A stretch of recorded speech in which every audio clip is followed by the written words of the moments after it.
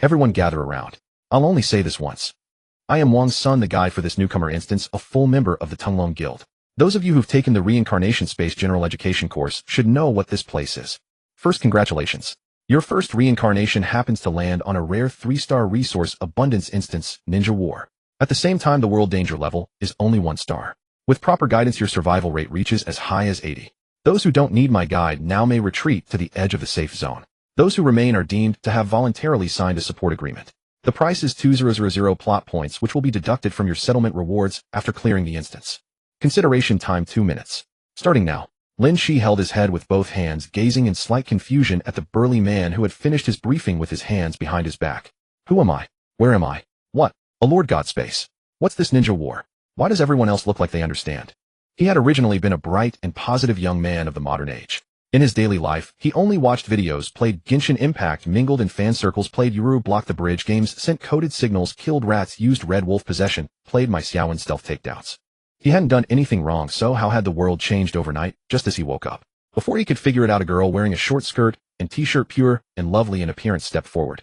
Brother Wang Sun, I bought guides from all 3 major guilds before entering. I won't need one.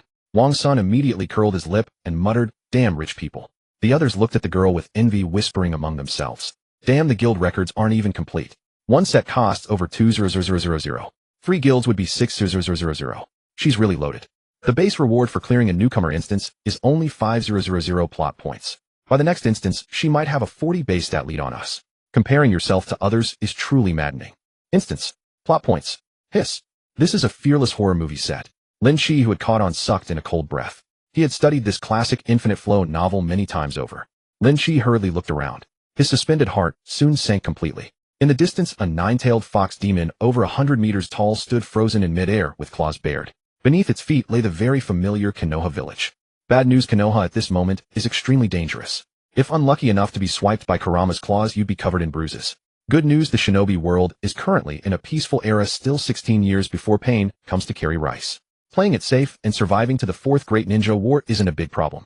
Just a pity about those little ladies of the shinobi world. What a shame. Just as he was pondering which one to flirt with first, his thoughts were interrupted by Wang Sun. Those who are staying, take out your space wristwatch and sign. The contract is filed with the Lord God space. On one hand, it ensures I get paid. On the other, it guarantees everything I've said is real intelligence. Only now did Lin Qi notice that a holographic projection of a wristwatch had appeared on his left wrist at some unknown time. He reached out to touch it, but couldn't feel anything, yet his fingers could accurately capture every operation. Suppressing his urge to study it immediately, Lin Qi decided to go with the flow and sign the contract first. Joking aside, who would expose themselves by sending coded signals right after landing? Obviously, you'd find a spot to lie low, either possess someone or squat and wait. The light curtain flashed, and the projection file was collected into the wristwatch once more. Wang Sun signed 4 contracts, nodded in satisfaction, and without further ado began to explain the guide. For the opening faction, blindly choose the Land of Fire's Konoha. Let me tell you the benefits first. Konoha's Ninja Academy system is the most complete. With the identity granted by the system, it's very easy to join the academy and become a ninja reserve. At the same time, Konoha's Third Hokage is the strongest Hokage in history, hailed as the god of shinobi. If you're lucky enough to build a good relationship with him, what slips through his fingers would be enough to get you through your first 3 instances. With him stationed at Konoha, the village will remain in a peaceful period for years to come. As for identity selection, directly pick a commoner family. Don't gamble on a random identity. Speaking of this, Wang Sun's face turned serious. After all, the survival rate of newcomers was tied to his income. Although the random draw has a chance to land you in a ninja clan family, even a chance at obtaining this world's 2 strongest bloodline limits, Byakugan and Sharingan. But as far as I know, anyone who's been assigned those 2 has never survived. No one in the entire reincarnation space knows the reason why. If you really want to obtain a secret art inheritance, you can wait until you become a seasoned Reincarnator and re-enter the Ninja War series instances. Use plot points to unlock a ninja clan identity and take your time with it. Lin Qi listened obediently, but his expression grew increasingly strange. What do you mean Sarutobi Hiruzen is the strongest Hokage? Don't you know about the Uchiha clan massacre night?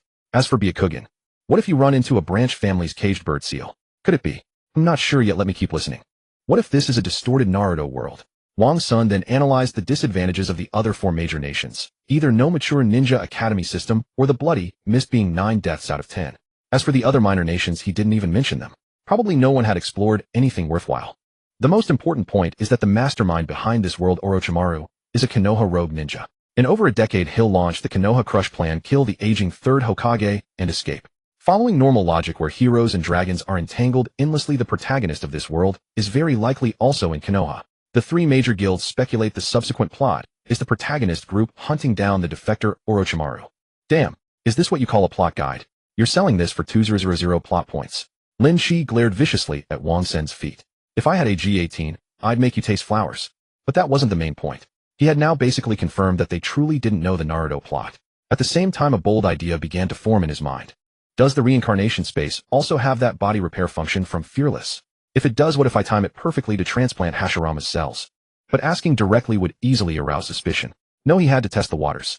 Lin Qi immediately put on a frightened look and raised his hand to ask, Brother Wang, son, the space's healing function won't have problems, right? What if I get injured? Can I just find a place to hide until I return?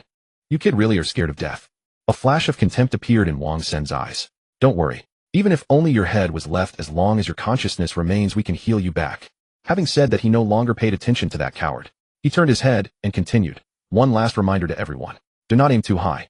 There were newcomers who had set their eyes on the Uchiha clan's Sharingan, planning to snatch the eyes and run, but within 3 minutes they were surrounded by the Konoha military police force. Dragged into continuous combat until return time came, they threw away their lives for nothing. Alright, that's all I'll say. Get ready to choose your descent identity.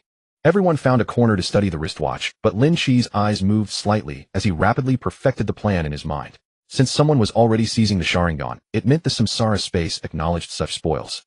Then there was no essential difference between implanting it into the body and holding it in the hand was there. If I contact Orochimaru ahead of time and time it so that he helps transplant Hashirama cells and the Sharingan for me, I don't even need to worry about Hashirama cells eroding force or organ rejection. After returning the space, we'll directly repair the damage. After thinking it over again and again, Lin Qi still believed it was feasible. He looked up at the wristwatch. Instance type modern high martial instance preview. Countdown to instance start 3 minutes 23 seconds. Survival time 7 years 6 months 0 days 23 hours 59 minutes 59 seconds. Main God's mission survive. Base reward 5,000 plot points. Bonus reward free exploration. It was oddly precise. There was definitely something to work with. At worst, I could follow the example of that senior who grabbed the Sharingan and have Orochimaru prepare more to bring back, leaving with a fat haul. The return window happened to cover the night of the Uchiha clan massacre. In the original story, Orochimaru was not interested in the Sharingan at first, so he did not participate in the two filial sons operation. With Orochimaru's strength, he might not win in a direct fight, but stealing would definitely be no problem. Now the question was how to make Orochimaru risk his life for him. Become his disciple. That would never work. Ever since his disciple Nawaki died in the Second Shinobi World War, Orochimaru had sealed his heart and locked away love. Even Enko barely counted as half his disciple, more a vessel for his resurrection. Asking him to transplant Hashirama cells for some random disciple and then steal the Sharingan was a pipe dream. At that thought, Lin Qi immediately had an idea. If I choose the identity of a noble from the land of rice fields, get in touch with Orochimaru before he defects, and provide him with funds and political protection, wouldn't that solve the problem? The risks were controllable and the profits were considerable. There was no reason not to do it. He tapped open the creation interface on the wristwatch and a map of the ninja world instantly unfolded. Then he pointed at the land of rice fields north of Konoha. It's decided, you're the one. Just as he had expected, compared with a major country like the land of fire, the land of rice fields had far more selectable factions. He immediately ruled out a few minor ninja clans whose names he had never even heard. Lin Qi's gaze settled on the noble identity that absolutely no one would choose. No, it was more accurate to say that someone had definitely chosen it before, but no one had yet uncovered the hidden plotline of Orochimaru's takeover of the land of rice fields. Lin Qi no longer hesitated and clicked confirm directly. Crack crack. The isolation barrier of the protected zone broke apart inch by inch.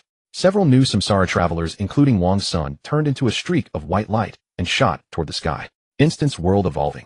A maiden is praying. Before long time began to flow again. The rampaging Ninetales crashed into the brightly lit residential district of Konoha. Inside Konoha, Wang's son, now a boy in his early teens, opened his eyes and immediately pressed himself against the window to look outside. Phew. As expected, having a guild really makes a difference. I'm far from the battlefield. I hope this Chunin War orphan identity bought with 1 B rank side quest won't disappoint me. 7 years is enough time to master the family's inherited ninjutsu. Before long, 5 infants were born in the Konoha hospital, yet the medical ninjas paid no attention to the wristwatches on the infants' wrists. At the same time, Lin Qi, far away in the land of rice fields, sat up sharply in a luxurious bedroom. Unlike the traditional image of a plain and elegant Japanese room, his eyes fell on a gorgeous golden silk quilt. Behind him, a huge pine and crane tapestry was embroidered with gold and silver thread, and beside it stood a green jade wine flask carved with flowers. Young lord, you're awake. Lin Qi did not open his eyes for the moment, quickly digesting the identity the system had conferred on him. His current identity's full name was Taira no Asen Ichijo Jiro Masanobu. Taira meant he was a descendant of the Taira clan. Asen was one of the 8 highest noble titles, meaning a senior courtier. Jiro meant he had an older brother above him. By the customs of commoners in the ninja world, he could simply be regarded as Ichijo Masanobu. The daimyo of the land of rice fields, his father Ichijo Aoto, was now not long for this world, and government affairs were largely handled by his elder brother Ichijo Masaru. As the second son, he knew he could not outplay his elder brother, so he had given up and become a dissolute young master who spent his days pursuing pleasure. There had originally been a few ambitious men hoping to ride the dragon with him, but once they saw him like this, they had already gone to serve a more promising master.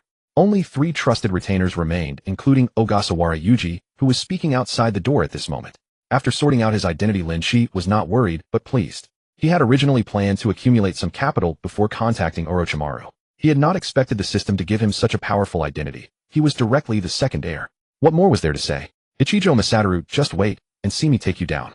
The struggle for the successor's seat had always been like this. Hearing that he had not responded for a long time, Yuji's voice came again from outside the door. Young lord, do you have any orders? Lin Qi steadied his mind, and according to his memory, answered lightly, nothing. You may go. Yes. Listening to the soft footsteps outside fading away, he pulled the covers over himself and fell asleep. The next day, the sun was already high. Lin Qi summoned Yuji, who had been waiting outside the door the whole time, into the room. Go handle a matter for me. Please give your orders, young lord. Yuji was so excited that his face turned red. In my name, send a letter to the Yuan family of the Land of Fire saying that I wish to pay respects to an elder. Hi. Yuan was the surname of the Land of Fire's daimyo. The nations of today's shinobi world have been intermarrying since the Warring States period. For instance, the grandmother of this body, Ichijo Masanobu, and the Fire daimyo's own mother were cousins. In the original work, the great nations fighting to the death was nothing more than noble brothers feuding within a single clan, who, no matter how many lower-ranking shinobi died, it could not shake the noble lords above. 3 days slipped by. The heir Ichijo Masaki never missed a single chance to belittle him. Daily, as regular as clockwork, he brought his ministers to find fault. After all, stories of a younger brother playing the fool in order to stab his elder brother in the back were hardly unknown in the shinobi world. Until he had truly taken the seat of power, he would not relax. Lin Qi treated it as mere dog barking. Early that morning, Yuji brought the reply from the Yuan family. No more time to fool around with them. Lin Qi went straight to his dear elder brother Masaki, who was in the middle of the morning court session. He had no idea what a country as small as this could possibly need to discuss every day. He briefly explained his intention, and as expected drew a scolding from Masaki. Jiro, do you still think you are a child? The realm is as precarious as a stack of eggs. Our Lord Father lies ill in bed. Instead of thinking about filial duty, you want to go gallivanting abroad. Lin Qi rolled his eyes so far they nearly disappeared into the sky, and his sneering grin stretched so wide it nearly reached his ears. Who do you think you are fooling with this act? Just say whether you agree. Since you insist, I won't persuade you otherwise. Send my regards to the elders of the Yuan family. Then give me several tens of millions of rios, since I need to buy some local specialties to take along. Ichijo Masaki turned red with rage at once. The entire country's tax revenue is no more than 100 million rio. Where am I supposed to find that much money for you? You useless, shiftless ingrate. Guards, bring Jiro 3 million rio. That's all there is. If you don't want it, then don't go. Fool. After this, no one will ever threaten my position as daimyo. Ichijo Masaki sneered inwardly. Once he had the money, Lin Qi did not linger for even a second and went straight back to his quarters to pack. That very afternoon, he took his people and left the Land of Fields. Traveling south at full speed, he reached the capital of the Land of Fire in 5 days. Empty-handed, he called on the nobles of the Land of Fire and soon obtained a letter written by the daimyo himself along with the title of an envoy of consolation. With 20 million rio in aid money in his pocket, he turned once more toward Konoha. A week later, Lin Qi finally stood before the familiar, yet unfamiliar gates of Konoha. The gatekeepers Izumo Kimizuki and Kotetsu Hagane saw the Ichijo clan crest on his clothes and dared not show any negligence. They hurried over. My lord from the Land of Fields, Konoha, is currently under a security lockdown and is not receiving outsiders. Insolence. At these words, Yuji immediately stepped forward to block in front of Lin Qi, one hand on his sword. This is the son of the daimyo of the Land of Fields. How dare base commoners like you show disrespect to a noble lord? With that, he moved to draw his blade and strike. The two were greatly alarmed. Using a body flicker, they retreated more than 10 meters in an instant. They reached for their ninja tool pouches, then felt it would be wrong, and for a time stood frozen in awkward embarrassment. Enough, Yuji. We are a condolence delegation, not a fighting squad. A guest should follow the host's lead. Hi. Lin Qi chuckled and took out the Land of Fire daimyo's letter from his robe. May I trouble you two young sirs to announce me? Say that Ichijo Masanobu of the Land of Fields is here. The two exchanged a glance. Izumo Kimizuki quickly stepped forward, accepted the letter with respect, and after saying, "Please wait a moment, my lord," flew off toward the Hokage building. In less than 10 minutes, Sarutobi Hiruzen, wearing his formal Hokage regalia, came striding over, followed by several village elders, and even Danzo was conspicuously among them. Several ANBU then made no effort to conceal themselves and swiftly took up positions on the high points. Your Excellency, you have come a long way. We failed to welcome you from afar and beg your pardon. Clasping his hands in salute, Sarutobi Hiruzen approached with a beaming smile. Haha, Lord Hokage, you are too kind. I have admired the Hokage for many years. Now that I finally meet you, I see the legends are far inferior to the reality. I came uninvited, so what blame could the Lord Hokage possibly bear? Your Excellency honors this old man too highly. Please come into the village and let us talk. After you. The two exchanged the customary courteous deferrals, neither willing to go first until finally they had no choice but to walk arm in arm. Danzo watched this from nearby, gnashing his teeth. Damn it. If only I were the Hokage. As a rule, the Third Hokage, as the Land of Fire's military commander, had no need to receive a noble from a small country with such ceremony. However, the daimyo's letter had stated it plainly. This man was not only a noble from the Land of Fields, but also the daimyo's representative envoy of condolence. Condolence for what? Naturally, it was about the Ninetales rampage in the village not long ago, though publicly it was passed off as an earthquake. As for how many people believed, that no one knew. This Ichijo Masanobu was holding the daimyo's aid allocation in his hand, so who would dare slight him? When they reached the meeting room, host and guest took their seats and exchanged another round of aristocratic pleasantries. My lord, please restrain your grief. Though I am a minister of another land, I have also heard of the Fourth Hokage's heroic bearing and chivalrous spirit, how he gave his life to protect the village and was mourned by tens of thousands.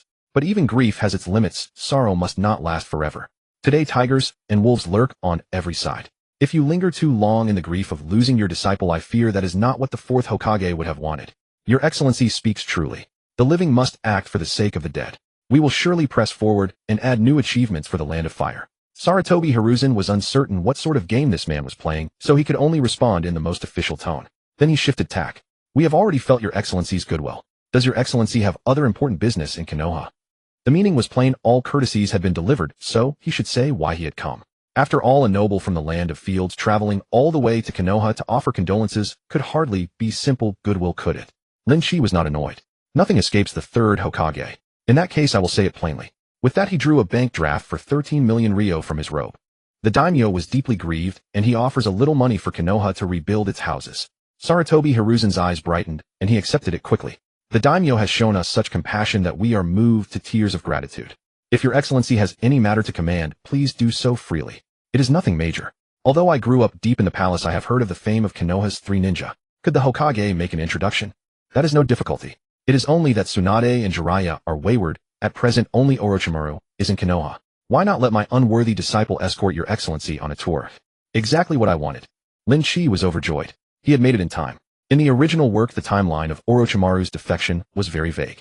One could tell from the fact that when he first met Naruto, he had no idea Naruto was the Ninetales Jinchuriki, and that he also seemed unfamiliar with Kakashi's Sharingan.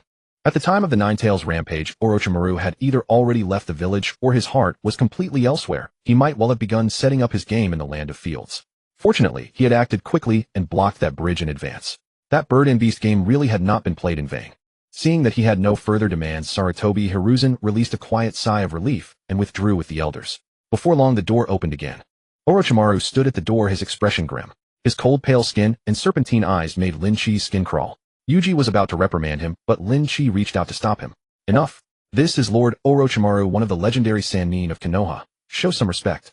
Hearing this, the sternness on Orochimaru's face melted away and his hoarse voice rang out. A mere nickname, nothing more. Lord Itiao is teasing me. May I ask what business my lord has with me? Haha, Lord Orochimaru is far too humble. Your reputation thunders in my ears. The word mere is still too self-deprecating. Orochimaru, unable to discern Lord Itiao's scheme, could only continue the conversation. This is your first time in Konoha, is it not? Why not let me serve as your guide? That is exactly what I wish, though I dared not ask. Lin Qi said with a beaming smile. After you, my lord. The two set off together, while Yuji trailed 2 steps behind, sticking close. The Umbu charged with security did not dare take it lightly. They spread out in a protective formation around the VIP. Lin Qi was in no hurry to address serious matters, genuinely posing as a tourist. Orochimaru proved rather unqualified for the role of guide, offering only dry, clipped explanations of each place's purpose. No origins, no stories. Several hours passed in the blink of an eye. His legs, Sir Lin Qi felt the moment was ripe and smiled. I hear Lord Orochimaru is also a scientist of outstanding skill. Might I be shown around your laboratory? Oh, Lord Itiao is interested in experiments. Orochimaru's eyes abruptly lit up. To be honest, since Minato had taken office as the 4th Hokage, the old man had caused him no end of trouble. If not for Danzo's help in covering things up, the experiments would have been impossible to continue. With support from a noble of the land of rice, would he still be so bound and restricted as he was now? At this moment, the bond between Orochimaru and Sarutobi Hiruzen as master and disciple still existed, and he had no intention whatsoever of tearing it apart. Even when the Konoha Crush plan came about, what Orochimaru resented was not that the third had not passed the Hokage title to him. What he resented was that his once decisive, ruthless teacher had become an old fogey who deliberated endlessly. Seeing him take an interest, Lin Qi immediately nodded again and again. Science and technology are the primary productive force. Whether it's developing ninjutsu or improving people's lives, none of it can be done without research. Productive force. I did not think Lord Yiqiao was versed in ninjutsu as well. Since my lord is interested, I naturally won't keep any secrets. This way, please. Half an hour later, they stood before an unremarkable shabby building. Lin Qi nodded at Yuji and ordered, "Guard the entrance. Don't let anyone disturb me while I learn research techniques from Lord Orochimaru." "Yes." Yuji snapped his back straight. The smile on Orochimaru's face deepened. "This way, my lord." The two passed through the door one after another, but instead of heading further inside, Orochimaru turned and walked toward the basement. The Umbu shinobi tactfully did not follow. After all, they had been assigned to protect the VIP, not to spy. Besides, with Lord Orochimaru present, the safety question could be left entirely in good hands. Descending the steps, he pushed open the basement door. A bright open scene unfolded before him. Lin Qi looked up and found himself in what seemed like a modern hospital, except that the shelves alongside were crammed with jars, bottles, and instruments whose names he did not recognize. A huge operating table occupied the center, and a rich smell of formaldehyde filled the air. What he did not see, however, were Gundam parts. Is this where Lord Orochimaru usually works? My humble quarters are rather crude. I fear they may disappoint my lord. Disappointed is not the word. I had thought you might be more candid. Say about experiments that touch on ethics and morality. Orochimaru's pupils shrank slightly as he tested the waters. I never expected that far off in the land of rice my lord would still be so well informed. Lin Qi smiled faintly, saying, without missing a beat, "I am merely on intimate terms with Elder Danzo of your village. Don't misunderstand Lord Orochimaru. I bear you no ill will." "That damn Danzo dog." Orochimaru cursed inwardly. As the saying goes, secret affairs succeed through secrecy. How on earth had that man become an elder when he went around blabbing everything? Lord Yiqiao, why beat around the bush? If there is something to say, say it plainly. Ah, refreshing. I love your bluntness. Lin Qi applauded, dropping all aristocratic airs. Have you ever considered coming to the land of rice to develop your research, Lord Orochimaru? Oh, please elaborate. Lin Qi dropped the act and said directly, Konoha is full of eyes and ears, Lord Orochimaru. With all the social calls and tedious obligations, it is hardly convenient for research, is it? But in my land of rice things are different. Not only would your status be second only to the ruler and above the masses, but the country's treasury would be at your command. Wouldn't a few SCI papers a year be as easy as picking fruit from a tree? What is SCI? I mean results. With no limit on funding or test subjects, how much could you cut down your research time? Life passes like a white colt flashing past a crack. Merely a few decades. How can you waste it on hypocritical interpersonal entanglements? Orochimaru chewed over the phrase, white colt flashing past a crack, and felt it contained a great deal of sense. Most importantly, he had already considered leaving Konoha before. In fact, he already had more than one laboratory built outside the village. He hadn't left for one thing because he still wanted to make use of Danzo, but besides, he had to personally take on S-rank missions from time to time to buy equipment. On the other hand, he did still hold some attachment to Konoha. His teacher Sarutobi Hiruzen's appeal to sentiment was not something anyone could easily resist, especially now at the very moment when Jiraiya and Tsunade had left the village and his nephew disciple had died. Seeing him waver, Lin Qi struck while the iron was hot. I'm not asking you to rebel against Konoha at once. Even a broken bone still links to the sinew. I know that much. I can decide to outsource the Land of Rice's missions to Konoha, and in return have an elite team of shinobi under your command. Say a long-term S-rank protection mission. That's right. Why hadn't he thought of that? Orochimaru was overjoyed. The Land of Rice, though not large, had no organized ninja village of its own. In the past, any missions that arose were either posted in neighboring countries or given to a few unimpressive ninja clans within the land, with a failure rate so dreadful that it was better to hand all of them to Konoha. Moreover, the Land of Rice and the Land of Frost to the north had been in constant friction for decades, so the number of mission orders was by no means small. With Konoha's spirits at such a low ebb, this contract would undoubtedly give the village a shot in the arm. With his teacher's keen eye, it was impossible that he would let it slip away. This plan sounded solid, however one considered it. The only question now was, could the promise be trusted? Seeming to see through his hesitation, Lin Qi came straight to the point. Once the agreement is reached, your first task, Lord Orochimaru, will be to help me take the seat of the Land of Rice's daimyo. He sucked in a sharp breath. Orochimaru's pupils shrank. After a half-second of thought, he broke into a smile. If that is so, I shall look to Lord Yiqiao from now on. No trouble at all. Hiruzen Sarutobi was at a loss for words when he heard the news. Was this Jiro Ichijo a fool? In past years, the Land of Rice had always liked to play the bidding game to drive down mission prices.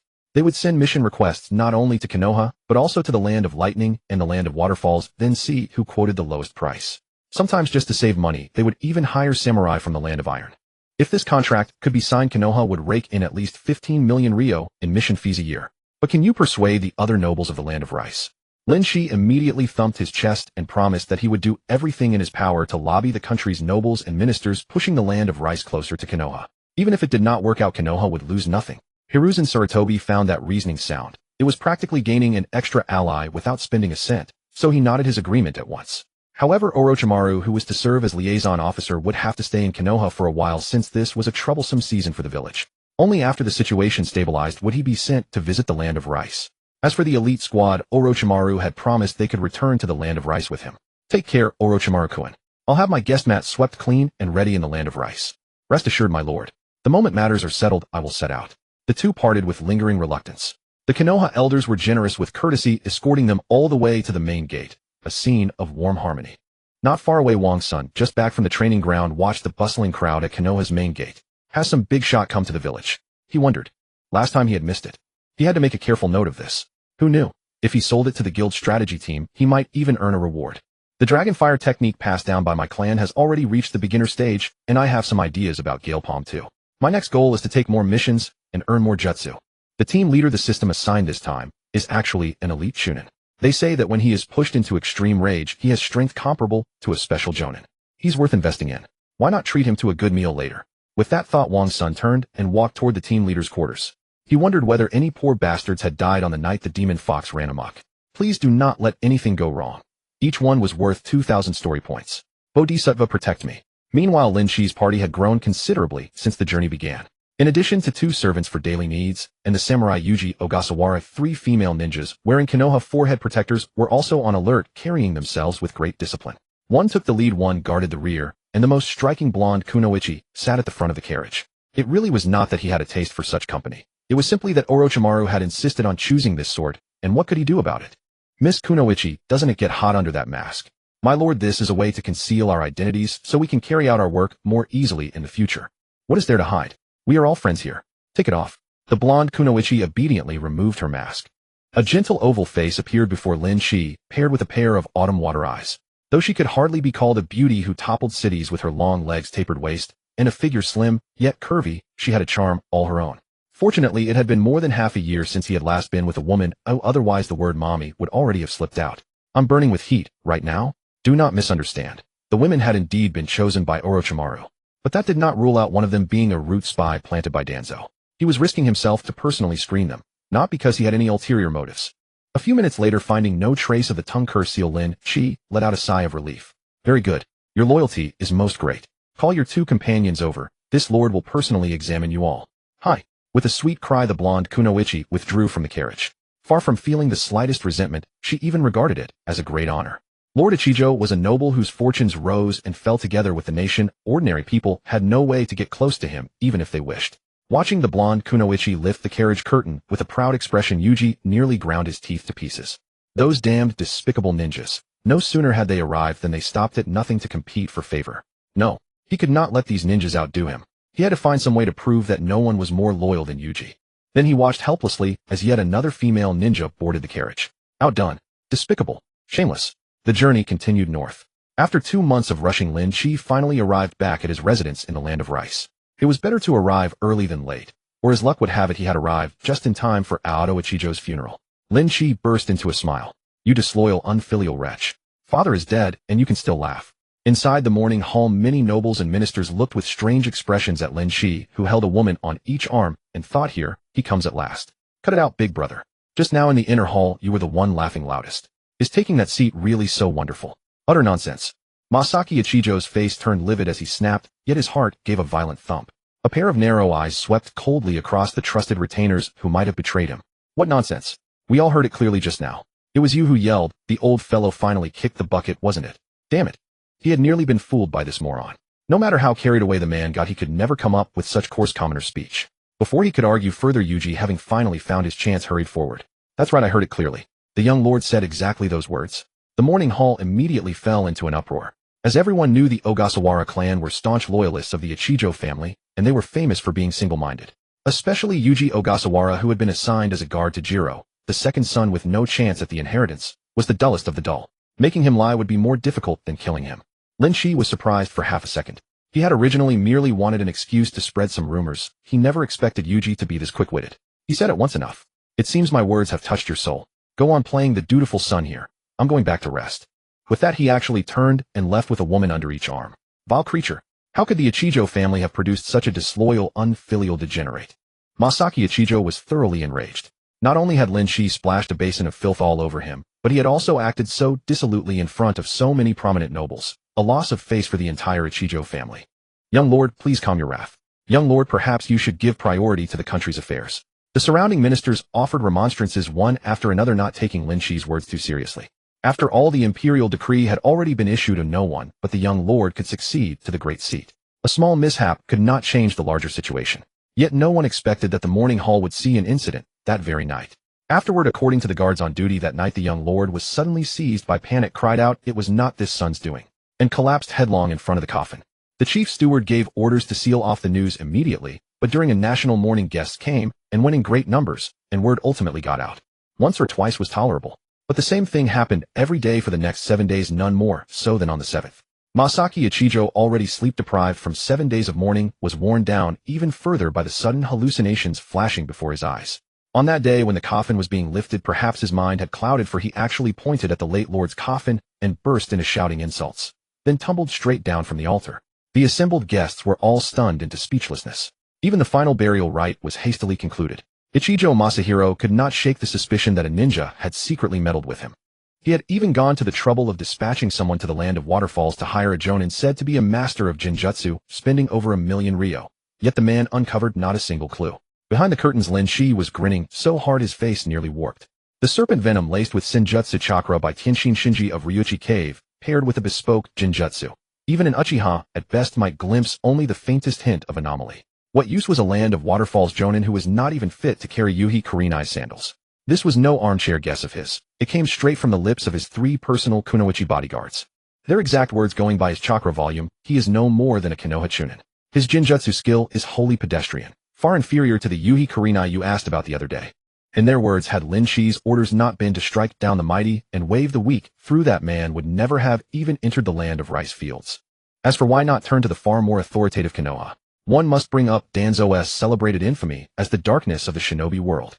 With a new sovereign just assuming the throne and power changing hands at this critical juncture, only the biggest fool under heaven would dare summon Danzo. No more than 3 days after his ascent, Ichijo Masahiro's health went visibly from bad to worse by the day. By the 4th day, the morning court had been relocated to his bedchamber. By the 8th day, all he could manage was a groan. As the saying goes, a kingdom must not lack its sovereign for even a single day. With no way around it, the ministers had no choice but to invite Lin Qi out to take charge of the overall situation. The daimyo lies gravely ill, and neither court nor country has a master. We beseech your lordship to set matters of state above all, and come forth to oversee the realm. You've all truly made things hard for me, Lin Qi said, his face full of helpless resignation. This. Are you willing? Or aren't you? This unruly rascal. Surely he doesn't mean to dodge his duty. The ministers exchanged looks, and hurriedly said, My lord, please consider the very foundation of the nation. We will do our utmost to support you, and together steady the court. In the past I didn't quibble when you called me my lord, but now, what should you be calling me? The ministers. It turned out they had overthought the whole affair. The several senior counselors hastened to bow. We pay our respects to your highness. Yash, your loyalty is big. A short while later, looking disheveled, Lin Qi seated himself on the imperial throne. His backside had no sooner touched the cushion than he toppled backward. The blonde kunoichi with well-practiced ease climbed up onto the throne and made herself a human backrest. The remaining 2 massaged his shoulders and feet respectively, leaving the ministers below staring in shock. Your highness, the imperial throne is the embodiment of the daimyo's authority. How can women be permitted to trespass upon it? We implore your highness to discipline them, to preserve the proper hierarchy. Lin Qi could feel the kunoichi behind him go entirely rigid. It was not that she was ignorant of etiquette, she had simply grown so accustomed to serving him that the thought never even occurred to her. Lin Qi patted her hand reassuringly and took the chance to loosen his neck and shoulders. Then shall I simply give my seat to you? Your subject wouldn't dare. Oh, I think you dare plenty. You've only just arrived, and already you're nitpicking my conduct. Are you the daimyo, or am I? Neither one, in fact. But the ministers could only whisper their grievances in their hearts. Your elder brother is merely lying in bed, not dead. If there had been any real choice, would they have chosen an ancestor like you to wait upon? Although they had some psychological preparation for Master Jiro's erratic temper, meeting it head-on was still hard to endure. Fortunately, Lin Qi did not press them further. He merely told them to sort out the reports from the various departments and submit them. The yellow registers the fish scale land charts, the penal ledger, and the military rolls. You call yourselves officials and don't even know these. The ministers withdrew, rendered utterly speechless. Soon a burst of cricket-like chirping arose in the distance. Unreasonable beyond words. What a scandal. The nation shall be ruined. Lin Qi simply acted as if he hadn't heard. After all, no one condescends to argue with the dead. These ministers had monopolized the court for a century. Their power was tangled and deeply rooted. To sort it all out would take years at the very least. He had no such leisure to waste on them. Therefore, cut through the knot with one swift stroke. Confiscate their estates, exterminate their families, and have done with it. But even confiscation required careful methods. Take the Ogasawara clan, for instance, as a samurai house. They could not be touched, or the front at the Land of Frost would assuredly mutiny. As for the rest, all were fit to be slain. Listen well, all of you. I shall make the following arrangements. The three kunoichi hastily straightened to attend his orders. Mayumi, you take the Ministry of Revenue and the Ministry of Justice. Uncover every connection as soon as possible. That is our money bag. Once Orochimaru's people arrive, hand it over immediately. Hi. Miho, you take the Ministry of Agriculture and the Ministry of War. Check which of the agriculture officials can stay. Leave them alone if at all possible. Focus on the Ogasawara clan. Promise them rank and position, don't bother with salaries. These samurai can be won over with a few words of honor. Hi. Finally, Lin Qi looked to the blonde kunoichi. Last, Neko. Get in contact with Orochimaru at once and ask for people. The key is my personal guard. There are still too few elites around the daimyo. Emphasize what I said the other day. You mean Yuhi Kurenai? Ishihara Neko tilted her head. The sole daughter of the Yuhi clan. Your subordinate still considers it rather unlikely. Lin Qi looked utterly regretful, but he soon perked up. All things are possible if one sets one's mind to it. Just tell them the land of rice fields is surrounded by wolves on every side. I might well be assassinated any day now. If that's the case, then it's better to send a few elite jonin over, like Kakashi Hatake, son of the White Fang, or someone from the Aburame clan. Lin Qi's face darkened. What the devil did he need brother Kakashi around for? To study the 1,000 years of death. Just as he was about to speak, he caught the sly look in Ishihara Neko's eyes and shot her a glare of annoyance. You become more insolent by the day. Ishihara Neko was so frightened that her face lost all color, and she hastily knelt in prostration. Your Highness, please calm your wrath. Neko was far too carried away. I beg your Highness to punish me. Enough, enough. Lin Qi waved a hand. That scum Ichijo Masahiro will soon be knocking on death's door. Whether the land of rice fields can hold itself together depends on the next few days. Getting things done right matters more than anything else. Hi, your handmaiden understands. Very well, you may all withdraw. Ishihara Neko paused. Your Highness, shall your handmaiden serve you tonight as well? Lin Qi waved his hand. No need. Tonight I have to go and see my beloved flesh and blood, my dear brother. The three bowed and withdrew. His Highness is truly kind to the captain. I nearly died of fright just now. It's only because the captain is so favored. If it were us two, we'd probably have been turned out already. Mayumi couldn't help but pat her chest in relief. Suppressing her pride with effort, Ishihara Neko shooed them away. Enough. Don't act smug after getting off easy. His Highness is sentimental about old ties. Serve diligently, and great chances will come your way. Dismissed. The two took a look at her figure and face, and were instantly deflated. They vanished with the body flicker technique. Back in his chamber, Lin Qi slipped into bed for another dose. It was not until the sky had turned completely dark that he finally rose, stretching lazily. Hearing the noise inside, the attendant outside the door immediately asked, Your Highness, shall I have the evening meal served? Send it to my elder brother's chambers. I want to have a good long talk with him. Hi. With deliberate, unhurried strides, he arrived at the daimyo Ichijo Masahiro's bedchamber. The sky was nearly pitch dark, and not a single lantern was lit along the corridor. The sound of a woman's suppressed sobbing reached his ears, like stepping onto the set of a horror film. How is there not a single servant on duty? Where have they all vanished to? Yuji behind him promptly answered, I sent them all to your Highness's palace to report this morning. Perhaps the chief steward has arranged things differently. Ah, so they had defected to him, had they? Then all was well. Lin Qi raised his hand and slammed at the door. Bang, bang, bang. Sister-in-law, open the door. I am my brother. As the old saying goes, if you want to be alluring, dress in mourning white. The princess sister-in-law weeping as she was carried a different kind of charm. Dressed in plain white robes with her hair slightly disheveled from days and nights spent caring for a patient without once taking off her clothes. Her eyes were rimmed red, a teardrop still clinging to her delicate chin. Half collapsed on the floor, she looked at him with stubborn defiance. Have you come to kill me, brother-in-law? The struggle for the great seat had always been a fight to the death. Born into the royal clan of the Land of Hot Water, she knew exactly what fate awaited her. To be granted a mere 3 feet of white silk was already a decent end. Don't be silly, sister-in-law. I don't kill women.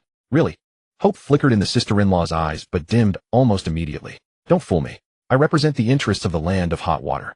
Once you take power, you'll have your own allies to win over, so how could you possibly keep me? What a thing to say. I'm hardly someone who delights in killing.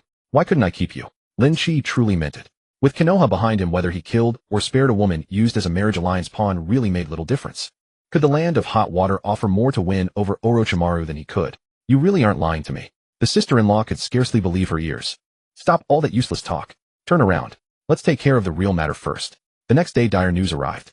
The newly installed daimyo of the land of rice fields, seized by a fury that struck his heart, died before he could draw his next breath. This is good news, said the successor Ichijo Masanobu. He ordered that 2 state funerals in a single month would be inauspicious and that everything was to be kept simple. Ichijo Masaki died in the dead of night and was buried by noon. The succession ceremony was held that very afternoon. The noble mourning processions sent from the various lands receiving the news mid-route were stunned. They simply removed the sole banners and converted their trains into congratulatory honor guards. 3 days later, the dust settled. Ichijo Masanobu finally came to the mourning court of his loyal land of rice fields. The assisting ministers stood in 2 rows on either side, hailing a reign that would endure forever. Only Ogasawara Yuji performed 3 kneelings and 9 prostrations, proclaiming "Long live your highness." Masanobu was overjoyed, praised the Ogasawara clan for their ineffable loyalty, and appointed Yuji as Kuroto no Beto. The office was not high in rank, but it commanded the daimyo's personal secret guard and made its holder a close attendant before the throne, at once security captain general and grand strategist.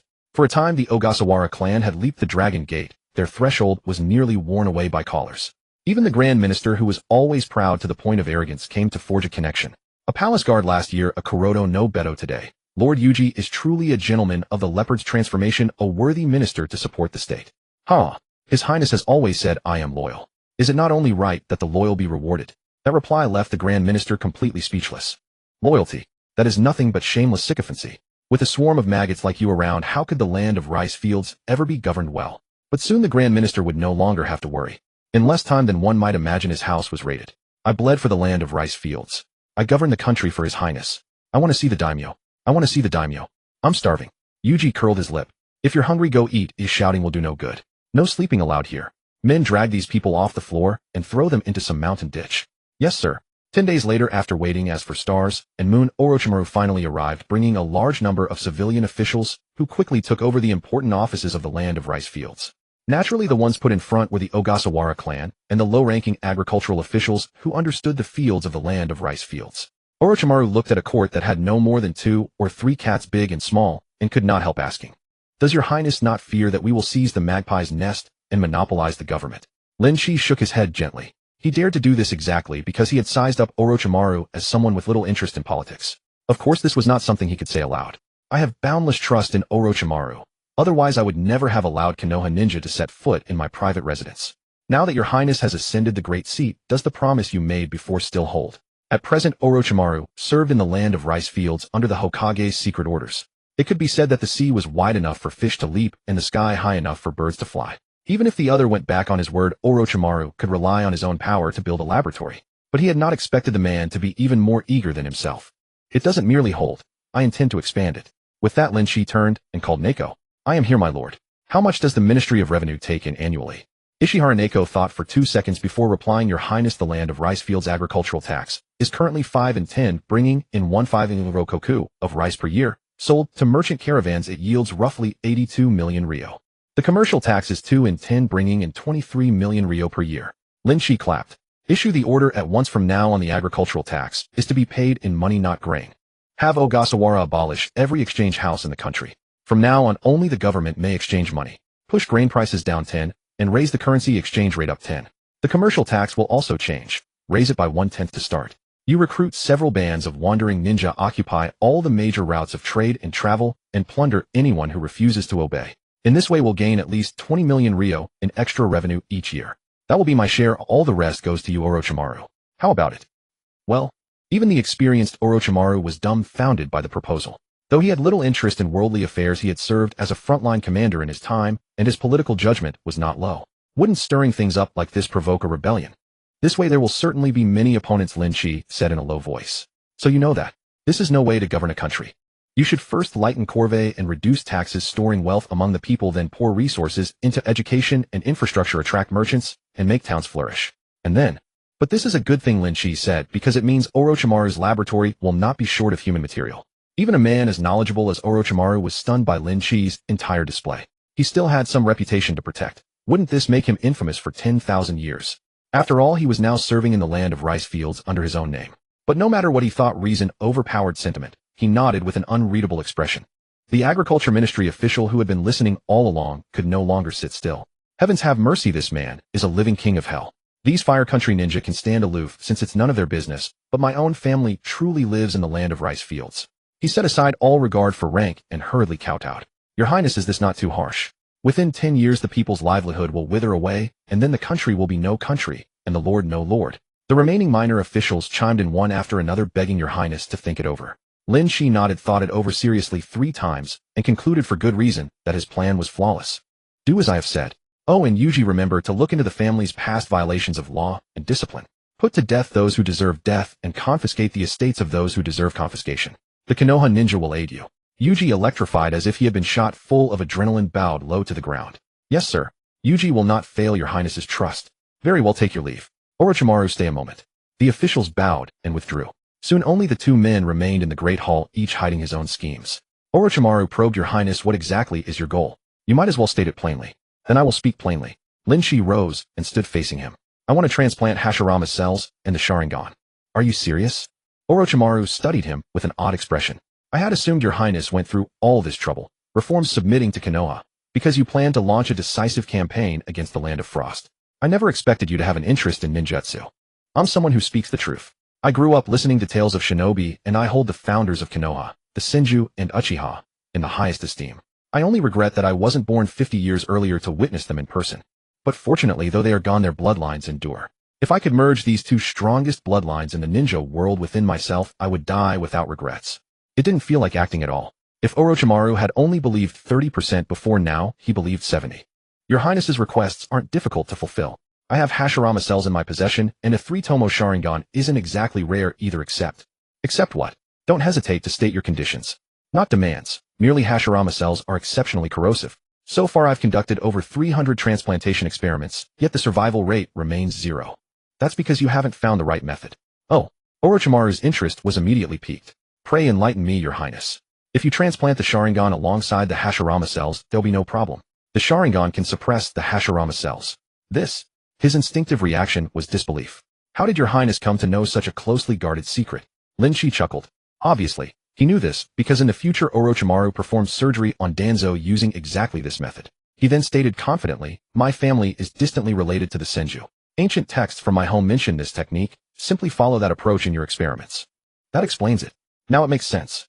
Orochimaru nodded repeatedly. Lin Qi glanced at his wrist. Remember, you have only 7 years. Why 7 years? It goes without saying.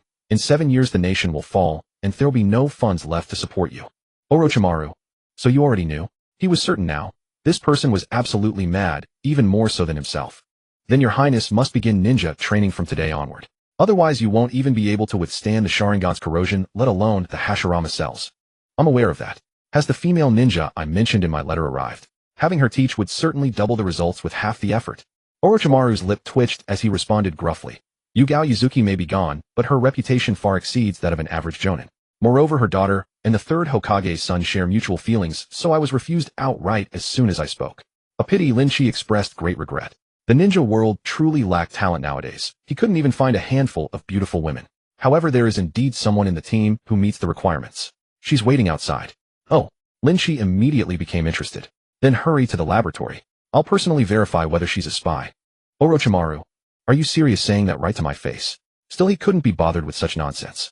He'd merely uncovered this ninja file while digging through dusty archives. Her appearance met the requirements, and she was a medical ninja who could prevent assassination attempts on an unreliable daimyo. He'd approached her with only tentative hopes, never expecting that the retired kunoichi would agree immediately upon learning she'd be protecting the daimyo of the land of rice fields. Her appearance met the requirements, and she was a medical ninja who could prevent assassination attempts on an unreliable daimyo. He'd approached her with only tentative hopes, never expecting that the retired kunoichi would agree immediately upon learning she'd be protecting the daimyo of the land of rice fields. Orochimaru departed in haste. Shortly after, a female ninja dressed as a nun approached leisurely. The moment Lin Qi laid eyes on her, he was struck dumb. Such a golden-haired beauty with glasses, her smile radiant as honey, her ample curves barely concealed beneath the loose robes. Given the time, the place, and her attire, there was only one person she could be. the walking Miko herself. Noera Nozomi Jonin of Konoha pays respects to your highness the daimyo. Rise quickly. Lin Qi hastened to support her. We're family now, there's no need for such formality. In his past life, he'd admired this gentle older sister while watching Naruto, but Danzo had proven unworthy. Willing to sacrifice such a kind and beautiful woman, no wonder he later suffered retribution. Meeting someone familiar now naturally filled him with excitement. Come, let's retire to the tatami room for a chat. Your Highness, I'm only here to manage your healthcare matters. Noera Nozomi tried to pull her hand free, but failed. Lin Qi patted her hand with a grave expression. Orochimaru has told me everything about how difficult it is for you to run the orphanage alone. Sigh. When will the ninja world finally achieve lasting peace, without further bloodshed? Noera Nozomi was immediately softened by his words, allowing herself to be led toward the inner hall, as she sighed. It is truly the land of Ricefields' fortune to have a daimyo as concerned for his people as your highness. Enough with the your highness formalities. I felt an instant connection with you as though you were my deceased sister. From now on, let's address each other as brother and sister. This isn't proper. I'm merely a commoner, and if the ministers were to discover this, they'd certainly criticize me for disregarding proper hierarchy. Lin Qi feigned displeasure. What's improper about it? Those parasites who only know how to exploit the people are no match for my kind-hearted, beautiful sister. Then I shall disregard the impropriety. Noera Nozomi's eyes crinkled with amusement as she reached out to ruffle his hair, softly calling out, "Good little brother." Dear sister, do sit down. Let your brother chat with you. Having secured a proper instructor, Lin Qi formally embarked on his training journey. Noera Nozomi's expertise lay primarily in medical ninjutsu. In combat, she might not even surpass Chunin-level Ishihara Naoko. But in terms of chakra control precision, Naoko and her two teammates bound together still couldn't match her. Moreover, her meticulous nature allowed her to swiftly identify any obstacles in Lin Qi's training, enabling him to master the foundational 3 academy techniques in less than a month. Widely disseminated throughout the ninja world, these techniques are less a matter of being overused than of being essential.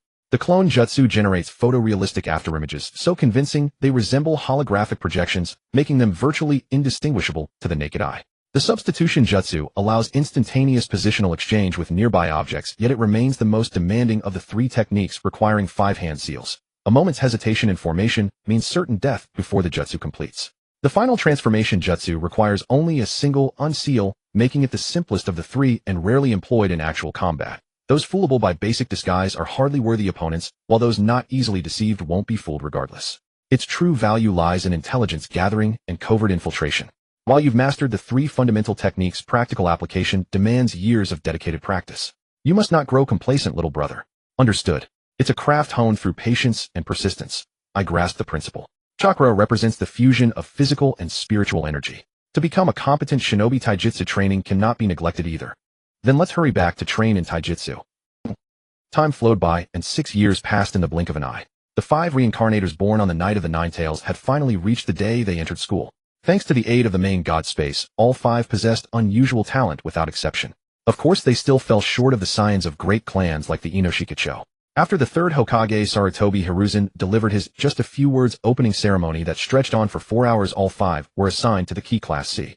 Though there was still one grade between them and the Ki Class A that held Naruto and Sasuke after graduation, they would also have an elite Chunin or above as their squad leader, receiving around 3 years of long-term training. It could be said they had basically escaped the ranks of cannon fodder. Being a ninja is a profession that places extreme importance on aptitude. A person's origin largely determines how far they can go in the future. Ninjas from civilian backgrounds were somewhat inferior to children of great clans in both physical fitness and spiritual power. Moreover, since the clan children had studied their family's secret arts from a young age, the 2 sides could not be compared on the same level. The 5 reincarnators had never experienced the so-called mystery of the womb. From childhood, they had shown a longing to become ninjas. Had their parents not stopped them on the grounds that refining chakra at too young an age would hinder their development, they would have applied to the ninja academy long ago. There was no special mark among the reincarnators, so although they lived in the same village, only 2 of them had confirmed each other's identities. One of the reincarnators, a young man named Zhang Hai, was wearing a tracksuit with goggles perched on his head. He whispered to his companion, "Brother Chow, do you think the other 4 were unlucky enough to have died that night? In the past 2 years, we've sent out plenty of secret signals that only we could understand, but not a single one has come forward to identify themselves." The black-haired youth called Brother Chow shook his head slightly, keeping his eyes fixed on the teacher lecturing at the front. He whispered, "Impossible. The contract terms I signed with Wang's son earlier were very clear. He cannot lie to us." At the time, he explicitly said the survival rate was at least 80. Even if there is some discrepancy, it's impossible that only the 2 of us survived. I still don't get it. The novice instance forbids harming other reincarnators. Killing one would cost 5000 plot points. Wouldn't it be better for all 6 of us to get together and share information? Zhang Hai clicked his tongue and shrugged indifferently. They're definitely afraid we'll steal their opportunities. The main god space has countless instances, but it's been officially stated that novice instances are more likely to be those with vast world settings. Maybe they got lucky and guessed right. They happen to have studied this instance's guide. Lu Chao let out a long sigh. So we're just 2 unlucky bastards stumbling in the dark. Wang Sen's intel was completely useless. These past 6 years we've lived in constant fear. I've really been screwed over. After adulthood, the chance of being chosen by the main god space is less than 1 in 10,000. I was totally focused on preparing for the Wadeyaka University entrance exam and never even attended a single general education class. Who would have thought it would pick me of all people? Then you're even worse off than me. I'm just a nobody from some lousy vocational college.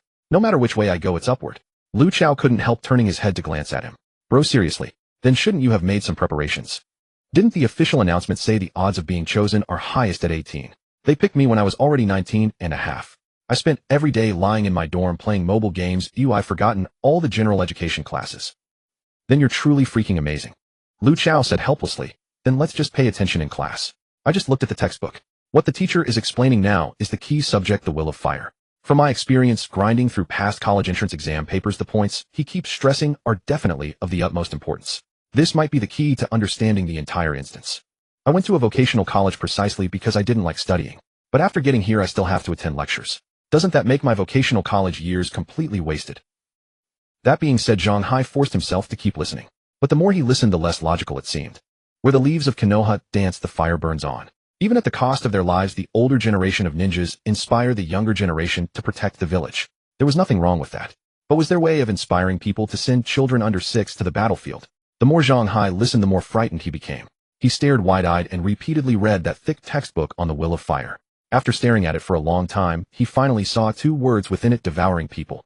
In the corner diagonally behind them, a girl with delicate features and a high ponytail was quietly watching all of this. She was the novice Reincarnator who had initially rejected Wang Sen's assistance contract.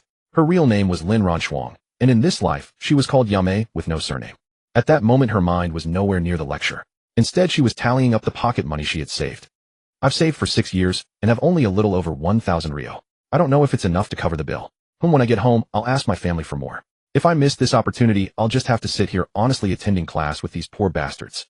At that thought, Lin Qi felt a pang of grievance. Since childhood, when had she ever been short on money? She never expected that the identity she was given this time would be a poor, struggling family. Her father was a peddler who was rarely home all year. The household was only slightly better off during the 2 times he returned each year. Her mother was a housewife who made a meager living by washing and starching clothes for others. Poor Lin Qi, a pampered young lady from a wealthy family, had been helping with the family laundry since she was 3 years old because of the plan in the guide. Every day, she carried a wooden basin 2 sizes bigger than herself back and forth between home and the riverbank. Whenever her mother was happy, she would stuff a few Rio into her hands as pocket money. It wasn't that her family was being harsh on her, it was mainly because there was an elder brother at home bedridden from illness. On the night of the Nine Tails rampage back then, he had carried their mother who was about to give birth through the streets and got his leg injured by a flying stone. Fortunately, a passing ninja found them. With a sick family member in the household, they naturally weren't well off, and going hungry was not uncommon. That was why she often cursed that crippled fool while furiously soaping the clothes, rubbing so hard her hands could nearly spark. Forget it. I can't stand looking at that pitiful look from that crippled fool. If I don't have enough money, worst case, I'll wash dishes for the shop owner for a few days. Soon school let out. Instead of heading home, as usual, Lin Qi dashed toward the commercial district, carrying a small bag. The guide says it's midway down South Street. What was it called? Pinnacle Dumpling Shop. The commercial street was packed with people jostling shoulder to shoulder, and you could hardly tell that it had been ruins just a few years ago. She forcefully pushed through the crowd, lowered her head, and ran forward while scanning the signs along the road. Why haven't I gotten there yet? Could the guides from the 3 major guilds be fake? That shouldn't be. Her persistence finally paid off. At last, in an inconspicuous corner, she found the sign with black characters on a white background bearing 6 large characters, Pinnacle Glutinous Rice Dumpling Shop. Just as she reached the entrance, an arrogant, drunken female voice came from inside. Bring the dumplings out, bring the dumplings out. Are you blind? Look at this forehead protector. I'm a special jonin from Konoha. Do you think I'd stiff you over a few dumpling coins? This voice belonged to none other than Mitarashi Anko, the personal disciple of Orochimaru, one of the legendary Sannin. This was the confidence behind the 3 major guilds daring to sell their strategy guides for 2 Rio a copy. Their guide teams had thoroughly figured out many dungeons that might be mistaken for newbie dungeons, including hidden characters like Mitarashi Anko. This was the personal disciple of the final boss, Orochimaru. As long as she got on good terms with her and picked up a move or 2, she could leave everyone else far behind in the early phase. Oh my heavens, what does Dango have to do with this? You've scared away all my customers. The owner, sweating profusely, turned to the waiter and said, why hasn't that red-eyed guy from the military police come yet? Didn't you say he'd be here right away? The waiter grimaced. You know the Uchiha temper. When they say right away, I wouldn't dare press for details. Let's think of a way to send this guest off first. No. So many diners have been scared off. She has to pay. But she's a ninja. So what if she's a ninja? Can a ninja eat without paying? I just took over this shop.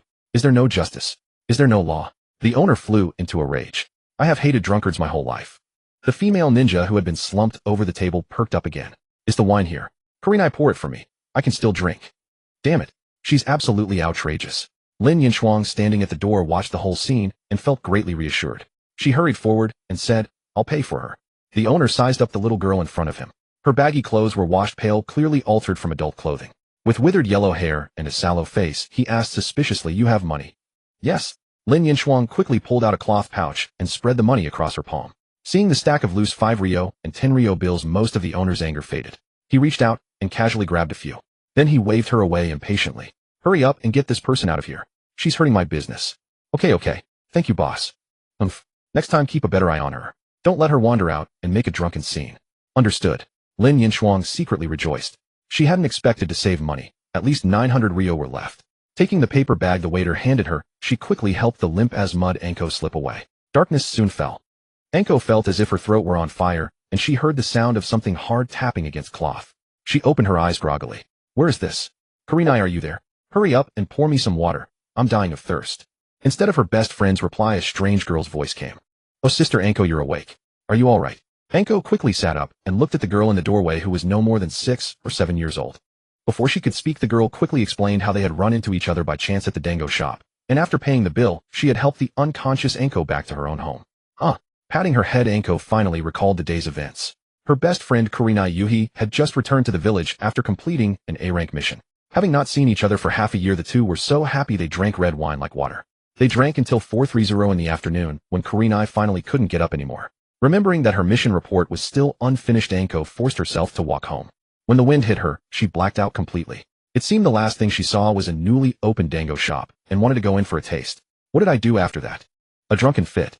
Anko felt a little embarrassed and gave a sheepish grin. Sorry. I'll never get that drunk again. Little one, what's your name? How do you know me? Of course I know you. Our teacher has told us many stories about your heroic deeds, Sister Anko. I admire you so much. Oh, and I'm Yame. Anko felt shy from being praised and scratched her head. Haha, you mean the Ninja Academy teacher? Hey, those people always gossip behind others' backs.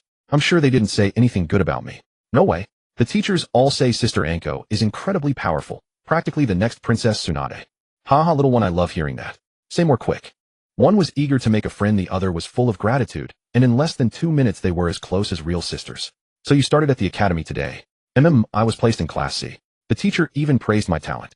That's really good. You'll definitely become a respected ninja in the future. Anko's thoughts drifted far away. It had been nearly 6 years since her teacher left for the land of rice fields. When would he ever return to Konoha? Every time she had questions about training, she could only consult him by letter. It was too inefficient. I've heard the land of rice fields is doing well now. Maybe I should find an opportunity to go see it. Lin Qi was chattering about something when she suddenly felt the person beside her stop, responding. Sister Anko. Oh, sorry. I spaced out for a moment. It's fine, Sister Anko. You probably haven't sobered up yet. I'll go pour you some water. Anko quickly stopped her. I still have something very important to do, so I won't disturb you any longer. Oh right, let me return your money first. Then she reached into her pocket and froze with embarrassment. It seems I lost my wallet. It's okay. The shopkeeper was kind-hearted and only charged me less than 200 Ryo. Anko smiled until her eyes became slits and ruffled her hair. I still have to pay you back. Just wait for me at the academy tomorrow. I'm going now. With that, she wrapped her trench coat around herself and vanished into the night. Lin Qi watched the disappearing figure and couldn't help pumping her fist in excitement. Meanwhile, on the other side, Lin Qi was strolling through Orochimaru's laboratory with a woman on each arm, accompanied by his guards. Unlike the dark dungeon-like version of it in the original story, this laboratory had been built openly on the outskirts of the capital thanks to the support of Lin Qi, the daimyo of the Land of Rice. A massive complex covering more than 80 mu. It was a colossal complex combining laboratories, warehouses, a maximum security prison, and a mission center. The ninja who worked here nominally belonged to the Land of Rice, but in fact each of them carried 2 forehead protectors in his pocket. One from the leaf, one from the sound. Over the past 6 years, Orochimaru's research had advanced by leaps and bounds. The living corpse reincarnation technique had long been completed, and it was not the half-finished version from the original story. The new body no longer had to be perfectly compatible and could still last at least a decade. The old ones could even be put on Zhuan for recycling.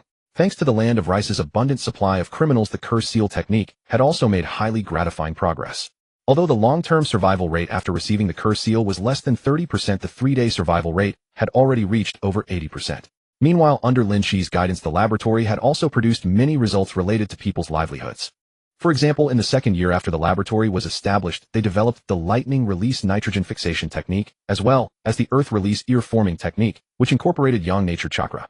These techniques directly raised the Land of Rice's per mu output by 40%, meaning that even after taxes were increased, farmers' incomes actually rose. With farmers earning more, the land-improving techniques also required a large number of earth release and lightning release ninja, so ninja incomes increased as well. Once these people had more money in hand, they needed to spend it, and the merchants who had fled the Land of Rice only a few days earlier came back.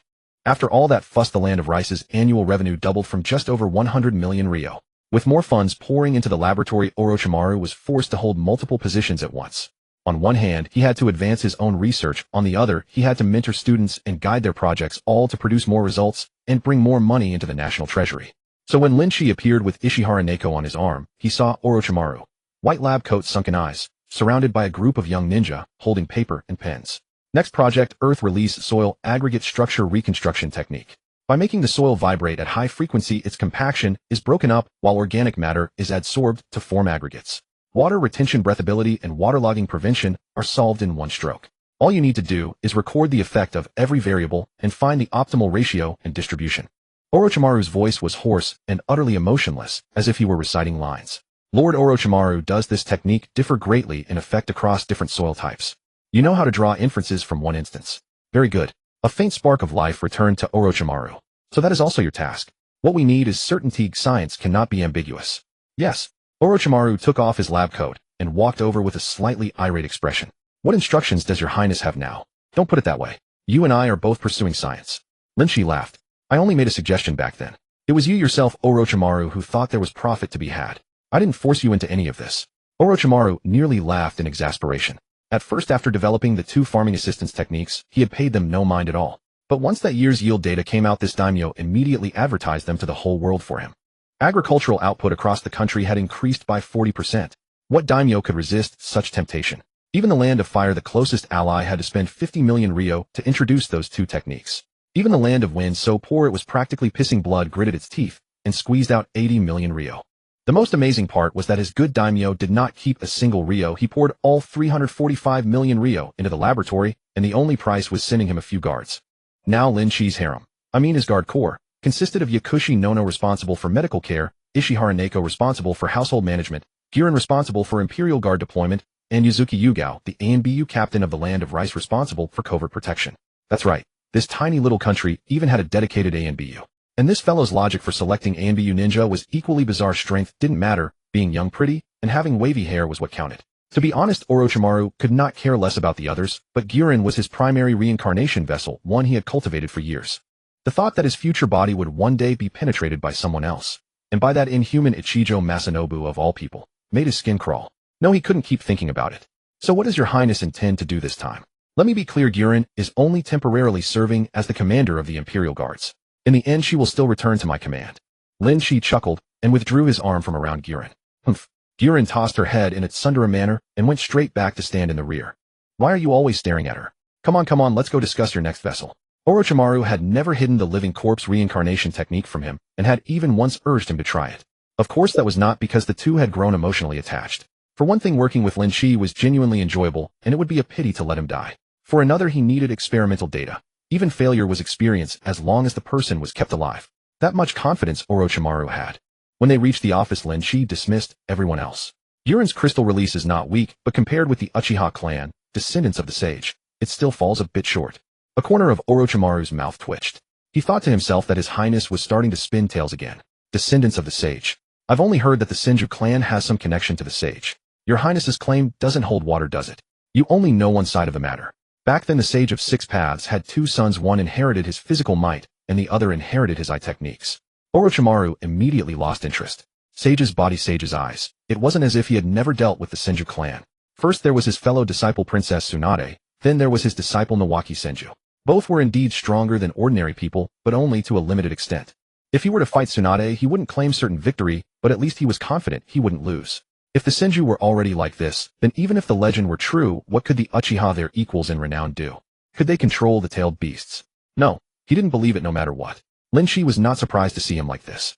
During his years rampaging through the ninja world, Orochimaru truly had never encountered anyone that fearsome. His teacher Hiruzen Sarutobi had to exaggerate his own achievements and strength to display his martial glory and secure his position while deliberately downplaying the Uchiha's contributions to Konoha.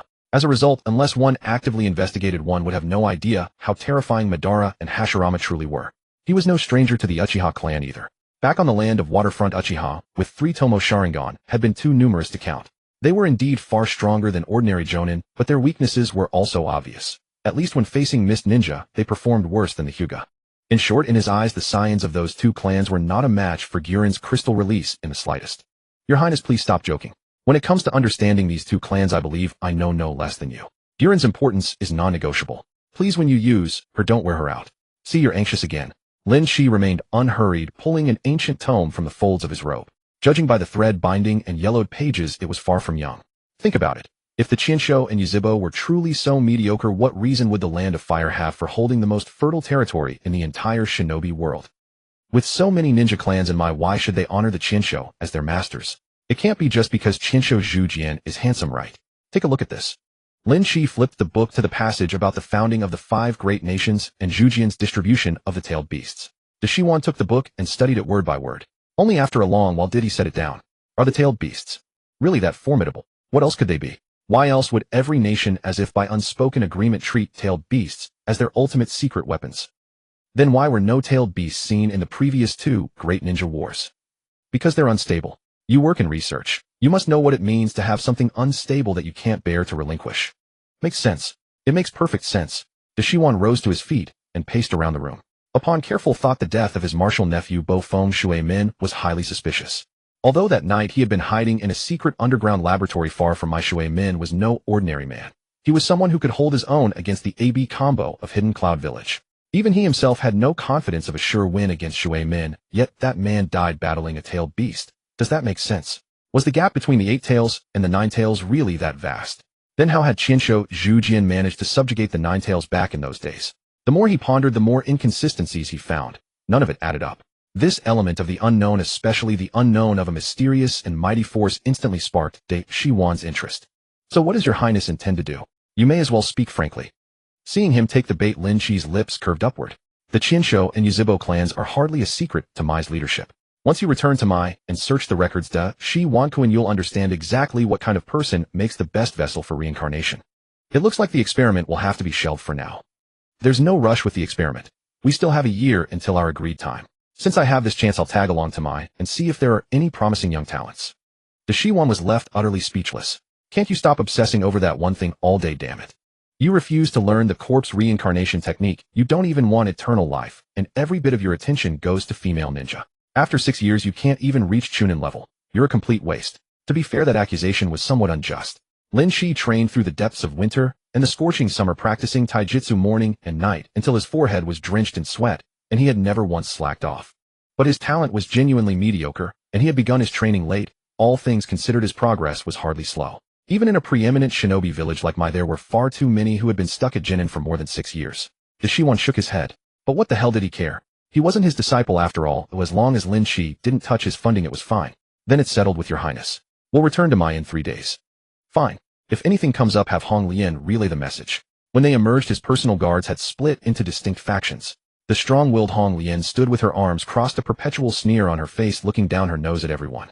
Mao Yuxiyin, her mind utterly elsewhere, still wore her animal mask and shrank into a corner in silence with the other kunoichi. Yao Shi Nai Yu and Shi Yuan Nai Zi were the senior veterans. Both were the gentle big sister type, flitting about like butterflies among flowers, now dropping by Hong Lian for small talk, now drifting to Shiyin to ask after her, their motto being offend no one. Seeing Lin Qi come out, the group immediately crowded around. Your Highness, shall we return to the residence now? Naizi stepped forward to ask. Lin Qi gave a small Let's head back. His hand casually landed on the slender waist beside him. Hong Lian's mouth gave a twitch as she hastily pressed down on his hand. Can you change this lousy habit of yours? My waist isn't down there. Hong Lian, you must not be rude to His Highness, Naizi hurriedly reminded her. Easy for you to say, he isn't groping you, damn it. Hong Lian turned her head aside, saw that Lin Qi was acting as though he hadn't heard, and grew angrier still. Let me remind you once more, only 1 year of the 3-year agreement is left. After that year, you have to let me go. I know. You remind me every day, and I'm sick of hearing it. Lin Qi was not annoyed. He put his arm around her and headed for the carriage. Come on, let's go inside and have a little talk. There was nothing he could do. Lin Qi adored that way she had of being annoyed while unable to truly lose her temper. Yi Nai Yu and Nai Zi were too submissive. Even the most excessive demands would be fulfilled with blushing faces. Qian meanwhile had yet to be won over. It was Hong Lian who carried that unyielding streak. Even between the bedsheets, she had to fight for supremacy. They returned to the residence. Without paying any attention to Hong Lian, who was still sulking in the carriage, he jumped straight down. Your Highness, who shall be assigned to night duty tonight? As the head steward, Nai Zi attended to every last detail. No need to make arrangements for tonight. I've agreed with Shi Wan to visit Mai in 3 days. Let's rest well for these 2 days. A trace of oddity flickered in Nai Zi's eyes. She pursed her lips, caught between a smile and forbearance. Yes, Your Highness. I'll make the travel arrangements. All right, Xian will accompany me. The rest of you may disperse. Hi. Lin Qi sauntered toward the bedchamber with a swaggering gait, while the taciturn Shi Yin and several female Ambu ninjas followed close behind step for step. Shortly after they passed the daimyo's bedchamber, yet he still showed no intention of stopping. Behind him, Shi Yan's steps faltered for a moment, but she still obediently followed without a word. To be honest, she had been assigned to the land of rice for almost half a month, and still couldn't understand what kind of mind this daimyo possessed. If you called him a depraved ruler, well, in the 6+ years since his enthronement, he had more than doubled the land of rice's annual revenue. The people's incomes had surged, and the population had reached a historic peak. But if you called him a wise sovereign, he could never go anywhere without a bevy of kunoichi, and he insisted on none but gorgeous faces and voluptuous figures, often acting as if no one else were present, utterly devoid of shame. On top of that, he had more than once asked her to stay behind alone for night watch, his intentions all but written on his face. Each time she rehearsed 100 refusals in her mind, but the moment she was about to speak, he would say, I was only making a suggestion. If you don't like it, forget it. It left her heart in a fluster every time they were alone together. Just as she was wondering how to slip away, later the footsteps ahead finally stopped. This was the lady consort's bedchamber. What was he doing here? Beneath her mask, Xian's slender brows drew together. Before her arrival, she had reviewed this lady's file. She had been the 3rd daughter of the daimyo of the land of hot water, and had married Itiao Yue, the previous daimyo of the land of rice, becoming the lady consort. Generally speaking, in dynastic successions of this sort, where a younger brother inherits the elder's position, the previous lady consort would either die in an accident or be allowed to retire with dignity to her natal family. Never had she heard of a former lady consort who continued to live in the daimyo's mansion under the same title, or who still kept the title of Lady Ingting that the previous daimyo had bestowed. What was the meaning of this? When the current daimyo took a wife in the future, what then? 2 lady consorts. Before she could sort it out, the door was slid open directly. A small face, shy yet smiling, peeked out from behind the door and spoke directly. Your Highness, you've returned. Returned? Returned where? Lin Qi let out a soft chuckle and reached over to pinch her cheek. Wasn't I just missing my sister-in-law? Have them set up a table. You and I can have a few drinks alone tonight. Lady Sakuraba beamed with pleasant surprise and pulled him inside without a second thought. Immediately a chaotic clamor erupted from within, and a voice was heard calling out from afar, stand upright outside the door. This left Yu Gao completely dumbfounded. Is this right? 3 days passed in the blink of an eye. Lin Qi felt as though his body had been hollowed out. It took quite a while before Lady Sakuraba, reluctant to part with him, helped him out of the room. Outside the hall, Orochimaru stood with a face dark enough to drip water. Your Highness is certainly punctual. You flatter me. Besides, you never gave a specific time that day. The road is long. We may as well take our time going back. Fortunately, Orochimaru was already accustomed to his shamelessness. After a sardonic remark, he climbed straight into the carriage prepared for him. He hadn't been in the habit of doing that before, but now that he was leaving, he couldn't let his work slip. The task of organizing data on the living corpse reincarnation and the curse seal jutsu still couldn't be entrusted to anyone else, so it had to be completed on the road.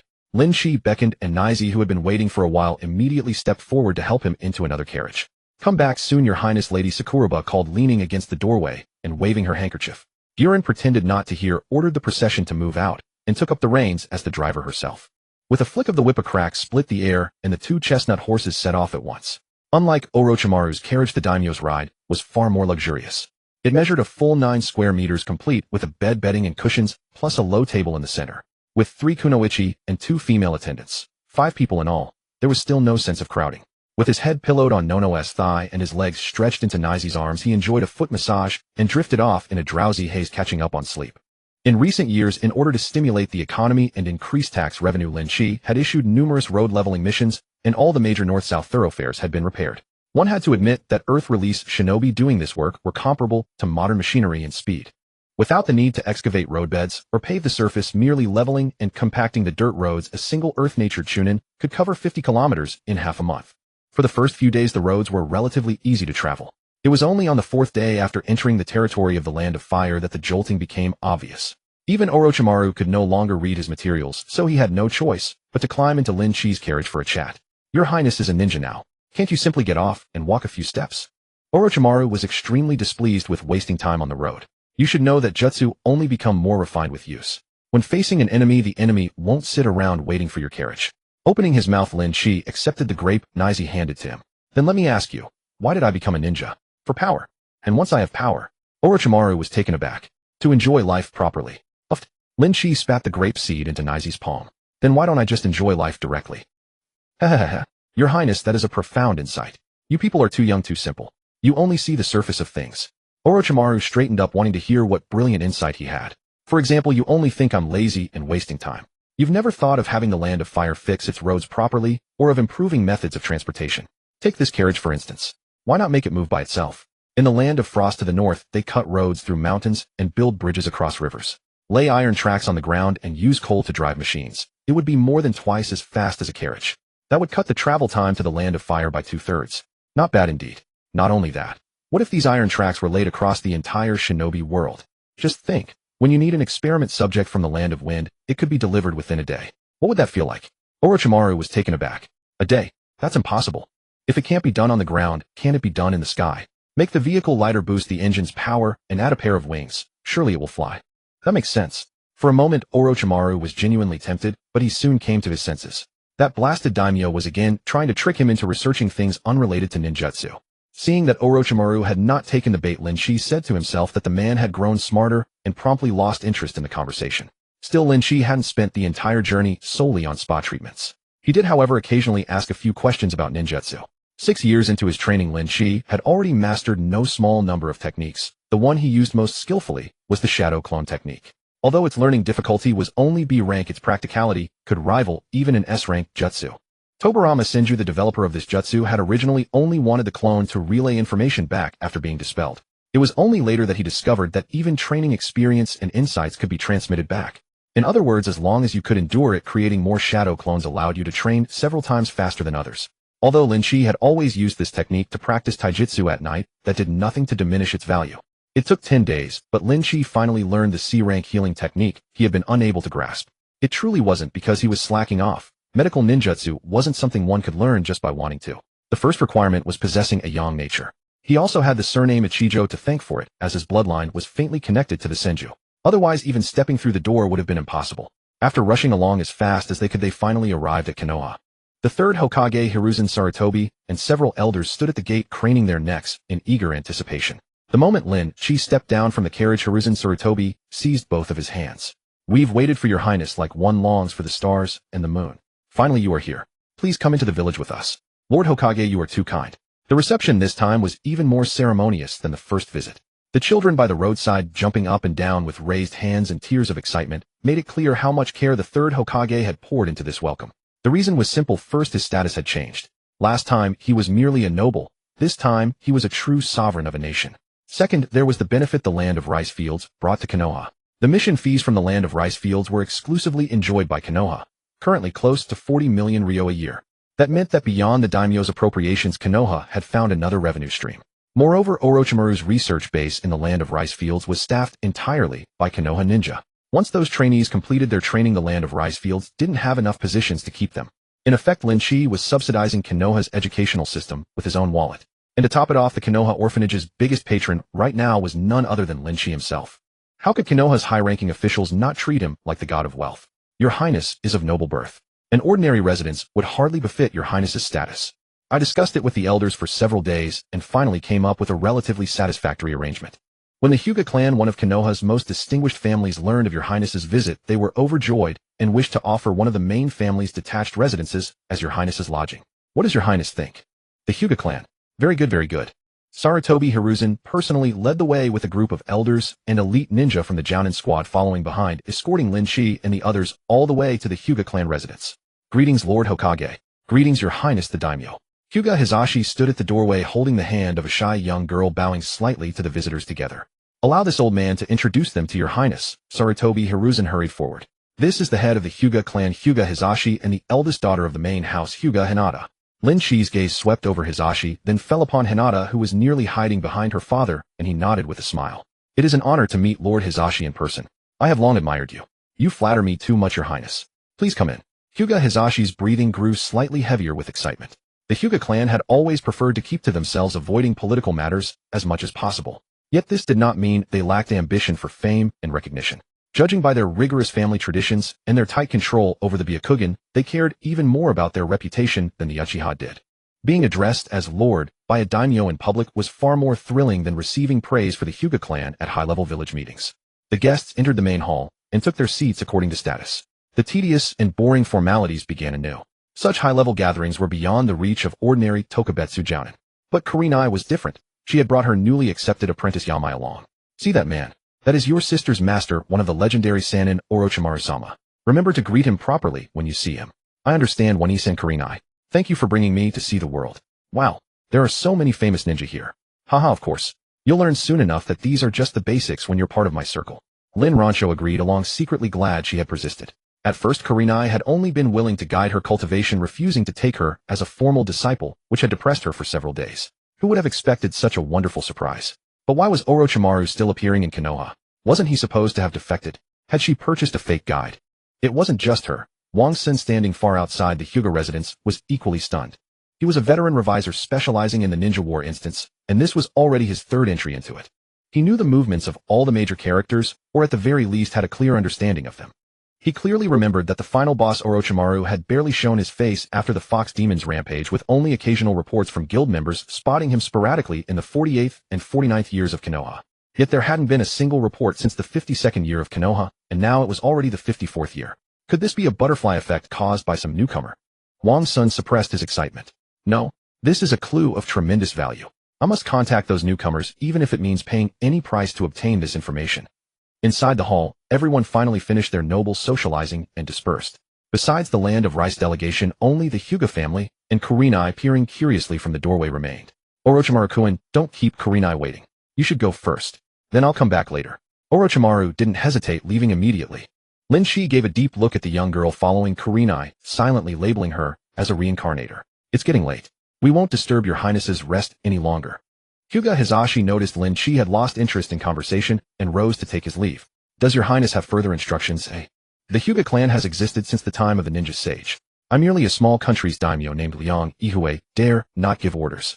Lin Qi spoke these insincere words without blinking. Hyuga Hizashi's face flushed red with excitement upon hearing this, struggling for a moment before suppressing his grin. We dare not presume your highness flatters us too much. Please speak your mind freely. The Hyuga clan will not refuse anything you ask. I speak from the heart. Lord Hizashi, there is no need for such modesty. Lin Qi suddenly shifted his tone. The truth is, I know very little about Konoha. I wish to tour the village but cannot find a guide. Perhaps through fate, a humble ruler of a small nation like me has the honor of staying at the Hyuga residence. I was thinking, if one matter doesn't require two masters, might the Hyuga clan lend a ninja familiar with Konoha's customs and terrain to temporarily join my guard detail? Oh, it's merely a small matter. Hyuga Hizashi sighed with relief. My cousin Hyuga Hayashi happens to be idle at present. When it comes to knowing Konoha's features, Hayashi surpasses me. Before he could finish, Lin Qi quickly interrupted. Oh, I forgot to mention, I have a psychological condition. Those serving close to me must be female, you see. What kind of psychological condition was that? Did he think I was stupid? How many of the ninja around you weren't from Konoha? Did he really need the Hyuga clan to find a guide? Hyuga Hizashi finally caught on that this youngster was after the young women of the Hyuga clan all along. This was simply unbearable. Just say how many you want. This is easy to arrange. Perhaps I should gather all the eligible women of our clan, and your highness can choose at your leisure. Hong Lian, who had been standing behind pretending to be a pillar, couldn't help but laugh aloud immediately, making Hyuga Hizashi's face turn crimson. Despite Hizashi's stern appearance and seemingly unfriendly demeanor, in reality, he was quite flexible in his dealings. Look at the original work, with its distinctions between the main and branch families and the caged bird seal. But when the main house eldest daughter married Naruto, did he say anything? Did he mark Uzumaki Himawari with the caged bird? In the eyes of a great clan like theirs, a country's ruler was no less important than the Hokage. He knew perfectly well who was the master and who was the tool. So when Lin Qi let his intention show, Hyuga Hizashi immediately began to comply without hesitation. This actually made Lin Qi feel somewhat embarrassed, and he quickly waved his hands to refuse. There's no need for that. This isn't like selecting princesses at a KTV. What v? That's not important. I trust Lord Hizashi's judgment. Please make the decision yourself. Very well, very well. Having received his answer, Hyuga Hizashi cheerfully pulled the drowsy Hinata and left. Lin Qi took a satisfying sip of tea and exhaled comfortably. Life is truly as lonely as falling snow. Hong Lian stepped forward, her eyes rolling so hard they seemed to display the Hyuga clan style, and she mocked. That man appears so virtuous on the surface, but who would have guessed he's filled with dishonesty and depravity behind closed doors? Oh, that's rather one-sided of you. How so? Lin Qi pulled her into his embrace. Why did you follow Orochimaru? Obviously because he's strong. You admire strength and the Hyuga clan also admires strength. Is that not the same? In what way am I strong? Hong Lian looked at him with disdain. When have you ever been on top? Haha, my foolish girl position is also a form of strength. No matter how strong the Hokage is, do you really think he would dare to act against me? Hong Lian's slender brows rose sharply. He would dare? I can't reason with you, silly girl. Lin Qi immediately pressed his fingers to his forehead. Go have someone prepare a full table of Fire Country's specialty dishes. Everyone is hungry. If you won't say it, fine. Why push me? Let Ishihara go. Hong Lian twisted around and instantly took her post at the door. Ishihara Natsumi hurried forward. Then, Your Highness, shall I make the arrangements? Go ahead, go ahead. After arranging things, go home and visit. The others should go too. You all have the evening off. Should I also go out for a stroll? Hong Lian couldn't resist poking her head out. Go where? You're posted at the door. If I don't want to go, then I won't. Who cares? I'm not interested anyway. Yakushi Nono held back her laughter. Your Highness, I'll also return to the orphanage. Go ahead and don't forget to take what's in the carriage. I haven't forgotten. The lively hall gradually grew quiet. Hyuga Hizashi moved with decisive energy, and by dinner time the person pouring wine for Lin Qi had become a Hyuga clansman with dark green short hair. Your Highness, please drink this cup. Good, good, good. Lin Qi quickly caught the wine cup offered to his lips and drained it in one gulp. Miss, your appearance seems incredibly familiar. Have we met in a past life? What is your name? Your Highness jests. This humble one's given name is Natsu. Hyuga Natsu said, blushing. The dinner lasted a full 2.5 hours. During that time, seeing Hong Lian was truly bored, he simply let her go out. One would think no one would dare to target the Hyuga compound, except for those brutes from Cloud Village. Lin Qi suddenly sat up straight. Hyuga Natsu beside him felt a chill run down her spine and looked at him in confusion. Wait, by now why is Hyuga Hayashi still alive? The Third Shinobi War ended years ago. Hadn't the Cloud Village negotiation delegation come? When in doubt, consult Debaku. He pinched Hyuga Natsu beside him. Little Natsu, did Cloud Village send a negotiation team to Konoha? In reply to Your Highness, they came 2 years ago. It was said they signed a treaty of alliance with the Hokage, and finally there would be no more war. Why is that? Lin Qi pondered for a long time and finally thought of a possibility. Perhaps it was precisely because of his own existence that the Third and Orochimaru, who would have otherwise clashed, were kept apart. This way Tsunade and Jiraiya also didn't harbor as much grievance against the Third as in the original story, meaning the 3 Sannin of Konoha are all present now. This eliminates the scenario from the original where the Raikage AI took advantage of Konoha's weakness to try to seize the Hyuga's bloodline limit. Reasonable, simply too reasonable. It seems he needs to be more careful when facing future reincarnation instances. He can't rely on knowing the plot and act recklessly, otherwise if the plot changes it equals eliminating his own advantage. After chatting with Hyuga Natsu for a while deep into the night, Orochimaru knocked on the door. Have you seen the village records? I've gathered all the information on the Senju Uchiha and the tailed beasts, and the results are eye-opening. Orochimaru's eyes shone frightfully, suppressing excitement in his gaze. What are your plans, Your Highness? Orochimaru-san, are you interested in an Uchiha clan reincarnation vessel? Not only am I interested, it's a great interest. Orochimaru couldn't help but lick his lips. He hadn't been this excited in a long time. The Mangekyo Sharingan, the third power, Susanoo, the ocular power to control tailed beasts. Wasn't this the ultimate power he had always pursued? But the ordinary Uchiha clan is extremely united, and the aptitude of ordinary clan members is too poor. Obtaining one would likely prove difficult. Unlike the Byakugan protected by the caged bird seal in the ninja world, not everyone has obtained the Sharingan, but they were all relentlessly hunted by the Uchiha clan. Even he and Danzo could only secretly do some during the war. But it's not without exceptions, as he had just learned today that the White Fang son's left eye was actually the Sharingan. It was said to have been gifted by a fellow Uchiha classmate on his deathbed, and out of respect for the White Fang no further action was taken. For ordinary clan members, their reaction wouldn't be too fierce, but their aptitude is too poor. Those with good aptitude would inevitably provoke a counterattack. Orochimaru-san, you've been so engrossed in experiments that you know too little about the current Konoha situation. Lin Qi sipped his tea. The conflict between the Uchiha and the village has reached an irreconcilable point. Oh, Fugaka can't hold it back anymore. Orochimaru showed a touch of surprise. Your Highness means, while the village moves against the Uchiha, why not just steal one? That's simple. Orochimaru hesitated. The Uchiha clan has quite a few jonin. Would the Council of Elders agree? Konoha can't withstand another Nine-Tails attack. Don't worry, my people have already received intelligence. At that time the village won't even need to move. We can just hide in the shadows and steal someone. That's impossible. The village won't allow a large number of foreign ninja to enter. Quality over quantity. An elite squad will suffice. Orochimaru frowned. Ordinary jonin are no match for Uchiha with 3 tomo. What if they're all ninja stronger than you, Orochimaru-san? Orochimaru was momentarily stunned, then sneered. Then I'd really like to see that. He certainly wouldn't be so arrogant as to think himself invincible in the ninja world, but to say they could reliably defeat him, and multiple ones appearing at once, none of them being the Kage of each village. He genuinely had some doubts. This wasn't blind confidence, but rather a scientist's belief in seeing is believing. Then what does your highness want? In light of this intelligence, as long as it's not too excessive, I can agree to anything. Lin Qi raised 2 fingers. 2 things. First, Honglin belongs to me from now on. Granted, after I obtain a satisfactory vessel. Second, I want Uchiha Fugaka's eyes. Mangekyo. Orochimaru's eyes narrowed, revealing a dangerous glint. Lin Qi said dismissively, uncertain. I'm gambling as well. Isn't your highness afraid I might betray you for the Mangekyo? Lin Qi had certainly thought about this, but he understood Orochimaru too well. He was an extremely arrogant and competitive person. Tell him he can't defeat Obito and Sasuke, and he'd definitely go try. With that premise, handling him became manageable. Although not 100% feasible, a 50% success rate was worth the gamble. Lin Qi took out a silk pouch from his pocket. Let's make a bet. This contains intelligence on the ninja who will be responsible for the operation. If you don't open it, Fugaka's eyes are yours to dispose of. If you open it, the eyes belong to me. Your highness trusts me so much. The cold light in Orochimaru's eyes immediately faded, and he said in a deep voice, I value rules the most. You trust me, and I trust you. Saying this, he threw the silk pouch toward the other party. A dark shadow flashed from Orochimaru's sleeve, and a poisonous snake poked its head out, grabbed the silk pouch in its mouth, and instantly retreated back inside. Excellent. I'll see who makes your highness so confident. Remember to avoid showing yourself in the village as much as possible, lest the other party grow cautious and hesitate to act. I understand. After seeing Orochimaru off, Lin Qi was in high spirits. His expectations for the Mangekyo were already quite low to begin with, so obtaining it would be a pleasant surprise. If he couldn't get it, the fallback of Hashirama cells, a 3-tomo Sharingan, and the curse mark, those 3 S-rank rewards would already make it a fully loaded return. There was no helping it, Orochimaru was no fool. Now that he possessed intelligence regarding the Mangekyo, singling out Fugaka's eyes made his intentions all too plain. Dealing with the matter outright would instead prevent discord from festering between the two. All was in readiness. Only the east wind was wanting. For the coming year, savor the hospitality of Konoha's ninja at your leisure. Is little Natsu there? From inside the room came Hyuga Natsu's furtive thief-like reply, My lord, I am in here.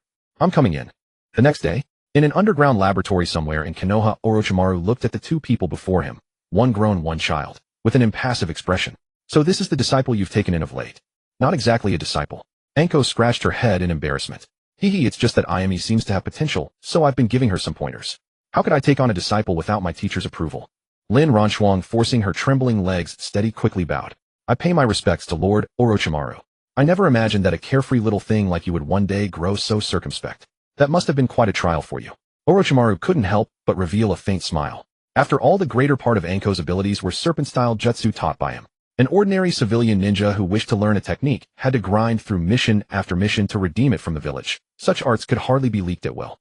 A little embarrassed by the praise, Anko quickly shoved Lin Ranchuang forward. Hurry, let teacher have a look at you. Orochimaru made no refusal. He reached out and probed Lin Ranchuang's arms and torso. His icy hands roamed across her body, causing her to shudder involuntarily. Fortunately for her, Orochimaru stopped soon enough and revealed no trace of disappointment. A bit better than an ordinary person. Truly, it was only a bit better. A frail body, brittle meridians, and unexceptional mental resistance. To say even this much was already saving face for Anko. Teach her as you see fit. It will also be of benefit to your own understanding of ninjutsu. Thank you, teacher. Thank you, Lord Orochimaru. All were delighted.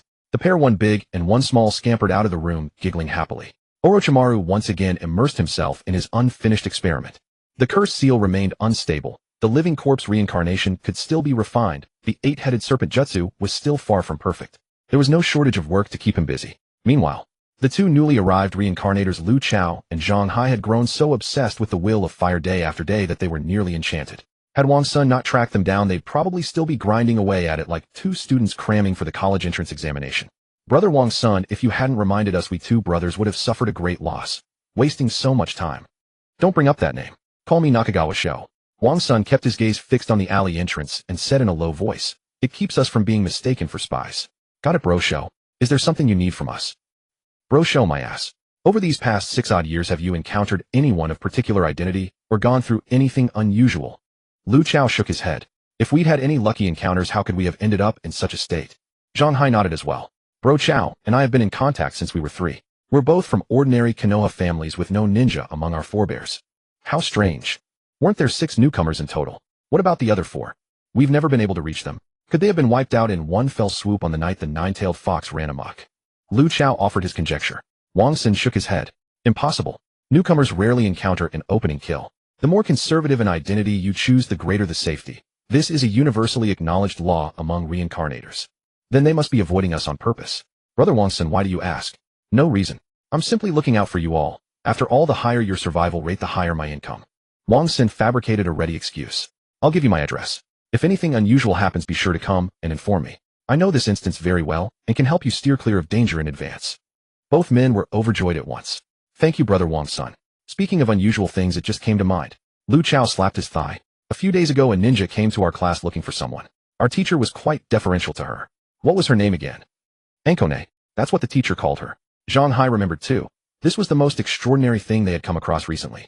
He recalled that this Ankone did not wear the standard issue Chunin flak jacket. Instead, she was dressed in a fishnet inner shirt with a trench coat, every step exuding a certain chic elegance. Are you sure that's the name? Wang Sen's eyes gleamed brightly. Absolutely sure. That girl Ayami in our class also called her Ankone, and after school, we often spotted the two of them heading off toward the river together. There could be no mistake. This Ayami was definitely the young miss who had turned down his strategy guide. Damn it. Was she really this lucky? Mitarashi Anko was the personal disciple of the final boss Orochimaru. Just how much had that woman spent on a guild strategy guide? It was definitely more than 200,000. The thought that he was now entering the instance for the 4th time, still racking his brains over a mere 1 or 2 inherited jutsu, while a newcomer had risen to prominence in a single leap, made his heart ache until it was hard to breathe. No, he absolutely had to butter up the captain. Today he would treat him to yakiniku again. Meanwhile, elsewhere, Hyuganatsu was continuously adjusting Lin Qi's posture. My lord, when you extend your right palm here, hold back 3/10 of your strength. Do not use the force to the very dregs. Move your left foot another 3 cun into the Shiwen position. From here you may advance to attack or fall back to defend. At the same time, your left palm must remain watchful over the Jin position behind you. I forgot that you no longer have the Byakugan. Lin Qi. He wondered exactly how he was supposed to keep watch over the back of his head.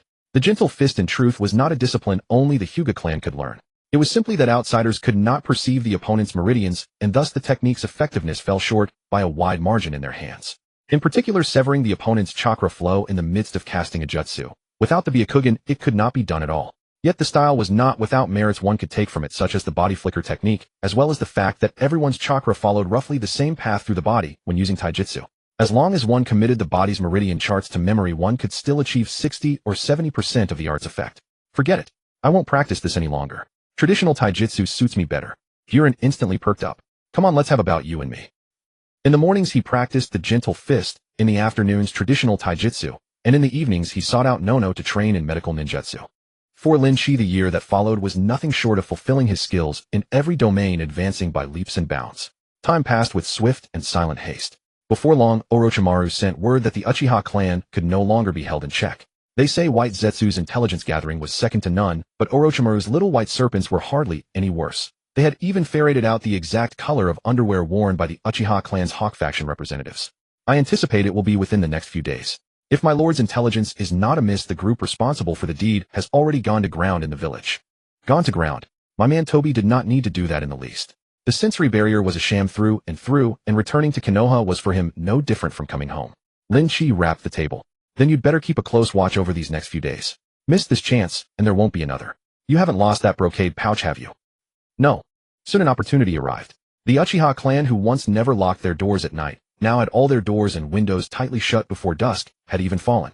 The stray dogs raised by the villagers had also been quietly disposed of. The only animals visible throughout the entire clan compound were circling crows and a few solemn-looking feral cats.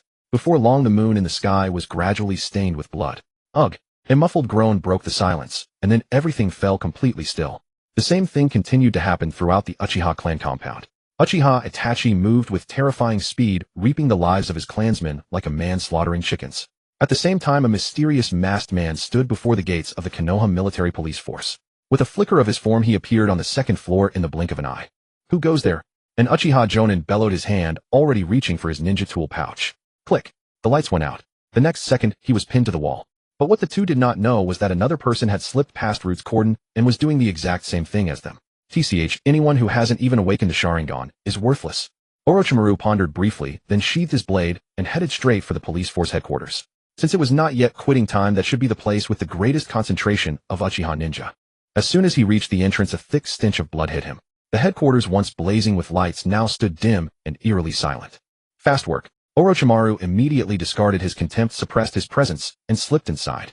From the moment he had received the White Snake's intelligence and made his move, less than 10 minutes had passed. The entire police force had been slaughtered, and more importantly, not a single sound had leaked out. Even he could not be sure of accomplishing such a feat himself. I intended to handle some family affairs, but it seems I've attracted a rat. A hoarse male voice exploded right by Orochimaru's ear, making his pupils contract sharply. Hidden shadow snake hands. For venomous snakes as thick as a man's arm shot out from Orochimaru's sleeve, lunging straight toward the direction of the voice. These snakes had been summoned through formulas prepared in advance on his arms, granting the advantage of instant activation without needing hand seals. Moreover, the summoned snakes were highly intelligent and attacked from bizarre, treacherous angles. An ordinary Jonin caught off guard would suffer a serious loss. But to his astonishment, the opponent evaded in a way he could hardly believe. It was not dodging, nor was it blocking. The snakes simply passed straight through the man's chest and out from his back. A clone technique? No. The chakra fluctuation is obvious. This is no clone technique. When he looked up again, he nearly met the scarlet Sharingan gleaming beneath the mask. Hiss! Was the powerhouse slaughtering the Uchiha an Uchiha? Since when did the Uchiha have such a powerhouse?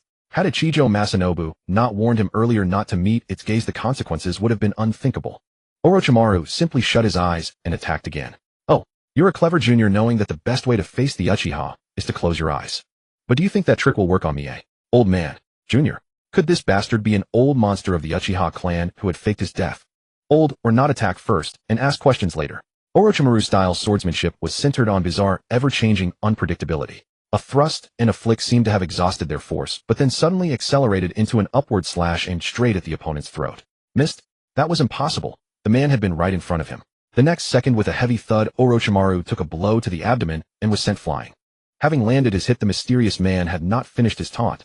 I am Uchiha Madara. Little junior, why not offer your neck for the executioner's blade? He flickered and appeared before Orochimaru, a single stroke aimed at his neck. With a tearing sound, blood spilled across the ground. But within a few seconds, the flesh dried and shriveled, leaving only a heap of gray-white husks. Orochimaru was nowhere to be seen. In the jungle, several hundred meters away, a soaked Orochimaru dropped the 2-3 Tomo Sharingan into a test tube filled with nutrient solution. The sinister gleam on his face was stronger than ever. Uchiha Madara. Interesting. This shinobi world was growing more and more interesting. If his interest in the brocade pouch Lin Qi had given him was only lukewarm before, now that he had witnessed Madara's bizarre jutsu, his heart itched like a cat clawing at him. This was not cowardice. He was a man who valued only results. And gathering intelligence was also part of one's strength, was it not? He took out the brocade pouch and unfolded the first slip of paper. Person 1, the mysterious masked man who turns off the lights. A peerlessly chaotic space-time dojutsu manifested as an other-dimensional world in his vision. Space-time ninjutsu. Of course. Whether it was the snakes or the sword, they all passed through without any obstruction, and yet he could still attack me. What is that if not space-time ninjutsu? So his true body was hiding in another dimension. No wonder he had the guts to attack the Uchiha compound. Orochimaru continued reading. Attacking and phasing cannot be performed at the same time. Objects touched can be drawn into another dimension, but he cannot phase while using the ability. Tisk, he can even pull things into another dimension. So this was the Mangekyo. What a troublesome ability. Orochimaru no longer wanted to entangle himself further, and he immediately confirmed that this man was definitely not Uchiha Madara. According to the village's records, the Sharingan is the eye that mirrors the heart. Such a sinister and vicious ability did not match Uchiha Madara's proud, arrogant nature at all. It was more like something a timid, dead-last brat without confidence would awaken. Having stolen 2 pairs of 3 Tomo Sharingan was more or less enough. The next objectives were Fugaka's eyes and the vessel for reincarnation. At that thought, Orochimaru hesitated for a moment, but he quickly suppressed it. There was no need to break with Ichijo Masanobu over a pair of unproven Mangekyo. With his research ability, once he acquired an Uchiha body, awakening the Mangekyo was only a matter of time. Analysis complete. Orochimaru slowly sank into the ground. His target now was the residence of the clan leader Uchiha Fugaku, not only to fulfill a promise, but more importantly because the vessel he had his eye on, Uchiha Itachi, was likely to be there. But Orochimaru soon abandoned that idea because he watched with his own eyes as Itachi walked out of the house with a pair of intricately patterned Sharingan, the long blade in his hand still stained with fresh blood. Hiss! Itachi did it too. That was his first thought, and then he felt his limbs nailed to the ground by enormous stakes. Jinjutsu. When is Lord Danzo so impatient? Itachi's eyes showed neither sorrow nor joy as he coldly stared at Orochimaru. I don't want to kill you right now. Get out of here. With that, he vanished from the scene, using the body flicker technique. A full 2 minutes passed before Orochimaru felt control of his body return. A single glance. I was defeated by a single glance. Orochimaru's eyes burned with greed, his anticipation for the body he would take, through reincarnation, growing ever stronger. Then he shot straight toward the mansion. After plucking Fugaka's eyes from the pool of blood, he headed toward the direction of the small white snake. Since Itachi's body was beyond his reach, he could only fall back on the backup plan. One day later, everything settled. The various ninja clans received a chilling piece of news: the Uchiha clan, Konoha's most illustrious and powerful family, had been reduced to a single 7-year-old child. Right within Konoha's perception barrier, such a mighty clan that had dominated since the Warring States period was entirely annihilated. Could one believe it? In an instant, even the Ino Shikicho, traditionally close to the Sarutobi family, began retracting their influence and recalling their members. Every noble family in Konoha lived in dread. The Hokage's office offered the explanation that a mysterious powerhouse had invaded, but each family chose their own belief. Hiruzen Sarutobi, the third Hokage, sensing the situation spiraling out of control, immediately released the Uchiha clan's former estates, whose ownership had already been transferred, and began a public auction. He made it clear that neither the Hokage nor the elder clans would participate. Full ownership of several commercial streets and 2 exclusive business routes. Such eye-catching profits made many families who had been preparing to flee unable to resist. With a fierce resolve, they began coordinating and pooling resources. One house contributed here, another there, none bidding against each other, and the enormous profits were swiftly divided among the major families. Meanwhile, the daimyo of the Land of Fire, who had been residing in Konoha, seemed thoroughly frightened. Negotiations that had long stalled suddenly reached consensus, and he departed with a shadow ninja directly assigned by the Hokage and a branch family shinobi. I do not understand. The Land of Fire shadow guards have never employed men. Your Highness, why did you specifically choose me? Cough cough. Lin Qi glanced at Tsukuyami Shizuku, kneeling on one knee, and chuckled softly. You need not understand. Simply fulfill your duty. From now on you will report to Red Lotus. You may go. Yes, Your Highness. Once the others had departed, Lin Qi turned to look at Yugao, who wore a mask and sat in the corner. He smiled. You must be quite satisfied now. I've suffered tremendous losses for your sake. The entire village is already calling me a fool, agreeing to every demand. Thank you, Your Highness, for your grace. Yugao quickly knelt and bowed. As long as you can cure Shizuka's chronic illness, I shall belong to you for life. Lin Qi suppressed the smile tugging at his lips. Sigh. Am I some man who tears apart happy marriages and desecrates temples? I truly admire those who can abandon everything for their beloved. Come sit beside me. Your Highness, you haven't yet. Rest assured. I never break my word. Once we arrive in the Land of Fire, I'll have Orochimaru begin treatment. Yuzuki Yugao nodded. The daimyo was known for his generosity, but his reputation for keeping his word was beyond reproach. Take Elder Nono for instance. Whenever she requested funds, the daimyo never refused. The Konoha orphanage was almost entirely sustained by the Land of Fire's treasury. Even Hataru's 2 former comrades, whose looks were merely adequate, still held high positions in the Land of Fire. Hey, training must be exhausting. Look at how rough these small hands are. I wield a sword year-round. Hand injuries are inevitable. I don't mind such things. Yugao tried to withdraw her hand, but failed after several attempts, eventually letting him hold it. A girl should value self-care. Later I'll have you visit Elder Nono. Her medical skills are excellent, and your skin will surely be restored to its former softness. Lin Qi, true to his word, wasted no time upon the caravan's swift return to the Land of Fire before diving straight into Orochimaru's laboratory. Straightforward. It's tuberculosis compounded by old injuries. Cultivate a pair of new lungs using stem cells and transplant them. Even Nono could manage this procedure. Orochimaru scanned the examination report and reached his conclusion swiftly. Then arrange it promptly. Now let's discuss our matter. Did you secure Fugaka's eyes? Orochimaru hesitated for half a second before nodding. However, Your Highness may be disappointed. Upon my arrival, there were no signs of combat nearby. Facing Itachi, Fugaka didn't last 3 moves. I don't believe he awakened the Mangekyo. 3 moves. And my brother Fugaka didn't even resist at all. Lin Qi made no effort to explain, merely nodding. I suppose Fugaka's 3-tomo Sharingan was also among the strongest here. I'm hardly disappointed. When can the surgery be arranged? Given how urgent you seem, I see the Land of Fire is thriving well. It'll be 10 years without incident. Orochimaru spoke not out of concern, but because it was hard to find another investor who neither interfered with his decisions nor stinted on funding. Lin Qi glanced at his wristwatch. Survival time, 10 days, was 16 hours, 54 minutes, 33 seconds. I never alter plans once set. We agreed on 7 years, so I'll schedule it for 10 days from now. Everything will respect Your Highness's choice. To what degree of safety? When it came to life and death, Lin Qi was never vague. Orochimaru bluntly pulled a stack of documents from a cabinet. Using Your Highness's cellular materials, 17 experiments have been conducted. Current assessment: long-term survival probability is 68, 3-day survival probability is 100. Though he did not understand why the short-term survival probability was repeatedly emphasized, he followed the client's demands precisely. Excellent. Let's proceed. You understand the importance of this transplant. If I die, the land of fire's political turmoil will benefit neither of us. During this period, I leave the procedures in your hands. I will take care. Lin Qi rose to his feet, then suddenly remembered something. I forgot to ask, have you found a satisfactory vessel?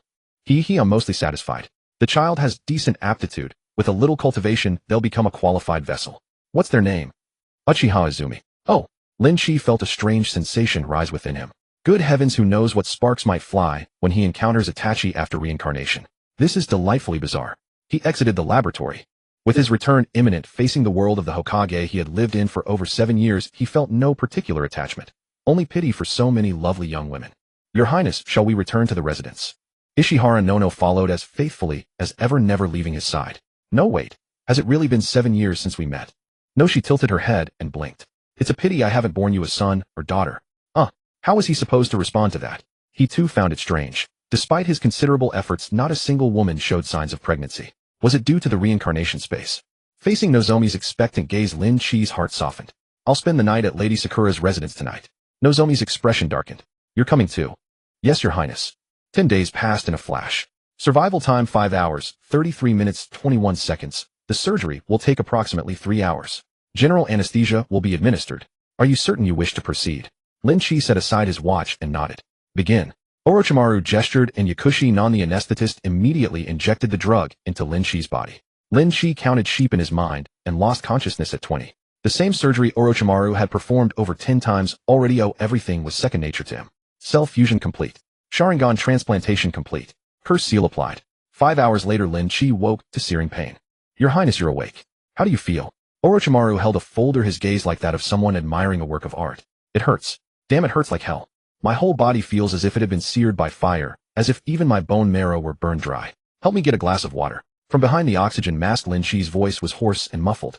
Hashirama cells are too invasive. Pain is normal. What about your eyes? Can you see? Orochimaru extended 2 fingers and waved them in front of Lin Qi's face. A bit blurry, but I can feel your movements have slowed down. That's normal. The optic nerve is still repairing. Give it a few days, and it will be fine. Yakushi Nono handed him the cup, helped remove the mask, and he took a large gulp of water through the straw. The burning sensation inside him was immediately suppressed considerably. But at the same time, 2 other discomforts surged in like tides. One was the cursed seal on the back of his neck. The pain was a bit like being stung by a wasp as a child, but amid the dizziness it felt as if a red-hot iron needle had been jabbed into him. The other was a swollen pain deep inside his eyes, as though a golf ball had been forcibly crammed into his eye sockets, a feeling that they would burst at any moment. Survival time 26 minutes, 33 seconds. Warning: the Reincarnator has been detected to be in a near-death state.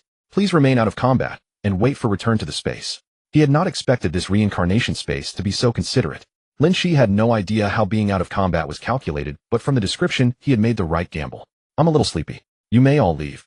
These are the 2 pairs of 3 Tomo Sharingan promised to your Highness. Remember, they must never leave the nutrient solution. Orochimaru tossed down 2 test tubes and swaggered off. Yakushi Nono pushed up her glasses. If your Highness needs anything, press the call button at the head of the bed. I'll be waiting outside the door. The ward suddenly emptied, leaving only the rhythmic beeping of various instruments. Dazed, he could not tell how much time had passed. Suddenly, a violent pulling sensation jolted him awake. When he opened his eyes, all he saw was a vast expanse of white. What the hell? Did something happen to my eyes? Before he could verify, he felt the memories of those 7.5 years begin to compress. It felt as if his past experiences had become a movie. The memories and feelings remained, but they occupied a smaller share of his life. Congratulations, Reincarnator, on completing the survival task. Body stats panel unlocked. Settling rewards. Ninjutsu. Basic 3 body techniques E rank. 300 plot points. Healing Jutsu C rank. 1200 plot points. Water release Hidden Mist Jutsu D rank. 600 plot points. Water release Water Prison Jutsu C rank. 100 plot points. Water release Water Clone Jutsu C rank. 800 plot points. Healing Jutsu C rank. 1200 plot points. Wind release Wind Cutter C rank. 100 plot points. Wind release Great Breakthrough C rank. 1200 plot points. Wind release Gale Palm C rank. 1500 plot points. Basic Gentle Fist B rank. 3500 points. Shadow Clone Jutsu B rank. 500 plot points. Special enhancements. Cursed Seal Stage 1 A rank. A rank side quest 1700 plot points. Hashirama Cells active S rank. S rank side quest 1100 plot points. Mangekyo Sharingan Uchiha Fugaku S rank. S-rank side quest 1180 plot points. Special items. 3 Tomo Sharingan X, 2 Test 2 Preserve.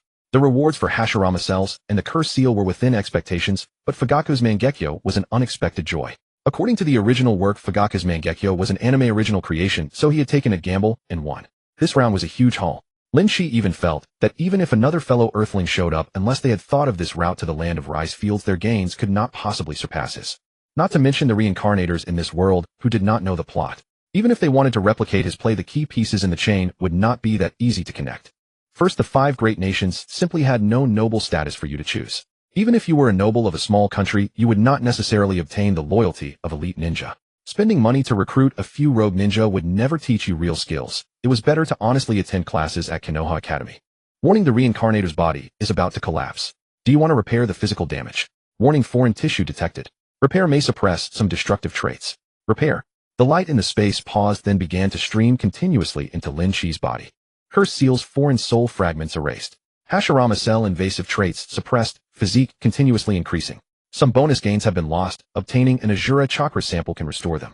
Mangekyo Sharingan adaptation treatment complete. Eyesight restored. Spirit continuously increasing. Insufficient eye power as skills locked. Total deduction 1846 plot points. The power of all creation is continuously generating. Generation failed. Necessary conditions are lacking. Please explore on your own. Eye power increasing, current value 23. Lin Qi immediately felt completely at ease. There was no trace of discomfort left.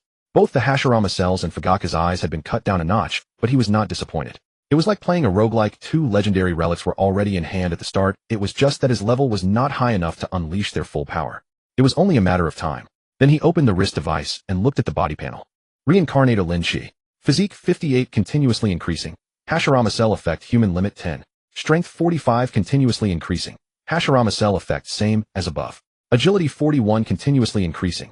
Hashirama cell effect same as above. Spirit 47 continuously increasing. Mangekyo Sharingan effect same as above. Evaluation: all 4 stats have exceeded 40. Your power is far above that of a veteran reincarnator. So a veteran reincarnator just meant all 4 attributes were above 40. Then if one of my stats equals all of your attributes combined, wouldn't you be blown away? Lin Qi was overjoyed and directly chose to return to the reincarnation space. Another intense flash of light swept over him, and when he opened his eyes again, the world had changed. He saw a white, empty room of about 50 to 60 square meters with a huge black sphere in the center. Around the sphere stood 6 familiar figures. Finally back. Damn, this trip was a complete loss. The total reward was only 5300 plot points. What about you, Brother Chow? Don't talk. Playing the expert. Lu Chao's face darkened. What difference is there between this and putting your body panel on public display? I'll deduct another 2000 points as a guide fee. 3000 plot points is enough to buy you 3 4-dimensional attributes. G's are 4-dimensional attributes that expensive. Actually, he was still naive. After exceeding 10 points, the price of 4-dimensional attributes would jump to 500 per point. Haha, looks like you all had good luck. Everyone is full of energy. Wang Xin, seeing that everyone was present, was in a very good mood. Come, let's settle the accounts first. It was like a credit card. Spending didn't hurt, but when it came time to pay it back, it felt like cutting off your own flesh. Seeing that no one stepped forward, Lin Qi suppressed a laugh and went up to complete the transaction. The others, helpless, paid up with sighs. Wang Xin laughed heartily, said, "Until we meet again," and vanished straight from the room. Only then did everyone look at the sole anomaly in the room. A fashionably dressed girl whose figure and face were both on point. She was the only reincarnator who had refused the guide's assistance agreement. This meant that in the next instance, she would be at least 2 4-dimensional attribute points ahead of everyone. This isn't simply a matter of being a few percent off. A difference of 2 points in strength is practically the gap between a boxer and an ordinary office worker, while applied to agility, it's the gap between Su Bingtian and a couch potato. Greater strength means a greater ability to seize opportunities. Moreover, judging by the girl's expression that was barely containing a laugh, she clearly had more than just those basic reward points. Don't look at me like that. I bought that guide with my own money, and I haven't caused any trouble for any of you. That shouldn't have offended anyone, should it? Lin Ranchuan tossed her head with a dissatisfied huff. Not at all, miss. You're beautiful and kind-hearted. Oh, we're just envious. Lu Chao quickly stepped in to smooth things over. That's more like it. My name is Lu Chao. Since we're all gathered here, it must be fate. What should we call you, miss? Lin Ranchuan. But there's no need for you to try to build a connection. We're from all over the place, and we may never see each other again in our lifetimes. Lu Chao laughed dryly. Then I'll call you Sister Ranchuan. Are you taking the Azumi Quanji route? No harm in telling you. Yes, I am. This route isn't a secret among the 3 major guilds. You can buy it with money or plot points. Lin Ranchuan crossed her arms, showing no intention of hiding anything. That's all for now. I'm leaving. With that, she too vanished from the room. Seeing this, the others also lost interest in chatting and left one by one. Only Lin Qi remained studying the functions of his wristwatch. Countdown to next dungeon opening 15 days 0000. Below it was a massive preview image of the dungeon. That was all the information available. Towering city walls, colossal giants looming over them, and the Wings of Freedom emblem behind the characters. As a seasoned otaku, Lin Qi recognized at a glance that it was the world of Attack on Titan. It was a story about humanity building 3 concentric walls to resist the invasion of giants, humanoid creatures that could reach over 10 meters in height. Most of them lacked intelligence, their sole instinct being to devour humans. The original story began with the walls being breached by the giants, causing humanity to lose vast swathes of land. Had the difficulty increased this much? A single giant posed little threat to a cycler who had already experienced one dungeon. Since giants had no intelligence, one only needed to hold out until the soldiers of the anti-giant regiment arrived. However, the problem was that giants moved in groups. You could hide from 1 or 2, but what about dozens or hundreds? Lin Qi wasn't afraid for himself, but he was a uniquely exceptional existence in the entire cycle space. Could the other new cyclers survive? Forget it. Why worry about all this? Better others die than me. Let's exit and see what's going on. With a flicker of thought, Lin Qi felt the world spin around him. The next second, he found himself in a dim bedroom. The bedsheets on the bed had been slept on until they were shiny. The pillow exuded a strong stench of sweat. Beside it stood a simple fabric wardrobe, and on the floor lay an open suitcase. Damn, this guy wasn't living well at all. Although the light in the room was insufficient, Lin Qi's vision was completely unaffected. He hurriedly tried to activate his Sharingan. Lin Qi felt a distinct swelling pain in his eyes, which quickly subsided. It felt like his chakra was depleted. He tried throwing a punch. Damn, the air crackled and popped around his fist. This was already beyond the capability of an ordinary person. No, it was beyond what any human should be capable of. It seemed that even though the abilities from the cycle space weren't fully brought out, a massive amount of attributes had still been transferred back to reality. But now wasn't the time to test his abilities. First, he needed to understand the situation of this world. He picked up the phone from the nightstand, its screen half shattered. The battery was dead, so he plugged it into the charger. Taking advantage of this moment, Lin Qi walked to the door and slowly pulled it open. The outside of the room was equally dark, and a faint musty odor hung in the air, apparently caused by years of sunlight deprivation. Turning on all the lights, Lin Qi began to explore the entire apartment.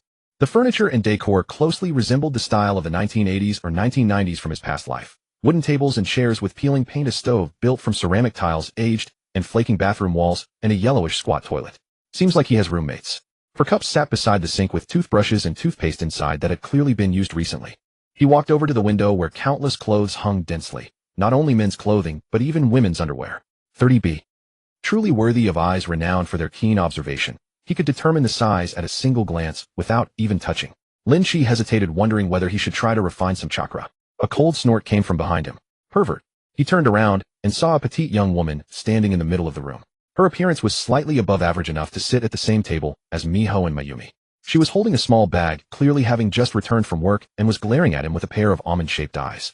Lin Qi examined her carefully and couldn't help but feel even more satisfied with those eyes. Not bad indeed, 30B. You. The girl was instantly furious, pointing at him. Just you wait. Don't you dare run. You say don't run, so I won't run. Lin Qi couldn't be bothered with her and went straight back to his room. Through the closed door, he could vaguely hear her on the phone. By now the phone battery had reached 40, and Lin Qi casually turned it on. Facial recognition passed. Lucky him. The writing in this world had changed, but only slightly, so reading posed no obstacle. He tapped through unfamiliar apps one by one and browsed the original owner's social media. He basically figured out his identity. As expected, they were both named Lin Qi. The guy had grown up in an orphanage. After graduating high school, he put on the yellow uniform, and after 2 years of delivery work, he found the income unsatisfactory and got a driver's license, often taking on drunk driving replacement gigs as well. Originally, he was free of cares with no family to worry about, and his greatest hobby was tossing a few small gifts to female streamers on Douhai. But unexpectedly, half a year ago, a beautiful woman moved into the shared apartment. The very woman Lin Qi had met in the living room. How did he know it was half a year ago? Because the photo album contained a large number of photos of that girl. Some of her standing on tiptoes to hang clothes, some cooking in the kitchen, and some applying makeup in front of a mirror. Judging by the timestamps, they all started from half a year ago. The kid was young and full of fire, and his social media moments were filled with a large number of takeoff records visible only to himself. Today CC talked to me, slide once. Feeling great today, slide once. Got scolded by the station chief, unhappy, slide once. Damn, he was a legendary captain. The most recent record was 3 days ago when the CC he mentioned had leftover barbecue she couldn't finish and gave it to him. Then he flew 6 times in a single night. Holy shit, did you jerk yourself to death, or what? Lin Qi was speechless. He hadn't expected this idiot to die in such a bizarre way. Why didn't he just go out and spend some money? How could he suppress himself to such a miserable state? Wait. 3 days. That means I spent 7.5 years inside the dungeon, but only 3 days passed in reality. This was indeed good news, since the cultivation experience gained inside the dungeons was real and tangible. Lin Qi then searched the term Samsara Traveler. Instantly, a large number of forums and websites flooded the page, and he selected the top-ranked one. Explore the unknown, conquer the infinite. The path of the brave is yours to forge. Damn, even here there are ad-based bidding rankings. He backed out and found another one that looked reliable. This time it was right. My take on the pros and cons of the cultivator system. A brief discussion on how strong the ninja system is. Roll this dungeon and take off instantly. Lin Qi shuddered. He was now allergic to the phrase take off, so he hastily scrolled past it. After more than half an hour of browsing, he finally managed to figure out the situation. The ancient history of this world was exactly the same as Earth's, until 400 years ago when it went down a different road. The Great Ming experienced a resurgence and dominated the southern seas. Then in the modern era, 4 consecutive world wars broke out, wiping out several hegemonic powers, including the Great Ming. Taking their place were Huaxia, which occupied the greater part of Asia, the American Federation, which spanned North and South America, and the Anglo-French alliance, which dominated Europe. The remaining places were all small fries, much like those from his previous life. The 3 superpowers were constantly at odds, and conflict seemed about to break out at any moment. Then about 3 years ago, the Lord God descended and began selecting samsara travelers from among adult men and women to challenge the dungeon worlds. The dungeons were dangerous, but as long as one cleared them successfully, the rewards could be brought back to reality. Whether divine arts and magic treasures or technology, everything could be reproduced and used in the real world. Every country on Earth immediately poured massive resources into this effort. But because the dungeon worlds were extremely dangerous, one careless mistake could cost a samsara traveler their life. Exploration proceeded at a crawl. Compounding this was the Lord God's unclear selection mechanism. At first, only those who had just turned 18 were chosen. A later 19 and 20-year-olds gradually began to appear, and even a 45-year-old retired officer from the American Federation was selected. The selection probability fluctuated from roughly 1 in a million to 1 in 10,000. Why such a huge difference? Because the baseline was different, of course. If you counted only the 18-year-old population, it was 1 in 10,000. If you counted all of humanity, it was 1 in a million. Nations quickly established official management departments for samsara travelers and offered generous terms to recruit them. But someone acted even more lavishly than they did: the 3 great guilds. They were the Dragon Roar Pavilion, active mainly in Huaxia, the Blade of Freedom based in the American Federation, and the Knights of the Round Table dominant in the Anglo-French alliance. The 3 great powers wanted to ban them, but at least for now the 3 guilds were behaving themselves. They merely sold dungeon guides and helped samsara travelers exchange information with one another. Sometimes when lawless wild samsara travelers caused trouble, the guilds would even step in to help. In time, they became legitimate organizations, just like multinational corporations, only with slightly higher salaries. Lin Qi was currently in Jianghai City, deep in Huaxia's heartland. It bordered the sea to the east and faced Fusang Province across the water. He stared at the glaring official website of the Huaxia Special Incident Management Bureau, but was in no hurry to register. As a stealthy player who liked to target only the strongest squad in Delta Force, he was used to keeping a trick up his sleeve. After all, he still didn't know this world well. Who knew whether the teams out there were a Lu Tao or a bunch of trash? The most pressing thing now was to test his strength. Lin Qi closed his eyes and began trying to refine chakra. With practiced ease, he used his spiritual power to connect to the cells of his body, and soon a familiar stream of energy flowed into his dantian. The Hashirama cells in his body were also quickly activated. Just like unlocking a patron perk in a game, his body's instincts took over at once and began generating chakra in an endless tide. Easier than I imagined. No sooner had he made that evaluation than he sensed someone approaching outside. Sure enough, 2 seconds later the door was knocked on. A familiar voice came through the door: Zhao Qian's. Lin, get out here. Stop hiding in there without making a sound. I know you're home. Lin, for heaven's sake, I never said I wasn't opening the door. Lin Qi pulled the door open in one motion. Say what you need and say it fast. I've got serious things to do. He ignored the startled Zhao Qian, his gaze fixed on the newly appeared male NPC. Dress pants, leather shoes, shirt, and a tie. If the man wasn't selling insurance, he was selling cars. So you're the fucking loser who harassed my girlfriend. The slacks-wearing man looked furious and lunged forward to grab Lin Qi by the collar. Would Lin Qi tolerate that? He moved a beat later, but struck first, catching the outstretched hand in a single grip. The slacks-wearing man's face changed. He struggled desperately to break free, but what had hold of him felt less like a hand and more like a bench vice. I'll let go. Zhao Qian was dumbfounded. This Lin, who usually looked as if he were about to collapse, where on earth did he get such strength?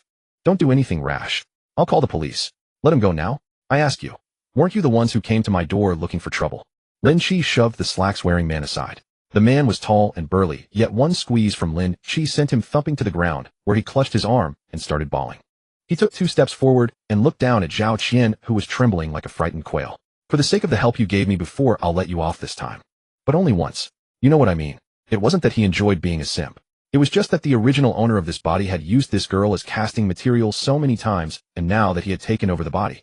Rounding up, he had used her too, and he had that much tolerance. Zhao Qian didn't dare ask what she had helped him with. Holding back tears and pressing her lips together, she nodded so fast her head became a blur. I'm tame now. Please spare me. Only then did Lin Qi nod in satisfaction. Then he crouched down and gave the slacks-wearing man 2 pats on the face. Oi, you know you were wrong. Why yes I know. Big brother, I was wrong. Since you were wrong, shouldn't you make amends? I absolutely should. Sensible. I'm in the mood for some barbecue. Go downstairs and buy me some, will you? The slacks-wearing man scrambled to his feet. I'll go right away. Go on. Stand me up and I'll make you single in no time. The slacks-wearing man felt as if he had been granted a pardon. He dashed out the door in a flash, abandoning even his girlfriend. Lin Qi couldn't be bothered with Zhao Qian, who had nearly shrunk into the sofa, and went straight back to his room. The Sharingan was switching on and off without a hitch. Activating the Mangekyo took considerable effort, but aside from an increase in ocular power equivalent to a strengthened pair of 3 Tomo Sharingan, he had not yet discovered any other abilities. He guessed it was because he hadn't developed it enough and lacked the Uchiha bloodline. In the original work, Kakashi also could only use Kimui long after Obito awakened his eyes. He tried a slew of ninjutsu as well. Although each one stopped just short at the critical moment, judging by the chakra fluctuations, their power was in no way diminished. In the middle of testing, the door was knocked on once more. Big brother, I bought the barbecue, and I also brought you some beer. Sensible. You can get lost now. The slacks-wearing man exhaled in relief. All right. I'll entrust my girlfriend to your care. Lin Qi couldn't help but laugh. Kid, you're a little too sensible. He couldn't be bothered to make things hard for him, so he waved him off. The ability test went off without a hitch, and there were still over 60,000 plot points and used on his wristwatch. Lin Qi now felt fully confident and unafraid of anyone finding trouble with him. But that deadbeat previous owner, for all his parties and gifts to female streamers, had less than 200 yuan in savings. The immediate priority now was survival. After happily wolfing down some barbecue and beer, Lin Qi took a shower, grabbed his fully charged phone, and headed out. He went to the first floor entrance, spent a while locating his folding bike, and slowly pedaled out of the residential complex. The technology in this world had developed about the same as in his previous life. Even though it was almost 10 at night, the streets were brightly lit and packed with pedestrians. Few words on the signs were unfamiliar to him. New energy, AI, video games, entertainment, movies, everything you could imagine. After strolling for half an hour, Lin Qi took out his phone and opened the gig-hailing app. Since he was already out, he figured he might as well earn at least the cost of a meal before going back. Ding dong, you have a new designated driving order.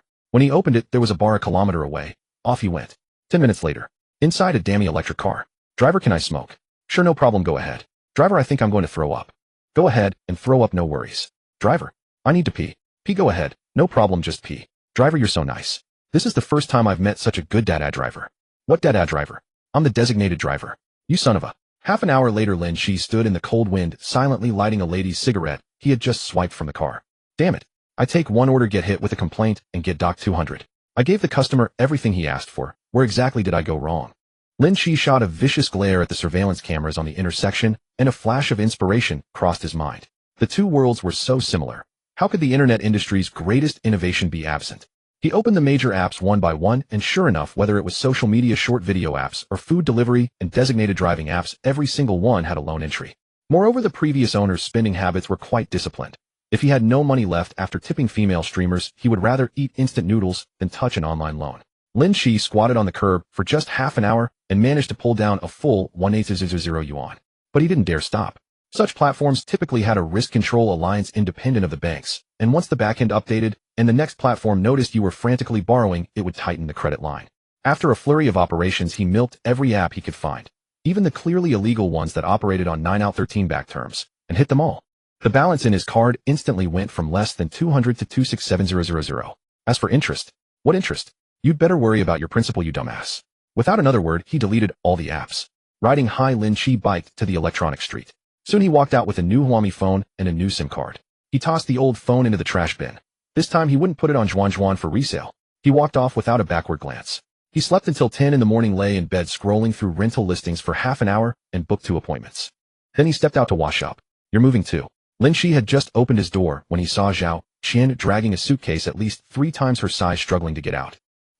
Sob. I don't dare anymore. Please don't hit me, big brother. Zhao Qian was so frightened she cowered behind her suitcase. What utter nonsense. Get out of here now. Seeing that he didn't seem to be saying the opposite, Zhao Qian scrambled for the exit with all her might. She huffed and puffed for 10 minutes before finally getting her suitcase down to the first floor. I'm exhausted. That goddamn Ma Xiaoqiang. When he was chasing me, he acted like he was second only to God, but when he met someone tough, he got scared and blocked me. And that jinx is also. Zhao Qian shuddered, then cautiously looked back over her shoulder. Seeing no one, she finally relaxed. Then she said to herself this time she had to find a place in better condition so she wouldn't run into that jinx again. Lin Qi didn't take the little incident to heart at all. After washing up and casually packing some personal items, he took his suitcase and went downstairs. He took a cab to the agreed shop. Hello, Mr. Lin. I'm the customer service manager from Anjiake. My surname is Wang. Skip the nonsense. Take me to see the apartment. If you try to fool me, I'll burn your store down. It was only after the two men walked out that Zhao Qian, pale-faced and hiding behind the counter, stood up trembling. Miss Zhao, are you still renting the place? Sob. I'm not renting it anymore. With strength she didn't know she grabbed her suitcase and ran off, leaving the baffled customer service manager behind. Meanwhile, Lin Qi was furious at the apartment, which was nothing like the photos. Are you messing with me? Is this a goddamn house? Sorry, Mr. Lin. The photos were taken in the model unit, standard industry practice. You see, although the decoration is different, the layout is the same. Let me explain. Explain my ass. Get the hell out. He switched to another place and looked again. This time it was agreeable. The rent was a bit higher than the first place, but at least it was real. The apartment was less than 5 years old. The landlord was abroad, and it had 3 bedrooms and 1 living room. The monthly rent was 6,300 yuan with 1 month's deposit and 6 months rent paid up front. He signed a contract and transferred the money. After putting his personal items away, he was about to go downstairs for a bite to eat. The moment he opened the door, he happened to see Zhao Qian in a heated argument with the rental manager. Lin Qi burst out laughing. What a goddamn twist of fate. With his current perception, he had actually spotted her at the first rental shop, but she had looked so scared that he didn't bother to greet her. That smile alone was enough to make Zhao Qian, who had just been bargaining with sharp-tongued skill, choke on her words. The color drained from her face bit by bit, and in a tearful voice, she greeted him. Be big, brother. You're moving too. Isn't that obvious? Lin Qi glanced inside. The place was a mess, clearly another shared rental. Can you cook and clean? Huh my ass. I'm asking you. Lin Qi had discovered that keeping a stern face made communication with her go much more smoothly. I can. Zhao Qian nodded frantically. Then don't go through all that trouble. Just move into my place. I'll charge you 1,000 in rent. Lin Qi couldn't be bothered with more words. He took a room key off his key ring and pressed it into her hand. Clean it up yourself. If you dare run off, I'll break your legs. Got it? She got it. With tears in her eyes, she struggled to lift her suitcase and wobbled inside. The customer service manager beside them was stunned. Hey man, you're stealing this deal too. Got a problem? No. Ugh, another morning wasted. With that, he walked away with a sigh. After finishing his barbecue, Lin Qi went home. The moment he stepped inside, he heard the sound of water from the balcony. What are you standing there for? Eat the skewers I brought. I'm washing your bedsheet. It's practically developed a patina. Wait, if you wash it, where am I supposed to sleep tonight? Zhao Qian was almost in tears. The sheet was so glossy and greasy that she had thought it was waxed. With a bedsheet like that, if she ever slept on it, mushrooms would grow on her. Alright, I'll transfer 2,000 to you. In a bit, go out and buy me some bedding and some groceries. Oh, okay. Zhao Qian didn't dare refuse. She was about to step forward to take the money when a pair of scarlet eyes suddenly slammed into her vision. She felt as if her heart had skipped a beat, and the forgotten memories buried deep in her mind gradually surfaced. Soon a hint of feigned reproach crept across her face, and she reached out to knock Lin Qi on the shoulder. Is this how you act as an older cousin? You haven't seen me for years, and the first thing you do is pretend to be a villain and scare me. With that, she showed none of her previous fear. She squatted on the chair and dug into the barbecue without a care. How's the taste? I specifically ordered your favorite extra spicy. SSS. Not bad, you've got a conscience. This place's heat really packs a punch. Hurry up and pour me a glass of water. Well, what a coincidence. I brought you beer too. Lin Qi handed it over, eyeing her with a smile. What the hell are you staring at? Stay put at home. I'm going shopping for you. Honestly, I've had enough. A grown man living in such a mess. Zhao Qian chugged the beer, wiped her mouth, and went to the door to change shoes. Even before leaving, she still remembered to ask what he wanted for dinner. I don't mind. Just make whatever you want. Then get ready to be impressed. As soon as Zhao Qian left, Lin Qi formed hand seals and summoned a shadow clone to follow her. Then he couldn't help clicking his tongue in amazement. This Sharingan was simply too overpowered against ordinary people, even though he had never practiced Jinjutsu at all. With a simple activation of the Sharingan, his ocular power surged, and rewriting part of someone's memories was effortless. Naturally, he hadn't kept her around out of desire. His understanding of this world was still far too shallow. It was only reasonable to use an ordinary person to test the boundaries of his abilities, and keeping her nearby allowed him to observe the long-term effects of Jinjutsu in this world. Even if something went wrong, cleaning up loose ends would be easy. And why not just pick some random stranger off the street? Wasn't it obvious? A beautiful woman or a passerby, which would you choose? Later, I'll even have your rent and give you a little living allowance. Call it a research subsidy. Before long, Lin Qi realized he had stumbled upon a treasure. Zhao Qian was not only a fantastic cook, she excelled at laundry, mopping, and every other household chore. What's more, she couldn't stay idle. Even while listening to music or binge-watching shows, she kept a rag in hand. The kitchen utensils were wiped so spotless they gleamed like polished wax. My dream is to own a big house, keep it perfectly clean, and have every guest walk in and say, wow. Hee hee. At that, Zhao Qian laughed at herself, then bent over to keep attacking the old grease stains on the floor. She never used a mop, but instead she'd fill a bucket with water and scrub the floor with a cloth. After scrubbing, she'd use another dry cloth to soak up the water. This wasn't something Lin Qi had done. He had only implanted 2 memories: that he was her long-lost distant cousin, and that he loved spicy food. She was practically born with the constitution of a maidservant. It's settled. From now on her rent is completely free. Late at night, Zhao Qian, who treated floor wiping as a workout, finally calmed down. Lin Qi lay on the large bed with its newly changed sheets and continued surfing the internet. Like a sponge, he absorbed information about this world nonstop. He also found a website run by the Special Administration Bureau that exclusively cataloged reincarnation dungeons. Anyone could browse it without registration. A quick skim revealed more than 1,000 recorded dungeons. A large portion of them left him uncertain even after reading the descriptions whether they originated from the various works of his previous life. Of course, some were quite familiar. For example, the record for the Dungeon Ninja War listed Orochimaru as the final boss with a danger rating of 1 and resource abundance of 3. At the same time, he figured out why the plot progressed so slowly. One very important reason was that the reincarnation space almost never assigned the same dungeon to you a second time. To return to a world you had already experienced, you needed to spend 1 or more B-rank side stories and a large number of plot points to purchase that dungeon's unlock permission. The former was a one-time fee, but the latter had to be paid each time with the exact amount determined by the dungeon's difficulty. There were only 2 ways to acquire B-rank side stories. One was to complete special missions issued by the wristwatch, and the rewards from those were extremely rare. The other was to split an A-rank side story into 3 B-rank ones. But almost no one would be foolish enough to do that. After going through 3 novice dungeons, the wristwatch would unlock full permissions. At that point, all abilities from every dungeon you had experienced could be exchanged in the reincarnation space.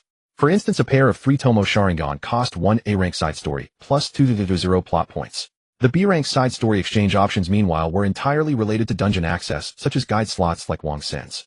Someone on the forum once commented they repeat the same dungeons over and over, profiting from information gaps by earning money off people. Most of that money goes to toll fees. Even after dozens of reincarnations, they remained the weakest batch. A bunch of failures who have lost their confidence and nerve. That said, there was no denying that at least they were still alive.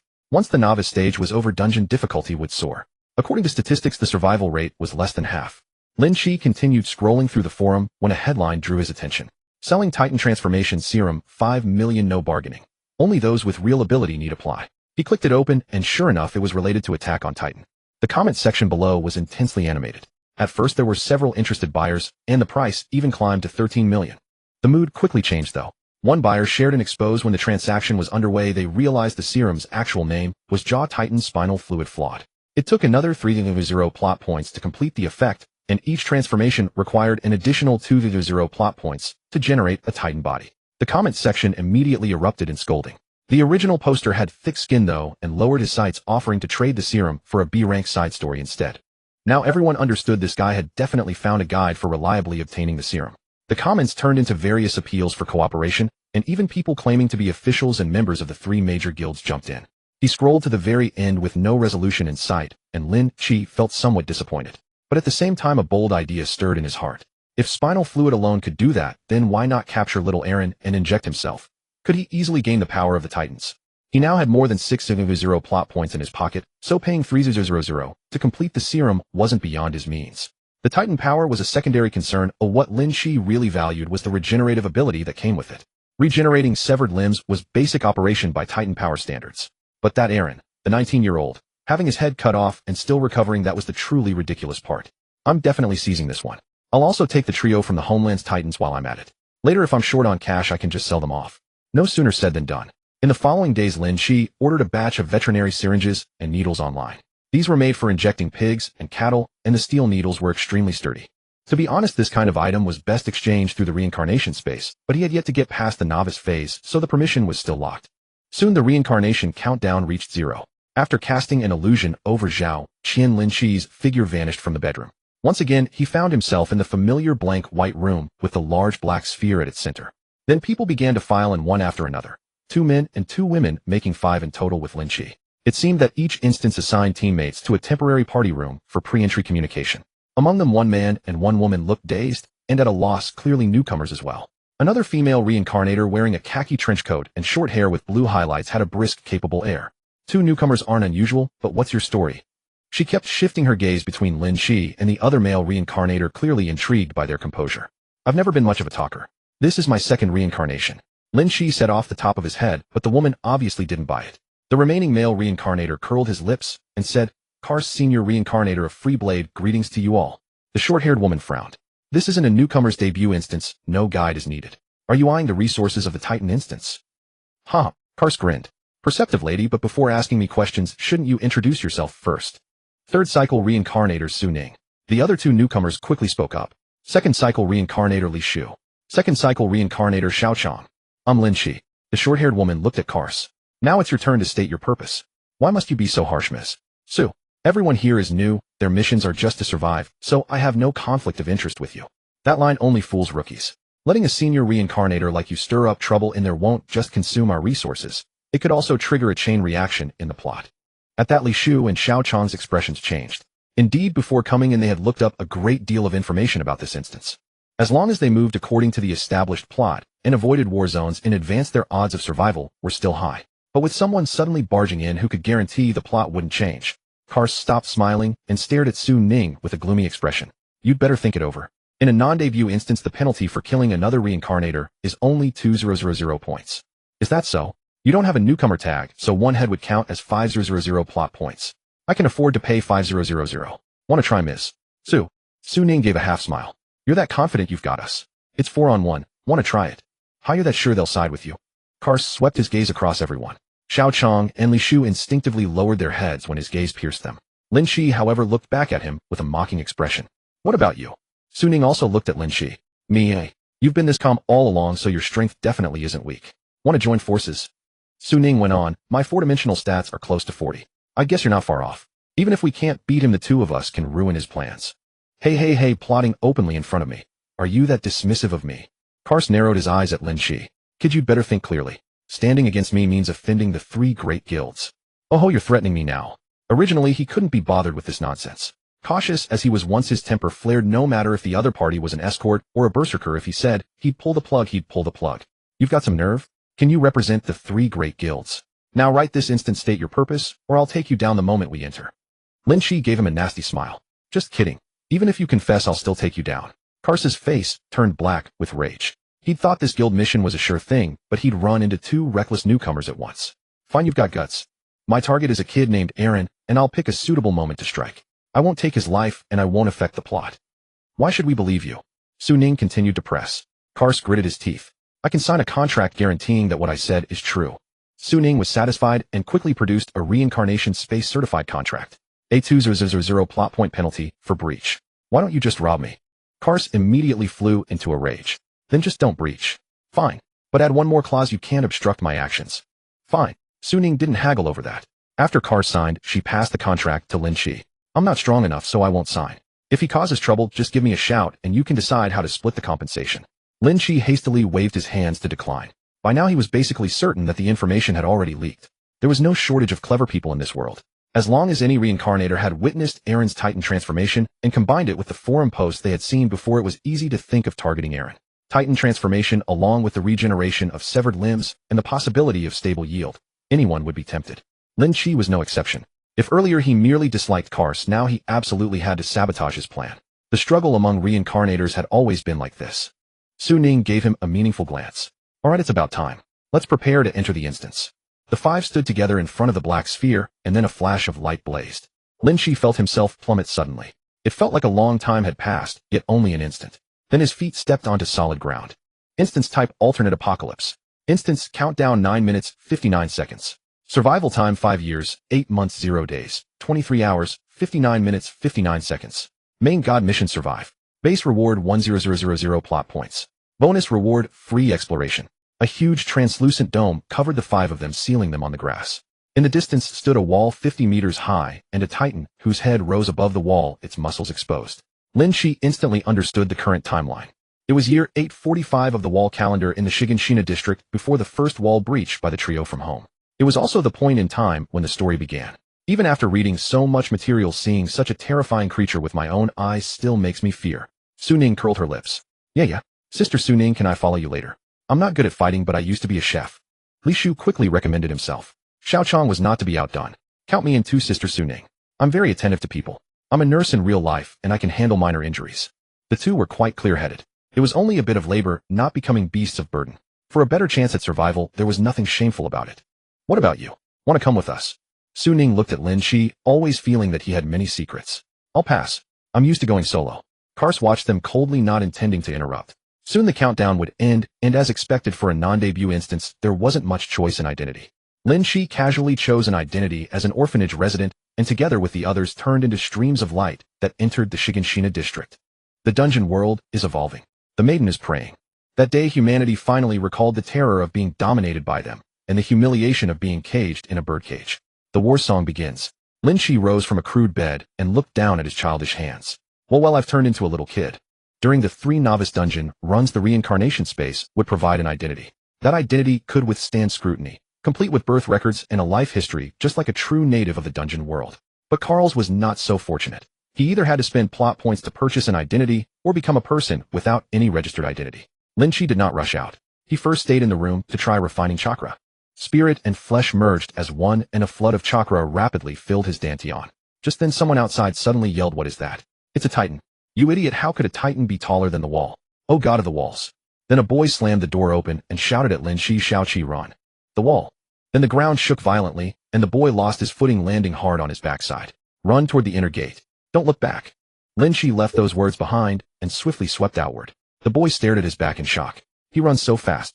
Lin Qi raced across the rooftops where the body flicker technique felt perfectly at home. After years of neglected military preparedness, the local garrison regiment still could not organize an effective line of defense, even though the city gate had already been breached. At least from Lin Qi's vantage point, there was not a single set of 3D maneuver gear in the sky. The Thousand-Gene Gate was kicked to pieces, and enormous rubble flattened countless houses. Before the residents could even snap back to their senses, several titans wearing eerie smiles slowly emerged from the gateway. Titans. The titans are here. Run. The city was thrown into complete chaos. Those fleeing for their lives, those fainting, and even those looting amidst the disturbance were beyond count. Lin Qi did not stop at all. He dashed at full speed toward the gateway. That's right. He did not intend to look for Eren immediately. There were 2 reasons. First, Eren did not yet have the power of the Titans. Aside from playing babysitter, what was the point of finding him? Second, the fact that Eren could transform was not exactly a secret. At least Su Ning and Carl's definitely knew. There was no need for Lin Qi to rush over and draw attention to himself. The trio from the homeland, however, was a different matter. By now Bertholdt's colossal titan had already vanished. According to the original story, transforming into the colossal titan consumed enormous stamina. Even Bertholdt, the most gifted, could not transform twice in a short period. This was exactly when he was at his weakest. Found you. Lin Qi stood bolt upright atop the wall, his gaze locked onto Bertholdt below. Little Bert was completely unaware of the uninvited guest above. He had been scared stiff. A blonde pure titan over 14 meters tall was slowly approaching him. Slow was only relative for a titan. With strides of 5 or 6 meters per step, it moved faster than a normal person running. "Do not kill me, Reiner. Save me." But to Bertholdt's surprise, the titan walked right past him as if it had not seen him. "It's not going to eat me." Then his vision darkened, and he instinctively looked up. He saw a boy about his own size sprinting toward him across the wall. A pair of scarlet eyes with strange 3-tomo patterns instantly filled his entire field of view. What the hell? Lin Qi suddenly stopped, his entire body freezing midair. Then a violent tearing sensation struck him, and 2 streams of bright red blood quickly flowed from his eye sockets. What was that? Ymir the founder. Just as he was about to invade Bertholdt's mind with an illusion technique, a barefoot little girl suddenly blocked his path. His eye power was being consumed at a terrifying rate. If he had not withdrawn in time, his brain would have already turned to paste. Damn it, I almost got killed. Lin Qi cursed inwardly and quickly left the scene, using the steam from the colossal titan as cover.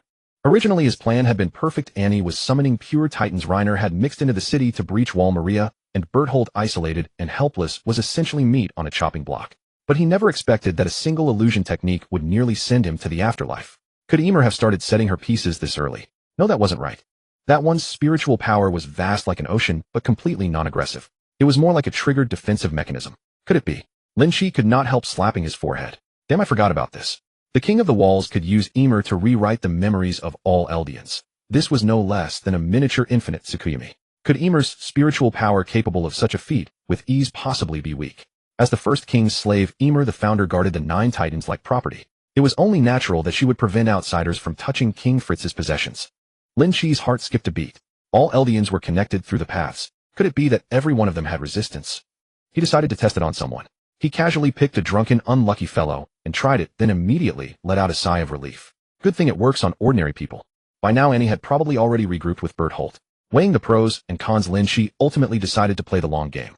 Who knows what other tricks Emer might have up her sleeve. Feeling his internal injuries slowly healing, Lin Qi decided to change his approach. Since Little Bird is not an option, wouldn't it be reasonable to ambush Eren first? No sooner said than done. He quickly climbed the wall and looked into the distance. He spotted the house collapsed under a huge boulder in the distance, as well as the mom-eating titan heading toward it. I choose you, Carla. Lin Qi maxed out his body flicker technique and shot toward that direction. Soon he saw a pair of children barely over 10 years old straining to lift the thick roof beam. What was insane was that there were at least several hundred gene of rocks and debris pressing down on it, yet the two had nearly managed to lift it. Holy shit. Kids these days. Watching little Mikasa's bulging veins on her arms and forehead, he could not help but shiver. Damn, is she even human? Me fighting an Ackerman. Is that for real? He could now be certain that Mikasa's strength was in no way inferior to that of an elite Jonin enhanced with chakra. That was already outrageous. So how powerful was the dwarf titan at his peak right now? Lin Qi observed from the shadows while warning himself not to be careless. If Erwin ever mistook him for a spy and sent that little shorty to slice him down with one sword stroke, it would be a joke. Soon Hannes arrived in a hurry, still reeking of alcohol. Carla, who had been despairing, was overjoyed and quickly shouted, Hannes, take the children and run. Looking down on me like that makes it hard for me, Carla. Hannes wore a resolute expression. I'll kill this titan and get all three of you out.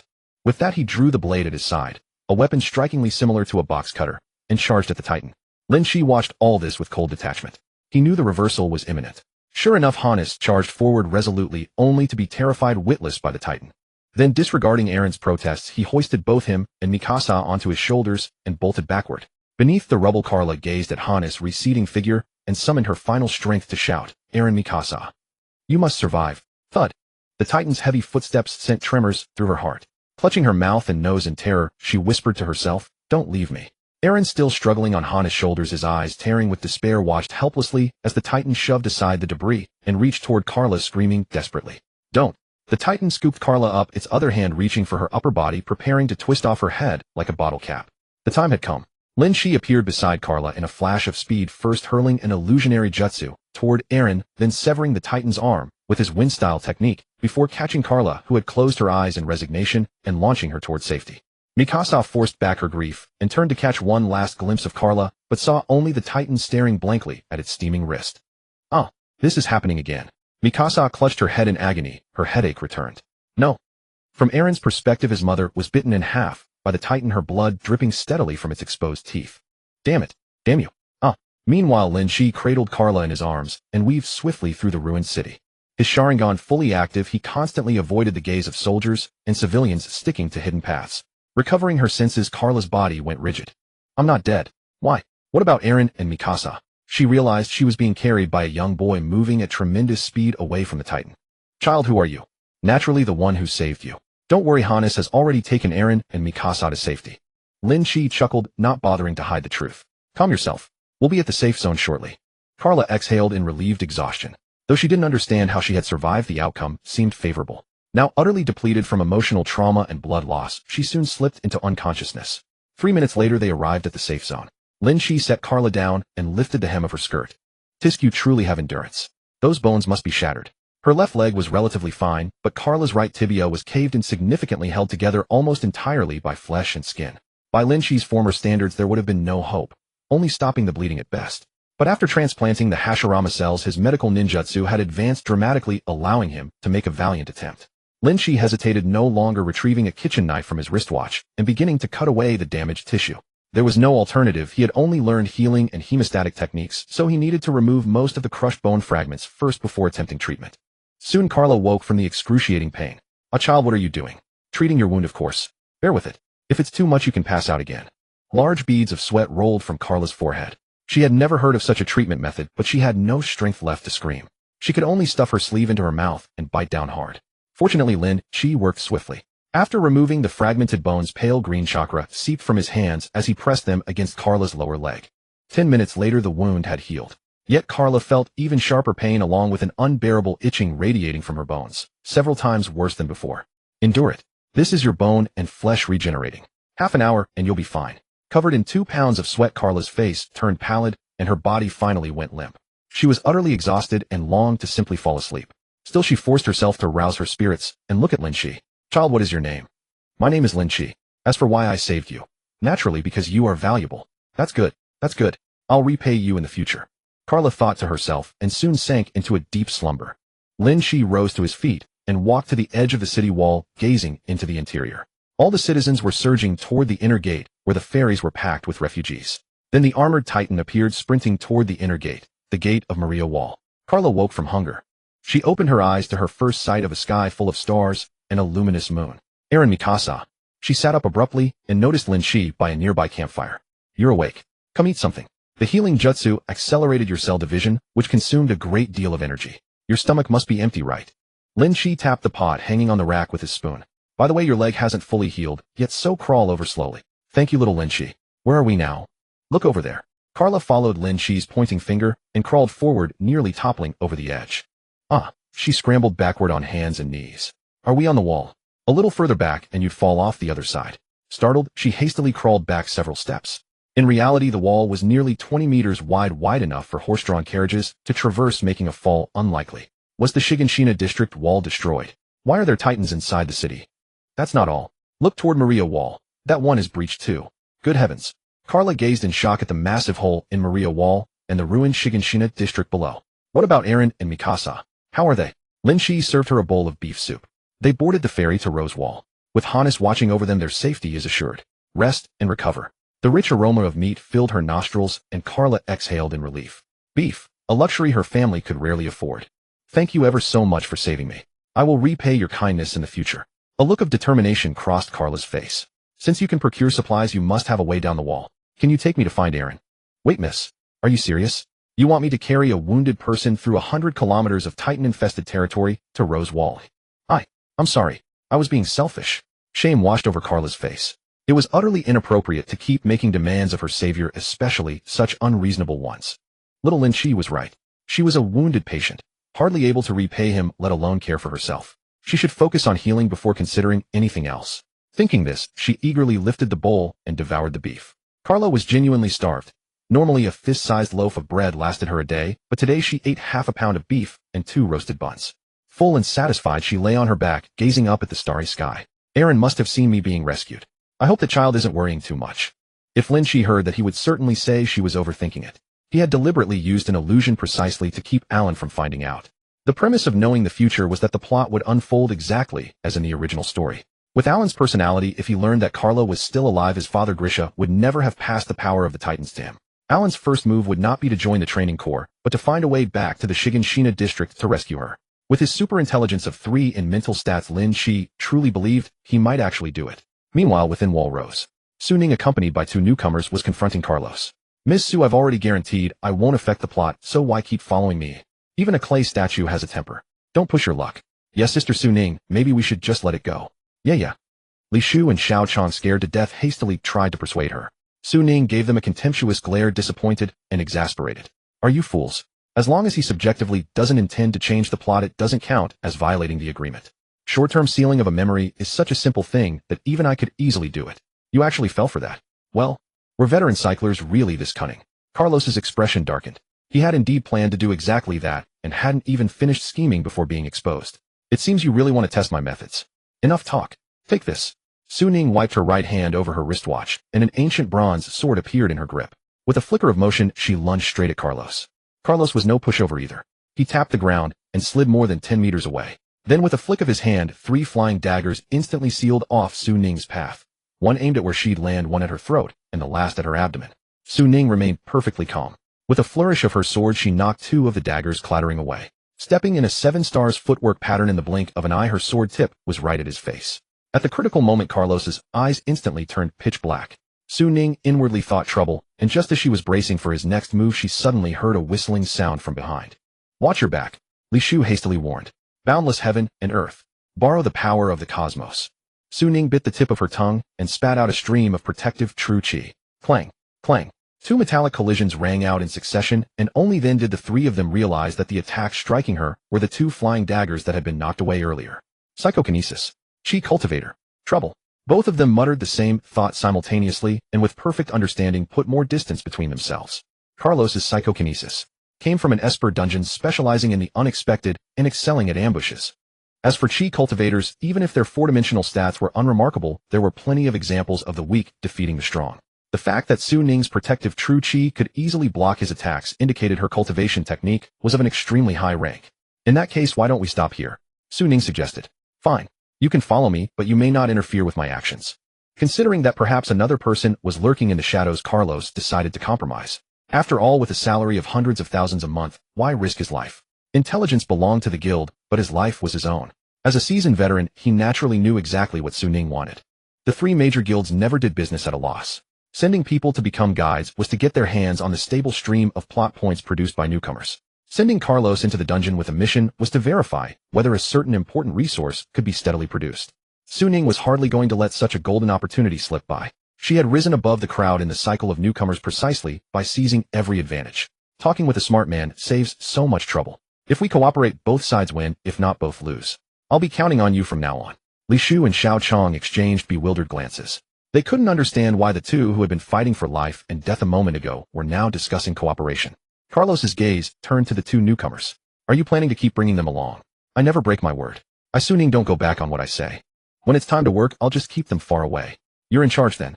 What about that kid named Lin Qi? I won't lie to you. We've been separated from him since the very beginning. You don't need to watch out for him. All right. Carlos hesitated for a moment, then decided to believe only half. The two innocent newbies had no idea they had just walked past the gates of death and cheerfully trotted along behind them. We should have just cooperated to clear the dungeon from the start. What's the point of all this fighting? Exactly. We're all Blue Star humans. Look how harmonious it is now. Carlos listened to the conversation behind him with a hint of pity and shook his head. People like this died the fastest after surviving 3 novice dungeons. Did they really think the cycle space was a charity house that would keep handing out easy dungeons? When that time came, they would not only have to face terrifying dungeon bosses, but also guard against their teammates, not to mention the big shots who would occasionally come in with authority items to harvest everything. They wouldn't even know how they died. Instead, he found himself gaining a bit of admiration for Su Ning beside him. Decisive, sharp judgment, formidable strength. As long as her luck wasn't too terrible, she was certain to become a pillar of a guild. 2 men and 2 women staked out a territory in the temporary shelter, concealing their identities while keeping close watch on Alan and Mikasa. According to public intelligence, these two, along with Armin, who was staying with his grandfather, formed the main protagonist party of this world. Carlos's plan was simple: find an opportunity to knock Alan out and extract a tube of cerebrospinal fluid, and it would be done. Unfortunately, for several days in a row, they found no good opportunity. At first, they had considered attacking directly, but after seeing the disguised Li Shu get kicked more than 10 meters by Mikasa, they quickly abandoned that idea. What the hell? How could such a little girl have that much strength? Her 4-dimensional stats had to be over 50. We still have more than 5 years of survival time. No need to rush. There will always be a chance when she's alone. Su Ning suggested. Carlos could only nod helplessly. Meanwhile, on the other side, Carla's leg had finally recovered. Though running still caused pain, ordinary daily walking had become completely unimpeded. I'm so grateful to you, little Lin Qi. As repayment today, I'll let you taste my cooking, Carla said with a smile, deftly squatting down and beginning to chop vegetables. Lin Qi looked at her with some helplessness. Why do you have to add little before my name? Even though you're my savior, you don't look much older than my Alan. In my eyes, you're all children who need looking after. It's just that I've suffered from long-term malnutrition and haven't developed fully. My age is actually a lot older than Alan's. Still a child. Carla hid a smile behind her hand as the knife in her hand danced playfully. He could come and go freely through Titan territory, yet he needed to be woken up in the morning, couldn't mend his own torn clothes, and threw tantrums when he couldn't find food. Wasn't that just a child? It's only been 6 days since Wall Maria was breached. There should still be people alive out there, right? There must be. They're all poor souls. Lin Qi slapped his thigh. Then let's head out tomorrow to rescue them. How about that? Kaluola's eyes lit up, and she paused in her work. Really? Are you sure? Can Xiao Linqi handle those titans? She wished she could fly to Ailuan's side right away. If not for Xiao Linqi's repeated assurances that Ailuan was now in Hanasai's care, she would have found a rope, lowered herself from the wall, and set out for Luosai Wall on her own. When I was looking for food down below today, I found a stable with 2 brown horses in it, so hungry they could barely stand. If we find a cart too, we can travel by horse. Titans generally can't catch a horse-drawn cart. There was nothing wrong with that logic. In the world of Titans, horses had been specially bred for remarkable endurance. They could gallop at 70 km/h for long stretches, far faster than ordinary Titans. Even if we do run into one of those abnormally fast variants, I can find a way to deal with it. That's wonderful. Become a savior knight, Xiao Linqi. I'm the savior knight, then what are you? I'm the knight's maid, hee. Kaluola was instantly amused by her own joke. Linqi chuckled softly, and suddenly felt a little reluctant to use her. This woman seemed delicate, but inwardly she was strong. Not only was she kind-hearted, she was also beautiful. He wondered whether all Eldians were like this, living lives that were none too comfortable, toiling all day long. Time had left virtually no trace on her. Her waist was still slender, her skin still firm, Even after having a child of more than 10 years, she didn't have a single crow's foot. Forget it. Worst case, once I'm done I'll treat your little onesie too. I promise not even a scar will remain. The next day, before dawn, Lin Qi carried Kaluola down from the wall and placed her on the already prepared carriage. No matter how many times I see it, I still find it unbelievable that human beings can accomplish something like this. This is a 50-meter-high wall. Don't dwell on it. If we delay any longer, the Titans will wake up. Can you drive a carriage? No. Then I'd better do it. Well, Lin Qi couldn't drive either. Fortunately, after he had fed the two horses a few times, they treated him as their lifesaver. Without any need to urge them, they trotted along happily on their own. They entered through the breached Malia wall, but did not head north the entire way. Lin Qi steered the carriage in a wide arc toward the east, then turned west to reach the Barbican district on the eastern side of Luosai Wall, Kalanisi district. Pure Titans had no brains to speak of, they simply followed their instincts toward the nearest populated area. So at this time the area around the northern Barbican district of Teluosite district had the most Titans. A longer route, yes, but it was much safer in practice. After about an hour of travel, both people and horses were weary. Lin Qi unharnessed the horses and decided to stop and rest where they were. We won't run into a Titan, will we? Kaluola hid in the carriage wrapped in a blanket with only her head sticking out. That's impossible. I deliberately avoided the Titan concentration zones. If we still ran into one, there would be no justice in this world. The instant his words fell, Kaluola's face drained of color as she pointed behind him. A Titan is coming. Run. It was obviously too late to hitch the horses now. Lin Qi became quite frustrated. Couldn't that cursed thing just stay quiet? It had to come out and slap his face. It was a medium Titan about 7 or 8 meters tall, a silly grin on its face, walking with a crooked, unsteady gait. Grin, will you? What the hell are you grinning at? Lin Qi flashed upward, easily dodged the Titan's outstretched arm, and landed on its shoulder. Wind release, wind cutter. With a squelch, the Titan's nape was sliced open and a torrent of steam rose. Painfully, the Titan turned its head and looked at him curiously. Lin Qi hastily made hand seals and struck it again. This time it finally stopped. With a heavy thud, its enormous body crashed to the ground and lay still. Killed 7-meter Titan, C rank, 550 story points. Note: reward includes 1 novice rank correction. Oh, it was an unexpected gain. Because he had never fought in earnest in the previous dungeon, this function had never been triggered. Novice rank correction. So it's just an extra reward for killing above your level, huh? It seemed the samsara space judged reincarnators rigidly based only on how many cycles they had experienced, not their actual strength. This was a good thing. Lin Qi thought about whether to spend some time hunting in the wild, but quickly abandoned the idea. One reason was that he was still accompanied by Kaluola, who had no combat ability, and another was that he had no suitable weapon. Having to form hand seals and release ninjutsu every time dragged the tempo down too much. After returning this time, I must forge a few special steel melee weapons. Fighting with bare hands is too much of a loss.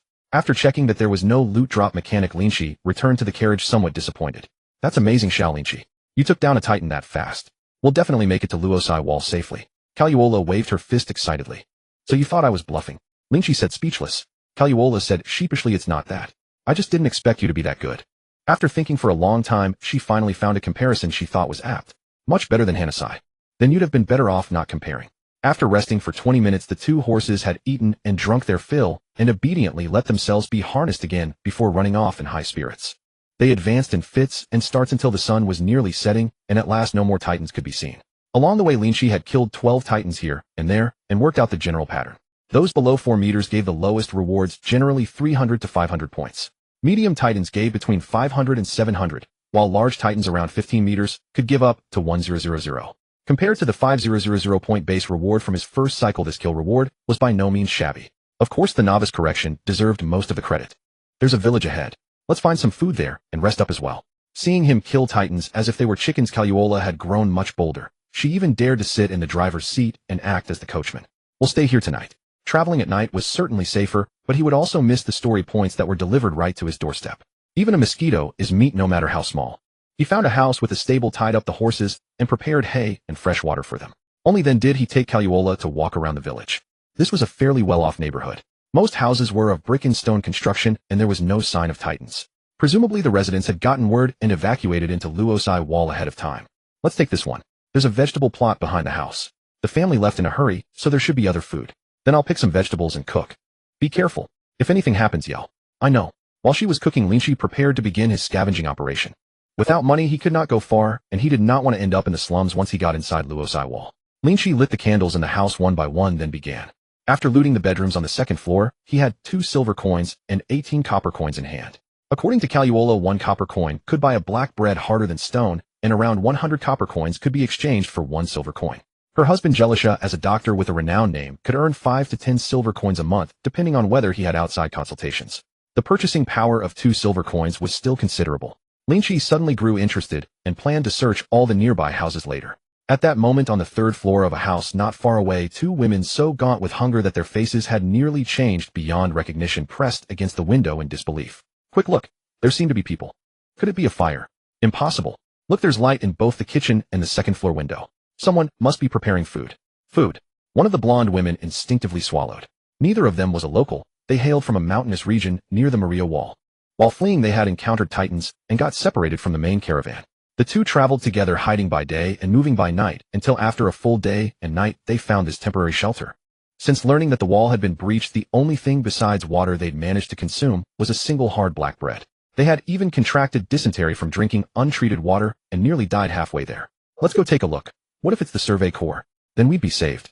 And what if they're bandits? Kerala had just thrown the chopped vegetables and rice into the pot ready to make a one-pot meal when she suddenly heard a crisp sound outside the window. She startled and called out loudly, "Who's out there? We mean no harm. Please have mercy on us." The voice that answered was a young woman's, and Kerala immediately relaxed, hurrying toward the door. "I'll handle it." Lin Qi had somehow appeared in the kitchen without anyone noticing and spoke up. He pulled open the door and 2 women stood outside, one with golden hair, the other with chestnut red hair. Both looked to be under 20, and the girl with reddish-brown hair had a scattering of freckles across her nose. Both were gaunt with sunken cheeks and heavy dark circles beneath their eyes, their appearance disheveled and unkempt. Their looks could only be described as passable. "Are there still living people in the village?" Lin Qi muttered under his breath. The 2 girls quickly explained that they were refugees and had climbed into the vegetable garden after spotting the light, hoping to see what was going on. Seeing a woman cooking inside gave them the courage to speak up. "Will you take us in? We don't eat much. Can you do laundry and cooking? And pour tea?" The redhead nodded frantically. Yes. I was in charge of all the housework back home. I can learn." The blonde girl, terrified of being rejected, hastened to promise. Lin Qi was satisfied with their attitude. "Then it'll depend on how well you perform.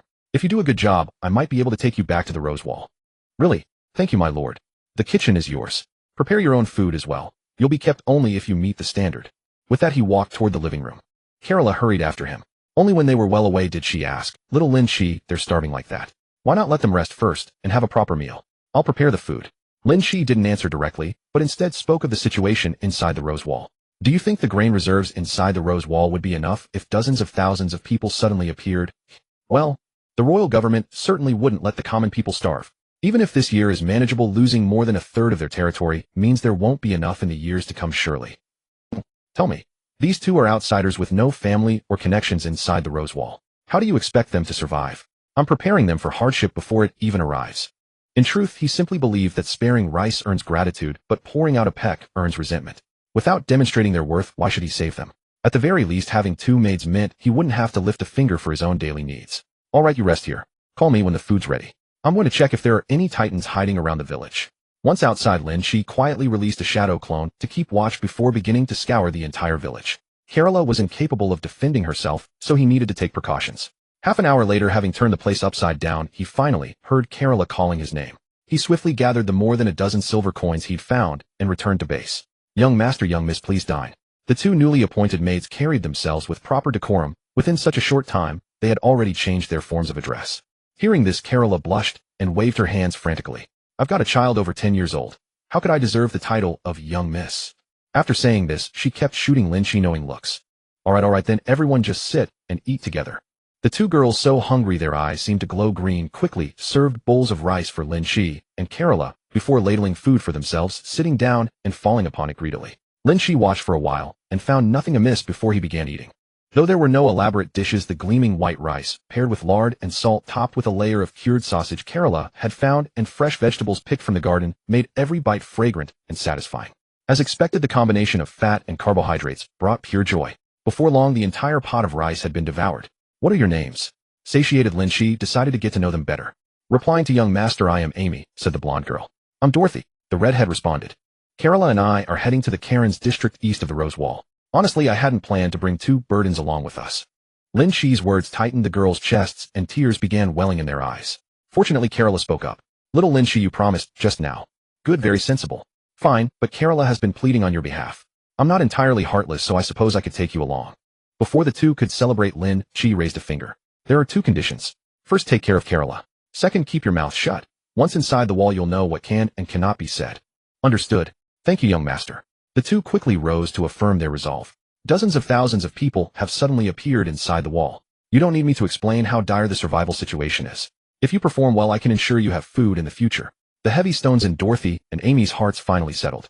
Not only could they go to the Karen's district, but they might also have a livelihood afterward. It was like a pie falling from the sky. The only question remaining was whether they could cross the Titan-infested territory and reach the Rose Wall. But they dared not ask, and instead obediently boiled water to wash Lin Qi and Carola's feet.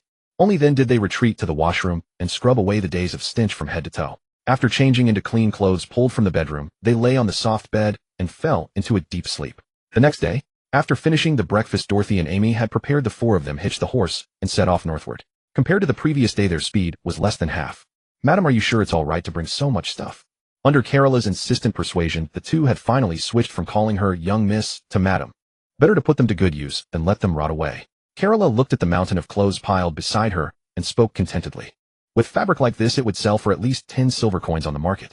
Previously, the only person in the house who owned such clothing was Grisha, who needed to travel to the interior frequently for medical visits. Mikasa and Aaron both wore linen garments. Seeing all of this now, how could she sit still? She spent over an hour hauling everything onto the cart.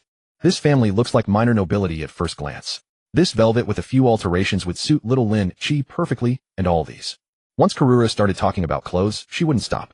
It took Amy quite some time to find an opportunity to change the subject. I mean, what if the Titans catch up to us? Don't worry. Little Lin Qi only needs to wave his hand to deal with Titans. Wave his hand. Is that even human language? 2 hours later, they finally witnessed what just a wave of the hand truly meant. Lin Qi suddenly vanished from the carriage, reappearing in the next instant on the shoulder of a Titan over 10 meters away. He began waving both hands. Wind-style wind cutter. With a tearing sound, a massive chunk of the nape was sliced away, and the Titan crashed to the ground. Before the two could even process what happened, they found him back in the carriage. That was amazing. Is Master Lin Qi part of the Survey Corps? Why didn't I see any omnidirectional mobility gear just now, eh? Karura set down her needlework and laughed. All right, stop circling with your questions. Come help me alter these clothes. Lin Qi said nothing, maintaining his cool demeanor while calmly guiding the carriage. They traveled with frequent stops along the way. Finally, as evening approached, they arrived at the Karen's district. 2 garrison soldiers on the wall watched in stunned silence as the carriage slowly approached below. Look, survivors. No. Impossible. 8 days is enough for the Titans to have overrun the entire area inside Wall Maria. How can there still be survivors? Lower the elevator quickly. Wait. The tall soldier hurriedly stopped him. His companion hesitated. Titans could appear at any moment. We should get them on board quickly. Did you forget what the deputy commander said this morning? The tall soldier gritted his teeth. Food supplies in the city are already running critically low, and the reception centers are facing daily unrest. We can't just sit by and watch our comrades get eaten by Titans. His companion ignored his protests and began operating the elevator. The tall soldier clenched his jaw and was about to step forward to help when his eyes suddenly widened. Wait, Titans are coming. So many Titans. Damn it. His companion glanced downward and immediately broke into a cold sweat. The Karen's district was originally a bait city. The purpose of building such a city was precisely to lure Titans and reduce the defensive pressure on the main walls. For example, Wall Rose has a circumference exceeding 2,000 kilometers, which would require 2,000 soldiers just to station 1 per kilometer. However, by establishing bait cities at the east, west, south, and north of Wall Rose, they could exploit the Titans' instinctive tendency to cluster around areas with high human concentration, concentrating the pressure onto these 4 cities. Wall Maria had fallen 8 days ago, and at this moment at least 30 Titans had gathered beneath the walls of Karen's district. These mindless creatures had been lying beneath the city walls basking in the sun, but the moment they spotted living humans approaching, they all rushed toward the carriage. Hurry up, go faster. The tall soldier no longer cared about any orders, gripping the control lever with both hands and cranking it so fast sparks were about to fly. The 3 women in the carriage were now trembling with fear. Along the journey, Lin Qi had already eliminated 4 more Titans, but each encounter had been one-on-one. Now dozens were surging toward them at once. No matter how powerful, there must be limits to what one person could handle against such overwhelming numbers, right? You 3 go up the elevator first. I'll hold them off. Seeing the elevator had descended, Lin Qi jumped out of the carriage and walked toward where the Titans were approaching. Little Lin Qi, please come back alive. Hearing those words, Lin Qi nearly collapsed. The implications certainly didn't sound like words of good fortune. The 2 soldiers on the wall were also growing anxious. There were 4 people in the carriage, not just 1. A signal flare representing emergency had already been launched into the sky, and several companions were already rushing toward their position. From their elevated position, they could see clearly 3 women descended from the carriage and ran toward the elevator, while the sole male headed straight toward the Titans. He's just a boy. Damn it. There are too many titans. As the titans drew closer, their massive bodies lowered and hands the size of carriages reached toward Lin Qi. Hand seals formed in sequence, dog horse rooster. Wind-style mighty surge. Lin Qi exhaled sharply and a terrifying gust of wind erupted, stripping 30 centimeters of turf from the ground. The leading titan staggered, seemingly confused about what was pushing it before being sent flying backward and crushing 4 other titans behind it. The scattered bodies tripped up several more titans, and the group struggled desperately, but couldn't get back up. The soldiers on the wall were completely stunned. They had just arrived after seeing the emergency signal before they could even ask what was happening when they saw a dozen or so titans rolling around at their feet. What's happening? Hey Claude, say something. Why is there a person over there? There's still someone on the elevator, pull it up quickly. Everyone was in a flurry, some operating the controls, others standing motionless in shock, and a few already deploying their omnidirectional mobility gear toward command. Lin Qi unleashed several more mighty surges, blowing away all the remaining titans that charged at him before sprinting back to the elevator. What a pity the monsters were too clustered together. That could have earned tens of thousands of plot points. He hadn't given any thought to whether revealing his strength would be an issue. The other reincarnators were almost certainly with Aaron in Trost District at the southernmost point, and the higher-ups of the Corps wouldn't spread news about someone with his combat capabilities anyway. There was absolutely no need to keep it hidden. The elevator reached the top of the wall and lowered the 3 women. Brother, do me a favor. Lower me back down so I can retrieve my carriage. The soldier. But having witnessed what just happened, they dared not object, and quickly lowered the elevator again. Having retrieved their fabric and clothes, Karura wept with joy and generously gave some of their uneaten rations to the soldiers who had helped. It wasn't that Lin Qi disliked those dry, coarse flatbreads. Excellent, very spirited. Drop us off inside the city. You've worked hard. Lin Qi patted the soldier beside him on the shoulder, speaking with absolute confidence. Wait. Lin Qi turned to look at the tall soldier who had called out to him. Sir, Captain Lin Qi of the garrison requests your presence. Protect my people. Lin Qi pointed toward Karura and the others. Lead the way. Soon inside an office of the garrison in the city, he met Captain Lin Qi, a woman with short silver hair and glasses. The moment he saw her face with its delicate features marred by a stern expression, as if someone owed her money, he immediately recalled who she was.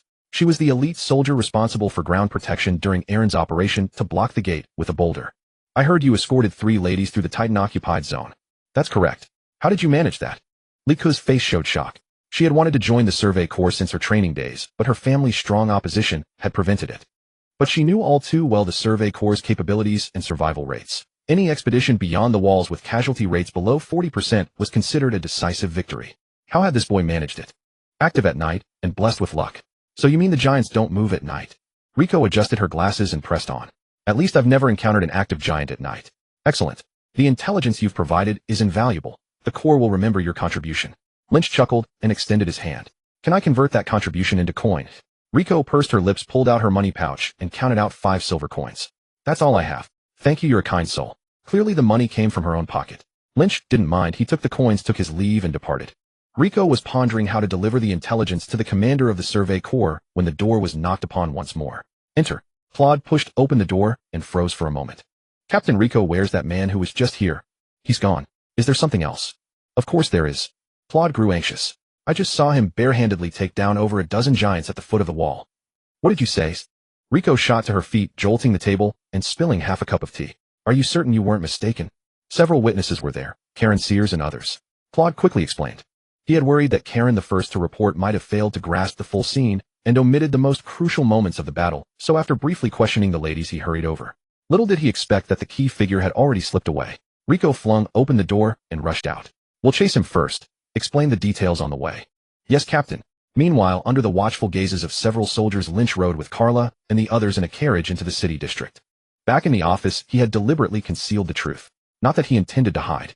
With the strength to face giants head-on, he would never stoop to skulking and scavenging for scraps in a refugee camp like the other loopers. He could reveal his power, but certainly not by filing a report to some garrison squad captain. After all, what good ever comes from volunteering oneself? Humans are a contemptible lot. If you told the higher-ups you were overwhelmingly powerful and could slay giants with a single hand, their first reaction would only be, really? I don't believe it. Go kill a few to prove it. But if you feigned indifference to the Corps and then thrashed the soldiers when they came knocking, the higher-ups would treasure you as a rare find. And whatever you asked for they'd take for granted, as a mighty ones do. Lynch did not intend to become the Corps' secret weapon like Aaron, but rather a partner. The carriage wound through the streets, and the refugees everywhere quickly snapped Carla and the others back to reality from the thrill of being rescued. They were sallow and gaunt, their eyes hollow and numb. Some driven mad by witnessing giants devouring humans raw would inevitably shriek at the slightest touch. There were also people brawling over a single crust of black bread. How horrifying. Amy couldn't help muttering. Aaron. Mikasa. The thought of her 2 children still in the Trost district filled Carla with deep anxiety. Many over there had witnessed the tragedy of Shiganshina firsthand. The living conditions must be even worse than here. The carriage advanced haltingly stop after stop. Several inns failed to satisfy Lynch until they reached a respectable one in the commercial district near the inner gate. Give us 2 of your best rooms. That'll cost a pretty penny, sir. The owner, seeing their travel-worn appearance, hastily cautioned. Lynch tossed his money pouch onto the counter. Cut the chatter. Is this enough? A night in the finest room is 3 silver coins with 1 silver coin as deposit. You've overpaid. Then prepare a proper meal with wine and meat cooked by your finest chef. If it's not delicious, I'll tear this inn down. Yes, this way, guest. 1 silver coin could sustain an adult for an entire month. With such a steep rate, the accommodations naturally left little to be desired. Both rooms boasted private bathrooms with balconies, flush toilets, and a view of the district's most beautiful fountain square below. Wash up and rest for a while, or we'll dine together later. After giving instructions, Lynch returned to his room to enjoy a long soak. An hour later, a servant knocked to announce that dinner was ready, and he led the others to the dining hall. Roast suckling pig, flatbread, wheat ale, sausages, vegetables, and fruit. Everything was laid out in abundance.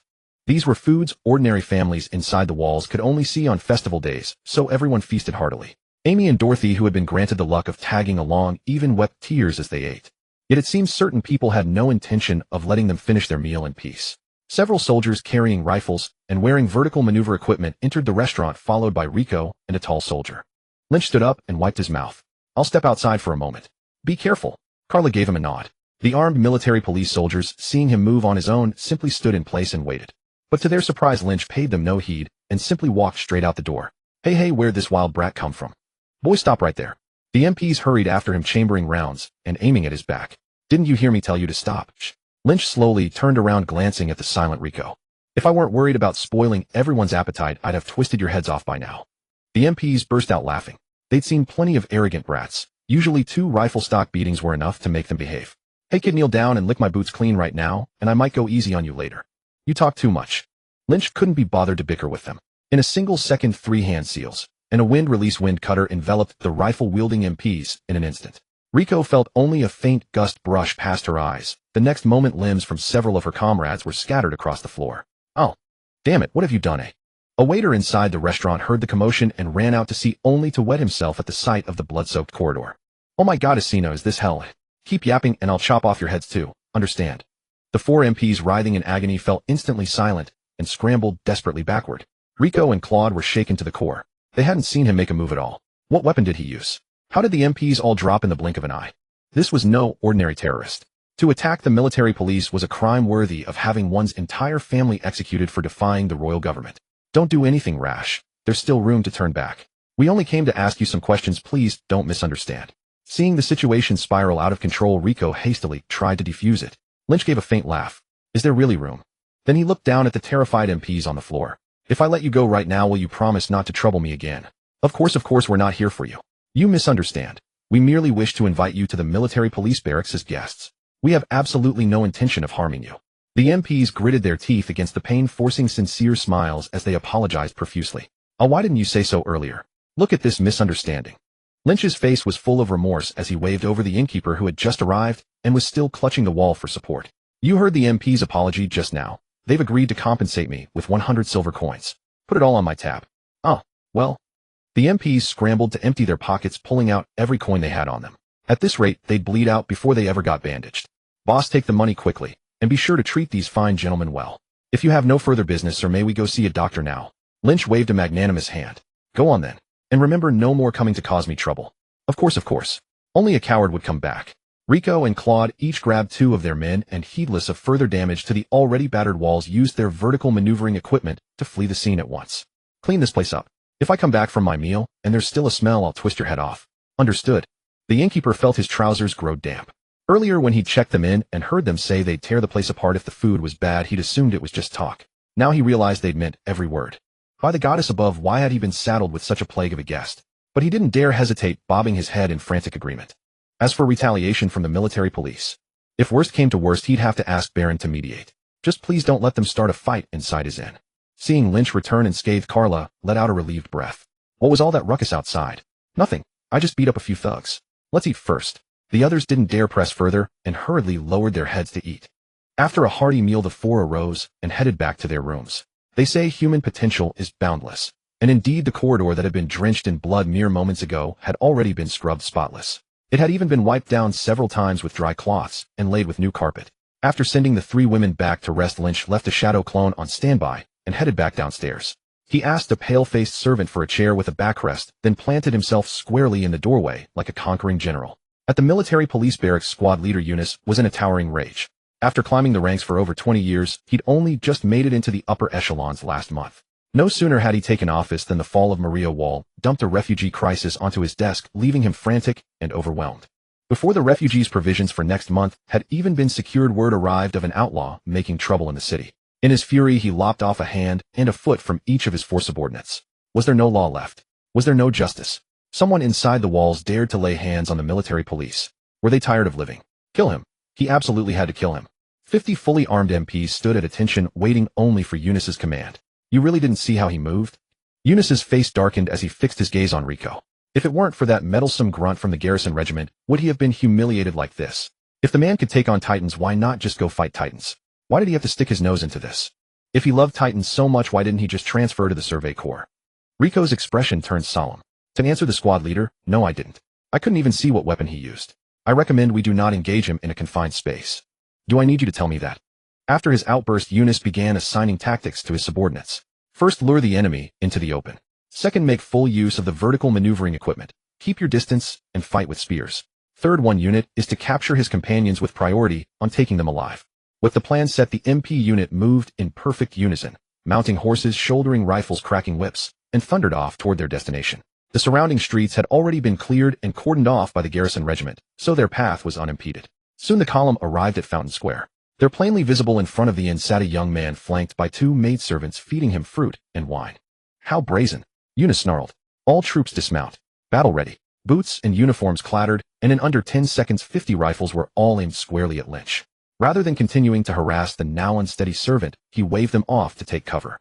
Didn't we agree you wouldn't cause me trouble? Where's your sense of honor? Eunice's face turned even darker. He shot a look at Rico. Rico gave a helpless nod. Though to be fair, I don't think he ever took that promise seriously. He's mocking us. All troops. Click. Fire. Boar. Horse. Rooster. Wind release. Great breakthrough. Though rated as merely C rank in difficulty, the true power of this technique depended entirely on how much chakra the caster poured into it. During the Chunin exams, for instance, Orochimaru had used it to tear a century-old tree clean out of the ground, a testament to its devastating potential. In raw chakra reserves alone, the current Lynch had more than Orochimaru had back then, by an almost laughable margin. A simple wind release turned heaven and earth on their heads. In an instant, the bricks and stones of the street were ripped into the air by the furious gale and sent hurtling toward Eunice and his men. The lead bullets had barely flown a dozen meters before the terrifying wind, instantaneous gusts exceeding 80 meters per second, caught them and hurled them back, sending the whole formation into disarray. But the chaos wasn't the end of it. The still unspent gale continued to rage, pelting the area with bricks and mud like a storm of projectiles. The scene looked like a battlefield shelled by artillery. Those slow to react were swept into the sky, and ironically that saved them from the brick barrage. Those who instinctively anchored themselves with vertical maneuvering equipment were the truly unlucky ones. A brick flying at over 80 meters per second would wound on the merest graze and kill on direct impact. Only 3 dead. Lynch raised an eyebrow. He was beginning to seriously suspect that the Eldian physique had been reinforced by the founder Emer herself. Falling from a height of over 10 meters had only broken their legs, and they still had the strength to howl on the ground. Were these even human? Are these even human? Rico, whose reflexes were leagues above the rest, had managed to evade the storm. Standing on a rooftop, she murmured to herself, a power more terrifying than the Titans. Cough. Eunice, pale-faced, clutched his lower abdomen and spoke with great difficulty. Are you alright, sir? Took a hit from a rock. Not dead yet. But he might as well be. Nearly the entire military police force of the Karns district had been wiped out, with countless wounded. Even if he survived, he'd be skinned alive. At the very least, his position as squad leader was as good as gone. Just as he was weighing how to salvage the situation, he suddenly heard a chuckle from behind him. Who's there?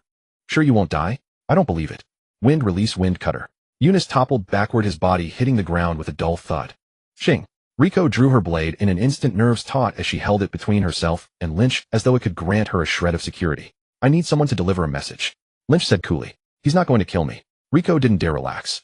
Before dawn, I want the square restored to its original condition. This matter ends here. If you come looking for trouble again, I'll tear down the city gate myself. Understood. Rico pressed her lips together, seemingly assessing whether he was actually capable of tearing down a gate. Answer when you're spoken to. Understood. Only then did Lynch look satisfied. Good.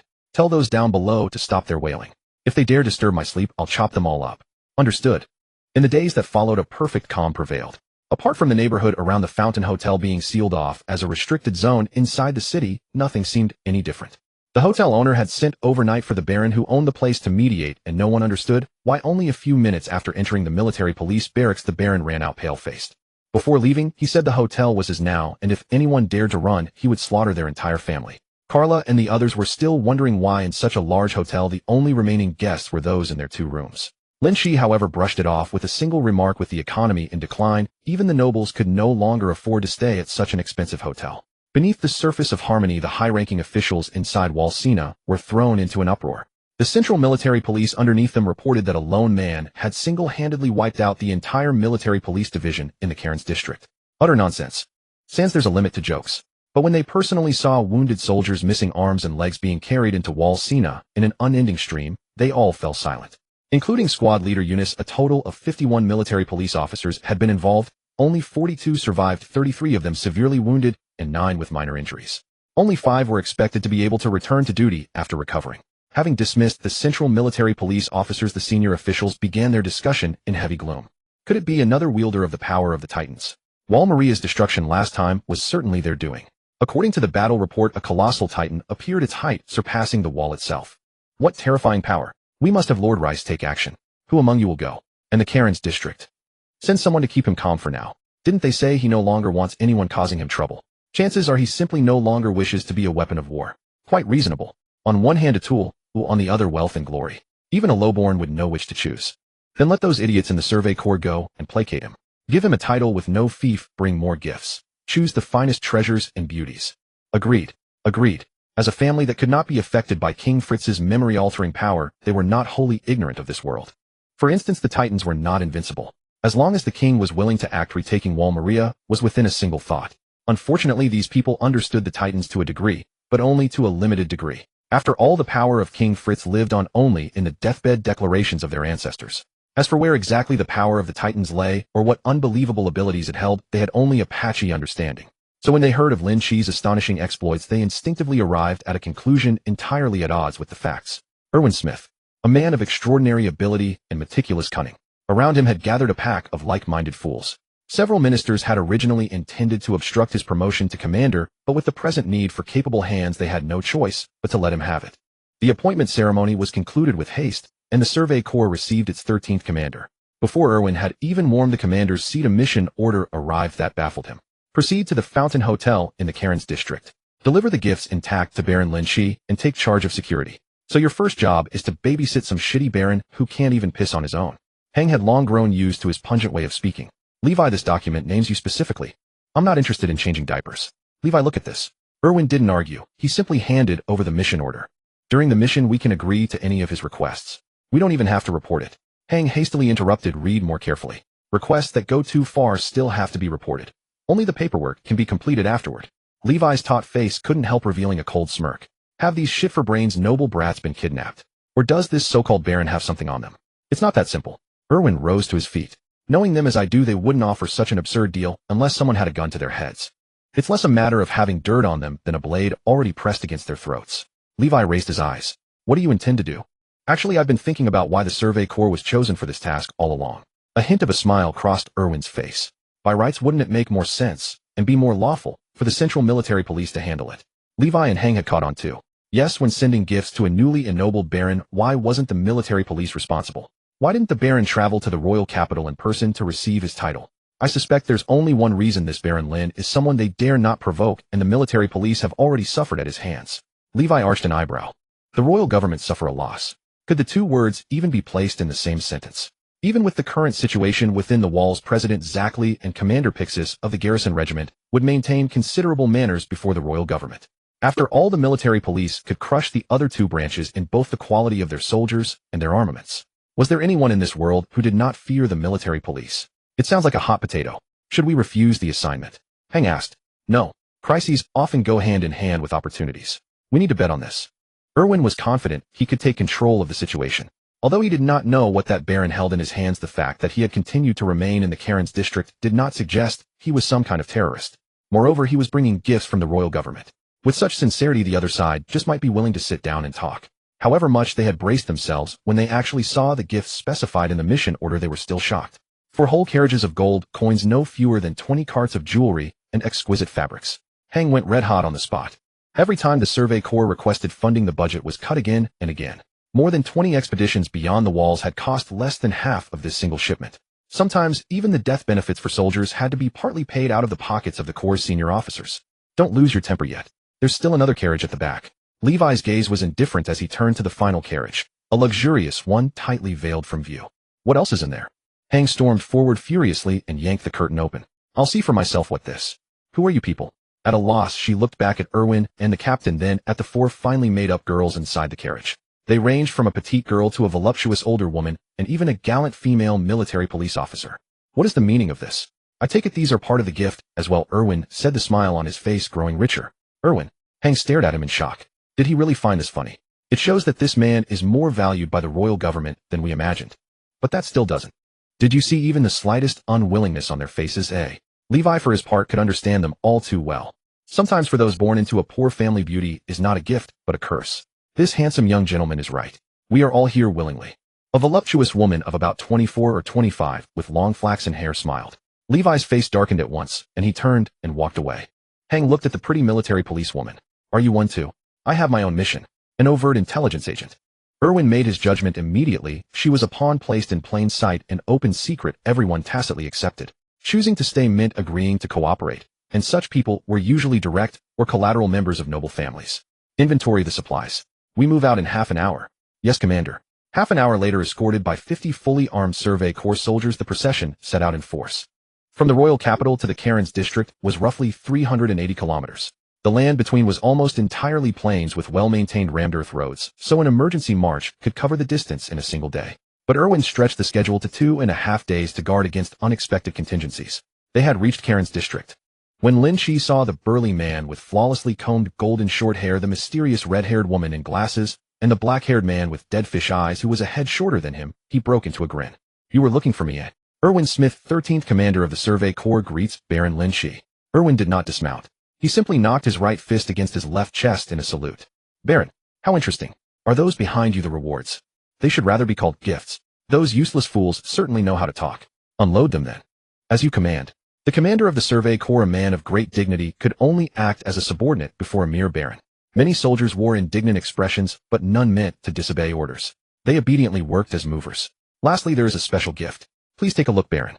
A luxurious carriage stopped before Lin Qi. The curtain was pulled aside and 4 women, each with a different striking kind of beauty, stepped down. Elsa, Wenna, Klaus, Hill. We greet the Baron. 4. Good. They certainly knew how things were done. Who said this King Fritz was bad? King Fritz was absolutely wonderful. Not bad. Lin Qi pointed at the eldest of them. Wenna, right. From now on you're their head. Take them upstairs and have Dorothy teach you the rules. Your lord will find you later. Yes, my lord. 4. Lin Qi was in excellent spirits. He looked at the absent-minded Erwin and the others. Let's talk in the reception room. They went to the reception room and took their seats as host and guests. The hotel owner, who had already accepted his fate, quickly slipped into the role of butler and had the maidservants serve tea, fruit, and pastries one by one. Lin Qi came straight to the point.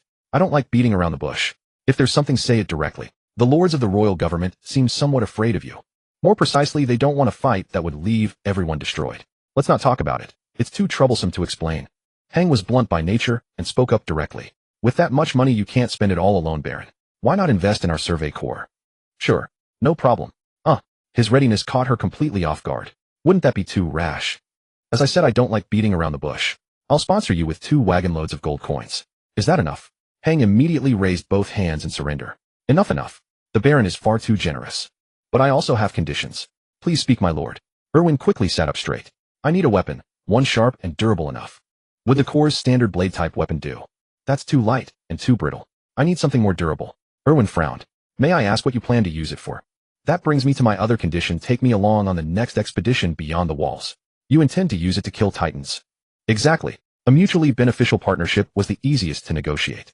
The Survey Corps needed Lin Qi's identity to secure funds from the royal government, while Lin Qi needed the Survey Corps to go beyond the walls and gain experience. After all, one pair of fists cannot withstand 4 hands. If he encountered a few Titans with bizarre movements, even a brush with them would leave him injured. Given Lin Qi's personality, When he saw an aggressive attacker, he went straight for the helmet, armor, rifle, chest, rig, and backpack, and when he saw someone in green trousers holding a gun, he chased him down with a vengeance. He would never take that risk. As soon as the royal government learned that Lin Qi had to request their efficiency shot to the highest level, in less than 5 days they delivered a long blade that met the requirements. The blade was forged from the same special steel as the core's standard blades, but afterward it received 2 additional tempering processes. While sacrificing some hardness, it greatly increased the toughness of the edge. At least it wouldn't chip after cutting through a few chunks of titanate flesh like the soldiers' blades did. 3 days later, the 26th expedition beyond the walls took place. This operation was exclusively sponsored by Baron Lin Qi. The mission objective was to travel southwest along Wall Rows, all the way to Trost District. The Baron had also made an outrageous demand. What do you mean he has to land the finishing blow? Can he even find the nape? He can't use ODM gear. Then what's he going out there for? To feed himself to the Titans? Don't tell me we're supposed to protect him. That's just ridiculous. Are nobles really this brave nowadays? The soldiers grumbled endlessly, but the senior officers remained quite calm. Not only had Lin Qi shown them a few moves before the plan was made. In Levi's words, it was not bad.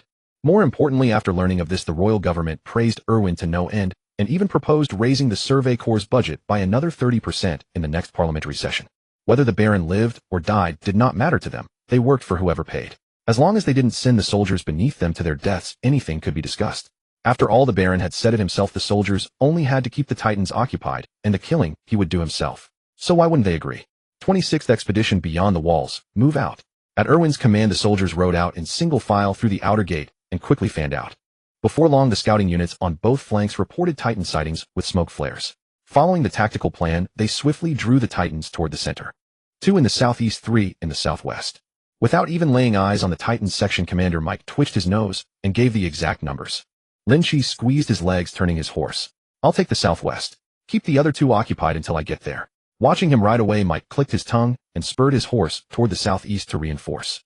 The scouting unit in the southeast was overjoyed to see Mike. Section commander Mike, keep your distance. No one is to engage the Titans head-on. We only need to wait for reinforcements. No sooner had he said that than Mike caught a strong Titan stench, a smell he knew all too well, the smell of evaporating Titan blood. He turned his head and was stunned.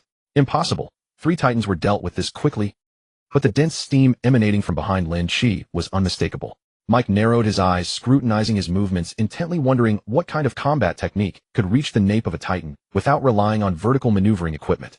Is he about to make his move? He widened his eyes and watched Lin Qi stand atop his horse. Then he vanished. Vanished? No, that's impossible. They are ahead. In the blink of an eye, the figure had already reappeared 20 meters away and soon vanished once more. Empowered by Hashirama's cells, Lin Qi could unleash the body flicker technique in rapid succession without the slightest concern for damage to the meridians in his legs. At full burst, his body flicker surpassed even Mike's dynamic visual limits, producing an effect akin to instantaneous teleportation.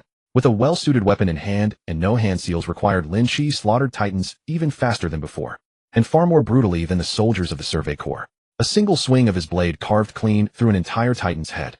The 2 Titans collapsed almost simultaneously, gradually dissolving into rapidly evaporating masses of unknown substance.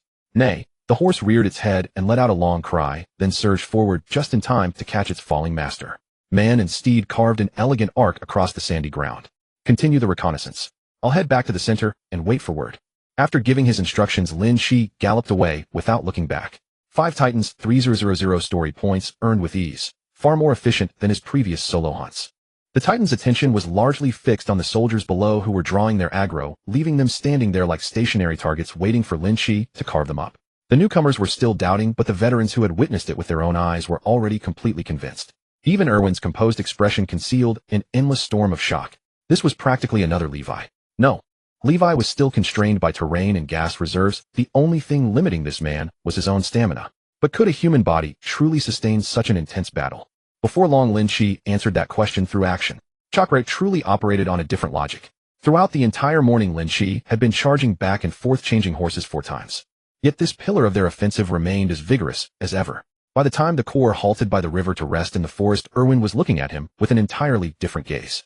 If you were to lend your aid, we could march light into Shiganshina district, seal the breach. Would Wall Maria be reclaimed? The colossal Titan kicked once that can kick again, Lin Qi said, dousing his hopes with a sip of water. You seem to know them quite well. In other words, the breach of the walls by the colossal Titan and the armored Titan was indeed a premeditated, deliberate act. Lin Qi nodded. There was no need to hide it. After all, I witnessed the fall of Shiganshina firsthand. The colossal titan aimed one kick at the outer gate, and the armored titan smashed through the inner gate with its body. Not a single extraneous attack. Every strike was aimed precisely at the wall's weak points. Confirming the suspicion in his mind, Erwin actually felt relieved. A race of intelligent titans was at the very least more logical than titans mysteriously appearing over a century ago and suddenly starting to devour humans. Is there anything else you wish to tell me? Lin Qi weighed the question for a moment, then ultimately shook his head. That's all. I'm hardly an expert on titan research after all. He had considered whether to partner with Erwin and capture the warriors from the hometown trio right away. But Reiner and Annie would be manageable. Berthold was the tricky one. Not only could the colossal titan serve as a nuclear deterrent, but Berthold was also a character with relatively little development in the original story. Yet he was an exceptionally gifted fighter, who knew what bizarre techniques he might have up his sleeve.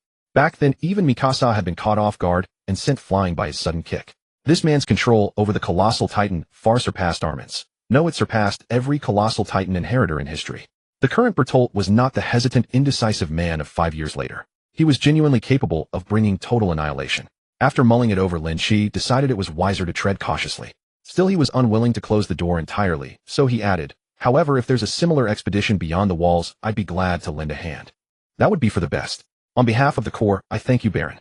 Although Erwin often wore an unyieldingly stern expression, he was thoroughly adept at the nuances of social grace. Half an hour later, the formation set out once more. Meanwhile, in the Trost district 150 kilometers away in the refugee camp, Mikasa had just beaten up a few thugs who had stolen Armin's black bread, and she held one out toward Eren. Eren, have something to eat. I'm not hungry. You eat it. Eren replied, weakly, turning over once more to lie down. Then I'll keep it for you. Tell me when you're hungry. Mikasa wasn't too worried. The hardest part was already over. Eren had gone from refusing to eat or drink at first to burning with rage, swearing to drive every last titan away. Then today, when he stood up for Armin, he had gotten his face thoroughly slapped down. With his frail build, he couldn't even fend off 3 street thugs, let alone drive out the titans. He was beaten black and blue before Mikasa arrived. By the time she showed up, even the thugs were tired of hitting him, and they said if he bowed his head, they'd give him back half his food. That was more humiliating than the beating itself. Eren loathed his own weakness and upon returning had lain in his corner in utter seclusion. Not far away in another corner, the atmosphere was tense and ready to ignite. Su Ning's eyes burned with fury as he glared at the Carls before him. I need a reasonable explanation. Explanation for what? Carl shot back without a second thought.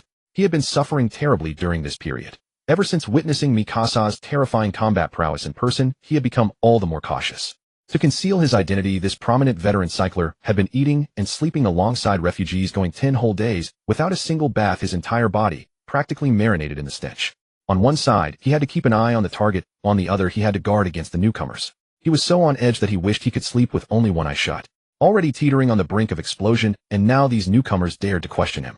He was irritated, but Su Ning was even more so. You've got the nerve to complain, eh? I worked my ass off to draw Mikasa away, and I told you to make your move immediately. Yet you let him get away. Damn it all. In his agitation, he even slipped into his native dialect. I should be the one asking you. How did Mikasa get back so fast? Weren't you supposed to hold her off for at least 10 minutes? She was back in less than 5. The two argued more and more heatedly, on the verge of coming to blows. Li Shu and Xiao Chong beside them quickly stepped in, each pulling one party back, seasoned hands at playing peacemaker. Over this period, those two esteemed gentlemen had developed a routine. A small quarrel every day, a big one every 3 days. And the two mediators had learned from experience. Never intervene right when the quarrel starts. Wait until a fight is about to break out, then each grab one of them, and they'd calm down soon enough. But this time, before the two could cool down, a commotion erupted outside. The outer gate is open. Could there be survivors? Damn it, we barely have enough food as it is.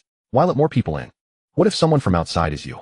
None of your business. If you're so full of compassion, go outside the wall yourself. Quit arguing. It sounds like the Survey Corps probably suffered heavy casualties again. It's because this bunch of incompetents that we lost Wall Maria. Shoo, keep it down.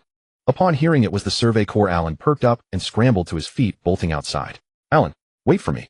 Mikasa hurried after him, clutching the dark bread. Contrary to what everyone expected, though the soldiers returning from beyond the walls were equally exhausted, there was a noticeable spark in their eyes. Casualties were scarce. The soldiers bore more dust and dirt than wounds. Erwin led the way at the front with Mike and Hang flanking him on either side, while Levi brought up the rear. The four encircled Lin Qi completely. Lin Qi's head spun like a top, scanning the crowd. Soon he spotted Alan perched on a woodpile, neck craned forward, the key still dangling around his neck. Excellent. Looks like Grisha took that step after all. I'll stay here for a while. Send someone to Karn district to bring my people over. Levi's face darkened. If you think we're some of those brain-dead officials in the royal government that you can boss around at, well, you're dead wrong. But I'm a better partner than them, right? Lin Qi chuckled, unfazed. He still maintained proper respect for the squad leader. He'd witnessed it firsthand beyond the walls earlier, Levi's terrifying speed in rescuing two subordinates who'd made positioning errors. Lin Qi had to activate his Sharingan just to track his movements. Simply put, while Lin Qi's body flicker technique exceeded Levi in straight-line speed in actual combat, with quick directional changes in tight spaces, Levi completely overwhelmed him. He could say with certainty that by Naruto's power, scaling Levi's taijutsu alone would rival any elite jonin. That was excluding his terrifying combat intuition, which from Lin Qi's perspective as an observer looked remarkably like someone fighting with everything unlocked. Lin Qi understood his own limitations clearly. His physical stats were high, but his combat skills were poor. He possessed vast chakra reserves, yet lacked matching powerful jutsu. It was like playing a roguelike and acquiring legendary relics without forming a functional build. Against regular enemies his stats carried him, but against bosses he dealt negligible damage. Of course Lin Qi had his own advantages. For instance, unleashing a full power wind release great breakthrough against the gate. Facing endless pure titans 1 Levi, or even 10 Ackermans, wouldn't suffice. Hearing this, Levi fell silent. Setting that aside, the royal government had already settled the Survey Corps' back pay and fallen soldier pensions the moment they learned the new Baron had been pacified. There was no way Levi would cross Lin Qi now. Rest assured, sir. I'll assign our finest squad to the escort mission. No harm will come to our guest. Erwin spoke as delicately as one coaxing a child. Terrified Lin Qi might leave in anger. After amicable discussions with the military police, Lin Qi moved into the district's most luxurious residence, a grand mansion provided by a royal capital merchant. After a lavish meal and bathing, he tallied the spoils from this operation. Throughout the journey, 69 titans of various types were eliminated, yielding 37950 plot points. Combined with his previous balance, Lin Qi now held 104604 plot points total. Since he hadn't yet cleared the 3 beginner dungeons, there were limited uses for his plot points.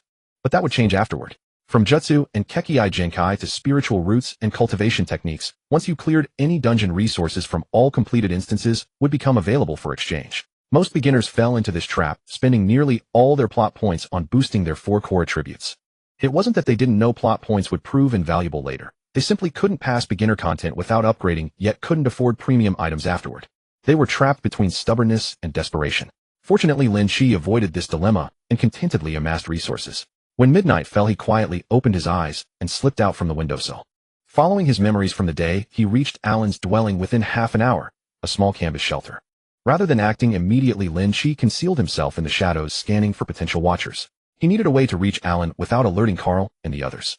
His greatest advantage lay in his knowledge of the plot and all its causes and consequences. This foresight was his leverage. If he lost it, he'd be as vulnerable as a lamb awaiting slaughter. The reason was simple: he hadn't inherited the original host's memories, leaving him nearly ignorant of this reality. Soon his target appeared. A hooded figure materialized on a neighboring rooftop, positioned to monitor Alan's shelter through a damaged window. Lin Qi crept closer and quickly identified the watcher. Li Shu, a fellow newcomer cyclic soul who had only completed one instance like him. Beneath his hood, Li Shu cursed under his breath while gnawing on dark bread from his coat. Eating this junk all day, it's hard enough to use as a hidden weapon. Can't you get something edible? Is robbing the rich to aid the poor really that difficult? He took another bite and reached for his water flask when a faint scraping sound echoed from behind. Who's there? Li Shu spun around, locking eyes with Crimson 3-Tomo Sharingan. I'll take your shift for an hour. Go rest. Alright, I'll definitely have your back next time you're arguing with Sister Suning. Lin Qi didn't bother watching Li Shu scamper away and quickly returned to the small shelter. As expected, Mikasa's silent warning hit him the moment he approached, a small face wrapped in scarves and blankets, expressionless, staring at him. Lin Qi feigned a greeting and tentatively cast a genjutsu. It sank without a trace as anticipated. The Ackerman bloodline could resist even King Fritz's memory manipulation. It stood to reason they'd shrug off his mediocre genjutsu. Makes sense. Mikasa, right? I need to speak with Alan about something. Do I know you? Alan rubbed his eyes. That's not important. I have a gift for you. Handing over a letter wrapped in a handkerchief, Lin Qi watched as Alan's eyes widened. This is the handkerchief. Chill. Don't tell anyone. If others know your wish, it won't come true. Everything's in the letter. With that, Lin Qi dissolved into smoke and vanished. Alan, that man doesn't seem trustworthy. Mikasa, keep a close eye on that handkerchief. There could be no mistake. This was Aunt Kalura's handkerchief. The frayed edges, worn thin from countless washings, had been mended by her more times than he could count. Mikasa's eyes widened. Then what I saw that day wasn't a hallucination. Aaron suddenly looked up. Weren't you just making that up back then to comfort me? At the time, overcome with emotion, he had even thrown a fit with Mikasa. He had seen with his own 2 eyes how their mother was devoured by that titan, yet Mikasa still treated him like a child, deceiving him with such pitiful lies. But now it seemed Mikasa might have been right after all. Quick, open the letter. The paper was light as a feather in his hands, yet it felt heavier than lead. Aaron's trembling hands slowly unfolded the paper. Alan, Trizuka, are you two doing all right? Carla's handwriting was rather crude, with numerous misspellings interspersed throughout. The two read it carefully, afraid of missing any important details. From the letter, they learned that on the day the walls of Shiganshina district fell, when their mother was about to be devoured by a titan, a youth named Lin Qi had descended from the sky. He successfully rescued her, but in order to care for her injured leg, the two missed the opportunity to retreat, with the main force to Wall Rose. After she recovered, Lin Qi took her on a long detour through Titan territory, successfully saving two other survivors, and after several days they finally reached the Karen's district. Was that Lin Qi the person just now? I have a feeling he's not a good person, Trizuka couldn't help but remark. Even if there's only a 1 in 10,000 chance, I have to go see for myself. Alan tightened his grip on the letter. Their mother wrote that she would come to the Trost district in a few days to reunite with them, and also urged him to show respect to his benefactor. Let's go discuss this with Armin. He's quick-witted. Alright, we'll go first thing tomorrow morning. To prevent unrest, children without adult supervision were managed separately. An iron gate separated them and was locked after dusk. Li Shumi dozed off briefly, only to jolt awake from her dream an hour later. Time to change shifts. Carl really is a good person, but Sister Su Ning must not find out about this, or I'll be reprimanded. On the other side, Lin Qi also returned to his bedroom and immediately fell asleep under the covers. Days slipped by swiftly. Carla arrived at the Trost district with Amy Dwalawaxi and 4 newly appointed maids. As soon as they met, she eagerly asked about Alan's condition. I've already seen him. Rest well, and I'll bring him to you tonight. Can't I see him now? Carla wore an expression of restless impatience. Lin Qi chuckled and comforted her. There are too many people watching us. It's far too conspicuous during the day. Good things are worth waiting for. You've waited a month already, a little longer won't matter. Alright then. I'll go back to my room and rest first. Very well. Just follow my arrangements after dinner. After seeing off Carla, Lin Qi summoned the estate steward and instructed him to arrange a lavish banquet. He then strolled over to the Survey Corps branch. These past 2 days he had been pondering what to do once he obtained Alan's spinal fluid. The most valuable asset would undoubtedly be the Titan power within the bodies of the trio from his hometown. However, the issue was that he had been closely observing them recently. Annie was nowhere to be found all day, while Bertolt and Reiner were inseparable, sticking together like conjoined twins. After much deliberation, the best approach was to infiltrate the training corps alongside them. This body was slightly older than Alan's, currently 14 years old, which fully met the enrollment requirements for trainees. Of course, given his current status, he could join even as an adult, but that would attract far too much attention. Beyond the three's Titan powers, taking advantage of the newcomer bonus to eliminate more mindless Titans was also of paramount importance, which inevitably required dealing with the Survey Corps and their fondness for expeditions beyond the walls. So during this time, Lin Qi frequently sought out Hang. Don't misunderstand. He had no interest in a woman like Hang, who appeared rough on the surface, but was actually quite sensitive inside and treated Titans like idols. The main reason was that within the Corps, she was the easiest to get along with. Ever since Lin Qi agreed to help her capture a live Titan, Hang had already treated him like a close brother. Before he even reached the office, he saw Hang rushing toward him in a frenzy, grabbing his hand firmly. You promised to help me catch a Titan, right? Well, I did say that. But didn't Erwin mention waiting for the next operation? Lin Qi awkwardly withdrew his hand. Good heavens, her hands were rougher than sandpaper, nearly scraping his skin off. Let's head out right now. 2 people can handle it. I've developed a Titan capture device. As long as you chop off their limbs first, I can easily net it. Wait a moment. Lin Qi quickly stopped her. With just the 2 of us, how are you planning to bring the Titan back? Let's be clear up front. I can't guarantee I could carry a Titan and still run. That is indeed a major problem. It seems we'll still need a new type of transport. Hang rubbed her chin, muttering to herself as she retreated to her office. This girl was completely immersed in her Titan research, oblivious to the world around her. It seemed today was not a suitable day for networking. To avoid Hang coming up with some new whimsical idea and involving him, Lin Qi decided it would be better to return and rest. Time swiftly passed until evening. The entire manor was adorned with lanterns and decorations, especially the enormous terrace on the 2nd floor, where oil lamps and candles were arranged abundantly, illuminating everything like broad daylight. A massive long table was laden with delicious food. Cakes, desserts, roasted meats, bread, fruits, and honey wine, all available. 2 chefs stood nearby, responsible for preparing dishes fresh on the spot. I noticed the kitchen started bustling since this afternoon. So it was you, little Lin Qi, who arranged all this, Carla said with a smile. Isn't it so you and your family can properly gather? The refugee camp can barely fill your stomachs nowadays. When will Alan and Trizuka be coming? Don't worry. Let me have a bite first, and I'll personally go fetch them shortly. Wouldn't that be too much trouble for you? Lin Qi stuffed a piece of sausage into his mouth and took a sip of honey wine. What are you saying? We're practically family. Feeling about 60% full, Lin Qi rose from his seat. Wait here. If you get hungry, have some snacks. I'll be back in half an hour. Thank you for troubling yourself. Under Carla's gaze, his figure disappeared into the darkness. Alan was extremely nervous. The appointed time to meet the mysterious person had arrived. Since 3 days ago, he hadn't dared to close his eyes at night, fearing he might miss the chance to reunite with his mother. Today was no different. Whenever he felt hungry, he drank water, and stubbornly stayed awake sitting in the shed. Alan, let me keep watch. You sleep for a while. No need. I can't sleep anyway. But you haven't slept at all since last night. Your body can't withstand it. I said no. Aaron was still that hot-tempered child who loved throwing tantrums. Lin Qi casually cast an illusion at the lurking Li Shu, then headed toward Aaron's shabby hut. Oh, all three little ones are here. It's you. Where's my mom? Aaron jerked upright, startling Armin, who had been dozing beside him. Carla is waiting. Come with me, Lin Qi said, turning around. As expected, he was called to a halt. Wait. Armin rubbed his reddened eyes. We need to know your intentions. I won't hide it from you. I need something from Aaron, Lin Qi said, pausing slightly before adding, and from Mikasa too. What is it? There's no rush. After you meet them, you can decide whether to agree. I promise I won't force you. How about that? Armin frowned deeply. Though only 10 years old, he was already quite shrewd and courageous. Why should we trust you? Lin Qi didn't look at him, but at Aaron behind him. Want to take a gamble? Fine. I'm going with you. Aaron. Mikasa instinctively tried to hold him back. I might regret going, but if I don't go, I'll regret it for the rest of my life. With that, Aaron resolutely followed Lin Qi. His two companions gritted their teeth and fell in behind. They avoided the patrolling garrison regiment all the way and arrived outside the mansion where Lin Qi was lodging. Grab my hand and don't let go. What? Before the three could react, they were brought up to the roof of a tower. From this angle, they could clearly see Carla pacing anxiously on the second floor of the mansion. Aunt Carla. The two of them cried. Mom. The three instinctively lunged forward and nearly fell off. On the opposite side, as if she had heard something, Carla abruptly stood up and looked toward the tower. Unfortunately, beyond the balcony stretched an impenetrable black night, and she couldn't see a thing. She shook her head helplessly and muttered, I must be hallucinating again. She sat back down. Now let's talk about payment. Lin Qi retrieved a veterinary injection syringe from his wristwatch and grinned. Aaron gritted his teeth and rolled up his sleeve. Come on. Even if you drain every drop of my blood, I want to see my mother. Take my blood. Let me go in Aaron's place. Mikasa stepped forward as well. Don't rush, don't rush. There's plenty for everyone.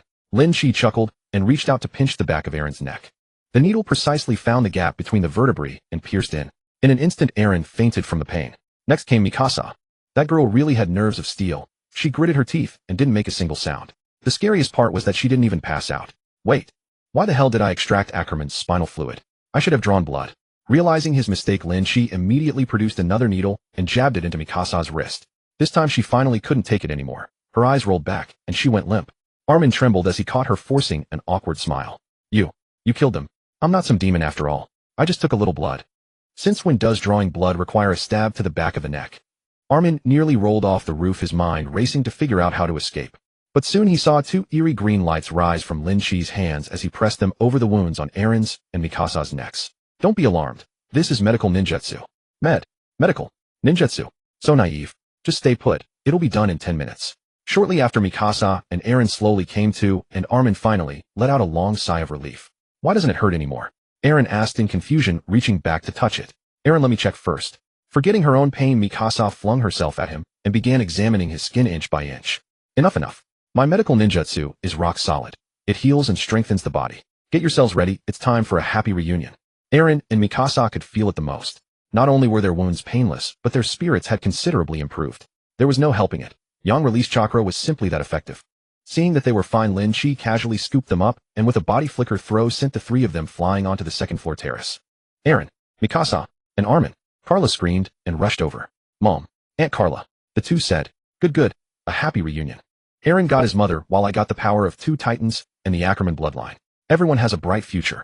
Lin Qi lay on the bedroom bed, cheerfully viewing the feedback on his wristwatch. Founding Titan X Attack Titan Spinal Fluid Residual S Rank Unique. Can be split with 5000 plot points. Can be fully restored with 300 plot points. Founding Titan. Each Titan transformation costs 200 plot points to generate a Titan body. Grants limb regeneration, consumes plot points, LD and physical enhancement, and spirit attack 30. Attack Titan. Each Titan transformation costs 200 plot points to generate a Titan body. Grants limb regeneration, consumes plot points, LD and physical enhancement, and spirit resistance 30. Spirit attack and resistance are self-explanatory. Together, they form the complete spirit attribute among the four-dimensional attributes. In other words, each was a castrated version of the other. But from another angle, using them together could directly add 30 points to the spirit attribute. That was somewhat ridiculous. Above 10 points, the exchange rate was 50 plot points to 1. Above 20, it became 100 to 1. Above 30, 1500, and so on. It could only be described as the beauty of inflated numbers. The accompanying LD and physical enhancement was also no joke. With the terrifying acceleration of the ODM gear, even Captain America would throw out his back. Limb regeneration was even more obvious, an absolute life-saving god-tier skill. Its versatility even surpassed the Orochimaru-style substitution jutsu, which required a huge amount of chakra. The limb regeneration granted by Ancestor Ymir worked by restoring blood through breathing. Seeing such an outrageous effect, Lin Qi quickly abandoned any thoughts of offloading a large quantity. If handled carelessly, this thing would only dig a pit for himself. Based on the info from his wristwatch, each Titan power had different characteristics. The only Jaw Titan spinal fluid that circulated on the market either boosted speed alone or added very little agility, which was why the three major guilds didn't take this dungeon seriously at all. They only sent a guy named Cows. When he tapped open the unique in the first bracket, he was overjoyed. Unique, this resource will no longer drop in any form during this dungeon instance. He was now determined to give Eren another injection no matter what, otherwise it wouldn't live up to the description. At that moment, Eren had no idea he was being targeted again, still bathing in the joy of being reunited with his mother. At Carla's invitation, the three kids devoured the delicious food on the table like a whirlwind. They had truly suffered a lot during this time.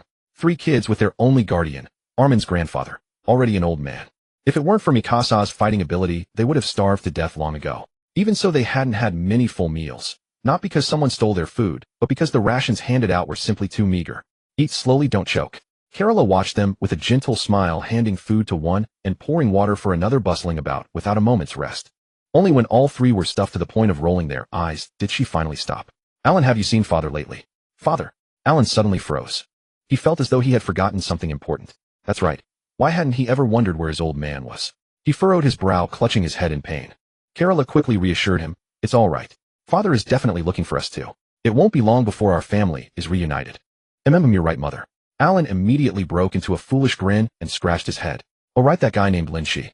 Alan, you must show respect to mother's benefactor. Call him Baron. What that guy is a Baron. Armin and the others were stunned as well. That fellow, not much older than themselves with an infuriating grin, was actually a noble. That's right. For his tremendous achievements, the royal government bestowed upon him the title of Baron. Lord Lin Qi is truly remarkable. Otherwise he couldn't have saved you from the Titans, right? Armin keenly seized upon the key point. Kerala pursed her lips in a smile. Yes, leading three women with no combat ability across the entire Titan territory. That is a feat only the Survey Corps could accomplish. Alan's eyes sparkled as he listened. Mother, I want to join the Survey Corps too.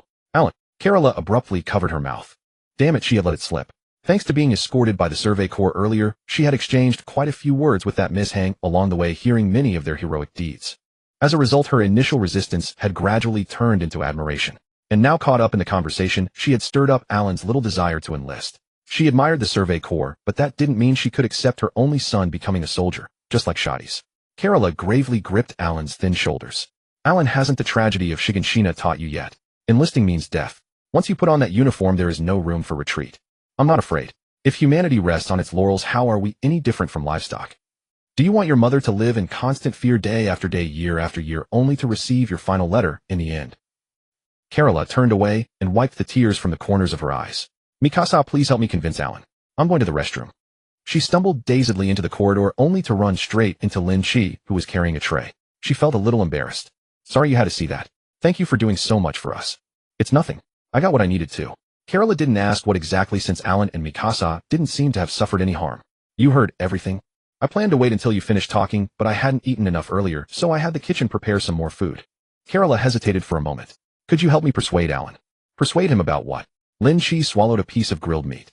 Blocking a river never works as well as channeling it. Alan doesn't strike me as someone who can be easily talked out of something. Then what should I do? My husband said the same thing back then. Let me tell you a story. When I was little, there was a kid in my village who snuck off to swim and drowned. The river was calm, barely, even up to his neck. Kerala listened attentively. And then, then my mother decided I should learn to swim. Every evening she took me to the shallows ready to dive in and save me at any moment until I finally learned. Aren't you an orphan? No. Are you insulting me again? Lin Qi's face darkened. What I mean is, rather than waiting for him to sneak off into Titan territory when no one's watching, it's better to have him undergo professional training. Only by knowing the terror of the Titans can one truly learn to revere them. You mean? Let him join the training corps. Lin Qi ate the last fried egg and shoved the plate into her hands. Don't worry, I'll look after him.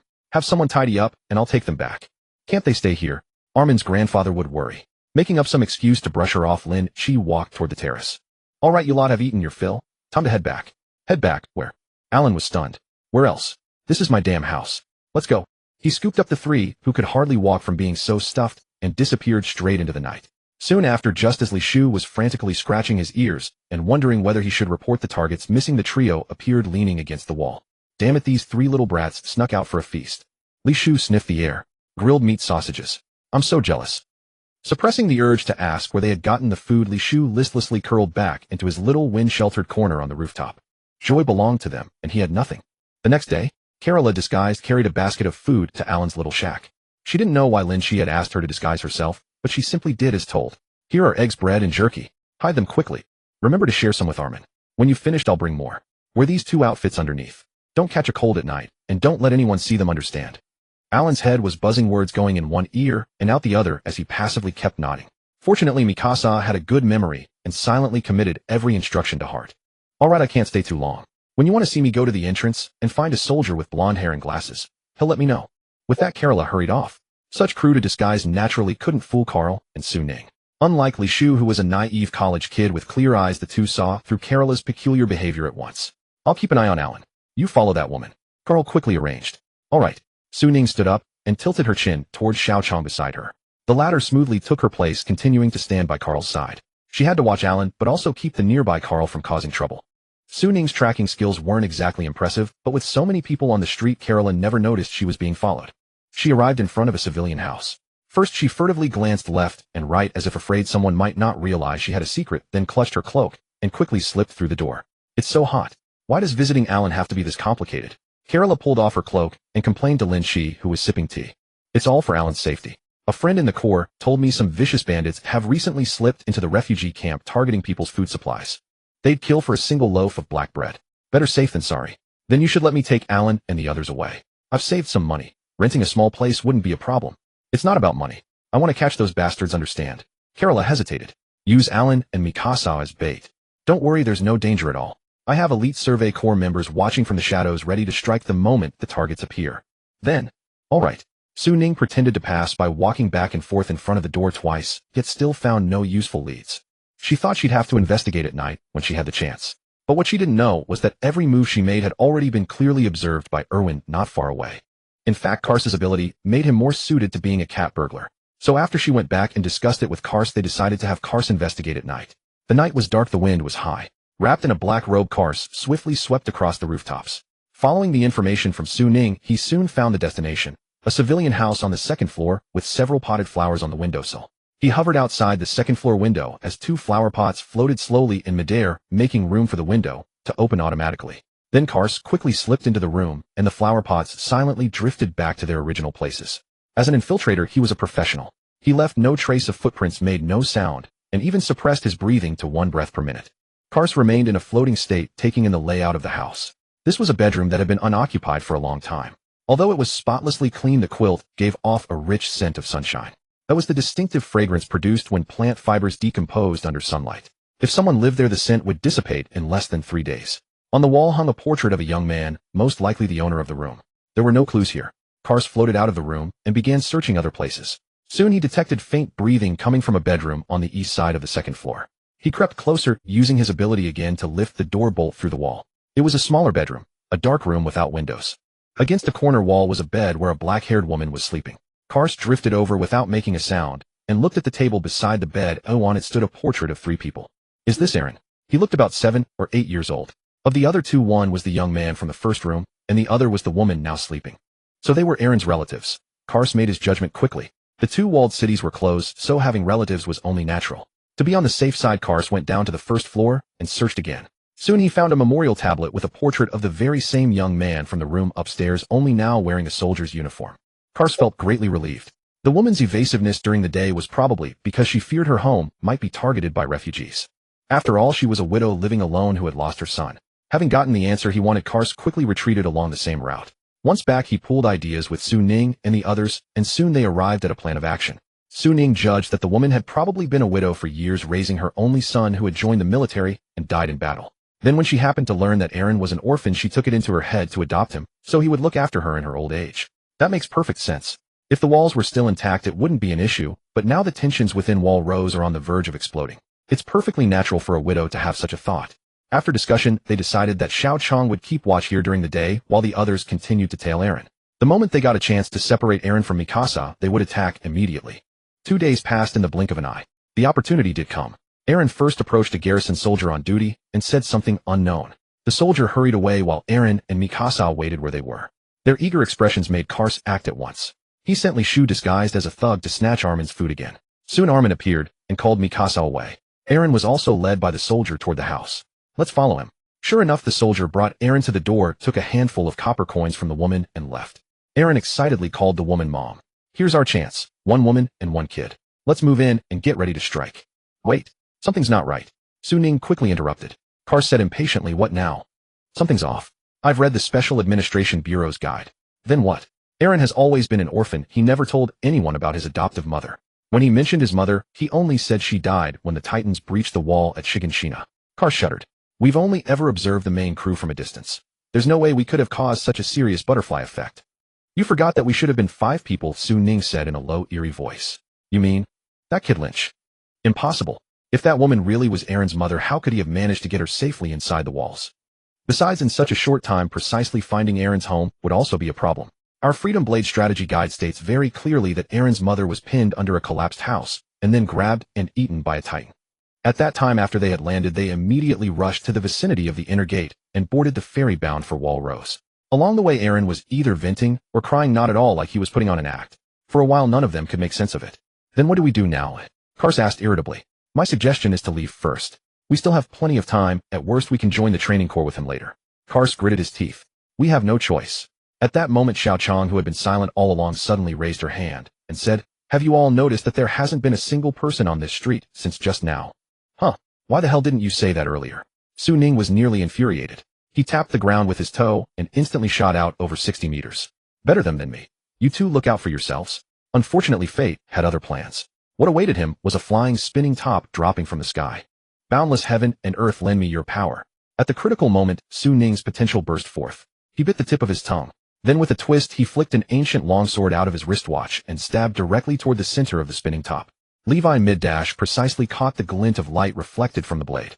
He adjusted his posture in an instant, and the gas nozzles of the omnidirectional mobility gear on his back tilted abruptly. His entire body, like a streak of flowing light, veered away from the flying sword. Then he swung his blade upward. Clang. Like a bronze bell struck, a dull, booming sound rang out. Su Ning blasted away like a cannonball, crashed into a roadside stall, smashing it to pieces. On the other side, Kars didn't get off easy either. He had barely risen 2 meters into the air before Hang and Deputy Squad Leader Moblet intercepted him, and he fell flat on his face. Xiao Chang, frightened out of her wits, was completely unharmed, only to have Mike hold a blade against her neck. Don't do anything that could make me misunderstand. If you understand, answer. Okay. Though the fight ended quickly, Erwin, standing above, had seen everything clearly. These people possessed a power he had never seen before. Flight, and that woman who took blades with her bare body. Hang watched for a counterattack. Levi needed no reminder. He had already replaced his dulled blade at the first moment. The feeling of a blade sinking into flesh was all too familiar to him. The earlier hit had been more like striking an anvil. The moment Erwin finished speaking, Kars, who had been lying on the ground feigning death, moved instantly. With a posture that completely defied classical mechanics, he stomped into the air and slid forward like a skateboarder.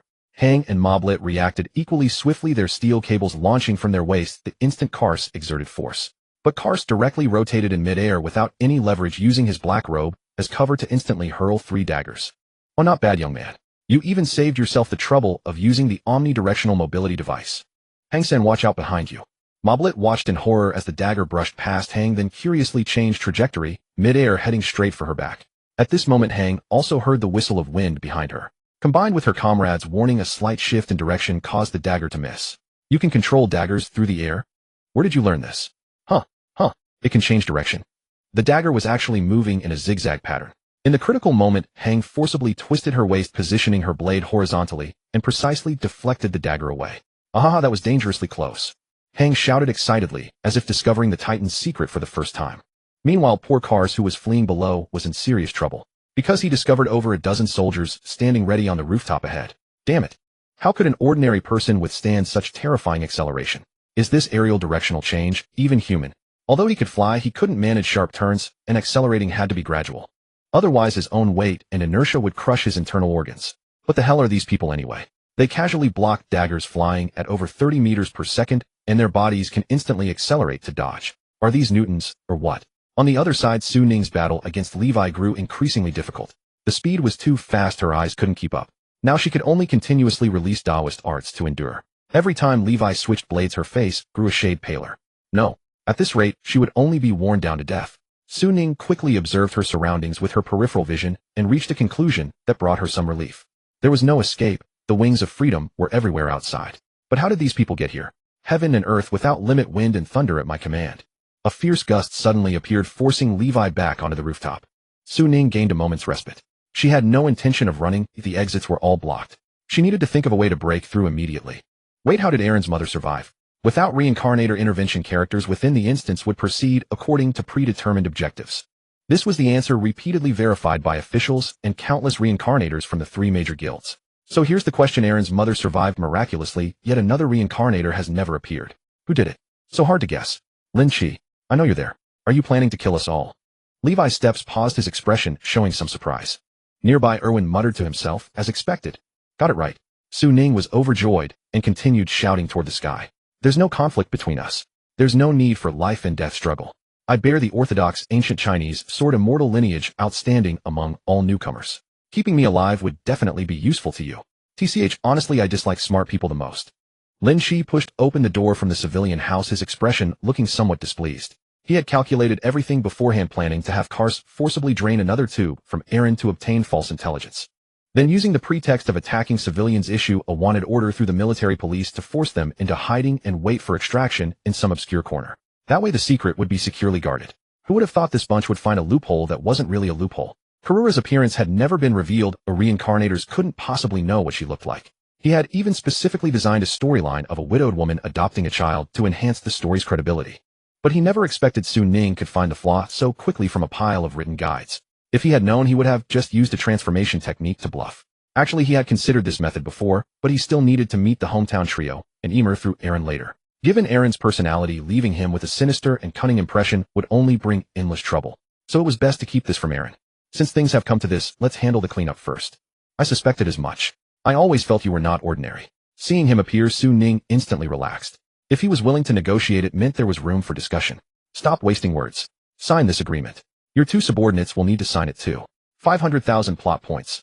I understand not revealing any information about this instance, but why can't your information be disclosed either? Don't you want to become famous? Isn't that obvious? Why would I want to become famous? Su Ning was amazed. If you don't become famous, how would the 3 major guilds come recruiting you? How would the Special Management Bureau offer you favorable terms? Lin Qi suddenly felt he might have fallen into a misconception. This world doesn't seem that dangerous. Reincarnators don't seem to prefer hiding their identities. But is this right? That's not how transmigration novels write it. You should first disguise your identity, then develop covertly. Only at the end, when everyone is at a loss, should you emerge to astonish the world. Then the beautiful investigator and the stunning female guild leader would fall for you at first sight. But that's not how the trope works. I like keeping a low profile, okay? Sign the paper quickly. My patience is limited. Fine, I'll sign. Signing right now. Su Ning, being pragmatic, didn't dwell on the matter of 500,000 and quickly signed the agreement through her wristwatch. Shall I go call Kars to sign as well? Sign his ass, he's doomed to die. Lin Qi wasn't exactly a good person. He might not have the heart to harm his compatriots, but fate had it that Kars was a foreigner. He directly teleported near Kars. Hang and Moblet also ceased their movements and stood on the rooftop when they saw him approaching. I got the gist of it. I'm willing to sign the agreement. Then it's bad. You didn't hear the whole story. What do you mean? Kars was stunned. Go tell that to my Sharingan. Suddenly Kars felt the entire sky darken, then a pair of massive 3-tomo Sharingan eyes dominated the heavens. Fuck. I'll fight you to the death. He quickly controlled the daggers to take flight, then pointed them toward where Lin Qi stood, instantly spraying a burst of blood. And from Hang and the other's perspective, this man directly controlled the daggers to impale himself through and through. What does this mean? Suicide out of guilt. It was just attempted murder and resisting arrest and not worth it, right? Such a bizarre scene made Erwin's pupils contract. He finally understood what the royal government was afraid of. Not his power comparable to the Ackerman's, but this eerie method of controlling thoughts. The outcome was right, but the process by which he arrived at it was wrong. Then again, he could hardly be blamed. No matter how sharp one's intelligence, no one could guess that something like the power of the Titans existed in this world. Lin Qi, for his part, was not afraid of being exposed. In the first place, even if he told the story, not many would believe it, and those who did would likely take it as the same kind of power King Fritz possessed. All right, job done. Lin Qi clapped his hands as though he had just crushed a chicken underfoot. Hey, you there? Come over and sign the agreement. Shortly after, Xiao Chang, pale with fright, and Li Shu, who had only just woken from his coma, signed the agreement and then obediently fell into line behind him. Su Ning lagged half a step behind and could not help asking, how did you do it? How did I do what? The dungeon identity. Why are you able to command the Survey Corps? By all rights, newcomers can't buy identities. Lin Qi looked at her with a strange expression and gestured at the soldiers around them. Out loud. Just like that. Haven't you heard of cognitive shielding? In their eyes, we're simply having a normal conversation. Oh, it's that miraculous. He turned at once and asked, Erwin, do you know what we were just talking about? Wheat ale. I'm afraid I haven't studied alcoholic beverages much. Perhaps you could ask someone else, Erwin said with a shake of his head. Su Ning stared at him in bewilderment. How do you not even know that? You all knew. Lin Qi turned to look at Li Shu and Xiao Chong. Both nodded hastily. It was covered in the general course, and it's in the textbook too. Brother Lin, were you spacing out in class? Lin Qi's mouth twitched. You guessed it. I never really saw eye to eye with the teacher. Back inside the house, Aaron was doing battle with a huge basin of rice, while Carla, wearing an apron, sat nearby laughing. When she saw people enter, she quickly rose to greet them. Was the man caught? Aaron keeps wanting to go out and watch the excitement. That child is far too curious. Of course. If I go myself, how could anyone get away? Lin Qi shot Erwin a meaningful glance. Erwin caught on at once, and added the criminal was a boy of 14 or 15. Since he resisted arrest with a weapon, he was slain on the spot. Good heavens, how dangerous. The thought that such a ruffian had been after Aaron sent a chill through Carla. Little Lin Qi, could I take Aaron and the others to stay at your place? Aaron was not happy about this at all. Mom, can't we rent our own place? Child, can't you show even a little gratitude? Carla grabbed Aaron by the ear and chided, Brother Lin Qi has helped us so much, and you're the one making a face. Aaron hastily dodged, rubbing his ear with a look of constipation. Whenever he thought of that huge syringe from the other night, every hair on his body stood on end. Man, it had been several times thicker than the needles his father used, though for some reason there hadn't been a single wound afterward. But the pain it had brought was something he could never forget for the rest of his life. So he could only stand up, bow with an aggrieved expression, express his thanks, and ask that his family be taken in. Aaron might not have been quick-witted, but he was no fool either. Living in the refugee camp meant worrying all day. How could that compare to the safety of a noble's mansion? Even if he had no fear for himself, he had to think of his mother and Mikasa. Lin Qi naturally had no objection. Not only did he want to deepen his bond with Aaron over this period, he also wanted to see whether he could lay his hands on the warrior trio's spinal fluid ahead of schedule. He nodded and agreed at once. My house is rather large, so you're welcome to stay. If you get tired of playing, just go to sleep. No problem at all. A squad of soldiers accompanied the mother and son back to the refugee camp to fetch the others while Erwin and his people took their leave. For a moment, only the 4 reincarnators remained in the room. Su Ning could not wait to break the silence. You still haven't told me how you obtained your identity. You asked too many questions. Remember your position. Right now you are a prisoner. Lin Qi pondered briefly, then said, I'll have Erwin issue you a pass. Go wherever you please, but don't interfere with my plan again. Wait. Su Ning hastily cut in. How about we form a party? From now on we'll listen to you. With your personality, you'd never want to be subordinate to anyone, so treat this as an early rehearsal for future team dungeons. Yes. We'll be very obedient. If you tell us to go east, we won't go west. The 2 newbies chimed in at once. There were team dungeons too. On closer thought it made sense. But he could only dwell on it for a moment because it quickly occurred to him that he didn't seem to need teammates. With complete knowledge of the plot, and such an overwhelming head start, needing teammates would make him no different from garbage. It was like playing a MOBA 10 minutes in your 3 full items ahead of the enemy, and if you still can't 1v5 you might as well just die. So Lin Qi shook his head immediately. No need. You don't meet the bar I set for teammates. What doesn't meet your bar? This is only my 3rd dungeon, and my strength is already no worse than an ordinary veteran reincarnator. Any organization would consider me a key talent. Su Ning immediately retorted. Lin Qi gave her a once-over. A face that had little to recommend it, a figure as flat as a board. You. What's with that look? Su Ning blushed furiously and shielded her chest. This is the body the reincarnation space gave me, damn it. Not my real body. Heaven above distinguished the loyal from the treacherous. What a monumental injustice. Su Ning considered herself not top-notch, but she still had curves where curves should be and a backside that popped. When in her life had she ever suffered such utter humiliation? I'm talking about your true self, Lin Qi said, without sparing her any face. He gestured with his lips toward Xiao Chong behind them. At least she's a bit better. It was the truth. Xiao Chong, whether in her original form or her current one, had far more feminine charm than Su Ning. That didn't really come down to figure. It was like the difference between Mitarashi Anko and Yuhi Kurenai. To say Anko had no assets would be unfair to her, but a man's other head never errs. The winner was definitely Yuhi Kurenai. You insulted my strength, and now you insult my figure. I'll go to war with you. Su Ning, maddened by rage, jumped to her feet and was ready to fight. Don't be so shameless. Lin Qi's aura detonated outward, and his eyes were instantly replaced by 3 Tomo Sharingan. The hairs on the back of Su Ning's neck shot up like a startled cat. Her thoughts ground to a halt, and ice crept through her hands and feet. The last time she'd felt this way was in the previous dungeon, facing the Black Mountain Old Demon of Lanrua Temple. Su Ning immediately flew into a rage. Thud! She dropped to her knees. Big brother, I was wrong. Even Lin Qi was caught off guard. Since she had already knelt and begged for mercy, wouldn't it be improper to strike her? First tell me what you did wrong. I was wrong to think I was so important. I was wrong to bargain with you, big brother. I shouldn't have lost my temper at you. You sparing me is already an immense kindness, and I didn't even know what was good for me. You're a goddamn talent, aren't you? That was a thorough summary indeed. Lin Qi pondered for a long time, but could not find anything to add. Then take them, and leave quickly. Su Ning's eyes darted around, and he immediately dragged the other two over to kneel down. Big brother, have mercy, and give us a way to live. Lin Qi raised an eyebrow. Didn't I just tell you to leave? Isn't that giving you a path to survival? That's different. Without the rewards from this instance to strengthen ourselves, we'll be sitting ducks in the next one. No better than dead. Then shall I just kill you all now? No. Big brother, it's not worth losing so many plot points for us. Su Ning immediately clung to his pant legs, while Xiao Chong refused to be outdone, crying even more bitterly. Li Shu, seeing no room left, instinctively glanced between Lin Qi's legs, only to be glared back at. Lin Qi was almost laughing from indignation. Fine then, I'll give you a chance to earn rewards. But you follow my orders, understood? Clear. Understood. Pawns handed to me on a silver platter. If I don't use them, that would be impolite. Lin Qi happened to be planning to test Annie's combat power with them anyway. For all their young age, the trio from the homeland were actually professional soldiers who had undergone years of special forces training. From combat techniques to infiltration skills, they were unmatched by ordinary people. Reiner and Berthold were stuck together like glue, as if they couldn't even bear to be apart while relieving themselves. Only Annie preferred to act alone. Lin Qi did not want to provoke someone like Xiao Bei. That was courting disaster, but Annie might be worth testing.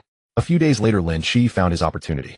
Annie had strayed from the group, once more her whereabouts unknown.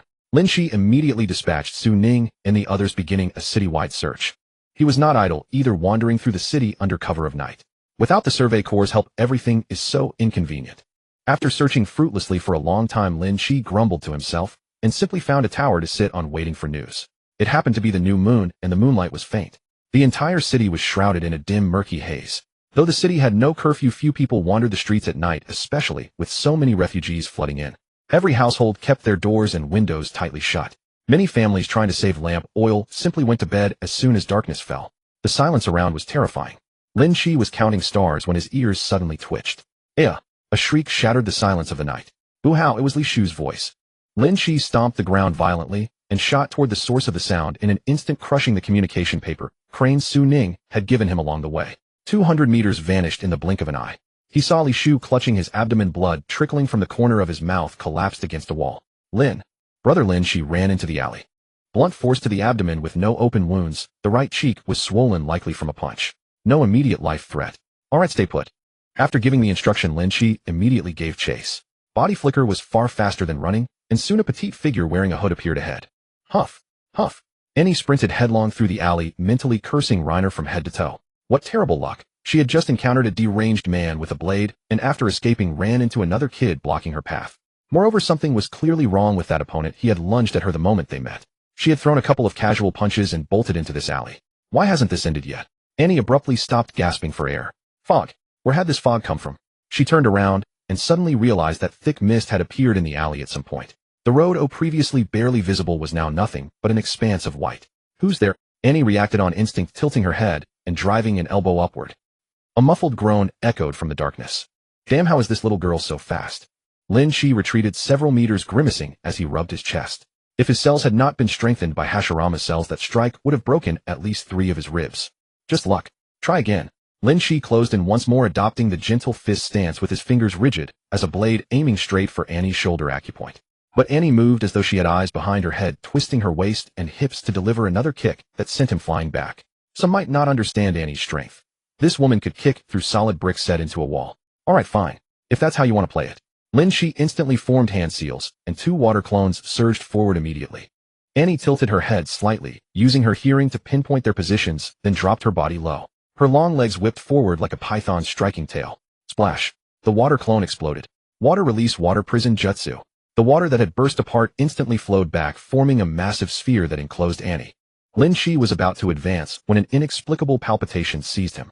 Without thinking, he activated body flicker and vanished from his spot. Screech! A streak of yellow lightning flashed through the darkness, striking the water sphere. Then a gigantic arm grew out from within. It first slapped apart the clone maintaining the water prison, then gathered force and hurled a devastating punch toward Lin Qi's position.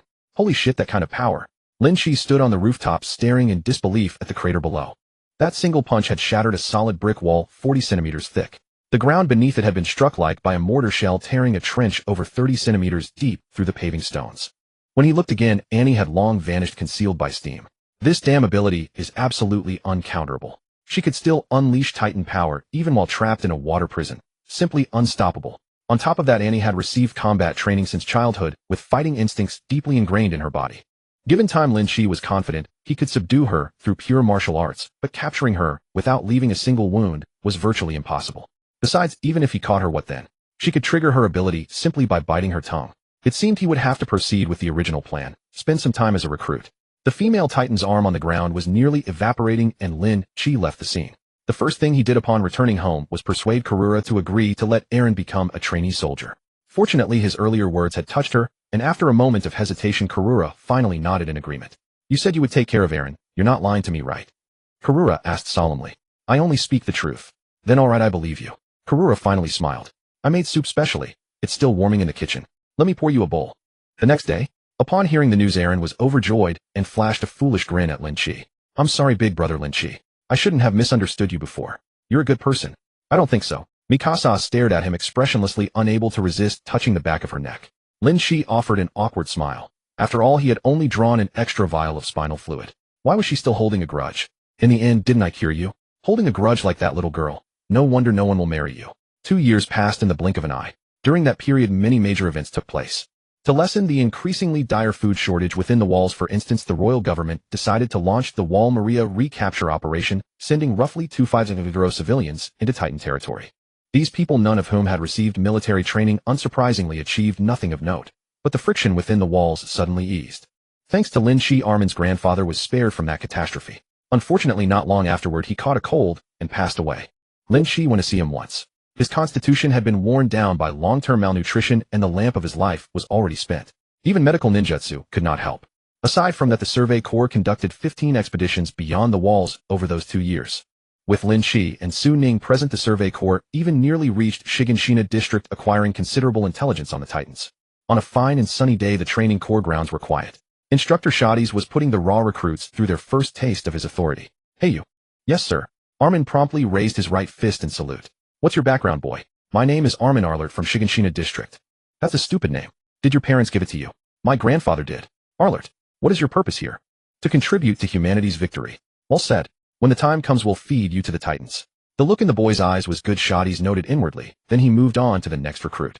You, what's your background? Shades' overwhelming aura frightened the recruits out of their wits. The entire training ground was dead silent, and the new recruits did not even dare breathe loudly. Just as he was about to take the next recruit to task, the sound of rapid hoofbeats came from a distance. Didn't I say there was to be no noise during my address? Instructor Shades. Urgent orders from the top. A veteran soldier dismounted panting and handed over a document. And behind him came many familiar faces along with an unfamiliar young man. Commander Shades, long time no see. Erwin smiled in greeting. I'm no longer the commander of the Survey Corps. And you, how did you become an errand boy? Shades exchanged pleasantries while opening the file. A baron. And he wants to join the training corps. What's he here for? If he wants to polish his resume, he should go to the military police. Titans can't tell a noble from a commoner. Shades looked coldly at Lin Qi, who remained mounted. This is no place for a rich young master. The sword has no eyes. Please go back. Lin Qi gave a light laugh. Don't be so sure. What if I increase your monthly budget by another 50%? Shades wanted to refuse, but the offer was simply too generous. Let me be blunt, in my eyes, there are no nobles or commoners. Only those who can endure and those who cannot. If you can't take hardship, don't blame me for being merciless. That's no problem, so long as you put the money into the corps. Shades agreed without a thought. Deal. Fall in. And so, dressed in lace-trimmed silk, Lin Qi took his place at the back of the formation, as out of place as could be. Shades pretended not to see and continued his address. You. What's your background? I'm Jean Kirstein from Trost District. What is your purpose here? Unlike the other recruits, Jean paused for 2 seconds before answering. I want to join the military police and live in the interior. I see. So you want to live in the interior? Shades' face was full of mockery. Yes. The next second, Shades smashed a headbutt into him. Caught off guard, Jean crouched down at once, clutching his head. Who allowed you to squat down? You fall over this easily, and still want to join the military police. With a cold snort, Shades moved on to the next recruit. My name is Connie Springer. Suddenly, the aroma of steamed sweet potatoes wafted over. He turned around in shock and saw a red-haired girl clutching a steamed sweet potato, chewing with her mouth covered in it, while her eyes darted everywhere on guard against any possible thief. Shades walked over in disbelief. Hey you, what are you doing? The girl looked left and right, not realizing he was calling her. It's you. I'm asking you. Shades barked. And what exactly are you supposed to be? He truly seemed to have seen a ghost. What kind of oddities were these new recruits? There was one who had the nerve to say he joined the training corps just to become a military police officer and enjoy himself in the interior. There was one who saluted with the wrong hand. And there was also an aristocratic little lord here to experience soldiering. The most absurd of all was this one. Didn't you see I was talking to the troops? I Keith Shoddy's instructor of the training corps, known for being kind and approachable. What? You eat a sweet potato while I'm talking to the troops? The girl was so startled by his roar that she almost jumped out of her skin. The next second, she made a move that stunned everyone. She chewed the steamed sweet potato in her mouth a few times, then craned her neck and swallowed it down. Next, she saluted with the hand that was still holding the potato. I'm Sasha Blouse from Dopper Village in the southern district of Wall Rose. Sasha Blouse, what are you holding in your hand? I saw something edible in the kitchen, so I brought it along. Shoddy's was stunned by her matter-of-fact tone. So you stole it.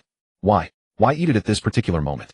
Sasha suddenly wore a serious expression and said with utmost sincerity, because it would be a shame if it went cold. I believe it should be eaten right now. Her manner was not like someone describing food, but rather like a believer describing her deity. No. Shoddy's eyes were beginning to glaze over. I don't understand. Why do you want to eat a sweet potato? Are you asking why human beings eat sweet potatoes? Everyone stared at her in shock. Sasha hesitated for a moment, then suddenly had an idea. She broke off a piece of the sweet potato, as if making a great resolution, and handed it to Shoddy's. Then I'll share half of it with you. Lin Qi watched the scene with great amusement. As if stunned by her eagle-like mode of thought, Shoddy's did not strike her. He only squeezed out no dinner. Run laps until you die. So when Lin Qi picked up his training corps uniform and passed the training ground, he still saw Sasha running laps. That's insane. Has it been 4 or 5 hours already? Is she even human? The physical constitution of the Eldian race really was excessively formidable. After only one round of intimidation, plenty of terrified recruits gave up. They boarded wagons and slowly left the camp. Facing the sunset, many new recruits lamented that some could not take it even on the first day. When the others learned that Aaron and his 2 companions were from Shiganshina district, they crowded around them. Amazing, did you see it? That colossal titan. The cadets' attention was drawn over. These were living witnesses to the fall of Wall Maria, and alive at that. Everyone hoped the survivors would tell some hidden stories the papers hadn't. But a few others looked on coolly and didn't bother with the crowd. Take the trio from the homeland, for instance. Reiner and Bertolt kept their heads down, afraid that someone might see their faces. Annie, meanwhile, leaned alone against a pillar in the corner with no interest whatsoever in joining. Lin Qi quietly observed the crowd, but his focus wasn't on Annie and the others. Instead, it was on a freckle-faced girl not far away. That's right, the pitiful woman who bore the name Emer. With long, narrow eyes and a mean-looking face, she was nevertheless a poor soul who always lived for others. She was also the wielder of the Jaw Titan and the easiest of them all to control. Following her gaze, Lin Qi saw a very cute petite girl over there. She had gorgeous golden hair and a delicate face, and when she smiled, she looked like an angel stepping out of a painting. Krista Lenz, or Historia Rice as she could also be called, was in truth the illegitimate daughter of the royal bloodline. Those two were like kindred spirits in suffering. Both carried names given to them by people with ulterior motives, and both lived without knowing why. That was exactly why Krista had become Emer's weakness. Lin Qi stepped forward, bent down slightly, and asked, "What are you doing here all alone?" Krista was clearly unaccustomed to such familiarity and had no idea how to answer. "You came here to take a dump, didn't you?" Indignation instantly outweighed her embarrassment. Krista puffed up her cheeks and glared at him. "That's such an impolite thing to say." "Just kidding." Lin Qi held out his hand to her and smiled. "I'm Lin Qi. Want to make an acquaintance?" Hey, a rich boy picking up girls in the military camp. You noble brats really are shameless." At some point, Emer had already sidled over, wearing a teasing, derisive expression. "Noble." Hearing that word, Krista instinctively took a step back. Lin Qi turned to Emer and asked with curiosity, "I was talking with Shoddy's from that far away. Is your hearing really that good?" Emer pointed at her temple. "Because I use my head. Anyone who dares to sit on a horse and talk down to the instructor must be someone of higher rank." Then the corner of her mouth curled. "And with that chicken feather outfit of yours, it'd be strange if I couldn't figure it out." Fair enough. She seemed careless, but in fact her observational skills were astonishing. "Still, aren't you being too possessive? Bro, I'd barely exchanged 3 sentences with Krista when you couldn't wait to butt in. We were having a pretty good chat, but I didn't expect someone would want to be a third wheel." "A third wheel? What's that?" Lin Qi didn't answer her. Instead, he suddenly leaned close to Krista's ear. "Don't you think so, Historia?" "How could?" Krista jumped back like a startled rabbit, covering her mouth and staring at him in shock. "Hey, don't think I wouldn't dare punch you." Emer's rage instantly ignited. Lin Qi laughed heartily, raised his hands in surrender, and backed away as he said, "Then it settled, Krista. Come to my room tonight." "But, you don't actually like him, do you?" Emer stared at Krista in disbelief. "Bruh, I risked being caught and sliced open to join the training corps and protect you. Then you tell me this isn't a spy game, but a damn prince and princess romance. This little squirt isn't actually some love-struck fool, is she?" Huh. Krista's mind was a complete mess after that single word, Historia. All she could think was, who is he? And how does he know my name? She completely failed to notice the look on Emer's face. Seeing that Lin Qi was about to walk away, Krista immediately moved to chase after him. "Wait." Emer was so aggravated that she grabbed her and pulled her back. With Krista's height, almost 2 heads shorter than Emer, she was easily caught. You're the one who should wait. Have you lost your mind? Can't you see he has bad intentions? I know. But, Krista at a loss didn't know how to answer either. Forget it. Words of sense are wasted on someone hell-bent on self-destruction. Besides, I don't even know you. It's none of my business. With that, Emer walked off looking utterly indifferent. At dinner, many people were still gathered around Eren and the others firing off questions. Unlike the original, Eren still had no smile on his face now, but when he talked about the fall of Shiganshina district, he was noticeably calmer. Reiner and Bertolt listened without changing expression as usual. Annie sat alone in a corner slowly chewing on a piece of bread. From the corner of her eye, Emer watched Krista quietly stuff a piece of bread into her bag. Then as furtively as a thief, Krista looked around left and right. Only after confirming that no one was paying attention did she sigh in relief and head outside. She isn't thinking of bringing food to that potato girl, is she? Emer curled her lip in disdain. Such a do-gooder, so annoying. When Emer followed her outside, sure enough, she saw Krista handing the bread to Sasha, who looked at death's door. Sasha's instinct for food was triggered, and she lunged like a starving dog, catching the bread in one bite. Bread. Krista was startled, then pulled out her water flask, and said with a smile, "But you'd better drink some water first." Sasha, who had nearly starved to death, looked as if she had seen an angel. "Are you a goddess? You're a goddess. Hey, what are you two doing?" Emer couldn't help shouting. "Well, I saw her running all along, so I wanted to give her something to eat." Seeing someone approach, Sasha was instantly alarmed. She frantically jammed the bread into her mouth, wolfing down a huge loaf in a few bites. Then she stretched her neck, forced the mouthful down, and collapsed into sleep. Emer curled her lip. "If you give so much to someone like her, will what you get back ever make up for it? I hate do-gooders more than anything." Then she sighed. "Forget it." She stepped forward and helped Sasha up. "Anyway, let's take her to the bed first." With Krista's tiny frame, she could hardly carry her. "You're doing a good deed too," Krista protested. Emer gave a cold laugh. "I'm just doing her a favor so I can cash in later. I have very high hopes for that silly fool." The two of them put Sasha as limp as a dead pig onto the bed. Krista took off Sasha's clothes and wiped away her sweat until she was the one panting from exhaustion. Emer sat by the side, never stopping her sneering remarks. Krista's stubborn streak flared up too. The more Emer mocked her, the more she insisted on doing it. "I'll go pour out the water." With that, Krista strained to lift the bucket and carried it out the door. Emer waited with a grim face for a long while. When she still hadn't returned, Emer inwardly thought, "Oh no. That foolish woman isn't really going to find that rich boy, is she?" She jumped to her feet at once and ran toward the boys' dormitory. Outside the boys' dormitory, Lin Qi stood with his arms crossed back, turned to the building, facing a visibly conflicted Krista. "Bertolt, what do you suppose they're talking about?" Reiner's gaze remained fixed on the pair as he whispered to his companion. "Reiner, are you interested in that girl?" Reiner's expression stiffened. "Don't talk nonsense. I was just wondering about that male soldier's identity. He looks like some big shot from within the walls." "So you mean to?" Bertolt said hesitantly. "We've been here for over 2 years now, without finding a single lead. This could be our breakthrough. What do you plan to do?" Reiner mulled it over briefly. "He seems rather taken with pretty girls. How about we have Annie approach him?" Bertolt stared at him as if he had lost his mind. "Reiner, have you gone mad? There's no way Annie would ever agree to something like that." Annie's solitary ways weren't solely dictated by the mission. Another major reason was that she loathed Reiner with every fiber of her being. She'd love to flay you alive, and you want to send her to do this? Especially since 2 years ago on a certain night, Annie was pursued by a mysterious figure while slipping into the city under cover of darkness to gather intelligence, and nearly exposed the power of the Titans because of it, further souring the relationship among the three. "Bertolt, we are warriors raised at great expense by our motherland Marley. Everything must serve the interests of our homeland. I believe Annie will see reason. But, no buts. I'll convince her myself. Tomorrow you'll stand by my side, understand?" Seeing Bert fall silent, Reiner took it as tacit agreement. He pulled the blanket over himself, staring at the door through half-lidded eyes. Meanwhile, outside the door, "Who are you? How do you know my real name?" "The Rice family is nothing but a minor local noble. No money, no power. Is it really that hard to understand they can't keep secrets?" Lin Qi stated it with such natural conviction that Krista believed him on the spot. It was hardly her fault. On the surface, Rod Rice was indeed just a small landowner. Krista pressed her lips together. "What exactly do you want?" I mean, look into my eyes." "Your eyes? Why are they red?" The light in Krista's bright pupils suddenly dimmed. "Why does this person look so familiar? He carries such a familiar aura. We've been friends since long ago. The time we spent together was so joyful." Her eyes instantly lit up again. She rose onto her tiptoes and carefully studied Lin Qi's face. Then she suddenly covered her mouth and giggled. "You rascal. I hid all the way in the training corps, and you still managed to find me." Lin Qi secretly let out a sigh of relief and reached out to ruffle her hair. "Of course, never underestimate my intelligence network. I'm still as insufferably cocky as ever. But this time my scores won't lose to yours. You'd better be ready." Krista had clearly brightened considerably, even able to pat him on the shoulder and joke with a straight face. Emer, lurking in the shadows, watched the whole scene with her skin crawling. Wrong, terribly wrong. The two had been complete strangers just moments ago, then suddenly did a complete 180 and became childhood friends. Krista's expression during the day couldn't have been fake. She genuinely didn't know that boy. The more Emer thought about it, the more alarmed she became, so she simply strode over. Huh. Emer, why are you here too? I thought you'd gotten lost, so I came out to find you. Emer said frostily, maintaining utmost vigilance the entire time. Krista pouted. How could I get lost? I'm not that dense. Alright, let me introduce you. This is Emer, and this is my dear friend Lin Qi. Lin Qi. Emer's heart gave a slight jolt.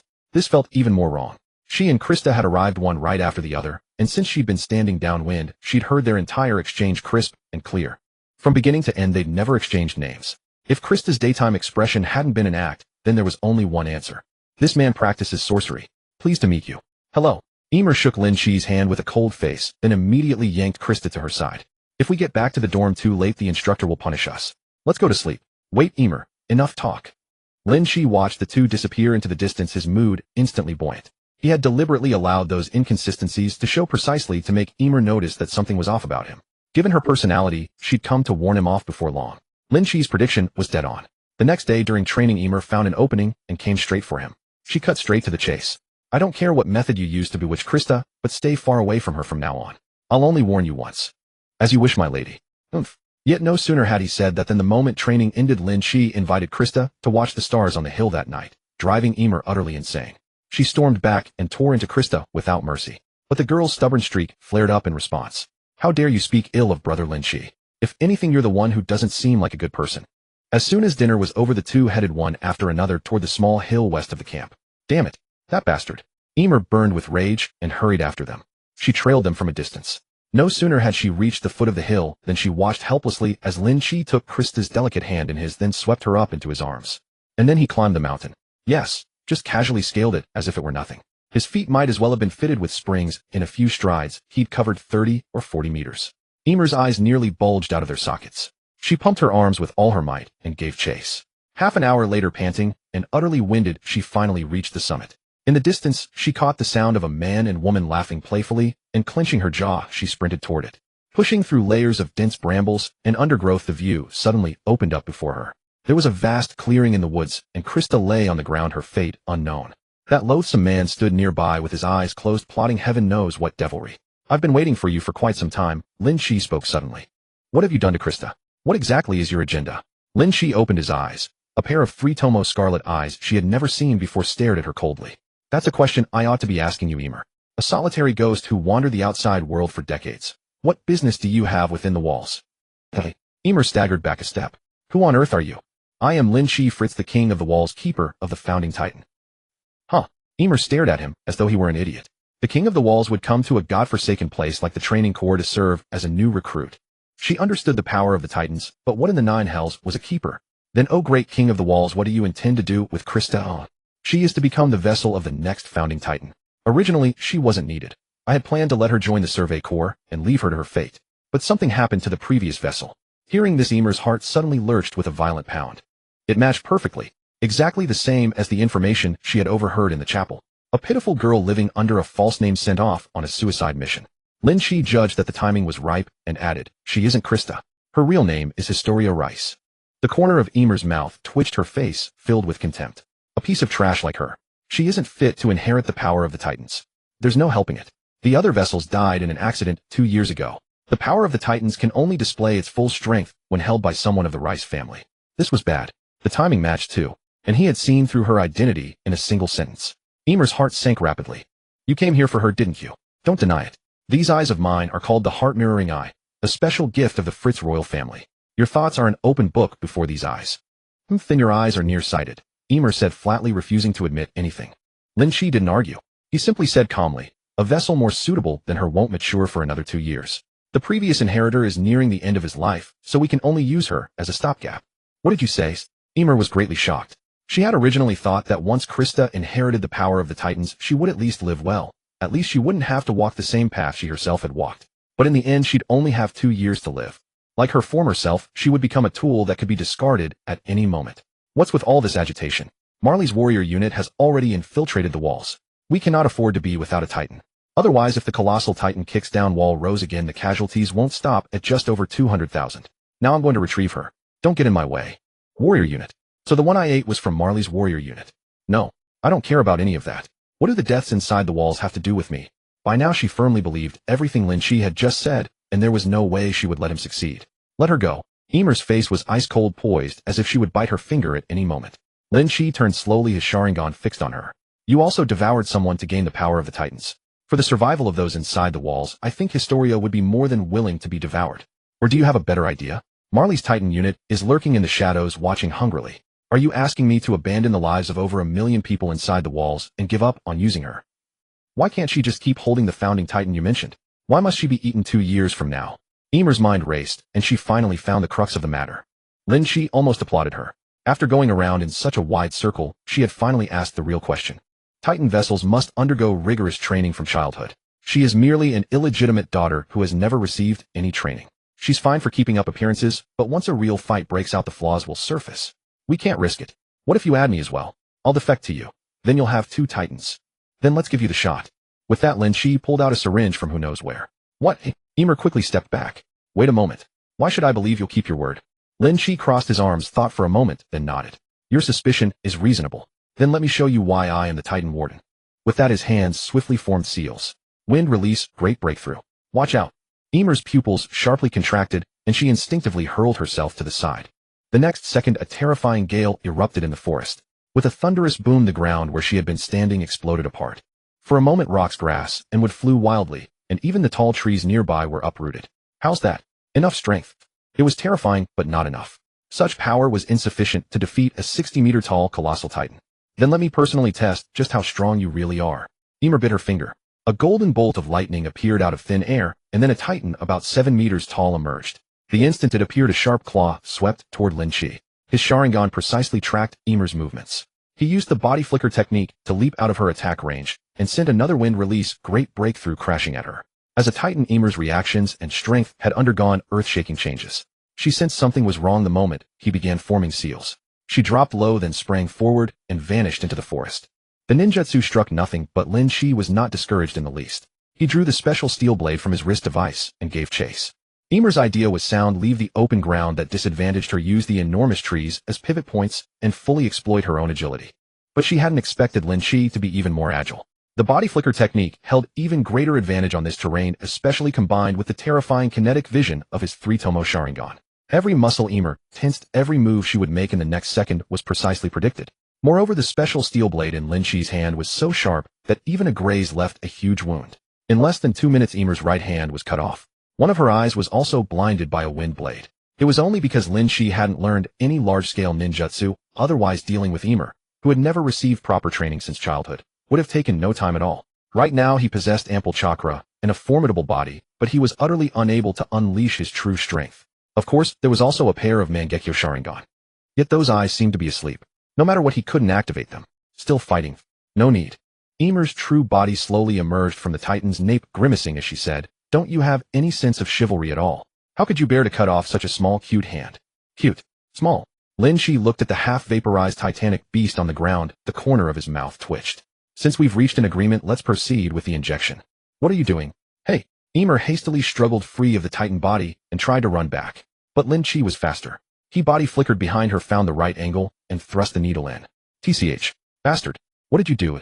Ymir thrashed violently, but because she had just transformed, her body was somewhat weak and her fists hammering against Lin Qi were barely felt.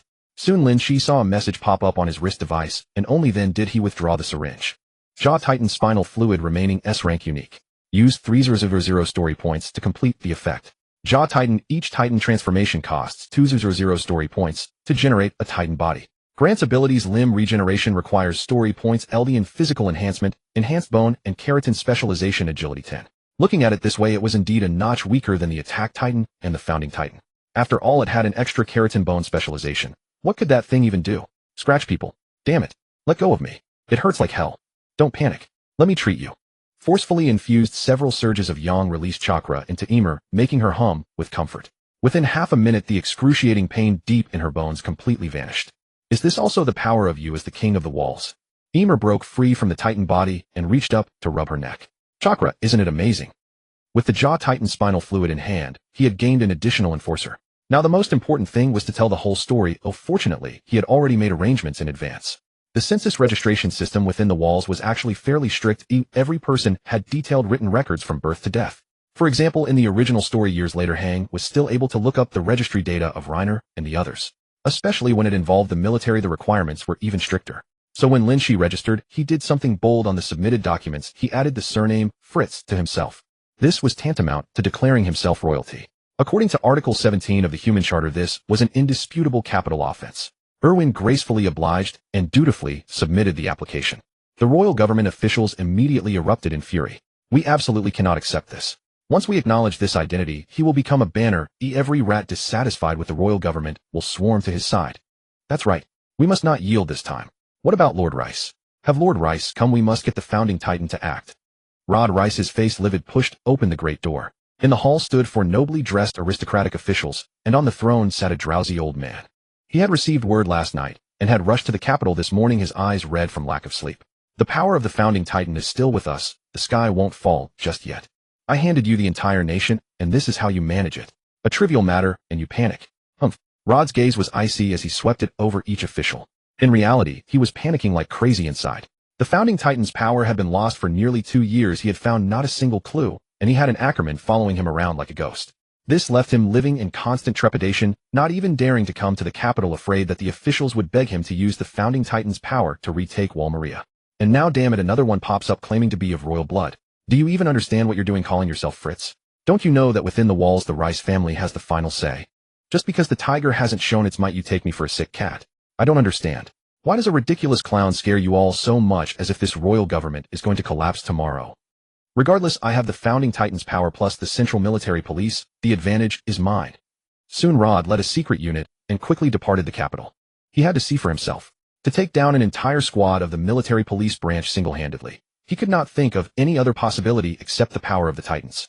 This was the perfect opportunity to go with the flow. Perhaps he could recover the Titan power without alerting anyone.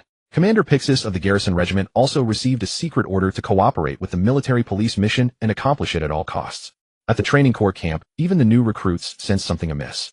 The veterans who usually loafed around all day had donned their vertical maneuvering equipment once more, and even volunteered to relieve the new recruits on guard duty, taking over the night watch. In a vacant storage room, 3 familiar figures sat in the corner, keeping their voices low. Berthold, did you manage to find out what exactly happened that night? I asked quite a few new recruits, and they all said they heard thunder that night. Berthold's expression was grim. Reiner's face showed a hint of excitement. I inquired with the sentry on duty that night. When the thunder struck, there was a yellow flash deep in the western mountain. All our infiltration hasn't been in vain. Finally a lead. Annie, have you gained Lin Qi's trust? Annie suddenly tilted her head back, moving away from his large face that had leaned in, her expression of disgust unconcealed. Stay away from me, Reiner. The stench of you gives me hives. Ugh. Reiner sighed helplessly. Annie, a qualified warrior, must put the mission above all else. If we want to return to our homeland, we have to work together. Annie's gaze grew even more contemptuous, but she stopped making a fuss. That guy is practically a lecherous glutton. He's easy to approach. Annie paused briefly, then continued. But I happened to overhear Sasha asking about where Emer and Krista went that night. Reportedly, they returned to the dormitory very late. Emer. Reiner clicked his teeth in annoyance. Naming oneself such a rebellious name. Aren't you afraid of being struck by lightning? These sinners inside the walls are beyond saving. So that means one of them might have been involved that night. Lin Qi also went that night. Berthold was taken aback. Are you sure that's true? I asked Lin Qi, and he said he went to bed early that night. Who did you hear this from? I asked him directly, and he just told me. Is this right? Sex discrimination, right? So at the very least those 3 are aware of the Titan power, and they might even be its holders. Reiner concluded, we can't waste any more time. Let's find a chance to confirm it. If it's confirmed to be the coordinate, we immediately scale the wall and run south. If it's not, Reiner's face showed a hint of murderous intent as he raised his hand like a blade and drew it across his throat. Our vertical maneuvering equipment isn't practiced enough. Can we outrun the soldiers? Berthold raised the question. So over the next few days we need to put all our energy into training. Annie, you keep getting close to Lin Qi to gain enough of his trust. If necessary, I hope you can make a sacrifice. Don't try to order me around. Annie stood up in disgust and walked out. Whenever she saw Reiner put on that earnest expression, she felt like vomiting. Damn it, if you had shown even half this composure back, then how could Marcel have died? You're the one who caused the team leader's death because you couldn't do anything right, and yet you strut around like a peacock with a borrowed feather. And Berthold, that fool, are you out of your mind listening to that deadweight's orders? The 3 parted on bad terms. But the plan still had to proceed. Berthold and Reiner began training their vertical maneuvering equipment skills like madmen, using up 10 gas canisters in a single day. If the training corps hadn't recently had a sufficient budget, they really couldn't have afforded their extravagance. Behind Lin Qi, there had also been a golden-haired beauty following him all the time with delicate features and a heroic bearing. Her only flaw was that she often wore a stern face. "Annie, have some sweets. I just got them from Lin Qi," Krista said with a beaming smile, sharing them. "Thanks." Annie took them and began to savor them slowly. Not far away, Emer and Lin Qi leaned against a tree chatting idly. "She's the Titan holder you said infiltrated the walls." "Just one of them. There are also Reiner and Berthold. One is the Colossal Titan, the other the Armored Titan." Hearing Lin Qi's tone, as if he were talking about two dishes on a menu, Emer relaxed considerably. She now felt that the enemy was in the open while they were in the dark. The Marleyan plan to breach the walls would likely fail, and Krista could live well here too. "When shall we make our move?" "No rush. They don't know they've been exposed yet. They're the ones looking for an opportunity to strike against us." Emer blinked, puzzled. "So this is what you meant by the mantis stalks the cicada, unaware of the oriole behind." Lin Qi chuckled, savoring his own grandiosity. "In this game, hunter and prey are interchangeable at any moment. Don't you find that fascinating? I hardly have the confidence to face 3 titans. Especially not the Armored Titan and the Colossal Titan. Creatures that looked utterly unstoppable from the start. Your objective is to transform into a titan and protect Historia at all costs. I'd do that even without being told." Lin Qi's confidence stemmed from one crucial fact. His ocular power had finally reached its maximum threshold of 100. The conditions for awakening the Mangekyo Sharingan were now satisfied, granting him 2 extraordinarily overpowered abilities. Like Uchiha Itachi, his left I held Tsukuyomi, while his right I commanded Amaterasu, each drain consuming 50 points of ocular energy. Whether Tsukuyomi could breach the matriarch's mental defenses remained uncertain, but in a world devoid of sealing jutsu, Amaterasu was simply invincible, and he could still deploy it twice. The only regret was that Susanoo remained locked away, requiring further growth in his ocular capacity. Opportunity came swiftly. 3 days later, the new recruits would undertake an orienteering exercise. Equipped with merely 3 days of rations, they would march northwest from the training corps garrison near Trost district, covering 200 kilometers to reach the Yegrush district within the outer bulwark of Walsina. The cadets would operate in teams, navigating through a forest where 40 Titan models had been placed along the route. Observers would evaluate each member's performance comprehensively. Upon learning of this, Lin Qi immediately took 2 actions. First, he approached Scotty's and requested to be grouped with Krista, Emer, and Annie. Then, under cover of darkness, he returned to the Survey Corps garrison in Trost district and held a 2-hour private conversation with Erwin. Lin Qi's objective was clear. First, with Emer's cooperation, he would obtain Annie's spinal fluid, then reveal intelligence about his Fritz lineage. If Reiner and Bertolt came to rescue them regardless of exposure, he would coordinate with the Survey Corps to apprehend them both. If my guess is correct, the royal government has already deployed their net. Erwin's face remained expressionless. "I only know how to kill titans. I don't understand politics." Lin Qi showed no concern, turning instead to ask, "The promise you made earlier, surely you won't renege?" "Naturally. After all, I also wish for the Corps to have sufficient funds. Should circumstances shift, I'll have Hanji escort you to safety." Erwin tapped the table. "Remember, you escape on your own. The Survey Corps has nothing to do with it. I'm merely preparing for contingencies. This back door likely won't be needed. But let me be clear. I'll only guarantee that I'll urge the royal government to increase funding for the Survey Corps. Whether they listen to me is another matter. Rest assured on that count. The Corps has its own connections." Lin Qi nodded and rose to depart. "Then let us wish for victory 3 days from now. Dedicate your hearts." Collaborating with the Survey Corps was reluctantly necessary. If confronted only by the Central Military Police, his Jinjutsu alone would have turned them easily. The issue was taking down 3 titans. 2 Amaterasu flames might not suffice, so he had to rely on the Survey Corps' elite strength. 3 days passed in the blink of an eye. That dawn, dark clouds blanketed the sky, portending an imminent storm. Training Corps 104th Class, first orienteering drill. Move out. Scotty's cracked his whip and 200 cadets surged forth. Everyone identified their assigned group and spread out naturally. "Armin, stay safe out there." "We will. You too." Scotty's had deliberately broken up the cliques, and the new recruits kept bidding farewell to familiar companions.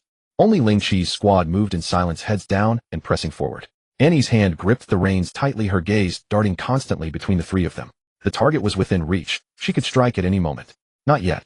No, she couldn't. She had to wait until deep within the forest. Here, too close to the city, reinforcements would arrive swiftly. No rush. Reiner and Bertolt should be nearby, ensuring everything would proceed flawlessly. Meanwhile, on the other side, Reiner's group was just about to quicken their pace when an old veteran called out to them. "Reiner's squad, halt." "Yeah." Reiner frowned, reining his horse to a stop. "Sir, what's the matter?" "Just received word. Torrential rain upstream has washed out 3 wooden bridges ahead. Your route has changed. Turn east, 20 kilometers down, there's a stone bridge still passable. Head there first." Bertolt's expression shifted. "What about the group ahead of us?" "I'm on my way to notify them now. Don't delay, move out." "Understood, sir." The group turned their horses and began marching eastward. 2 hours later, Lin Qi's squad had safely crossed the wooden bridge and was sprinting hard toward the Yaegrush district.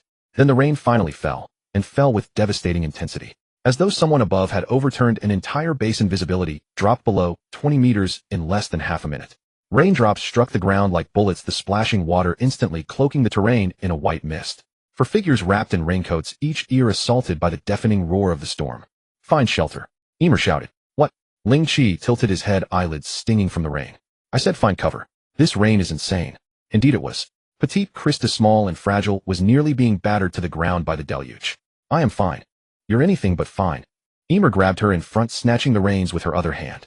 "Move, it's a forest over there." She charged ahead into the woods. Lin Qi and Annie quickly followed, the four filing in behind her. "This is damn ridiculous. Where did this storm come from?" Emer shielded Krista beneath her raincoat like a treasure, never ceasing her chatter. "Tell me about it. This cursed weather. I wonder where the other squads have gotten to." They chatted half-heartedly, in between breaths. Annie kept her mouth shut, listening quietly, then slowly drew her blade. "Enough. I can't stand this anymore." She pointed her saber at the three of them. "When did you start suspecting me?" "Annie, what are you?" Krista peeked out from under the raincoat, her face frozen in shock. Just as she assumed there must be some misunderstanding, she suddenly realized that Emer and Lin Qi had both fallen utterly silent, offering no explanation whatsoever. Lin Qi also slotted his blades into his maneuver gear, flicking one with his finger to produce a sharp ring. "How did you figure it out?"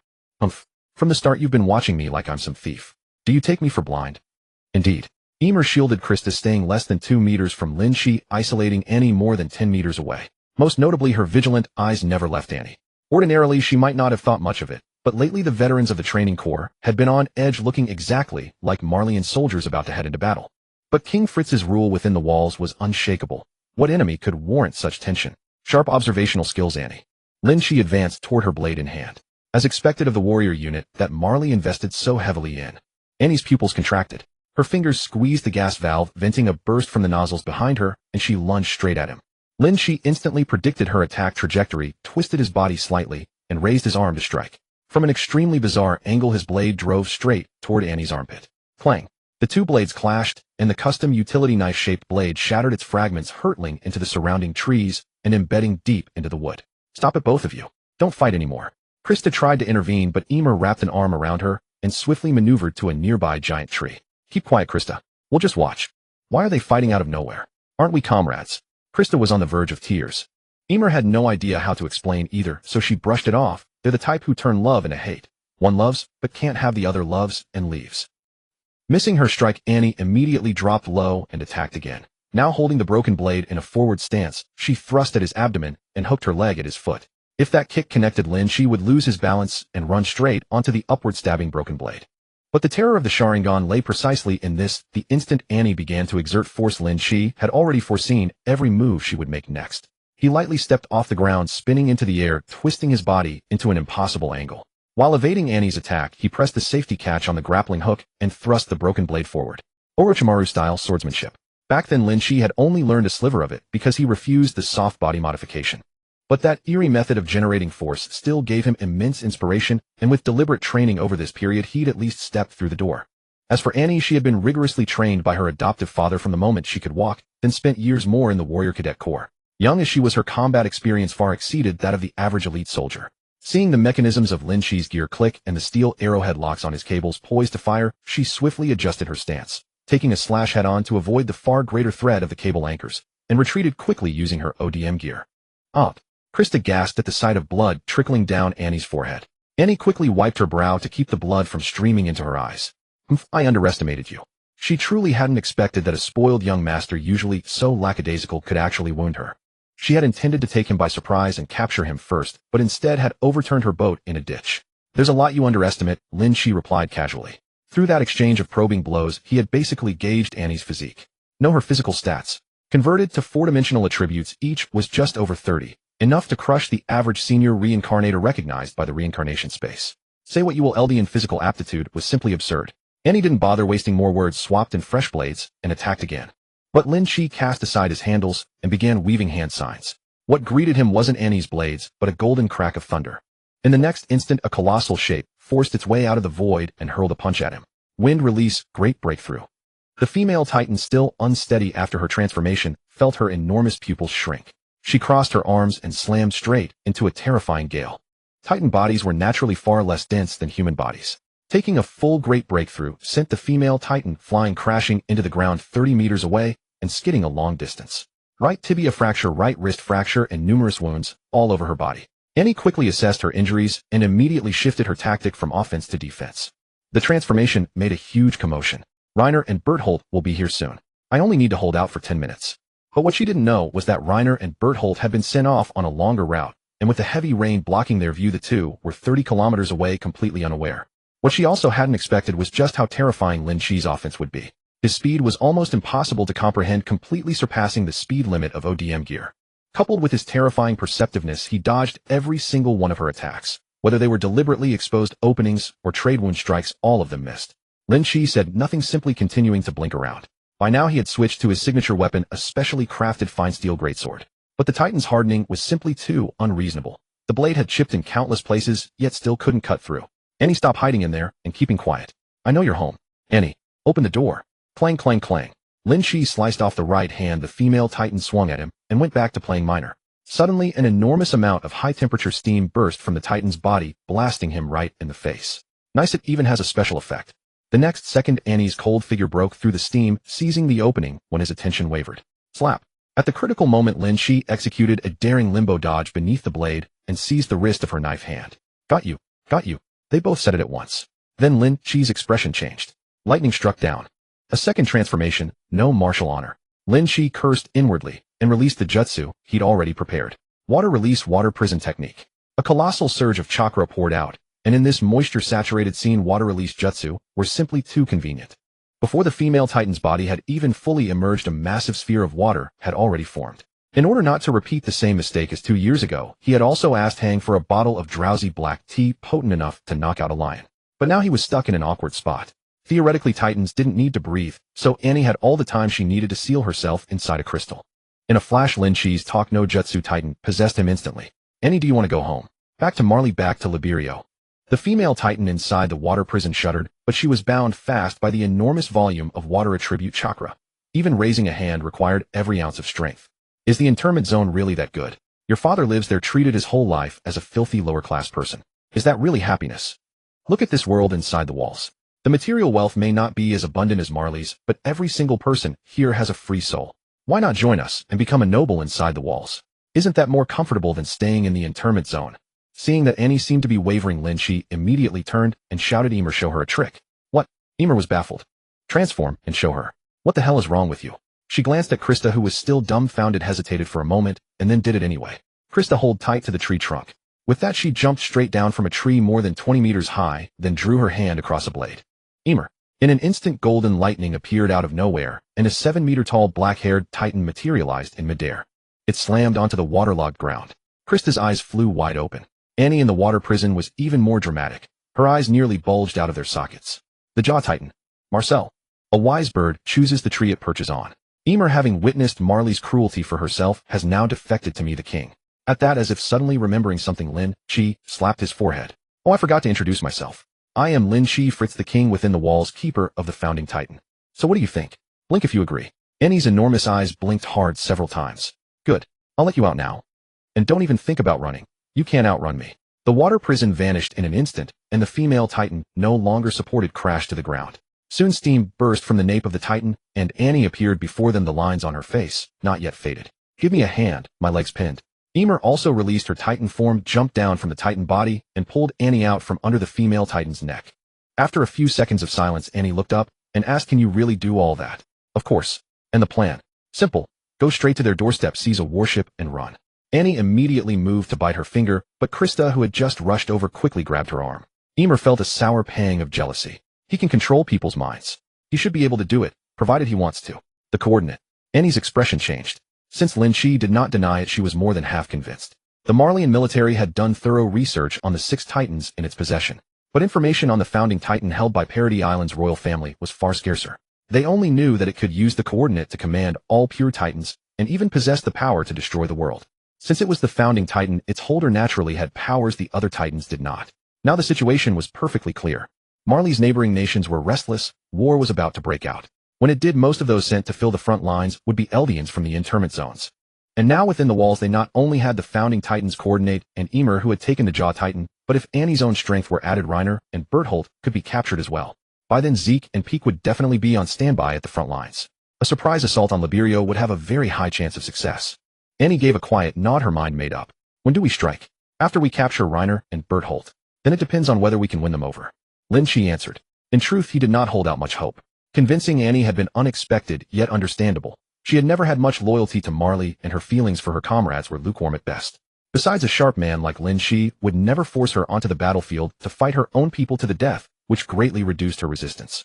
Reiner, however, was another matter. He was not yet the lunatic he would become a few years later. Right now, he was desperate to be seen as a Marleyan, murmuring about loyalty, even in his sleep.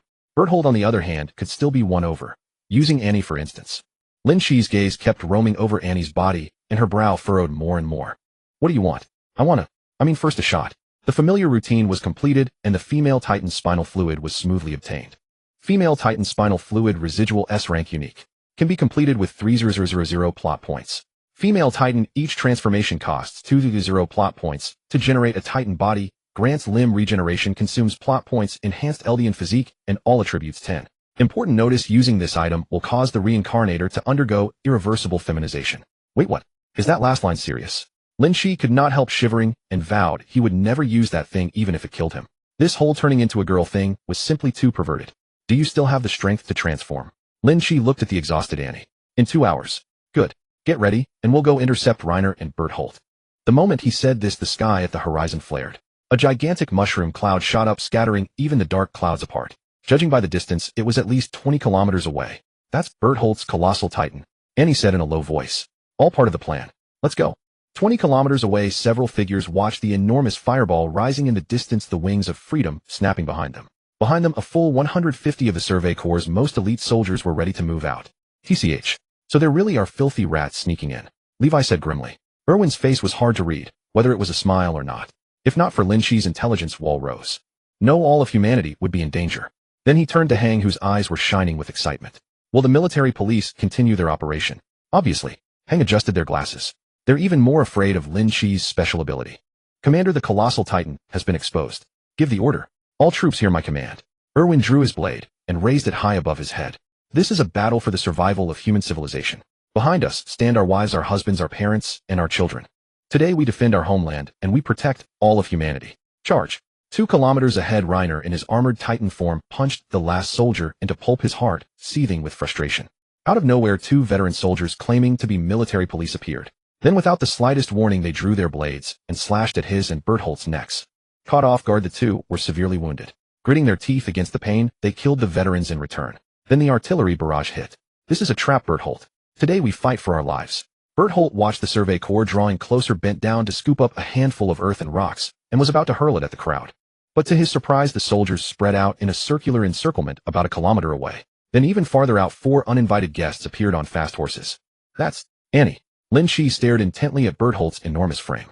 In his eyes, the 3 Tomos slowly shifted, their tails linking together to form a strangely shaped shuriken. Amaterasu.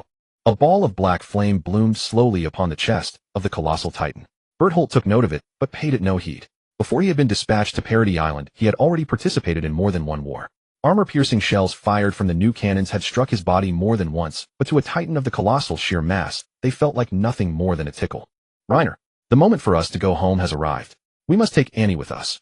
We've already lost the Jaw Titan, and we can't go and lose the female Titan as well. Muscles bunched along the colossal Titan's arm, and it hurled the clump of earth and stone in its hand at the distant soldiers. The falling rocks threw the area into tremendous chaos, and several soldiers were flung off their frightened horses. A pity his aim wasn't as accurate as War Chief Zeke's.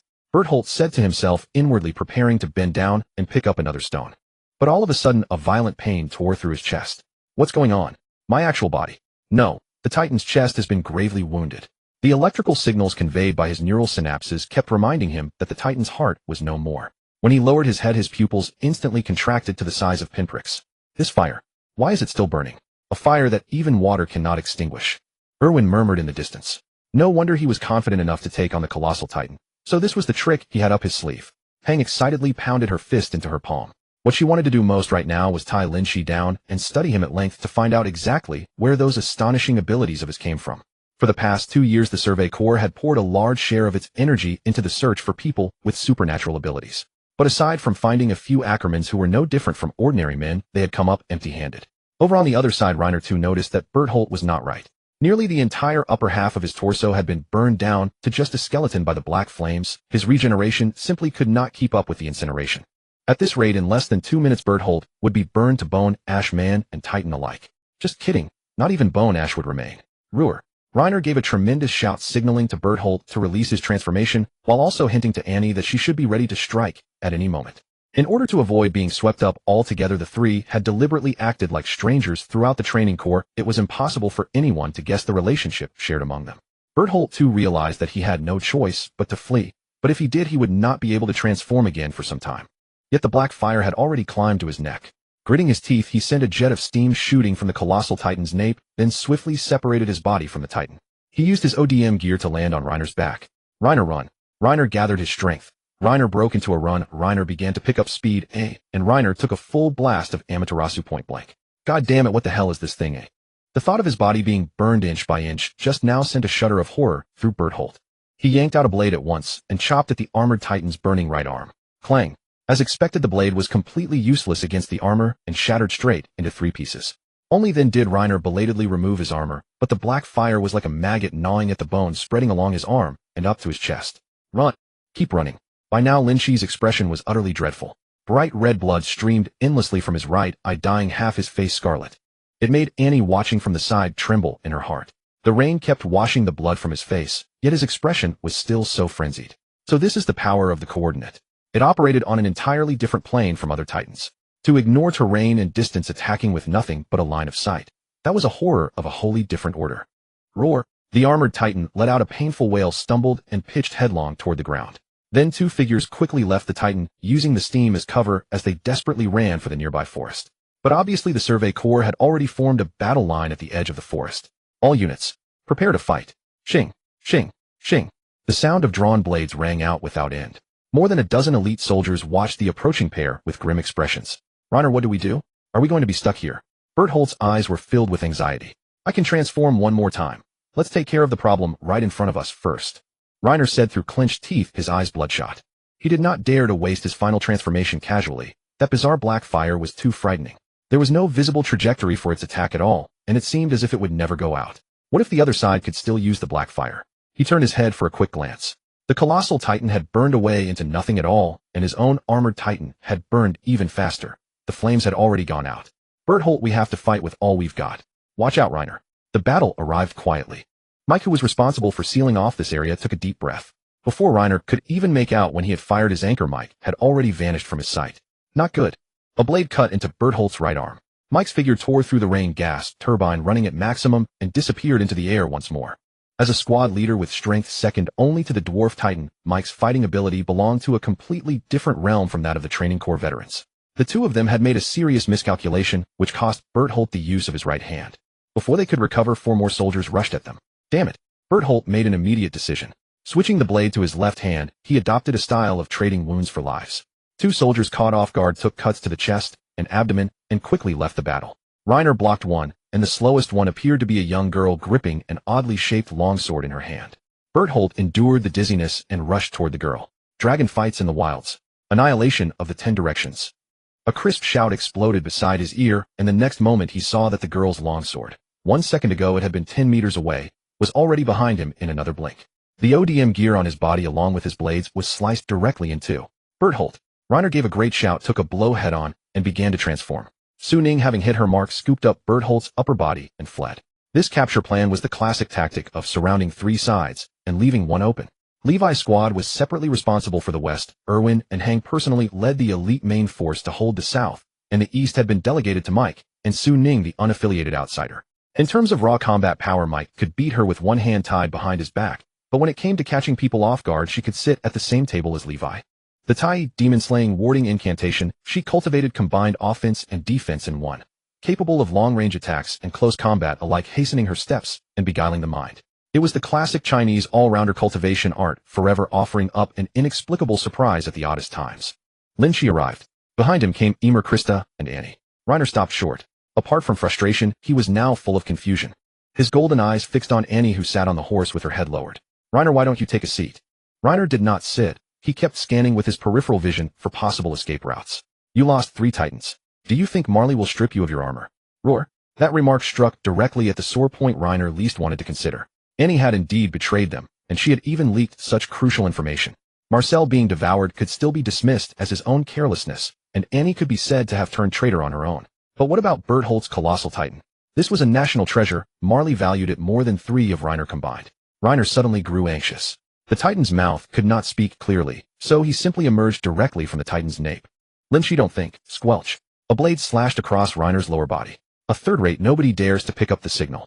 Go say that to my body flicker technique. Lin Qi landed, then ordered Mike beside him tie them up. Whenever their legs are about to grow back, cut off a section. Don't give them a chance to transform. Got it. With that the job was done. But after handling the hometown trio, the objective could only be considered half complete. Next up was the Central Military Police of the Royal Government. 10 kilometers to the west at the Levi squad's position. Kenny. Levi looked at the familiar yet unfamiliar man before him with complicated emotions. You've become a military police officer. Levi, you've grown taller. Kenny curled a sinister smile. Looks like you haven't gone hungry all these years. It seemed like concern, but listened to closely the tone was off. More like sarcasm and mockery. What, trying to stop me with what you learned from me? If you're overthinking it. Our objective is to recover the Titans. As spoils of war, we have the right to take the Titans with us too. Kenny kept up his provocation as if no one else was around. Several soldiers of the Levi squad immediately glared at him. All right, Kenny, let's go see the target first. Rod, seeing the two get more and more intense, hurriedly cut in. This damned weather had soaked his favorite silk underclothes. He didn't want to stay another moment. As you wish, my king. Ignoring the astonished looks around him, Kenny dug his heels into his horse and led his men swiftly toward the battlefield. On the other side, Lin Qi was also hastening over with Emer and the others. By unspoken agreement, the two sides reined in their horses 10 meters apart. The instant she saw the arrivals, Krista trembled all over. But Rod didn't even glance at her. First he confirmed identities with his attendants. Then he looked at Lin Qi at the front. But before he could open his mouth, the other side spoke first. Long time no see, Rod. Is my fiancée Frida doing well? Hiss. Rod's pupils contracted, and he drew in a sharp breath. How did he know? Frida had inherited the founding Titan's power, information that even Kenny at his side might not know. Moreover, bringing up that name now meant he clearly knew of the tragedy 2 years ago. Grisha Jaeger. What was his relationship with that man? Rod felt as if his heart was about to jump out of his chest. He could guess what Kenny would do the moment he learned that the founding power had been lost. This vicious hyena had not a shred of respect for anyone except Yuri, not even for Rod, who was Yuri's own elder brother. Kenny, seeing him silent for a long while, looked over suspiciously. Rod, as if struck by lightning, forced a smile and said to Lin Qi, she's doing well. She often talks about you. Don't say it. Please don't say it. I'm begging you. Lin Qi grinned, plainly catching the fear in his eyes. My fault. These past 2 years I've been busy with Titans, so I haven't called on you in ages. Rod let out a long, relieved breath, and his smile became much more sincere. Young people, they all like to go out and explore. Wasn't I the same in my youth? Never at home all day. The Fritz lineage still needs young people like you to support it. These words thunderstruck the Central Military Police around him, Kenny included. Wait, bro, then what did you call us all the way here for? You mobilized the garrison regiment, then deployed the anti-personnel ODM unit looking ready to slaughter someone's whole family. And now you too are claiming kinship. What a joke. Lin Qi had no intention of exposing him. Instead, he laughed heartily. I told you you're a sensible man. It wasn't for nothing that I, the guardian of the founding Titan's power, dragged 4 intelligent Titans back through all that trouble. Wait, are you bullshitting me? Fine, I accept your claim to the surname Fritz. But where am I supposed to find 4 intelligent Titans for you? No, that's not right. Rod's heart lurched. He thought back to the Survey Corps' large-scale operation inside the walls that they had just discovered. They wouldn't be here to catch Titans, would they? Why don't you believe me? Lin Qi cocked his chin at the two behind him. Emer, and he show him a trick. Emer rolled her eyes so far they went to heaven. Why aren't you two moving? I haven't recovered my strength, Annie said helplessly. Emer shrugged. Don't look at me.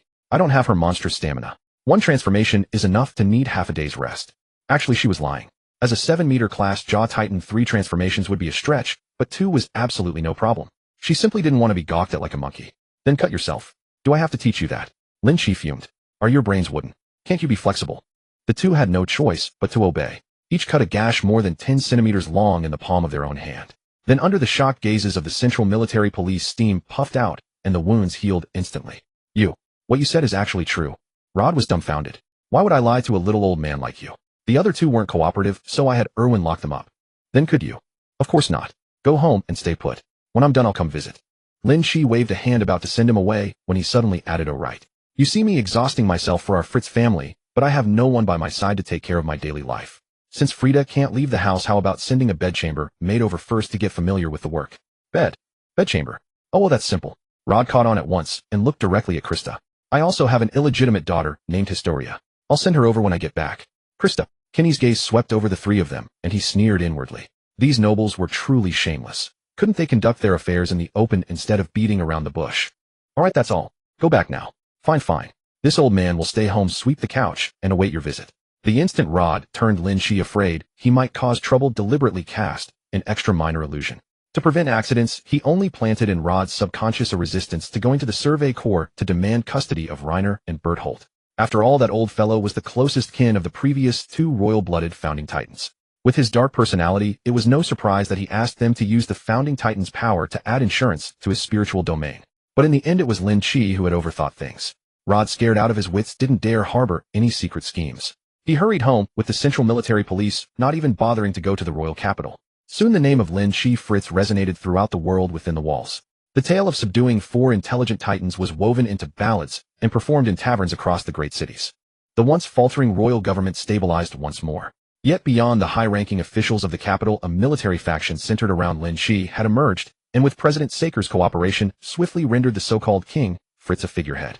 Bertolt was persuaded by Annie to join the assault on Liberio. Meanwhile, Reiner, under pressure and temptation from all sides, chose to temporarily surrender. A year later, power had concentrated as never before. Though his title was merely that of an ordinary baron, Lord Lin Qi's commands bypassed the royal government, entirely delivered straight to the desks of each regiment's commanders. On this day, having just completed his coming-of-age ceremony, Lin Qi stood at the gates of the Trost district with a companion on either arm. Behind him stood 100 elite Survey Corps soldiers led by Owen, the trio of Annie, Reiner, and Aaron alongside Emer and Su Ning's team of Reincarnators. Lin Qi withdrew his right hand from Historia's slender waist and raised it high. The retaking of Wall Maria, march. The great gates were hoisted inch by inch on their hinges, and the soldiers poured forth, charging toward the domain of the Titans. Wind release, great breakthrough. Lord Lin Qi, 3 14-meter class Titans, at 11 o'clock. On my way.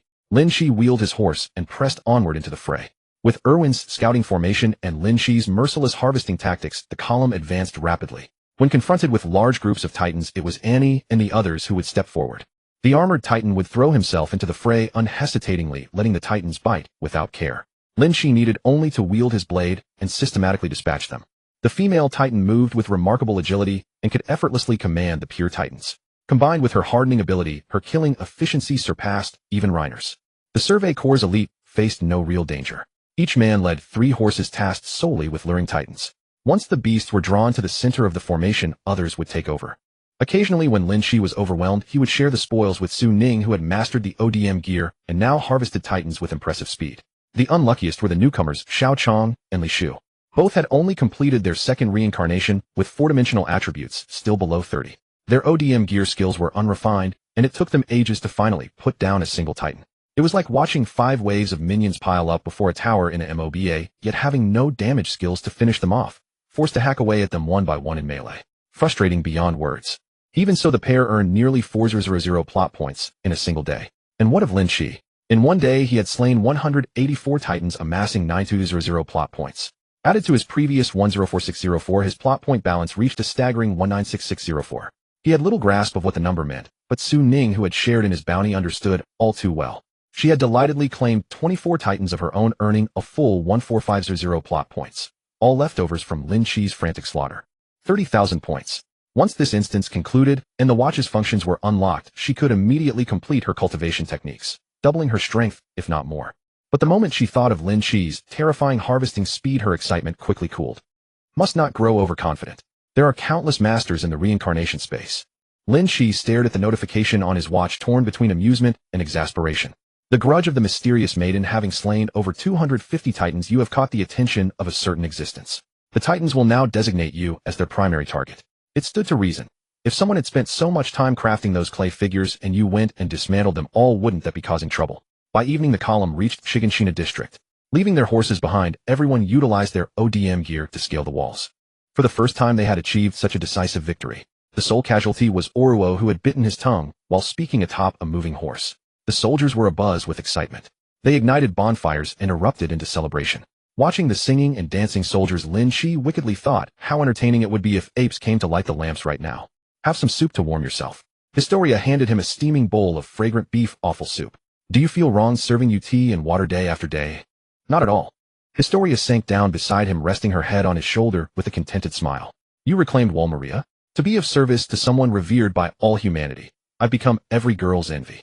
At first, she had been embarrassed, even suspecting Lin Qi's plans were mere boasting. But watching those goals materialize before her eyes, she had nearly found the meaning of her own life. Hey, cut it out, both of you. Emer pointed at them with visible discomfort. We want he.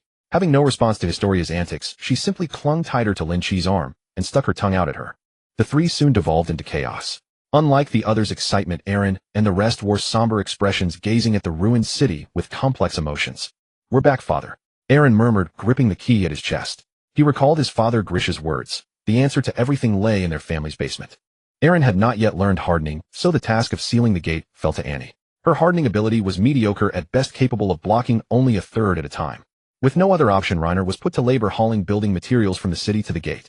Once sufficiently piled, Annie would begin her cement work. On the second day, the outer gate was sealed.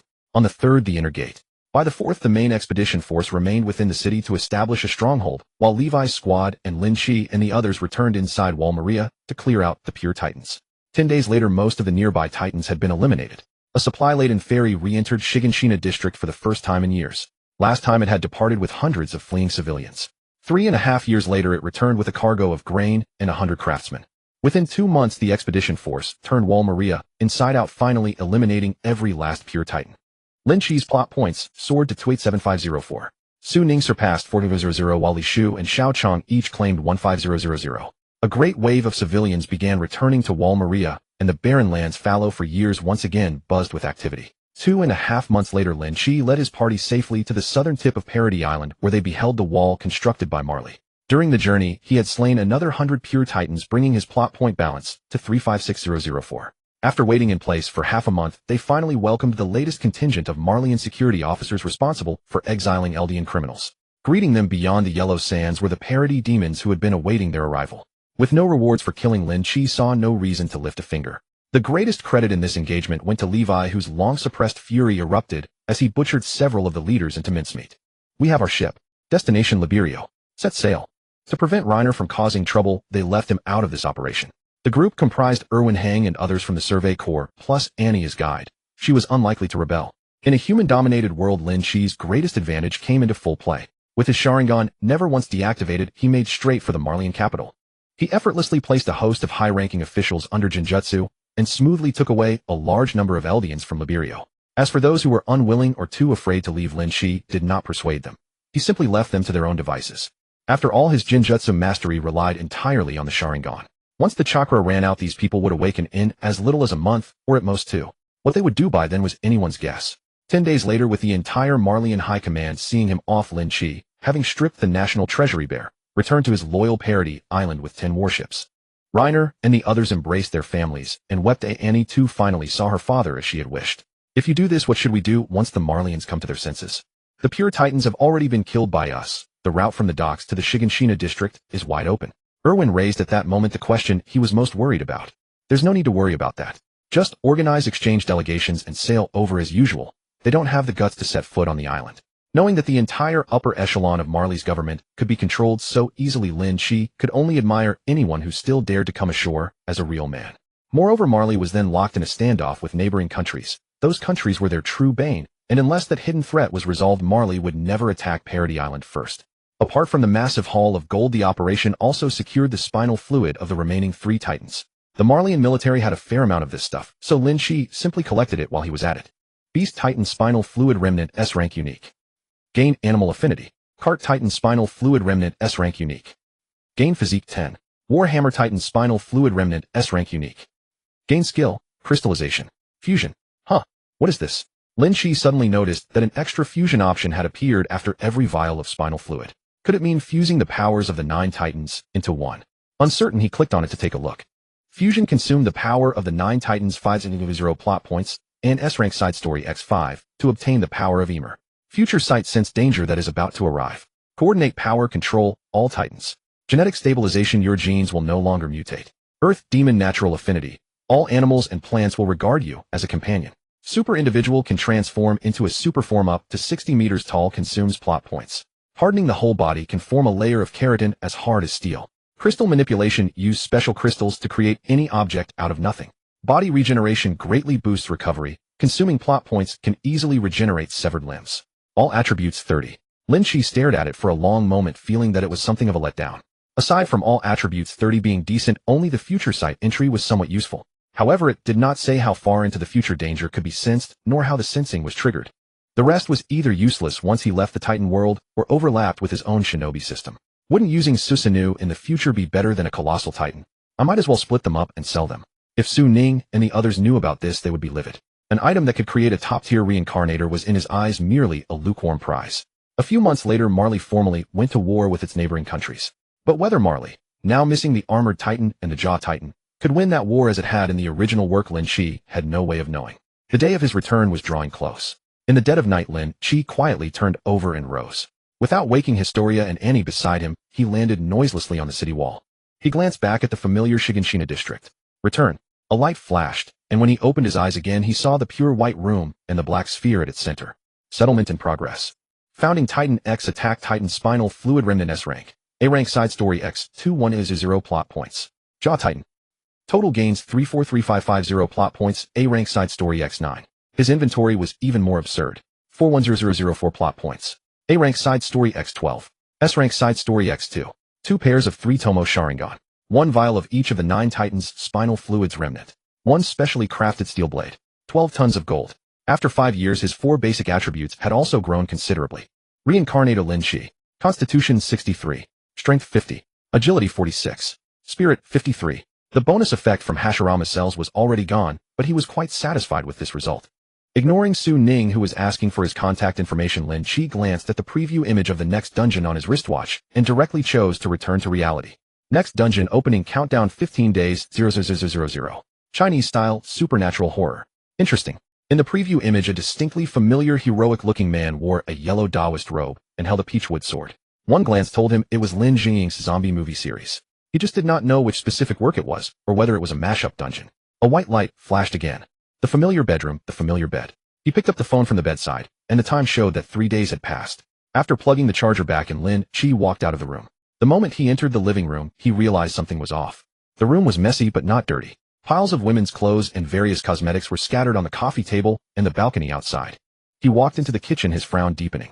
It was spotless. The floor was so clean it reflected one's figure, but the dishcloths on the 2 hooks were bone dry, clearly unused for days. This didn't make sense.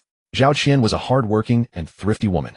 There was no way she would leave all her personal clothes in the living room and not cook at home for 3 days. Lin Qi walked to the second bedroom door with a grim face. Zhao Qian, are you home? Tap, tap, tap. From inside came the sound of slippers scraping across the floor. Lin Qi immediately got goosebumps all over. The footsteps were wrong. Zhao Qian did not walk at that rhythm. The door slowly opened. It revealed a face devoid of expression. Cousin, you're back. I haven't seen you for days. He sucked in a sharp breath. This wasn't Zhao Qian. Her face was exactly the same and her voice was exactly the same as well. But before he left, he had cast an additional genjutsu. So by all logic, she should have been completely unaware that he had been away from home for those 3 days. What exactly are you? Where's Zhao Qian? Lin Qi quietly activated his Sharingan. But the woman seemed not to notice the change in his eyes, and still said with a blank face, what are you talking about, cousin? I'm your cousin Zhao Qian. An entity masquerading as a human. That was Lin Qi's first instinct. Did such things exist in this world? He wasn't certain, so he decided to cast an illusion to test the waters. His Sharingan trembled slightly as he attempted to form hand seals through his pupils, yet the technique proved utterly ineffective. During his time in the Naruto dimension, Lin Qi had once asked Orochimaru to conduct in-depth research on the principles of Genjutsu. Originally, all ninjas believed it functioned by using one's own chakra to disrupt the opponent's chakra flow, thereby interfering with their 5 senses to achieve the desired effect. In truth, the deeper reason was that one's chakra, through a special radiative method, triggered tremors in the target's neurons, thus manipulating their perception of the 5 senses. The principle was more akin to electromagnetic induction, which is precisely why Genjutsu was so difficult to guard against. For throughout the entire process, the chakra never actually left the caster's body. It was for this same reason that Genjutsu could also affect ordinary people. Conversely, due to differences in brain structure, animals were not susceptible to it. So the question arose, why did Genjutsu fail on Zhao Qi? There were only 2 possible answers. One was that she was already dead. The other was that she was not human. Just as Lin Qi hesitated over whether eliminating her would bring trouble, Zhao Qi's expression quickly came to life. From numb and hollow-eyed to puzzled, yet lively, the transformation took less than a second. Cousin, are you hungry? I'll go make dinner right away. Zhao naturally reached behind the door to grab a piece of clothing and draped it over her shoulders only to discover Lin Qi was still blocking the doorway. What's wrong, cousin? Nothing. Why are there so many clothes piled in the living room? Lin Qi observed her expression carefully. Huh. Good heavens. Zhao peeked out and let out a sharp cry. She hurriedly squeezed past him and began gathering the clothes. I'm sorry. I don't know what's wrong with me lately. I keep sleepwalking. I must have knocked them over last night by accident. I'll clean it up right away. Zhao explained while her face burned red, grabbing several pieces of underwear and wrapping them in her long skirt. How interesting. Lin Qi sat down on the sofa and cast Jinjutsu on her again. This time it worked immediately. Zhao first looked blank for half a second, then followed his instructions and spread the clothes out again. Then, as if nothing had happened, she continued packing and tidying up as though someone had hit rewind on her previous actions. Where did you say you work again? At Shuayan Pavilion, of course.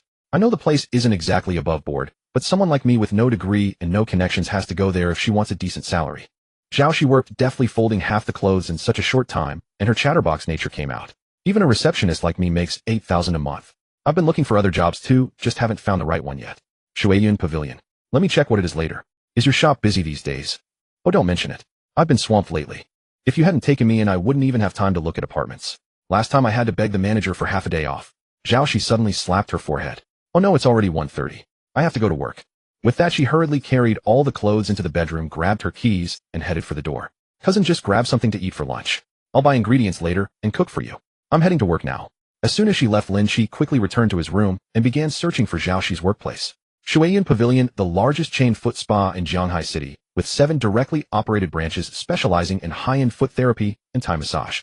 A quick search on group buying platforms revealed that the cheapest option, 60 minutes of foot bath plus head massage, cost 799 yuan, while the most expensive, 180 minutes of foot bath essential oil back treatment and full body massage, came to 2399 yuan.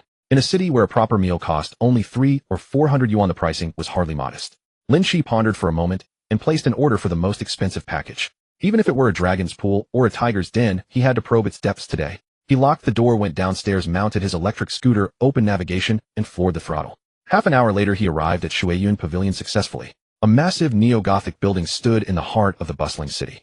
At the entrance were artfully trimmed flower beds and lawns with 4 slim, strikingly beautiful greeters beneath the portico, flanked by 2 security guards and 3 valet attendants. Lin Qi squeezed the brake and parked his scooter at the portico. Patting his pocket, he slipped a 100 yuan bill into the valet's chest pocket. Park it properly. Don't scratch my ride. While the attendant was still stunned, the 4 greeters instantly donned their brightest smiles and bowed deeply. Welcome home, honored guest. Lin Qi strode inside and headed straight for the front desk, presenting his verification code. Certainly, sir. Do you have a preferred technician? Cousin. Zhao eyes widened in surprise beside him. What are you doing here? Just checking out your workplace, Lin Qi replied smoothly, then turned to the receptionist who had spoken. She recommended me. Does that count as a familiar technician? The girl's mouth twitched as she suppressed a laugh and nodded. Yes, sir. Your room is 8688. Please keep the wristband safe. Turn right after the elevator. Immediately, a scantily clad beauty rose from the nearby sofa to lead the way. This way, sir. Lin Qi nodded to Zhao and followed her. Upon entering the room, he found a classic massage sofa with a 2-meter-wide bed beside it. The suite had its own bathroom, and the decor exuded an ambiguous atmosphere dominated by shades of pink and black. Soon several beautiful women, each undoubtedly scoring above 7, entered carrying fruit platters and beverages. Sir, your technician will arrive in 5 minutes. Is there anything you'd like to eat? After speaking, the beauty handed him a menu featuring dumplings, wontons, noodles, and more. I'll have a bowl of dumplings, no scallions. Very well, sir. Please wait a moment. The woman with the fruit plate departed. Not long after, the knock came again. Come in. The door opened, and a tall beauty in high heels carrying a small toolbox stepped inside. Good day, sir. Technician number 13, at your service. Glancing at her black sheer stockings, Lin Qi gave a slight nod. You'll do? The technician's smile deepened as she opened her case and began arranging her tools. Watching her carry the wooden basin into the bathroom, Lin Qi rubbed his nose. Such a strong scent of blood. With his current 4-dimensional attributes, his sense of smell far exceeded that of ordinary people by more than 10-fold. The moment the bathroom door opened, he caught that thick, cloying odor. It was a damp, heavy stench, as though someone had rinsed away copious amounts of blood with water. Lin Qi rose from his seat and approached the bathroom doorway. He began to carefully discern the layers. Someone had died here, and not just one person. The bloodstains soaked into the doorframe bore multiple distinct layers, the oldest of which dated back at least half a month. All had suffered massive hemorrhaging before death, as if they had been dismembered while still alive. Lin Qi did not enter and reclined back onto the sofa. So this Shuayan Pavilion was not merely a den of vice. It was a man-eating fiend's lair. Thus this Shuayan Pavilion was not merely a den of vice. It was a man-devouring hell. Sir, shall I test the water temperature for you? The technician placed the wooden basin beside Lin Qi's feet, removed his shoes and socks, and then carefully guided his foot to touch the warm water. It's fine. Lift your head. Let me check your eyes. The technician looked up and met a pair of crimson Sharingan eyes. Don't stop. I'll ask you answer. Okay. Have any guests gone missing at the shop recently? Yes. The security bureau has been here several times about missing persons, but they found nothing. The surveillance didn't catch any guests leaving. Some clients prefer using the back door. There's no camera there. And no bodies found either. Lin Qi asked in confusion. The security bureau only reviewed the footage and questioned the technicians who served the missing guests. Finding nothing, they left. Did your cleaning staff notice anything unusual? Not that I know of. I haven't heard anything. Then the question arose. Someone had died. But where was the body? Lin Qi fell into deep thought, collapsing back against the technician's lap. Were the remains flushed down the toilet after dismemberment? That didn't make sense either. Humans have bones. No one could chop them that small without clogging the toilet. As people in Changsha like to say, killing someone is easy, but disposing of the body is hard. Within 24 to 72 hours after death, decomposition sets in, and in higher temperatures, a pungent stench of decay erupts within 2 days. This smell permeates everything. It seeps through even reinforced concrete. There was no hiding it in any corner. Meanwhile, the technician's professional hands gently pressed on Lin Qi's temples, beginning a slow massage. Have you noticed anything strange lately? Lin Qi asked with his eyes closed. I'm not sure if it counts, but a lot of colleagues have started losing weight recently. Nobody's eating dinner or midnight snacks at the shop. Has the food gotten worse? No, we eat from the same kitchen as the guests. The head chef came from Wudu and draws a salary of over 20,000. Hiss. So they weren't eating rice. Were they eating something else? Just then someone knocked on the door. Come in. Lin Qi opened his eyes. Sir, your dumplings are ready. The technician behind him quickly reached over. Let me feed you. Lin Qi took a bite. Indeed delicious, with plump pieces of pork clearly handmade by skilled hands. The better the taste, the more unsettling the situation became. What sensible person would starve themselves when fine meals were available? Didn't ordering takeout cost money? After feeding him the dumplings, the technician wiped his mouth with a napkin and promptly returned to work. Truly professional. Despite her petite frame, this girl had real strength in her hands. Every press hit the right acupoints with exquisite precision, sending waves of satisfying soreness through his body. After foot bathing, essential oil back massage, full body treatment, and finishing with facial care and ear cleaning, Lin Qi felt 3 parts lighter in his bones. Sir, would you like to stay overnight? The technician asked after packing away her tools. No, I'll rest a while and then leave. All right. The kitchen operates until 3:00 a.m. Ring the bell if you need anything. She bowed. Then I'll take my leave. With that, she clicked out in her high heels. After 10 minutes of resting with his eyes closed, Lin Qi rose and stepped out of the room. The entire corridor stretched over 30 meters with no fewer than 20 private rooms. Passing by, he occasionally caught whispers between guests and technicians. He walked all the way to room 8688 before stopping. An empty room. Let's take a look. Lin Qi pushed open the door and flipped the light switch. The layout was identical to every other room. He went straight to the bathroom and immediately wrinkled his nose. Bloodstains again. He switched rooms and continued searching. Across 6 empty rooms, without exception, each bathroom had seen more than one death. Just as he was about to return, a young security guard approached with a blank expression, a rubber baton, and walkie-talkie at his waist, his gaze fixed unblinkingly on Lin Qi. Sir, are you lost? Lin Qi flashed a grin. I'm looking for the restroom. Don't you have one in your room? The guard stood rigid, then jerked his head around sharply like an owl. It reeks of blood in there. How am I supposed to use it? This is ridiculous. What's going on at Shuyangshuan? Is the restroom some kind of slaughterhouse? Get your manager over here.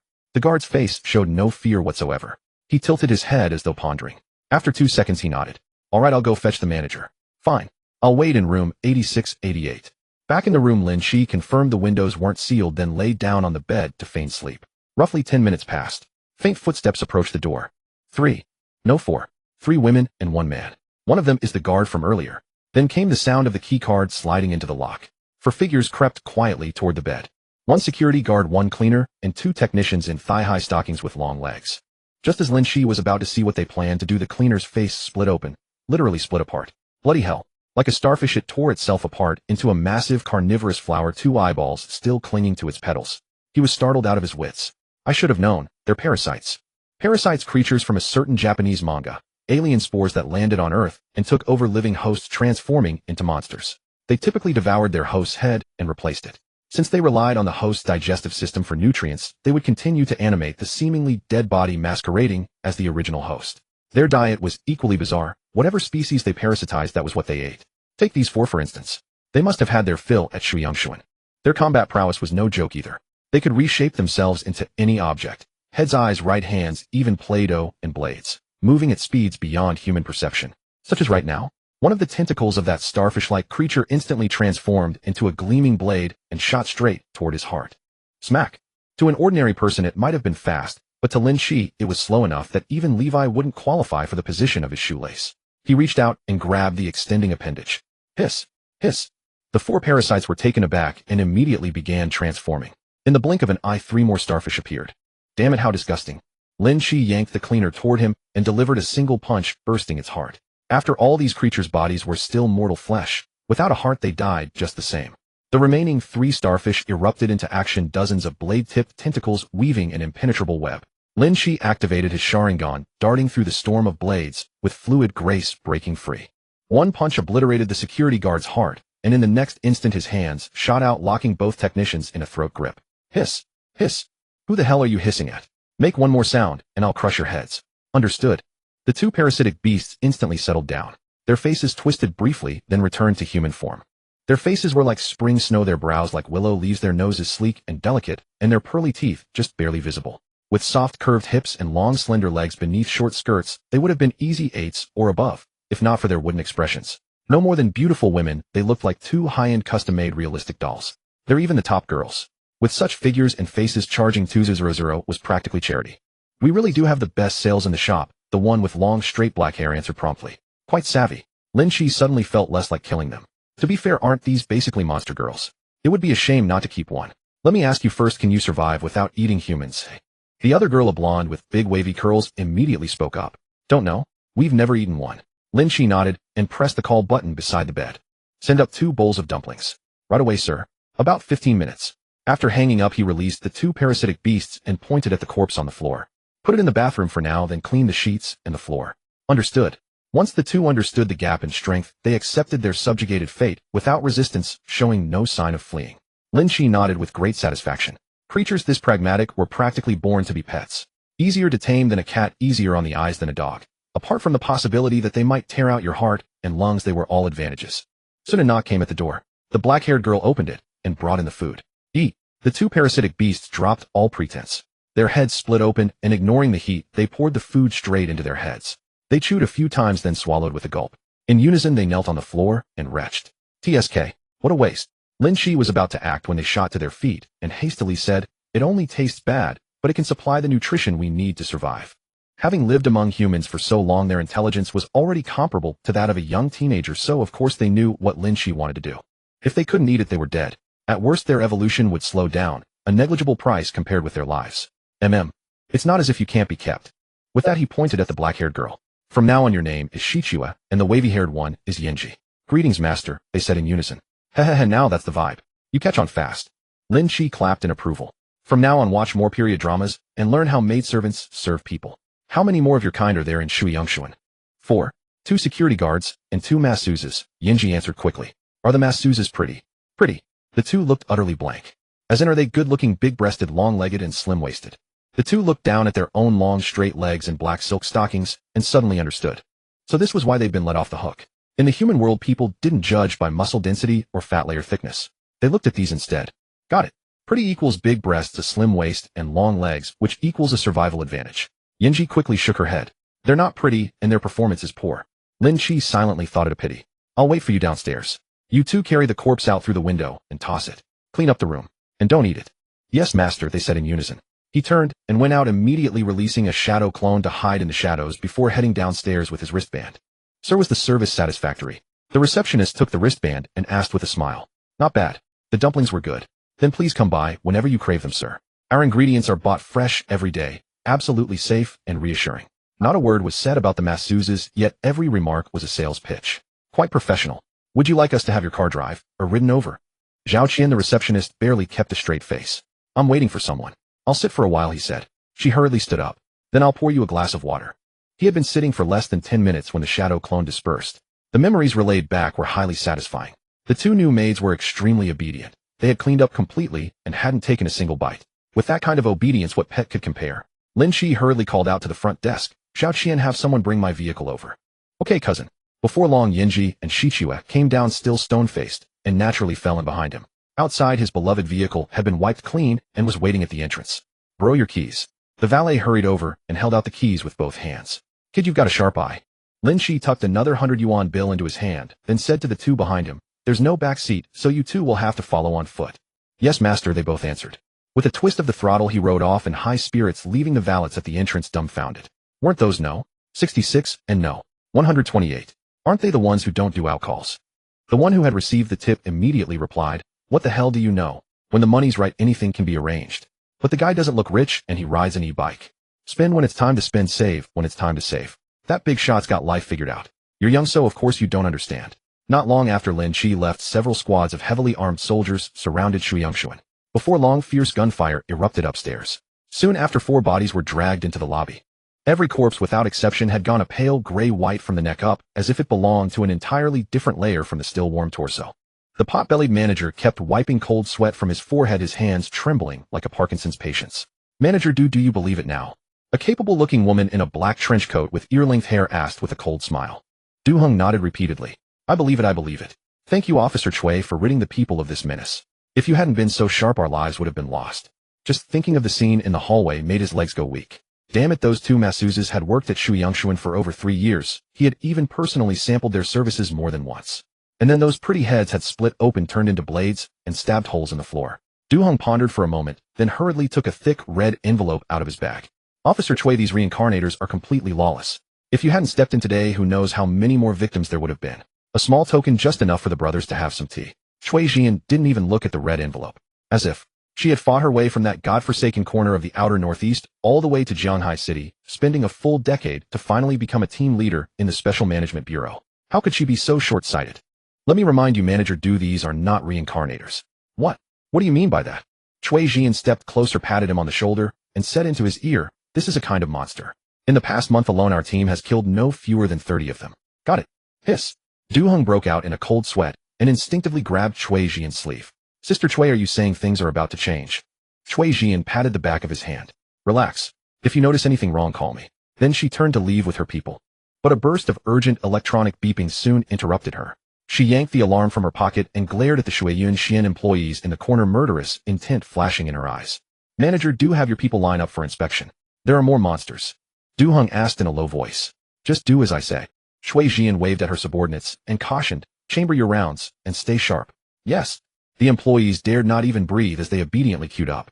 Through the accounts of the employees who had personally seen the monsters, everyone else realized what had happened. Now they all kept their distance from one another, looking at everyone else as if they might be a monster. 2 soldiers snipped off each employee's hair with scissors while a number of armed soldiers stood at the ready behind them. Soon it was Zhao Qian's turn. The soldier cut off her hair as usual and examined it in his palm. Next, Chui Jian gripped the alarm, its vibrations growing fainter and fainter, and watched Zhao Qian walk away. She then called the Information Division of the Special Management Bureau. "Run a check on someone for me, Zhao Qian." The Qian written with a grass radical over west, front desk of the Shuyangshuan branch on Ping'an Avenue, just over 20 years old.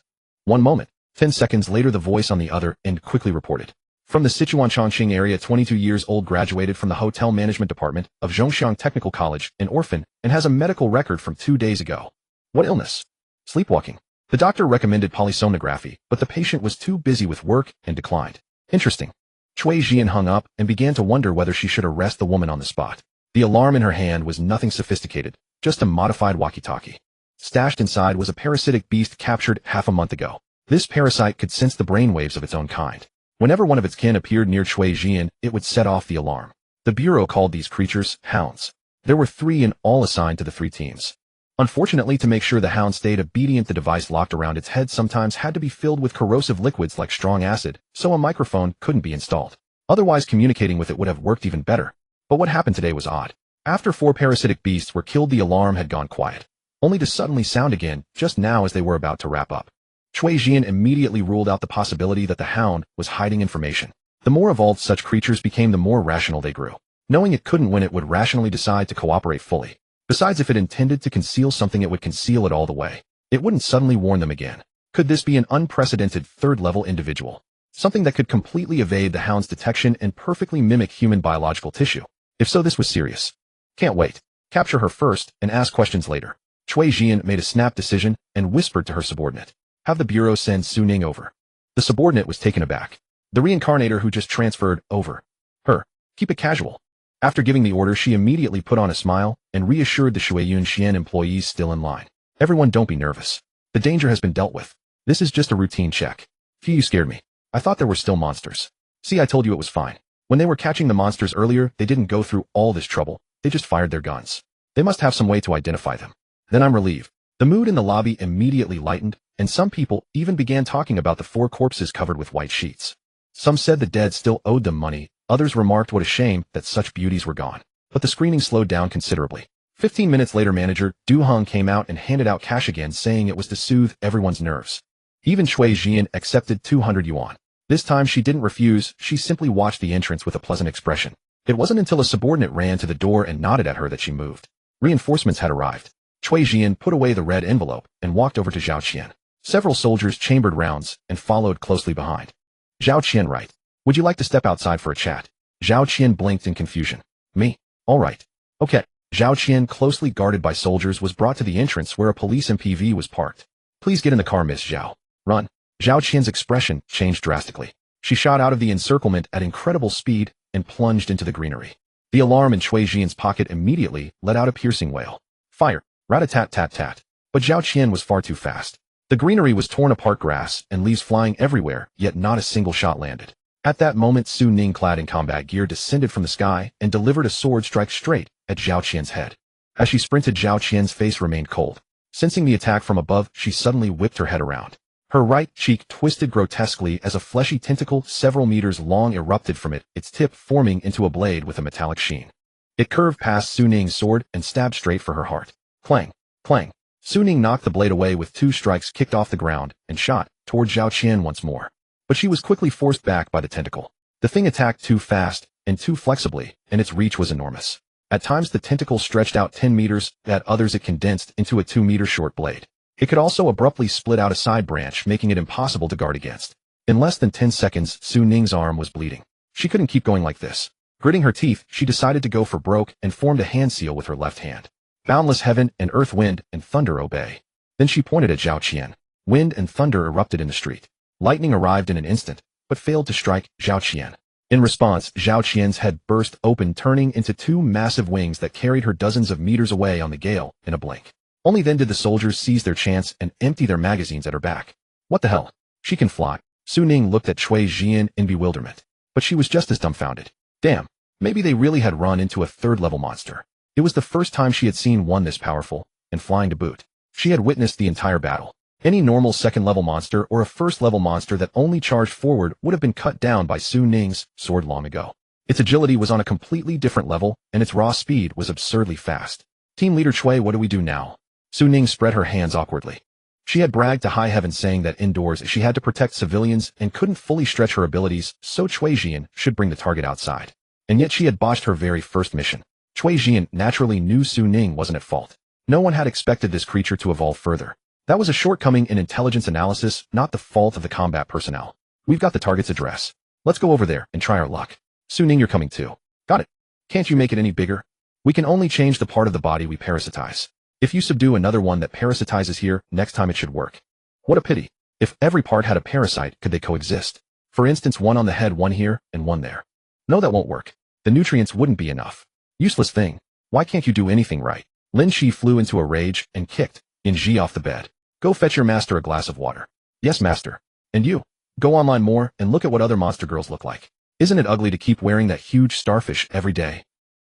Scolding aside, she did have her merits. For example, her face and hairstyle could change at will. As long as he provided materials, he could be a new groom every night. Master, the water is here. TSK. It's a little hot. Blow on it for me. Just as he was savoring the role of giving orders, Lin Qi heard the sound of the door opening. Perfect. Come with me to see just what the hell those things are. He threw on a bathrobe and led the 2 monster girls out the door. Sister Hua, Sister Yin, why are you here? Zhao Qian had just set down her keys when she saw the 2 familiar figures and cried out in surprise. Lin Qi ignored her and looked at the monster girls. Well, are they the same kind? They carry the aura of our kind, yet they also feel human. Zhao Qian's eyes went cold in an instant. This is my territory. Leave now. Her brainwaves are now completely on the same frequency as our kind. You're wrong. This is my master's territory. Yan Ji quickly interjected. Lin Qi clicked his tongue and stared at Zhao Qian in wonder. Fascinating.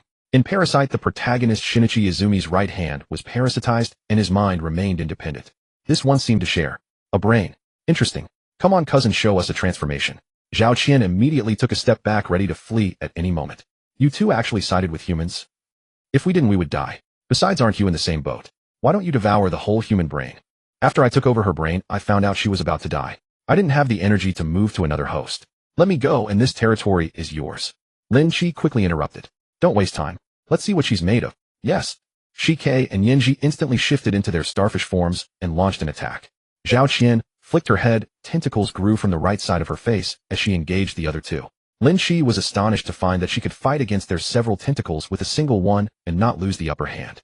As time passed, she even became more and more composed. It seemed he would have to make his move after all. He activated his Sharingan formed hand seals and used the body flicker. After his shadow clone was destroyed, Zhao Qian was trapped in the water prison. I'll give you one chance to surrender. If you agree, blink. Zhao Qian in the water blinked so fast that her eyelids left after images. It seemed this creature was indeed pragmatic. Once it realized it couldn't win, it would surrender as long as it was given a way out. Loyalty couldn't be guaranteed for now, but that was not a big deal. After all, it was being kept as a pet. Lin Qi cut off his chakra supply, and the water prison dissolved. Zhao Qian fell to the ground with a thud. Clean yourself up. I'll be waiting for you in the living room. He settled onto the sofa, propped his feet on Shike and Yanji's thighs, and began browsing the news on his phone. Suddenly a question crossed his mind. Since parasitic monsters could appear, could other things appear as well? He clicked through one news site after another and sure enough spotted some clues. Serial killer appears in Tunmun Village House Gang Province. Psychopath who delights in drinking human blood. 2. 4-meter-tall woman spotted in Fusang Province. Local authorities say she is a traditional stilt-walking artist. Multiple fishermen missing in Han River Basin Gali Province. Insider says the culprit is a huge river fish. Several people missing in Jianghai City. Authorities reveal case is under investigation. Such obviously suspect news was as numerous as hairs on an ox. Although not a single word mentioned monsters, the descriptions always corresponded to fragments of some work in Lin Qi's memory. Monsters were nothing to worry about. Whether it was Lady Dimitrescu or the Han River monster, a single blast of Amaterasu could handle it. But the next headline gave him goosebumps. Gas leak at Dachangno. 7 middle school kills multiple students. Hiss. Why the hell does this feel so familiar? Yang Jian, come save us. He had originally thought that after 1 or 2 more dungeons he could stop eating beef. Who knew this would happen? Fighting zombies and monsters he still had confidence in, but the ghosts from Terror Revival were like rules-based horror stories. All conceptual deities. How was he supposed to fight that? Just as he was pondering, Lin Qi's ear twitched. From the corridor outside, he heard another faint set of footsteps. There were many people. The steps were heavy yet uniform. Clearly a well-trained squad, and they had come armed. Had the 2 monster girls been exposed? Or was it Zhao Qian who had been exposed? At that moment, Zhao Qian, who had changed her clothes, returned to the living room. She had obviously sensed the uninvited guests outside as well. It's the human army. I obviously shook them off. How could they trace me here? Are you serious? Lin Qi was speechless. What do you think surveillance cameras and big data are for? In this day and age, finding a person takes no time at all. Outside the door, Cui Jian stared at the alarm device with a grim expression. There are 3 targets. According to intel, this residence also has 1 more tenant, but he should have been killed already. Once the door is breached, lay down suppressive fire. Su Ning, be ready to intercept any monster that tries to break out. The sniper is in position. Our goal is to drive the monsters toward the window. Understood. Roger. Good. Just then the door suddenly swung open. Several team members hurriedly shielded Cui Jian with their bodies. That door was expensive. If you kick it down, aren't you going to pay for it? Huh. Why are you here too? Lin Qi glanced at Su Ning in surprise. Su Ning immediately shut his eyes and hurriedly said, the Special Management Bureau has equipment that protects against mental attacks. Don't attack them. What do you take me for? Lin Qi quietly deactivated his Sharingan. Are you here to make arrests? Cui Jian hadn't expected this kind of scene either. From their exchange, the young man across from them seemed to be a Reincarnator too, and Su Ning was clearly wary of him. Perhaps a psychic type. Cui Jian stepped out from the group and nodded. That's right. Your tenant Zhao Qian has been parasitized by a monster. We're here to collect her. No way. She's my little chef. Lin Qi beckoned.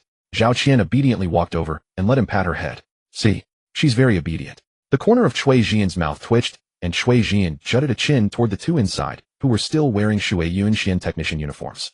And these 2? These are my newly accepted maids Shike and Yanji. Come pay your respects. The 2 monster girls actually copied the maidservants from costume dramas, stepping forward delicately and giving the Special Management Bureau people a traditional Wanfu bow. Shike, Yanji, we pay our respects to you all masters. Are you f***ing serious? Is there even a human left? If you're going to hire a nanny, at least hire a decent one. What's the point of keeping a bunch of monsters at home? Cui Jian felt blood rush to her head, her mind on the verge of exploding. Just as she was about to snap back, she felt someone tugging at her sleeve. Turning around, she saw Su Ning frantically shaking her head at her. I see now. This one wasn't wary, she was terrified. When Su Ning joined the bureau, the assessment from a few senior reincarnators had been outstanding combat power, resolute temperament, immense training value, but questionable loyalty. It meant she was extremely powerful with great potential and worthy of cultivation. The only problem was disloyalty. The moment she joined, several municipal bureaus fought tooth and nail over her. In the end, the Zhanghai Municipal Special Affairs Bureau won out with the deepest pockets. So what kind of power could make Su Ning afraid? Perhaps only the bureau's senior veterans could handle it. You people just aren't thinking broadly enough. Monsters also have minds, they also want to live. If you keep tackling everything with confrontation and more monsters keep invading reality, will you ever be able to handle them all? Having said that, Lin Qi stared intently at Cui Jian's face, expecting her to offer some rebuttal. Unfortunately, to his disappointment, she actually nodded. You make a fair point. In fact, the hounds that cooperate with the bureau are their kind. But can you guarantee they won't betray us? Good news, the woman didn't seem to intend to take his monster girls away. Bad news, his suspicions seemed to be true. This world was being invaded by things from the horror works of his past life. Lin Qi forced an ugly smile and said weakly, then what do you suggest? Why not join our Special Affairs Bureau? We have a device that can imprint an ideological seal on a target, ensuring they will obey you forever. Deal. Wait, you just agreed so easily. Cui Jian was dumbfounded. It was well known that with the same level of strength, Longyin Pavilion could offer at least 5 times what the Special Affairs Bureau could. The Bureau usually could only pick up what the 3 major guilds had rejected. Someone like Su Ning, who sought it out voluntarily and was brimming with potential, was not non-existent, but calling her rare as phoenix feathers and Qilin horns was hardly an exaggeration. A man who made Su Ning tremble at the mere sight of him had been convinced by her in a few words. That was absolutely impossible. The loyalty of the monster girls was in fact only a secondary reason Lin Qi agreed to join. Mainly, he knew only too well how dangerous this world was about to become. Even someone as formidable as Yang Jian chose to join the headquarters for resources. Lin Qi didn't consider himself a ruthless man like Yang Jian, so leaning against a big tree caused him no psychological burden at all. Of course, Lin Qi wasn't the kind of person who would risk his own life for others. He immediately started making demands. I'm laying my cards on the table. I don't like having tasks forced on me. Naturally, members of reincarnation squads have the right to refuse high-risk missions. Cui Jian looked at him with a beaming smile, thinking I'll simply not tell him how dangerous it is later. Then she extended her hand. And your name? Lin Qi. Cui Jian, captain of Team 3 Operations Group, Zhanghai Municipal Special Affairs Bureau. You're Korean. Regional discrimination isn't cool. Just asking casually. Lin Qi shrugged. He still couldn't get used to the fact that both Koreans and Japs spoke fluent Chinese. The main team retreated in an orderly manner. Everyone tacitly encircled Lin Qi and his group, looking ready to strike at any moment. Su Ning, however, sidled up to start forging a connection. Boss, thanks to your help last time my cultivation method was completed and my strength has grown a lot. Oh, congratulations. Boss, how were your gains in the last dungeon? Not bad, not bad. The convoy returned to the Special Affairs Bureau. Cui Jian invited everyone to get out. We're here. Follow me. Lin Qi looked up. An unremarkable high-rise stood not far away. The airport was right beside it, and there wasn't a decent high-rise for miles around. Once inside, Cui Jian pressed the button for the 10th basement level. The above-ground section is all administrative staff. The real Special Affairs Bureau is underground, easier to manage, and it also prevents the special criminals and objects held there from escaping. The elevator came to a smooth stop. The doors opened, revealing a massive blast-proof hatch. 6 armed personnel occupied advantageous positions and watched them with scrutinizing eyes. Hey, why is a runt like you gatekeeping today? Cui Jian greeted a skinny guy with dyed yellow hair. Sis Cui, good to see you. The yellow-haired guy grinned, then glanced sideways at Lin Qi. What's the deal with these people? Senior reincarnators, friends of Su Ning here for the induction assessment. With that, she handed over her ID badge and let the other sentries inspect their physical condition. Oh, more freeloaders. TSK. Why does some asshole always have to step up at times like this? Lin Qi shot Yinji and the others a look. Go give him a couple of slaps. Stop. No fighting. Su Ning hurriedly blocked the middle. Zhang, how are you ever going to stop? Have you already forgotten the pain from the last time I beat you? Little miss, Su, this isn't your business. Zhang Hao rolled his neck, eyeing Yinji and the others with ill intent. You've got little skill but plenty of airs, going out with so many women. I'd like to see what makes you think you can slap me. Lin Qi couldn't be bothered to waste words and directly activated his kaleidoscope. Tsukuyami. His eye power instantly dropped to 75,125. Cui Jian showed no intention of intervening. Although she also felt this way of testing strength was a real goodwill killer, this was an internal matter for the Reincarnator squad, and as a field team leader, she had no standing to interfere. But the next second, Zhang Hao crashed to the ground with a thud. A dignified senior Reincarnator was taken down in a single exchange, twitching all over, cold sweat streaming, and ultimately passing out. Holy shit, Zhang Hao got taken out in a flash. A psychic-type expert. Heh, he's always been so arrogant.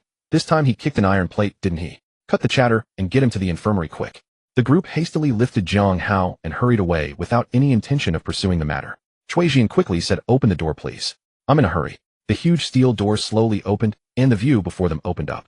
Inside was a seemingly endless expanse of workstations and translucent offices conservatively estimated at over 2,000 square meters. Anomalous energy fluctuations detected on Jianghuai Road. Dispatch Patrol Team 6 for close reconnaissance. Jianghuai No. 6 Middle School reports an anomalous creature. Send Special Operations Team 2 to the scene. Why is the Yokosuka port alert being routed to us? Transfer it to Fusang Province. Inside was a scene of intense bustle. No one even had time to glance at the strangers at the door. Cui Jian clapped her hands. Follow me. We'll see the director first.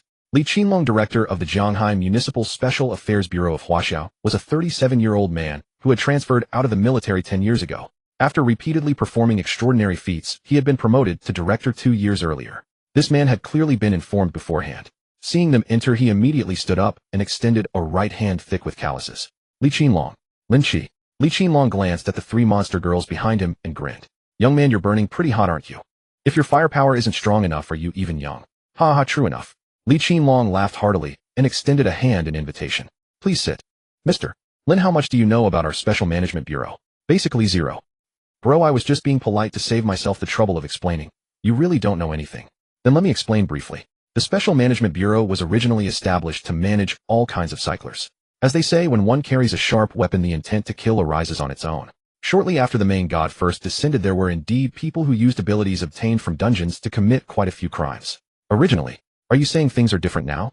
Indeed they are. As our management of cyclers became increasingly thorough, and the public gradually accepted these so-called anomalies, we soon discovered that things were not so simple. Li Qinlong's expression turned serious. I think you must already have a guess, but the problem may be more severe than you imagine. Lin Qi nodded, gesturing at the 3 behind him. I'm guessing some things from the dungeons have started invading reality, like them. Correct. But the problem is not a few monsters, or a few kinds of monsters, zombies, ghosts, and all manner of specters and fiends. It's that certain concepts are also invading our world. What exactly are these concepts you're talking about?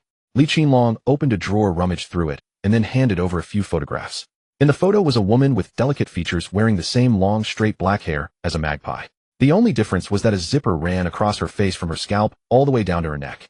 The next photo was of her lower body, and it was even more absurd. She actually had 8 long, slender, milky white legs, and the tips of her toes could turn into steel blades. It's a hybrid of demon and human. Its true form is the spider demon, a monster born from human fear. Oh no, he didn't recognize this one. In his previous life, he had been a veteran otaku, but after graduating and starting work, he had less and less time to follow anime and TV dramas. He was basically unfamiliar with newly released anime. Occasionally, he'd stumble across some breakout character on Bilibili, but that only meant one more keyword to search on some well-known manga website. Seeing his blank expression, Li Qinlong went on to explain this is what she herself said after we captured her. She didn't invade. She was born in this world. According to her, many people fear spiders, and so the spider demon came into being. If some people fear dogs, it stands to reason there will be a dog demon. If they fear chickens, there will be a coon demon. They feed on humans. A demon's strength is determined by the intensity of the fear and the number of people who feel it. The more you fear it, the stronger it becomes. This is conceptual invasion, far more terrifying than simple monster invasion. Lin Qi suddenly clapped his hands and interrupted. If a monster causes public panic, will it produce a demon? Cui Jian, who had been silent for a long time, nodded grimly. The Modu branch destroyed a cycler demon 2 months ago. Yes, exactly as you're thinking. Some people are afraid of cyclers. Then doesn't that mean these things can never be completely killed off? How the hell are we supposed to fight them? Fear is the code etched into human genes. Just because your mind is firm, does that mean everyone's mind is firm? That's how it looks for now. That's why nations around the world have been forced to reach a consensus once again and start hiding special incidents from the public. Li Qinlong nodded helplessly. How the hell was this supposed to work? Wouldn't it never end? If this kind of setting combined with horror revival, could it create a ghost demon? Could a nuclear bomb demon be born in Fusang Province? Would there be a sword demon or a gun demon?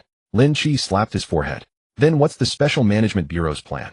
Keep the situation from getting worse and hope that the growth of the cycler's strength outpaces the speed of the otherworldly invasion. Li Qinlong's expression became unreadable, and he went on, let me tell you an interesting fact. The otherworldly invasion predates the main god's descent.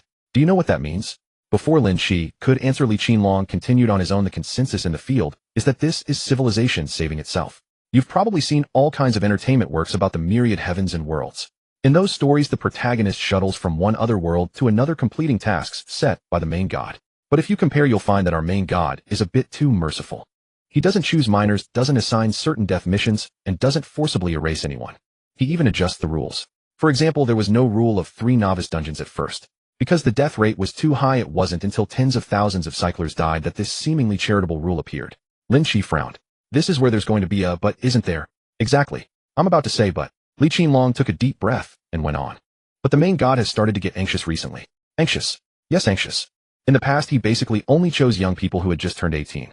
Perhaps he believed that age was the balance point between intellectual development and a worldview that had not yet fully solidified, the point most suitable for nurturing and with the greatest potential. But from 6 months ago, reports came in one after another of selected ones from different age groups, as young as 10, as old as 65. And recently the pattern has become even harder to pin down. Lin Qi thought of himself. The original owner had been an adult working for years, yet was still chosen. Li Qinlong stood up, walked over to Lin Qi, and placed his right hand on his shoulder.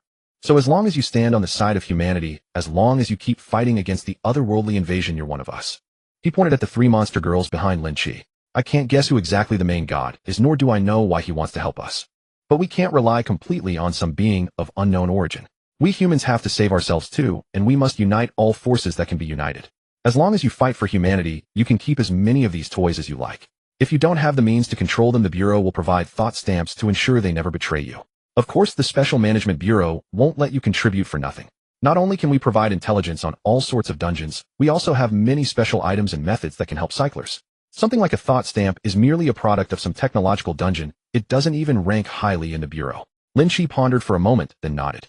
That's a good proposal. I accept. Welcome aboard. The two shook hands again. To be honest, he wasn't the noble sort who would fight for humanity. But those damn monsters were already at the doorstep. If they didn't band together, were they just waiting to die? And what was all his scheming in the dungeons for after all? To get laid better. If he couldn't get laid, then fighting was meaningless. If civilization was destroyed, there would be no getting laid at all, so civilization had to be defended. So for once, Lin Qi was unusually generous. From his wristwatch, he took out a vial of reagent. Armored Titan Spinal Fluid Residual. Retrieving this dungeon item requires 12000 story points. This is... Li Qinlong asked, confused. It's an item from the Armored Titan dungeon. After injection, it consumes story points and grants the Armored Titan's abilities, body enhancement, and the regeneration of severed limbs. Are you serious? Li Qinlong shot up from his chair and exchanged a glance with Cui Jian. Both of them saw wild joy in each other's eyes. Lin Qi was a little baffled. Why would I lie to you? It's just one Titan. Why such a big reaction? He had taken out this vial of spinal fluid after careful deliberation. First, Su Ning had joined the Special Management Bureau. Although he had signed a confidentiality agreement, it was still possible to hint that Lin Qi had cleared the Titan dungeon.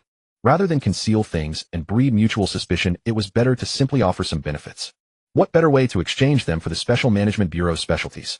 Besides, he had no intention of injecting them at present. You don't understand the full picture, so it's only natural that you're unaware of this item's value. Li Qinlong forced down his excitement and explained, I haven't finished talking about the demons yet. They were born from human fear, and they also possess intelligence. Lin Qi frowned and asked, what do you mean?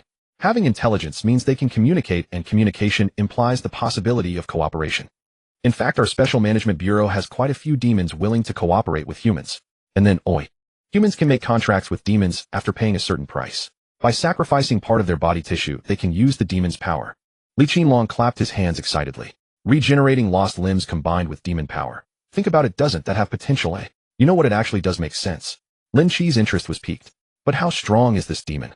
I don't want to make a contract and summon something so weak it can't even defend itself. Seeing is believing. How about we go take a look? Let's go. Leaving the 3 demon girls in the office under someone's watch, Lin Qi followed Cui Jian and Li Qinlong toward the internal elevator. The elevator descended slowly, reaching the 18th underground floor. Unlike the bright and well-lit areas above here, the lighting was quite dim, with only a few faint lights along the corridor providing illumination.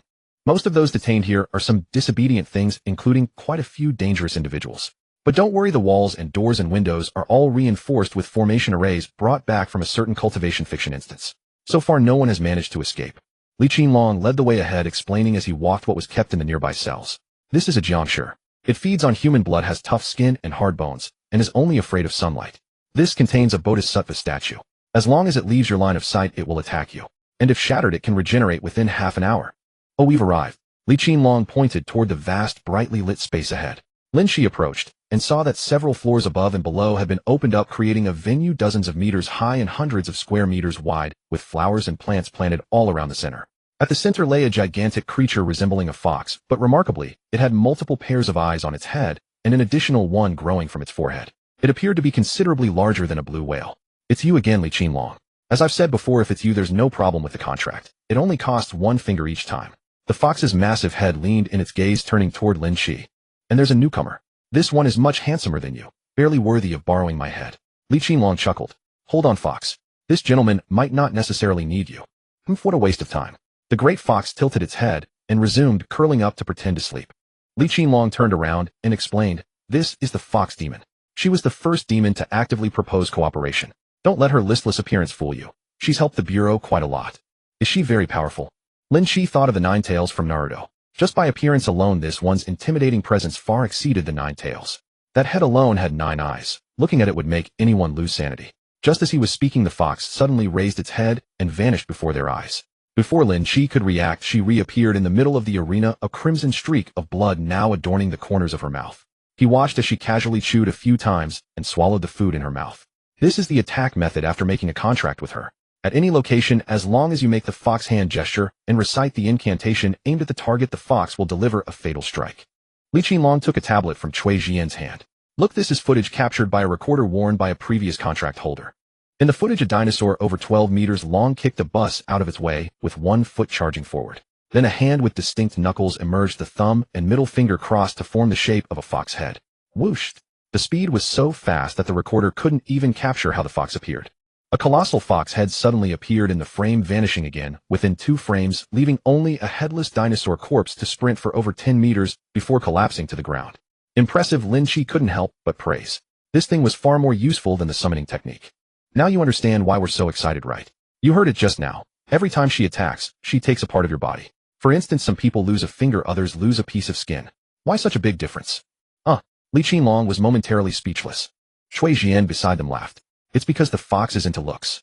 For someone like Director Li, even paying a finger, you could at most borrow the fox's front leg. The fact that you can borrow her head means you're already considered handsome in her eyes. You're too chatty. Lin Qi was at a loss whether to laugh or cry. Li Qinlong's appearance was genuinely not bad. In fact, after years of military service, he'd maintained his exercise routine, keeping a well-proportioned figure and heroic features. But the damage came from a scar running from his neck to his lower lip, which completely ruined the aesthetic appeal. As for himself, honestly, he used to count as an ordinary person.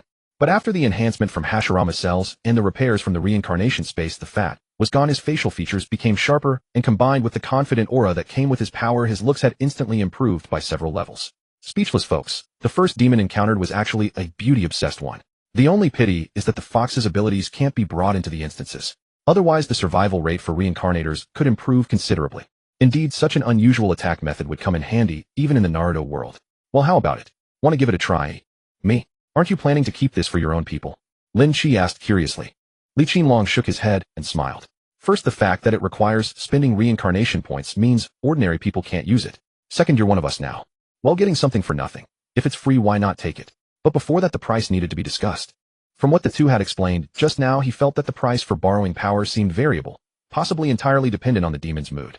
So he simply stepped forward and activated the Mangekyo. Instantly, his entire demeanor transformed, from lazy and slouching to cold and aloof, carrying an air of supreme arrogance. Simply put, it was as if the Uchiha had possessed him. Moi.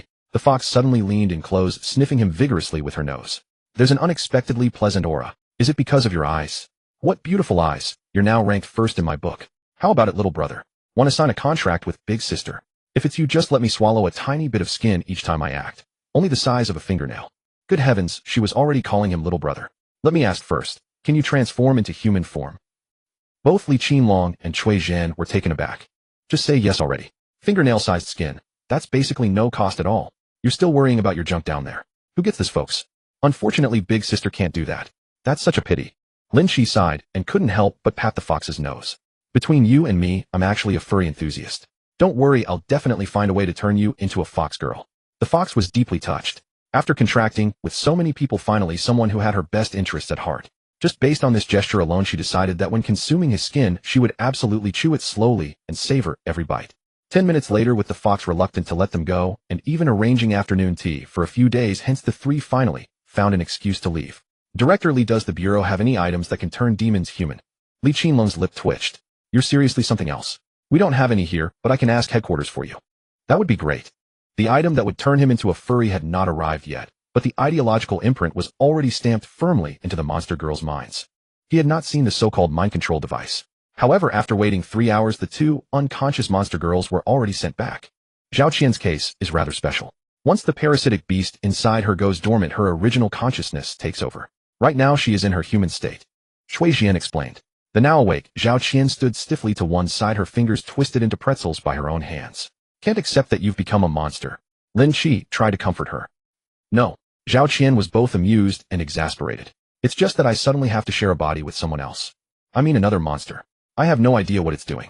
Don't panic. If there's danger, it'll definitely be the one controlling the body. Even if you die, you won't feel a thing. Zhao Qian said thanks a lot. Zhao Qian didn't want to talk to him anymore and went off to draw circles in a corner.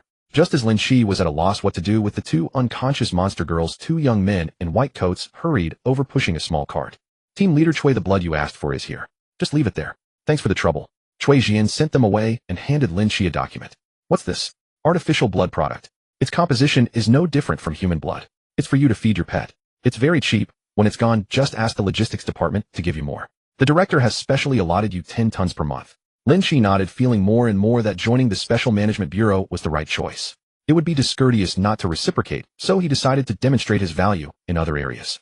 He directly told Cui Jian the key information about the Titan world. Wait, let's discuss this in the director's office. Can't we talk about it here? I'm in a hurry. Cui Jian smiled quietly. Dungeons that can produce strategic-grade items like this are few and far between. Be careful, walls have ears. Li Qinlong, who had been sitting restlessly in the office for a long time, opened the door. He exchanged a subtle glance with Cui Jian and immediately breathed a sigh of relief. He barely suppressed the smile at the corner of his mouth and said, I told you brother Lin Qi is someone who keeps the bigger picture in mind. Please have a seat. By now Lin Qi naturally knew the two of them had played him, but he didn't care. He laid out all the major Titan holders and the world order of the Titan world. Li Qinlong and Cui Jian were both startled. Are you saying there are 7 similar items? Exactly. Among them, the spinal fluid of the founding Titan and the attack Titan is the most precious. Injecting both at the same time can directly increase the spirit attribute by 30 points. Hiss. Are you sure? Even Jiang Haichuan, deputy team leader of the special ability team and the highest spirit in our branch, only has 48 spirit. Li Qinlong couldn't sit still anymore. Lin Qi frowned and thought to himself his own spirit was only 53 points. Were there really this many experts? But on second thought, the officially recognized no. One of Zhanghai City was still 5 points behind him, so perhaps it wasn't unacceptable. Still, he'd better not keep those items around just in case anything happened. I'm not entirely sure. How about I give it a try? It won't be dangerous, will it? Li Qinlong asked cautiously. Lin Qi had contracted quite a few demons, so he was confident he could keep himself alive. But if it exploded in the office, that would be a real joke. Don't worry, it's perfectly safe. Lin Qi couldn't be bothered to waste words. He picked up the syringe and jabbed it into his arm. Li Qinlong and Cui Jian were so frightened that they ran straight to the door, ready to bolt at any sign of trouble. But the jab was like stabbing into cowhide. The needle bent, without even piercing the skin. Sorry, my skin's too tough. Lin Qi gave an awkward laugh. This time he used chakra to form a thin wind blade, cutting open the skin before inserting the needle. Finally it worked. As the liquid in the syringe slowly disappeared, his heart began to contract violently. Soon he felt as though his entire body was being torn apart, and some force inside him seemed desperate to burst out. Oh no! Lin Qi's eyes flew wide. In a daze, a barefoot little girl in white seemed to drift slowly out of the void toward him. Emer, the founder. Before he could get a clear look, a mechanical voice interrupted his thoughts. Consumed 3000 plot points x2. Completed the founding Titan X Attack Titan ability set. Ability gained Titan Transformation 20 plot points per use. Cooldown 8 hours. Can store 3 transformations. Ability gained Vital Fortitude, greatly increases resistance to non-instant death damage. Ability gained Limb Regeneration, can consume stamina to restore any physical injury except brain death. Consumes a certain amount of plot points, depending on recovery difficulty. Ability gained Eldian Constitution Enhancement, error enhancement weaker than the user's rank, ignored. Ability gained Spirit 30. Current attributes. Reincarnator Lin Qi. Constitution 63. Strength 50. Agility 46. Spirit 83. Phew. Lin Qi's eyes snapped open, and a pair of Mangekyo Sharingan slowly revolved. In that instant, a space brimming with malice and brutality descended and dragged the entire Special Management Bureau into it. Blood began to seep in bit by bit, and the whole world slowly started to lose its color. The sky was stained red with blood, the ground was strewn with corpses, and everything around turned black and white. Above the dome, an enormous pair of Mangekyo Sharingan looked down upon all living things. Lin Qi, wake up! Lin Qi whipped his head around and saw Li Qinlong supporting the unconscious Cui Jian, his right middle and index fingers pressed together against Lin Qi's brow. Phew.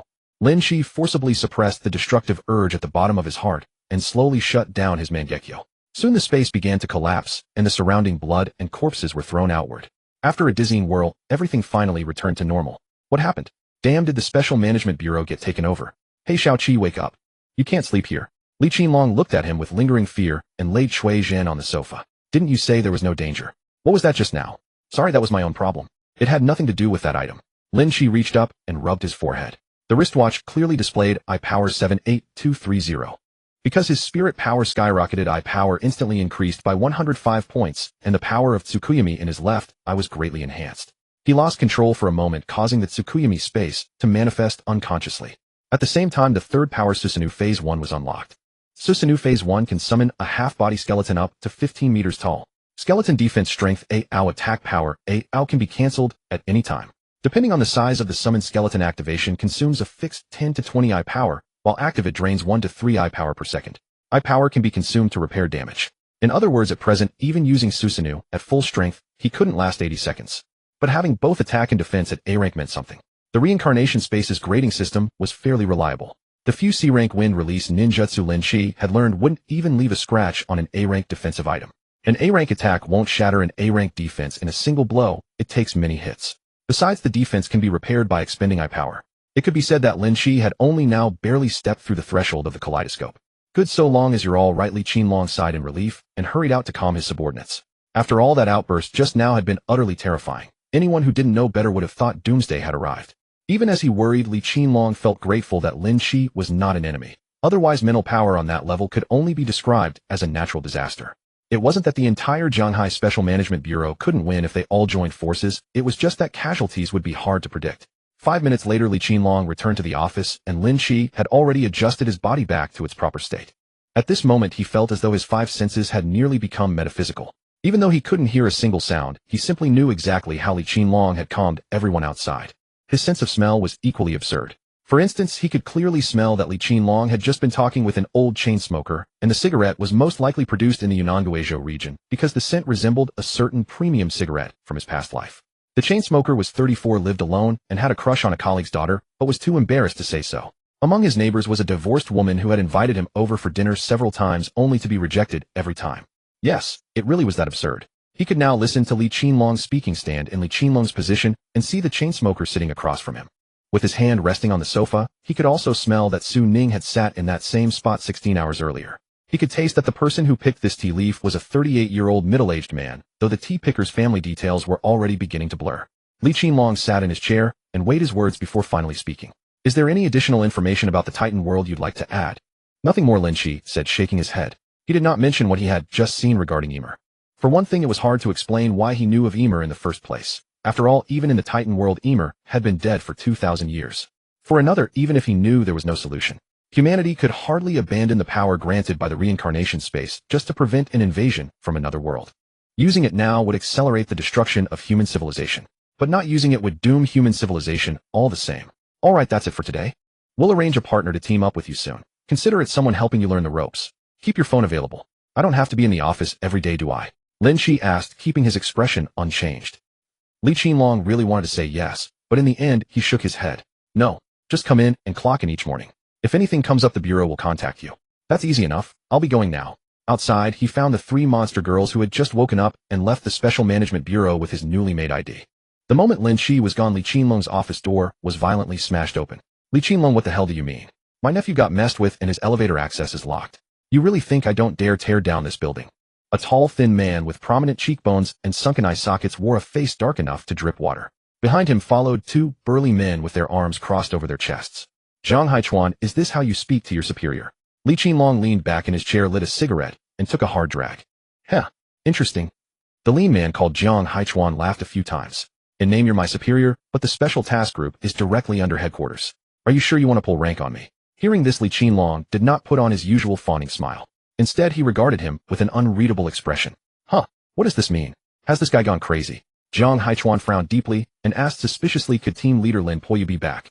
That can't be right. Didn't something happen to the Lin family? Xiongzhou is said to have become a dead zone. There's no way Lin Poyu could return. Would you dare say that at headquarters regular meeting? Li Qinlong asked with a half smile. Zhang Haichuan's expression darkened even further, and he gave him a fierce nod. Fine, you've got guts. Let's go.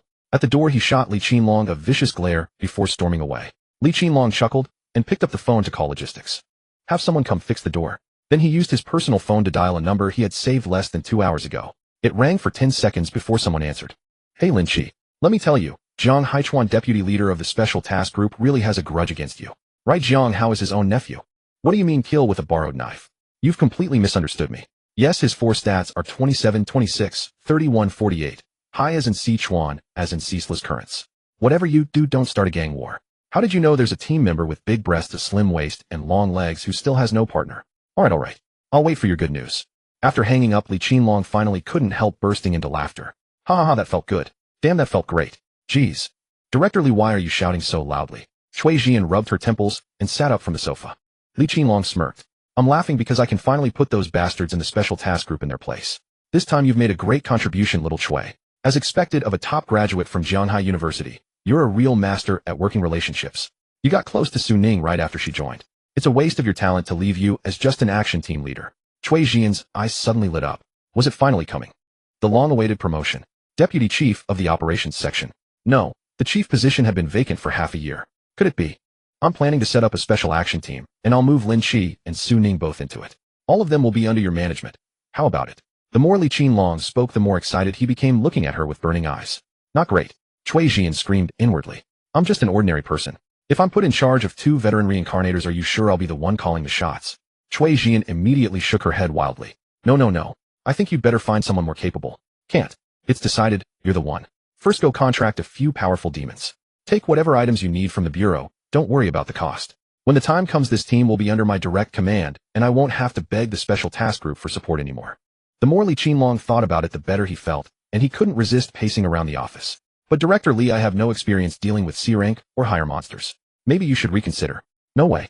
Lin Qi asked for you by name, Li Qinlong said without batting an eye. Impossible. Absolutely impossible. Big chest, slim waist, long legs. Doesn't that describe you exactly? To be fair, although Cui Jian was already in her early 30s, her looks and figure were truly first-rate. She was already a quintessential Korean beauty, and with her habit of exercising year-round, there wasn't an ounce of flab on her body. Every bit of softness had settled exactly where it belonged. It was just that she usually kept short hair, never wore makeup, and favored trench coats that completely hid her figure. So many people never realized that this was a mature beauty who could easily score 90 points. Because the first impression she gave was dashing, sharp, and decisive, people simply never thought of her in that way. Li Qinlong solemnly patted her on the shoulder. Tomorrow hit the mall and shop till you drop. Buy plenty of figure-flattering clothes, black stockings, yoga pants, all of it. I'll have finance reimburse you in full. Huh, these. I've never worn these before. Meanwhile, Lin Qi hung up the phone without even a flicker of expression. His brutal strike against Jiang Hao had been meant to establish his authority. The power of Tsukuyami needed no elaboration. For 3 full days and nights, it subjected the man to almost 1,000 cuts. No matter how hard one's bones were, no one could withstand a mental breakdown. After all, not everyone could stay clear-headed while watching themselves be scraped down to a skeleton. He had done it deliberately. That once the young one was hit, an elder would jump out was only to be expected. To celebrate finally being free from her life as a beast of burden, Zhao Qian had gone out of her way to buy plenty of premium ingredients from the market. A Boston lobster and king crab were simply steamed. Not even salt was needed. In the pot, simmered chicken stewed with goji berries and gastrodia, and a plate of cilantro beef sat beside it. The aroma was absolutely heavenly. The only strange thing was that though 4 people sat at the table, only Lin Qi and Zhao Qian were eating. Before Shichue and Yinji sat large bowls of artificial blood, waiting only for his word to start drinking. Eat. The meal left everyone satisfied. The 1.5 humans, of course, found these home-style dishes appetizing and perfect with rice. The other 2 monster girls were simply starving. They had thought that the pleasures of eating and drinking were lost to them forever, but who could have guessed that when all seemed lost, there would be such a miraculous thing as artificial blood? And the price was merely a restriction, not worth a damn. Never being allowed to harm humans. Lin Qi had also specifically studied the thought stamp planted in their minds. The principle behind it was actually simple. It reshaped part of their nerve cells so that to a certain extent they regarded humans as their own kind. There was also a physiological reflex safeguard. The moment a thought of harming a human surfaced, it immediately triggered a vomiting and dizziness reflex, not unlike severe motion sickness. The dizziness could be enough to prevent them from standing, so it did have a deterrent effect. This made Lin Qi even more assured. After dinner, he sent Zhao Qian back to the kitchen to wash the dishes while he took the monster girls to the bedroom for a backwalking massage. He slept until noon. After brunch, Lin Qi rode his little electric scooter to the Special Management Bureau. When he reached the entrance, a sentry stopped him. Sir, this is a sensitive military zone. Please do not approach. Lin Qi flashed his ID, and the sentry immediately saluted and let him pass. He had just found a parking spot and locked his scooter when he saw 3 menacing strangers approaching not far away. Among them, a tall, thin, middle-aged man with vicious eyes grinned at him. Are you Lin Qi? No, you've mistaken me for someone else. What? Brother Hai, he's playing with you. I saw his photo on the internal network. It's this kid. Jiang Haichuan laughed in anger. Hey, I thought Li Qinlong had found some big shot to come challenge me. Turns out he's just a timid rat. Lin Qi smiled back at him. You're Jiang Haichuan. That's right. I heard you've been hunting for me all this time. Haven't you had enough? Huh. Jiang Haichuan was stunned. What did he mean? Wasn't today the first time he had come to find him? Seems you really do want to fight. Do you actually have what it takes to fight me, Lu Huaqiang? What? Who was Lu Huaqiang? Before Jiang Haichuan could react, a kick sent him flying more than 10 meters. Lin Qi's raw power was nearly double Jiang Haichuan's physical toughness, and that one strike caved in a large part of his chest. Damn it, get him. Jiang Haichuan spat out a mouthful of blood and snapped. The two subordinates launched into action at once. One rooted himself in a horse stance, twisted his waist, and drove out a palm. The other spun up and drew his sword with a nod. It was clearly the wuxian martial arts style, but his strength was nothing special. Lin Qi activated his Sharingan and saw through both men's movements with perfect clarity. He countered with the Hyuga clan's half-baked gentle fist, stepping in arcane footwork to avoid the palm aimed at his chest, then turning sideways to slash a knife hand at the swordsman's dantian. The moves were plain and unremarkable, but the gap in their base attributes was simply too great. Lin Qi, though moving second, struck first. A knife hand jabbed into the swordsman, and chakra erupted through his body, blasting the clothes at his lower back to shreds. The man flew backward like a burlap sack and hit the ground beside Jiang Haichuan. Jiang Hua, seeing his companion gravely injured, the pugilist's eyes nearly split at the corners, red enough to rival the Sharingan. I'll take your life. Jiang Haichuan, who had been watching, was alarmed. Jiang Su dodged, but Jiang Su's eyes were already bloodshot and no advice could reach him. Pouring his inner energy through his body, he smashed down at Lin Qi with a heart-splitting palm. The movement was so slow that Lin Qi didn't even need the body flicker technique. A slight twist of his body, and his knife hand went straight for the man's back. Jiang Haichuan, off to the side, couldn't sit still any longer and forced himself to his feet. Soul-shifting art. This was the first volume of a peerless divine skill he had acquired through great hardship with his family's assistance from a wuxia dungeon instance. Unfortunately, he had spent too little time comprehending it and had only mastered one technique, the soul-shifting art. Yet, even that was enough to secure his position as the top psychic fighter in the Special Management Bureau's martial arts tournament in Zhanghai City. Driven by mighty inner energy, it seized a person's heart and soul in an instant, a move that was almost impossible to guard against. Against a target with lower mental attributes than his, he could hard control them for a full half a minute without issue. Even against someone stronger, controlling them for a second or two was no problem. In a life-and-death battle, let alone a full second, even half a second of distraction could be fatal. To be honest, the instant he saw Jiang Hua's dantian destroyed, he already regretted this. But Jiang Su's fiery temper couldn't be pulled back even by 9 oxen. Enough. This kid's talent was not bad. He was among the best of the entire Jiang family. He couldn't just let him be ruined as well. Even if this old man had to suffer severe injuries, he would still protect him. Jiang Haichuan activated his technique at full power, ignoring even the pain of his ribs stabbing into his lungs. Mind and body as one, strike. The Mangekyo and Lin Qi's pupils vanished in a flash. The next second, a palm strike sent Jiang Su crashing to the ground, motionless like a dead dog. Jiang Haichuan, as if struck by lightning, suffered the backlash of the technique, collapsed to his knees, and continued vomiting blood. Hey, here. Lin Qi made a few teasing sounds, meeting the man's horrified gaze. I'll give you a chance to contact the Jiang family and buy your people back. Every 10 minutes I'll take out one of your parts. The countdown starts now. With that, he actually sat down on his little electric scooter and started scrolling through his phone. Jiang Haichuan's face changed in horror. Aren't you afraid the Special Management Bureau will make trouble for you? You fool, the director tacitly approved this. Of course, Li Qinlong could never have imagined he would strike this ruthlessly. All 4 Jiang family members were almost completely crippled. Despite vomiting blood, as if it cost nothing, Jiang Haichuan merely had his ribs puncturing his lungs. A martial arts expert like him, protected by inner energy, could hold on for half a day without a problem. The truly life-threatening cases were the motionless Jiang Su and Jiang Hua. One had his dantian shattered, the other's heart meridians had been severed by chakra. If they weren't saved soon, they really would die. Lin Qi pointed at him and tapped the air. You have 8 minutes left. Damn it. This lunatic. Jiang Haichuan raged inwardly. I just wanted to teach you a lesson. Did you have to go for total annihilation? The Jiang family, for all their arrogance, would never dare to kill a colleague outright. Who the hell is this reckless bastard surnamed Lin, and where did he crawl out from? Wait a minute. Surnamed Lin. Could he be kin to that wench Lin Poyu? Jiang Haichuan's fury subsided by half. Fingers trembling, he dug out his phone and dialed. To his surprise, the phone rang on and on. No one answered. Fucking Li Qinlong. He cursed under his breath and dialed again. It wasn't that he didn't want to call the Jiang family, but distant water couldn't quench present thirst. Jiang Su and Jiang Hua were on the verge of breathing their last. The only man close enough to save them now was Li Qinlong. After another 20 seconds of waiting, the call finally connected. Li Qinlong, you son of a beep beep beep. God damn it.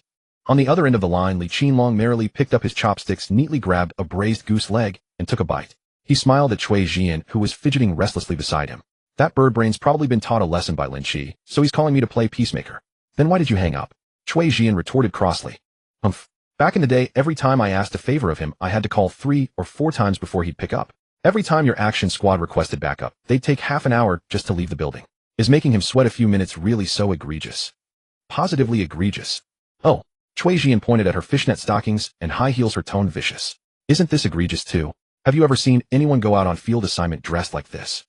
Ahaha, maybe you're just not used to wearing them. Give it a few days, and you'll be fine. Li Qinlong hastily averted his gaze and devoted himself to the goose leg. Yet his phone kept ringing with murderous insistence. In the cavernous cafeteria, heads turned one by one to seek out the source.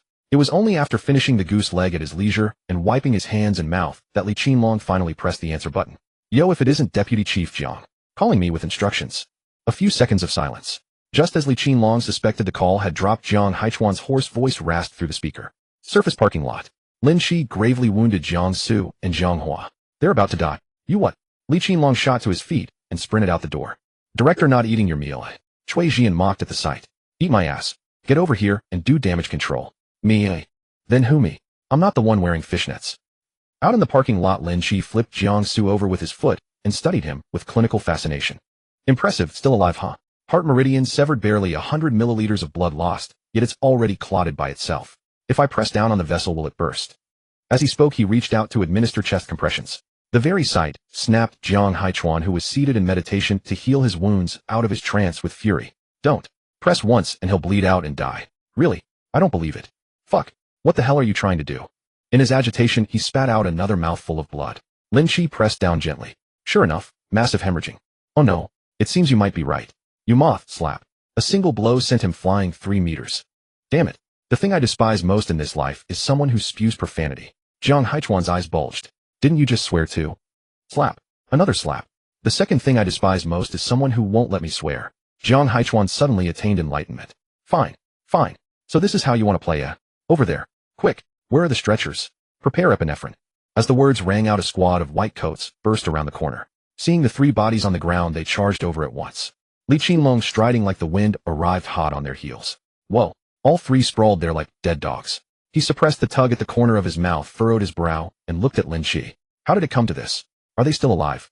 They were a moment ago. Right now, can't say. Lin Qi sighed. This? Li Qinlong's old face twisted into a knot. Director, they've still got breath. Then hurry to the infirmary. Seeing the medics about to lift the 3, Lin Qi hastily stood up and cut in. Hold on. Everyone turned to look at him, baffled. I promised to dismantle a part within 10 minutes. A promise is a promise. The instant he finished, a flash of white light seared before their eyes, and Jiang Su's right hand shot skyward, landing with a soft thud in the flower bed. What the hell? Is this man insane? The medics stood paralyzed. Do we even save them now? God forbid we're halfway through resuscitation, and he wanders in asking to strip another part off. Lin Qi unhurriedly walked over, picked up the severed hand, and muttered something about taking it home to feed to a monster girl. What are you all gaping at me for? Shouldn't you be rescuing them? Hurry up then. Why, yes, right away. The medics hoisted the 3 up and fled like the wind. Li Qinlong clutched his head in agony and squatted down on the spot. What's wrong, Director? You have the nerve to ask. They're colleagues, damn it. If they die, you won't have to pay condolence money. Lin Qi craned his neck stubbornly. Condolence money. Turtle money. If they kick the bucket, I'll just waltz into the funeral banquet, eat my fill, and pack away every last cigarette and bottle of liquor. Only you could. Just then, racked with reluctance, Cui Jian finally came hobbling into view. Lin Qi paid her no mind at first, but on a second glance his eyes lit up. Such well-proportioned thighs. Such magnificent pectorals. I truly underestimated you yesterday. Cui Jian's fists clenched hard, then slowly relaxed. I just heard Jiang Haichuan on the phone with the Jiang family. What now? Li Qinlong pointed at Lin Qi. Ask him. Let them pay up $1 billion or $800 million, then send 2 legitimate daughters over to warm my bed, and we'll call it settled. Cui Jian's eyes nearly bulged out of their sockets. They're paying you, eh? What else? I've got no money. I still owe several $100,000 in online loans. Cui Jian was nearly laughed into a rage. She wheeled to Li Qinlong. Surely you have some sort of contingency plan, Director. Li Qinlong shrugged. A plan? Naturally there's a plan. We're hardly the only ones in Shanghai with grievances against the Jiang family. That one insignificant Jiang clan keeps a stranglehold on a fully mapped martial arts dungeon instance. Headquarters has negotiated time and again to trade for the cultivation techniques in their hands that common folk could actually practice, but after half a year of grinding, all they got were a few dime a dozen manuals, the kind no one would even bend over to pick up if they were tossed into a dungeon world. Truth be told, a few deaths are no great loss. The one real question is, can we withstand the Jiang family's counterattack? The 2 turned to look at Lin Qi, only to find him utterly absorbed in studying her fishnets. He hadn't heard a single word. Get serious. Cui Jian roared. Her political career was welded to Li Qinlong's. One rises both rise, one falls both fall. Naturally, she was deeply invested. I heard you fine. What's all this about withstanding or not? I'll just barge straight to their doorstep and wipe them out. Done deal. Are you sure? Li Qinlong's brow furrowed with doubt. Dead sure. The Jiang clan is in Huqing. Half a day's flight. Little Chui is from that neck of the woods. She'll go along with you. Chui Jian immediately panicked. Hold on. Outer northeast and inner northeast are hundreds of kilometers apart. Is that even reasonable? Lin Qi nodded vehemently. Perfectly reasonable. Then it's settled. Li Qinlong declared on the spot. Then I'll go ahead and butcher those three first. Li Qinlong hastily stopped him. Don't be so anxious. The one who should be anxious now is the Jiang family. Jiang Haichuan is a top-ranked expert of the Jiang family, and the three juniors are the cream of the younger generation. There is no way they will give up.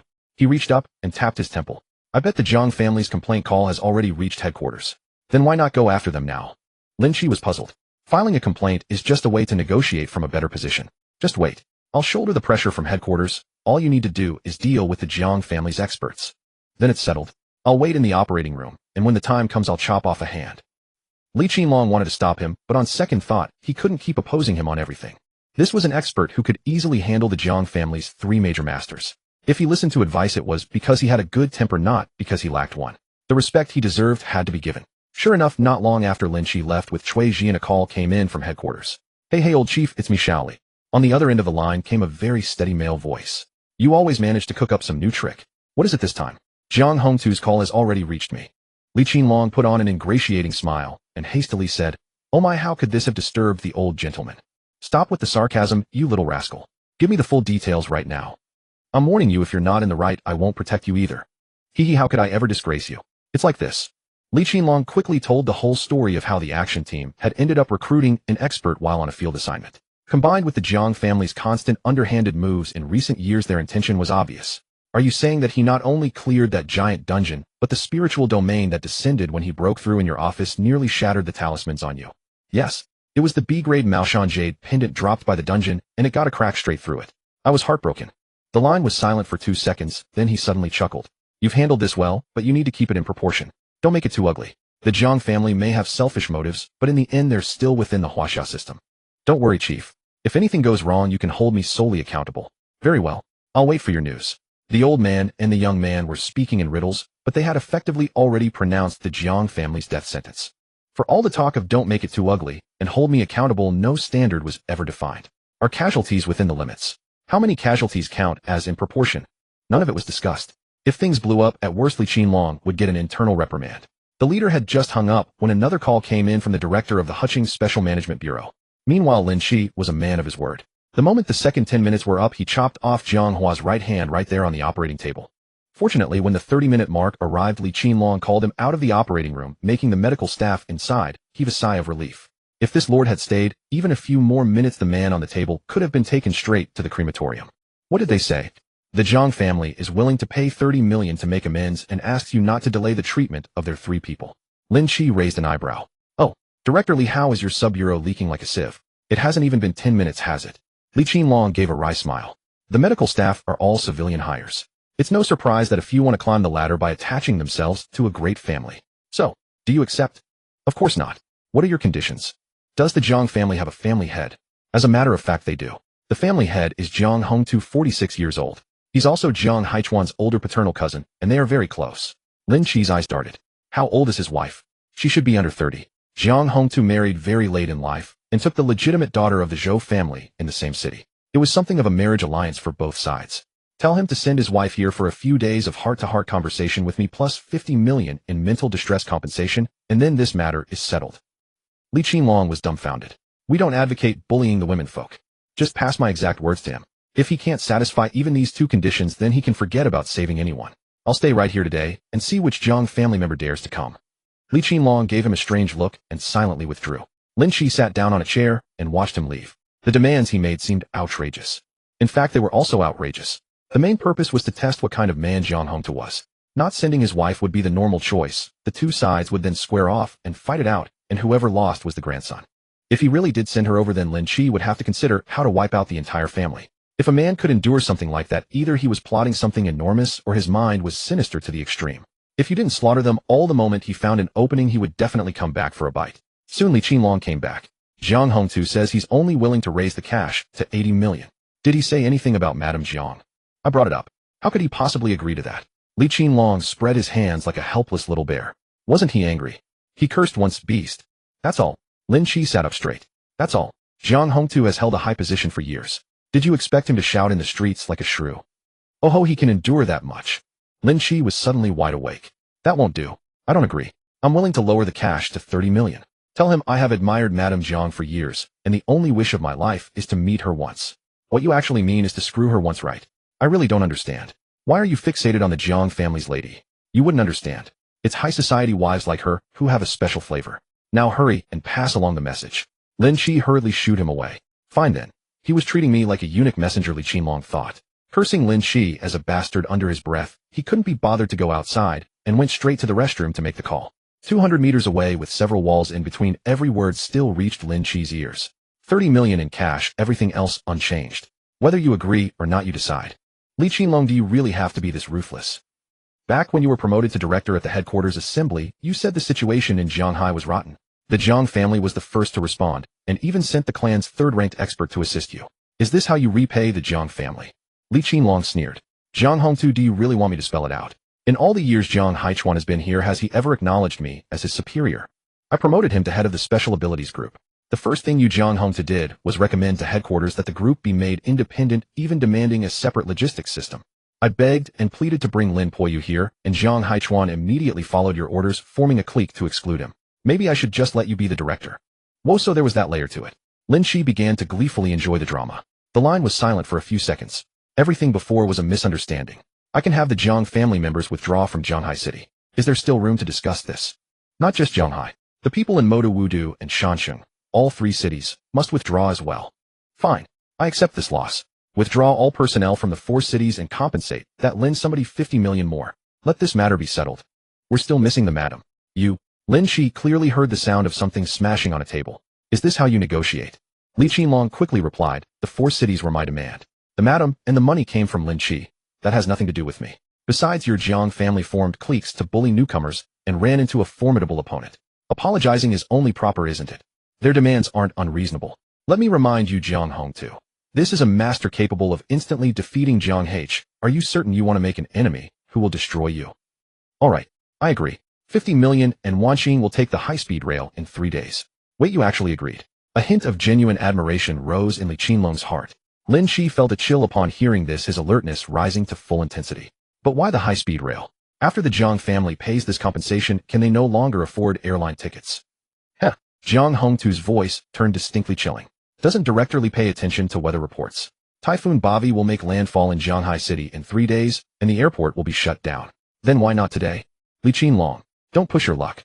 All right, I'll make sure the reception is impeccable. I guarantee the madam will feel right at home. After hanging up, Li Qinlong couldn't wait to share the good news with Lin Qi. Of course, his happiness wasn't because the Jiang madam was coming, but because they had reclaimed the 4 cities from the Jiang family's grip. What puzzled him was that Lin Qi didn't seem as pleased as he expected. What's wrong? Getting an extra 20 million should make you happy. Or are you worried the Jiang madam might be plain looking? Don't worry. She was a member of a girl group before. Her looks must be impressive. I'm wondering. Lin Qi frowned. If flights are grounded, does that mean the high-speed rail will keep running? Li Qinlong suddenly slapped his forehead. Right, this Typhoon Bavi making landfall won't pass through the central mountain range in Hunan province, which means it'll hit Zhanghai at full strength. Not just planes and trains, but even businesses will be forced to close. How can anyone take the high-speed rail then? No, I need to confirm the itinerary with him again. Saying this, he hurried out once more. Without Lin Qi's intervention, the 3 Jiang family members had survived. Modern medicine alone definitely wouldn't have been enough. According to Li Qinlong, the Jiang family submitted a top-tier martial arts manual in exchange for the branch office to use a blood bodhi fruit, which is what saved the 3 of them. Jiang Haichuan and the others actually benefited from the disaster, their strength increasing significantly. But these people seemed afraid of Lin Qi's retaliation, and with the still listless Jiang, how they hurried away in a rush. 3 days passed in the blink of an eye. At 8 in the morning on this day, the entire Zhanghai was still shrouded in darkness. The black clouds on the horizon pressed almost to people's heads, blocking out the sun so that no light could penetrate through. The wind picked up, and underpants and various merchants' signboards and outdoor items flew everywhere on the streets, creating a scene of an imminent storm. At the Jinghai Expressway entrance, an MPV with white license plates from the Special Management Bureau was parked by the roadside. Inside sat 2 women who were enthusiastically devouring soy milk and fried dough sticks. Sister Jian, when exactly is this person arriving? Don't tell me we'll have to row a boat back. They said 8:30, what's the rush? Even the emperor isn't in a hurry. Shui Jian viciously bit into a fried dough stick, her feet twisting restlessly underneath her. It had been 3 days, and she still hadn't gotten used to these damn sky-high heels. Thankfully, she could swap them for flat shoes while driving. If she had to stand in them all day like yesterday, she would have truly lost it. Sigh. I thought joining the Special Management Bureau would turn things around, but turns out I'm still just a beast of burden. Shui Jian gave her a puzzled look. That's strange, little Sue. When you first arrived, weren't you acting like the sky was the limit, calling yourself #1 under heaven, and swearing you'd be a team leader? How come you've just accepted your fate now? Su Ning let out a bitter smile. Hey, you have no idea how strong that guy is. It's a shame I signed an agreement otherwise. Wait, looks like someone's here. Both women looked up to see a Maserati slowly pulling up nearby. The driver's door opened, and a handsome young man in a suit stepped out, quickly circling around to the other side to open the rear door. Shui Jian first caught a glimpse of red, then saw a slender, elegant leg clad in sheer black stockings touch the ground. Soon a woman dressed in black appeared beside the car, her long black hair flowing freely, gold snake-shaped earrings dangling from her ears, and dark sunglasses shielding her face. The two women hurriedly got out of the car. Madame Jiang. My surname is Zhou. The woman's voice was cold and clear, and beneath her sunglasses her narrow eyes glanced over Shui Jian's outfit, a hint of mockery flickering at the corner of her mouth before vanishing. Shui Jian, sharp as a fox, immediately understood what the woman meant. She quickly changed into a beaming smile. Miss Zhou Wanqing, right? Please get in the car. Mister, Lin has been waiting for you for a long time. Zhou Wanqing's breath caught, and before she could respond, the handsome driver instantly leaped out. How dare you? Is the matriarch of the Jiang family someone you can disrespect? A wider smile spread across Shui Jian's face as she turned to look at Su Ning. Little Su, have we gone back to the feudal system? Why are we still using terms like mistress and master? Su Ning, who had been angry moments ago, burst out laughing. A servile creature like you dares to act wild in front of the Special Management Bureau. Someone really gave you too much face. Shui Jian's expression changed faster than flipping a page, startling Zhou Wanqing. What does Madame Jiang need me to invite you several more times? Zhou Wanqing trembled all over, her pride shattered by those words. She stumbled dazedly toward the MPV. Miss? The driver grew anxious and rushed forward to help, but Shui Jian blocked him with her hand. Hold it. For the next 3 days your madam doesn't belong to the Jiang family. Step back 10 meters immediately. This is your only warning. The driver's face turned pale with fright, and he scampered away as fast as he could. Why didn't you just do this from the start? Ridiculous. Shui Jian pressed the accelerator, and the vehicle sped off. The weather grew increasingly terrifying. Every green belt and street tree in all of Zhanghai suffered, occasionally being swept into the air by fierce gusts, before crashing brutally back to the ground.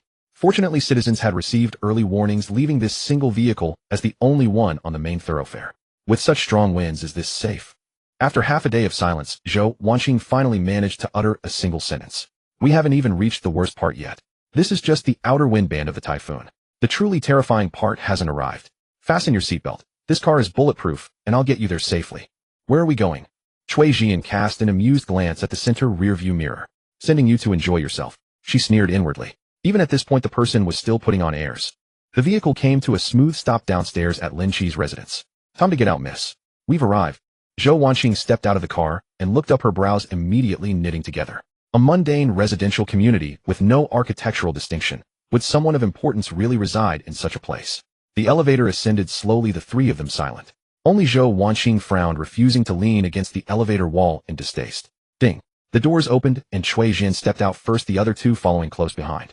They reached Lin Qi's door and knocked. Soon footsteps sounded from inside. With a click, the door opened. A face split halfway down gave Zhou Wanqing a fright. How come you're so late? Shui Jian, however, was used to it. She shrugged at Zhao Qian. Quite a few trees had come down along the way, so driving took a while. Come in. The master is already waiting impatiently. Zhou Wanqing had been pampered all her life and had never seen such a nightmarish scene. Her legs gave way, and she nearly collapsed to the floor. Fortunately, Su Ning caught her. Madame Jiang, this is no time to lie down. Let's get you inside. Dragged into the house, Zhou Wanqing had no sooner steadied her nerves than she saw Shichue and Yinji on the living room sofa, each holding a bowl of bright red liquid and savoring it. The master is in the bedroom. Go knock on the door. Yinji pointed at the door, then raised the bowl and took another sip. The crimson liquid trickled down her lips. Before it could drip to the floor, a crack split open along her chin. Her tongue shot out, gave a light lick, and licked it all clean. This is blood. That thick metallic smell could not be anything else. These three women are all monsters. Oh. Zhou Wanqing's eyes rolled back, and she fell straight backward. Luckily, Shui Jian caught her in a flash, took a small bottle from her pocket, and waved it under her nose. She woke again. Perhaps afraid she would dawdle again, Shichue simply stood up and shoved her straight into Lin Qi's room. With the delivery done, Shui Jian was about to take her leave when Zhao Qian stopped her. The master instructed that you wait here. No way. Does your master have that kind of kink? He likes people listening in on him when he's doing the deed. Cui Jin grumbled, then sat down with reluctance. Inside the bedroom, Zhou Wanqing pressed tightly against the door, her eyes clamped shut, terrified that if she opened them, she would see another monster just like the ones outside. Raise your head and look at me. Lin Qi's voice rang out. She took several hurried breaths and finally mustered the courage to open her eyes. Then she saw a young man with an indolent air lying on the bed along with his bizarre crimson eyes. At the same moment, on a mountaintop at the edge of Zhanghai City, dozens of young men, drool trickling from their mouths, hands and feet bound, and eyes blindfolded, knelt in 1 or 2 rows. A well-dressed middle-aged man stood in silence, gazing into the distance of the city. Beside him was a woman with medium-length pink hair braided into a plait. Though her back was turned to the others, her graceful silhouette alone made it clear she was stunningly beautiful. How much longer until the typhoon arrives? The middle-aged man asked. 13 minutes. Has Mr. Jiang grown impatient? The woman tilted her head and looked at him tenderly. Jiang Hongtu did not dare look into those bizarre amber eyes of hers. After waiting 2 years, how could a few more minutes make any difference? I thought Mr. Jiang was reluctant to part with Sister Wanqing. A trace of change passed through Jiang Hongtu's stiff expression, and he said earnestly, I do love Wanqing, but for the sake of the Jiang family's great undertaking, I'm certain she will support me too. The woman pressed her lips into a smile, and the somber atmosphere around them seemed to melt, carrying a hint of warmth. I like working with people of firm resolve. That's why I chose you, Mr. Jiang. She rubbed her fingers unhurriedly. Is the list correct with no omissions? The 6 cultivators responsible for the formation, the security division responsible for guarding, and the information division responsible for communications, from team members to team leaders, all are on the list. Not a single error or omission. Then let's begin. She walked up to one of the kneeling young men, slowly crouched down, and called to him softly, say Zhang Xuanqing. Zhang Xuanqing, the young man repeated instinctively. The woman smiled lightly and stood up. Then she brought her hands together, left over right palms pressed tightly, and slowly twisted them. Meanwhile, at the Defense Division of the Special Management Bureau, Captain Zhang Xuanqing had just placed the last spirit stone into the formation's core, cursing under his breath. Damn it. This is the first time I've seen a typhoon with such a bizarre route. It just keeps swerving around the mountain range. The few spirit stones I had painstakingly saved are gone again. The team member beside him, Niubao, laughed. Come on, Captain. Which month's quota has ever gone to anything but our own cultivation? Using them for the formation is where they truly belong. You idiot. A horse grows fat only on night grass, and a man grows rich only on windfalls. Spiritual energy is so thin around here it might as well not exist. Half a year of cultivation isn't worth a single spirit stone. If we don't use them, where do we get the spiritual power to keep this formation running? Wind speeds of over 60 meters a second, you fool. Without the formation, this building would be finished. So what you're saying is they still have to thank us. If you put it that way, Li Qinlong really does owe us a thank you. After the bickering, Zhang Xuanqing clapped his hands and said to the team members beside him, we've practiced these positions tens of thousands of times. Don't screw up. Everyone back to your spots. In 30 seconds. The team members waited for the rest of the sentence. When nothing came, they turned and looked at Zhang Xuanqing in confusion. Captain, what are you doing? Captain. Niu Bao also looked over, puzzled. Zhang Xuanqing's eyes were wide, fixed on one direction, as if he had seen something utterly horrifying. In just a few seconds, cold sweat streamed down his face, as if he were standing in a shower. Niu Bao's expression changed. Captain, what did you want to say? The next second, the perfectly fine Zhang Xuanqing twisted into a knot and exploded into a spray of blood. The people closest to him were drenched in blood. Damn it. Enemy attack. Ma Kun, sound the alarm. Everyone else activate the formation with me. Typhoon. Before he could finish speaking, Niu Bao went bang and exploded on the spot. At that time, at Lin Qi's home, having just withdrawn from Zhou Wanqing's consciousness, Lin Qi massaged his temples and slowly began sorting through the information he had obtained. This was the first time he had manipulated the Sharingan with such precision, and it drained a great deal of mental energy. First of all, he could be certain that Jiang Hongtu had no good intentions. He had planted poison in Zhou Wanqing's cup. In addition, the Jiang family was after something big. Jiang Hongtu had been plotting with a woman all along, but Zhou Wanqing didn't pay much attention to such matters, so she knew very little. Wait. A woman with pink hair. I feel like I've seen her somewhere. Which work was it from? Lin Qi stood up, trying to catch hold of that vague memory in Zhou Wanqing's mind, but came up empty. Could it be a video clip I accidentally scrolled past before? He thought for a moment, then directly dispelled the illusion. Miss Zhou, what's the name of the pink-haired woman who's always hanging around with your husband? Her name? Makima. SSS. Lin Qi immediately drew in a sharp breath. He had heard that name before. In an anime mashup video he once saw, the moment that pink-haired woman appeared, the screen was flooded with mama, mama, mama, and woof, woof, woof. It gave him quite a shock. He had even searched for her out of curiosity. Makima was from a manga called Chainsaw Man, elegant, composed, and overwhelmingly powerful. The clip of her killing people from a distance had truly astonished him, but he had never found the chance to catch up on the anime. She's supposed to be the control demon or something. No, that title is too vague. What exactly is her ability? Lin Qi slapped his forehead in annoyance. He kicked Zhou Wanqing, who was in the middle of taking off her clothes, off the bed. You stay here and behave yourself. After hurling those words, he rushed out of the room. Now was not the time to think about that kind of thing. Mikima's known abilities alone were enough to make Lin Qi take her seriously. A constitution of 63 could most likely not withstand the twist of a good woman. To put it simply, his own skin mattered most. It's only been 3 minutes. Could he have some unspeakable difficulty? Cui Jian watched Lin Qi rush out and wondered. Quickly contact Li Qinlong and ask whether something has happened at the bureau. With that, Lin Qi turned to Su Ning. Is there an item that can shorten the instant's cooldown time? Su Ning blinked. Of course there is. It becomes available for exchange after clearing the 3 beginner instances. Want one? I happen to have one right here. Give it to me. Zhou Jin waited for the communicator to connect, then asked curiously, what did you discover? Lin Qi answered solemnly. The Jiang family has an extremely powerful helper. I'm keeping a trump card in reserve. Su Ning's hand paused after handing over the item, and he silently exchanged for another one. Once used, the cooldown resets to 0, allowing you to hide in the reincarnation space at once. It really can be used to avoid risks. But after returning, you will still appear in the original spot. The only thing to guard against is an enemy waiting to ambush you. Lin Qi wasn't too concerned about that. With a fistful of S-rank and A-rank side quests and a plot point balance of 380,000, the exchange list for the Naruto world would unlock the moment he finished the 3rd instance. For a world whose upper power ceiling could reach earth-shattering levels, there was no shortage of ways to deal with Mikima. Even if he chose to play it safe, obtaining Obito's Mangekyo would let him avoid her ability to kill from a distance. Just then the communicator connected. A roar came through the speaker. All combat personnel, to holding room 055. No one is allowed to leave without my order. How would I know what that is? Follow the manual. Hey, if you have something to say it now. Lin Qi snatched the communicator and shouted into the microphone. Someone in the base suddenly exploded, didn't they? How do you know? It's a control demon. It can kill people from a distance. Damn it, I knew it. On the other end of the communicator, Li Qinlong was furious. There's no good option now. The Special Management Bureau building is directly in the typhoon's path. Wind speed has already exceeded 72 meters per second, and it's still increasing. The 6 cultivators in charge of the protective formation are all dead. If we resist the typhoon, we'll be killed. If we want to stay alive, we can't control the typhoon. Do you understand what I mean? Stuck between a rock and a hard place. No, there was a problem. Why was the typhoon coordinating so flawlessly with Jiang Hong too? It was as if they had agreed to act together and force the Special Management Bureau into a dead end. Wait, a flash of insight struck Lin Qi. Tell me, is there such a thing as a typhoon demon? A sharp intake of breath came from the other end of the communicator. Damn, you goddamn second-class biscuit, you're a genius. But what use is it? That made perfect sense. If people fear foxes and give birth to a fox demon, then why can't a typhoon, a force so destructive that it causes disasters every year, give rise to a demon? Its path was so nimble it skirted the islands, and the central mountain range avoided every area that might weaken it, and even upon making landfall its winds were still growing stronger. The chance that no demon was controlling it was almost 0. Lin Qi's expression turned serious. You all hide. I'll go deal with the typhoon demon. Are you sure?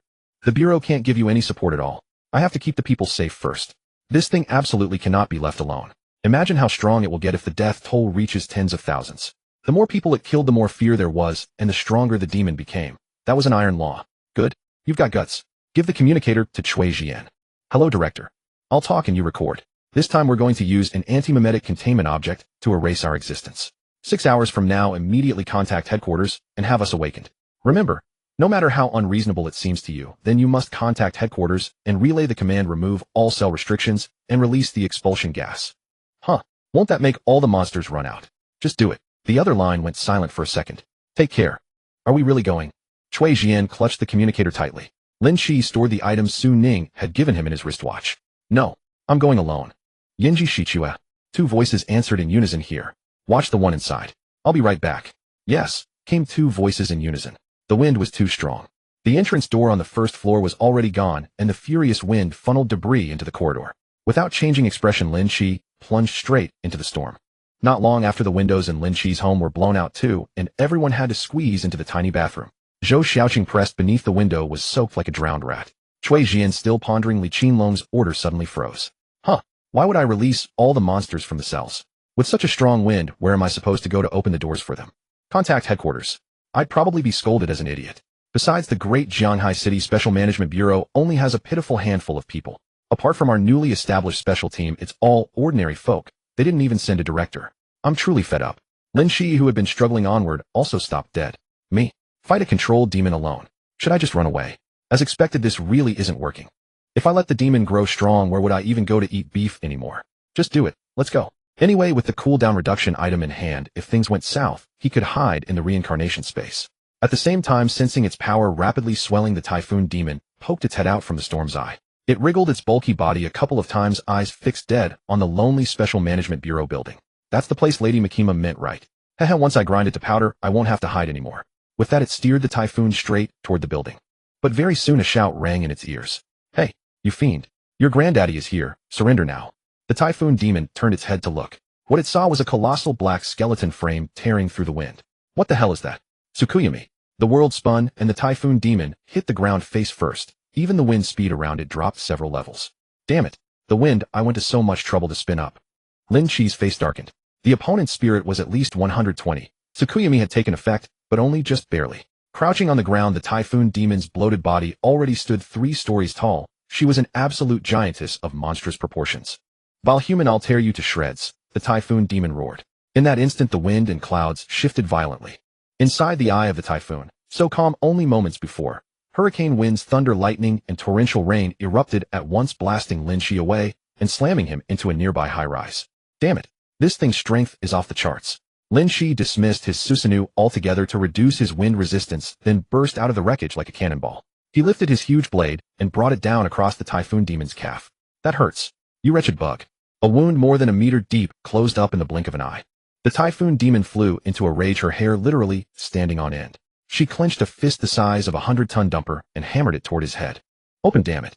The greatsword and the fist collided, sending flesh and blood flying. The demon's fist was nearly split in half, but Lin Qi himself was blown away by the punch wind that raced at 100 meters per second. Screw this. The thing has way too much HP. To be fair, the typhoon demon did outclass him by a mile in overall stats, but that was built on her colossal frame. With nimble positioning and the explosive speed of the body flicker technique, the fight wasn't entirely unwinnable. The problem was that every slash healed within seconds. So what was the point? Lin Qi was frantic, but the typhoon demon was even more desperate. She ignored the little man who had been flung away and charged straight for the Special Management Bureau building. Only 5 minutes late, Lady Makima won't be angry at all. Kill them all. As the building loomed within reach, the little man from earlier appeared before her again, radiating a baleful aura. Damn it. Damn it. The typhoon demon panicked and kicked out. Lin Qi's appearance at that moment was utterly terrifying. His 3-tomo Sharingan spun rapidly, half his face already swallowed by Orochimaru's curse mark as black chakra seeped from his body. He looked like a man who had just walked out of hell. This was the stage 1 curse mark he had acquired in his first Naruto dungeon. The main god had also thoughtfully extracted Orochimaru's soul fragment along with it. He had never found the chance to use it before, but the moment he activated it, his constitution strength and agility shot up by 30 points each, strength reaching a monstrous 80. This is the feeling of being invincible. One blade opens the gate of heaven. He called it a blade, yet in his hand was the custom-made steel saber that had slain countless giants. With a wet crunch, the greatsword buried itself to the hilt in her leg. Huh. Lin Qi roared, wrenching the blade upward, and actually cut the demon's 2-meter-thick calf clean off. Ow. Ow. It hurts. It hurts so much. The demon shrieked and scrambled backward. Though the wound was closing at a visible speed, it drastically slowed her down. Lin Qi struck while the demon was down. A body flicker brought him behind her, and he chopped at the back of her neck. The colossal head rocketed into the air, smashed into a distant elevated highway, and rolled for quite a distance. Lin Qi had barely let out his breath when the headless typhoon demon suddenly sprang from the ground, and on all fours bolted toward the Special Management Bureau. Damn, she just won't die. Amaterasu. His ocular power dropped at once to below 80. Overusing his Mangekyo had left him with a splitting headache, and his vision had also dimmed a notch. Still, Lin Qi had always been nourished by Hashirama's cells, so his eyes were in far better condition than Itachi's. At least his technique hadn't missed. The typhoon demon slammed to a stop, her massive body beginning to tremble. Moments later, she collapsed and rolled around on the ground in agony. Her vocal cords, only halfway healed, kept emitting rasping, choking sounds. The black flames of Amaterasu burned higher and higher, and the demon's struggles grew weaker and weaker. Before long, the enormous typhoon eye rapidly shrank. Lin Qi instinctively raised a hand to block the flying sand. When the gale finally subsided, and he looked up, the black fire was already beginning to die out. Zhanghai City, battered for hours, slowly calmed. A few threads of sunlight pierced the dark clouds and touched the scarred earth. Was it you who stopped the typhoon? Lin Qi jolted and spun around. There was Makima, dressed like an insurance salesperson, a shirt and tie above dress pants and leather shoes below, tilting her head and eyeing him with undisguised curiosity. Without a moment's hesitation, Lin Qi crushed the item Su Ning had given him to clear the dungeon cooldown. Makima watched him silently vanish from the spot, her puzzlement deepening. How strange. Is Shanghai City's defense really this hollow? No director, no section chief. The organizational structure is so odd. Whatever. My goal has been achieved anyway. Across the city, Cui Jian was still wrestling with the dilemma of whether to contact headquarters and unlock every prison cell. On the one hand, she saw that doing it would bring her nothing but addressing down you. On the other, it felt important. Yet she couldn't remember at all why her earlier self had thought it was such a critical task. As for Lin Qi, he was already back in the familiar white room. The same black sphere was there, as were three strangers, all of them transmigrators. The instant he appeared, all three took notice. 3 Tomo Sharingan. Hiss. What? A Sharingan from the Great Ninja War, even reaching the highest 3 Tomo rank. Is he a veteran transmigrator from a big guild? All three of them blanched. They were third-cycle newcomers, and even within the pool of rookies their abilities were middling.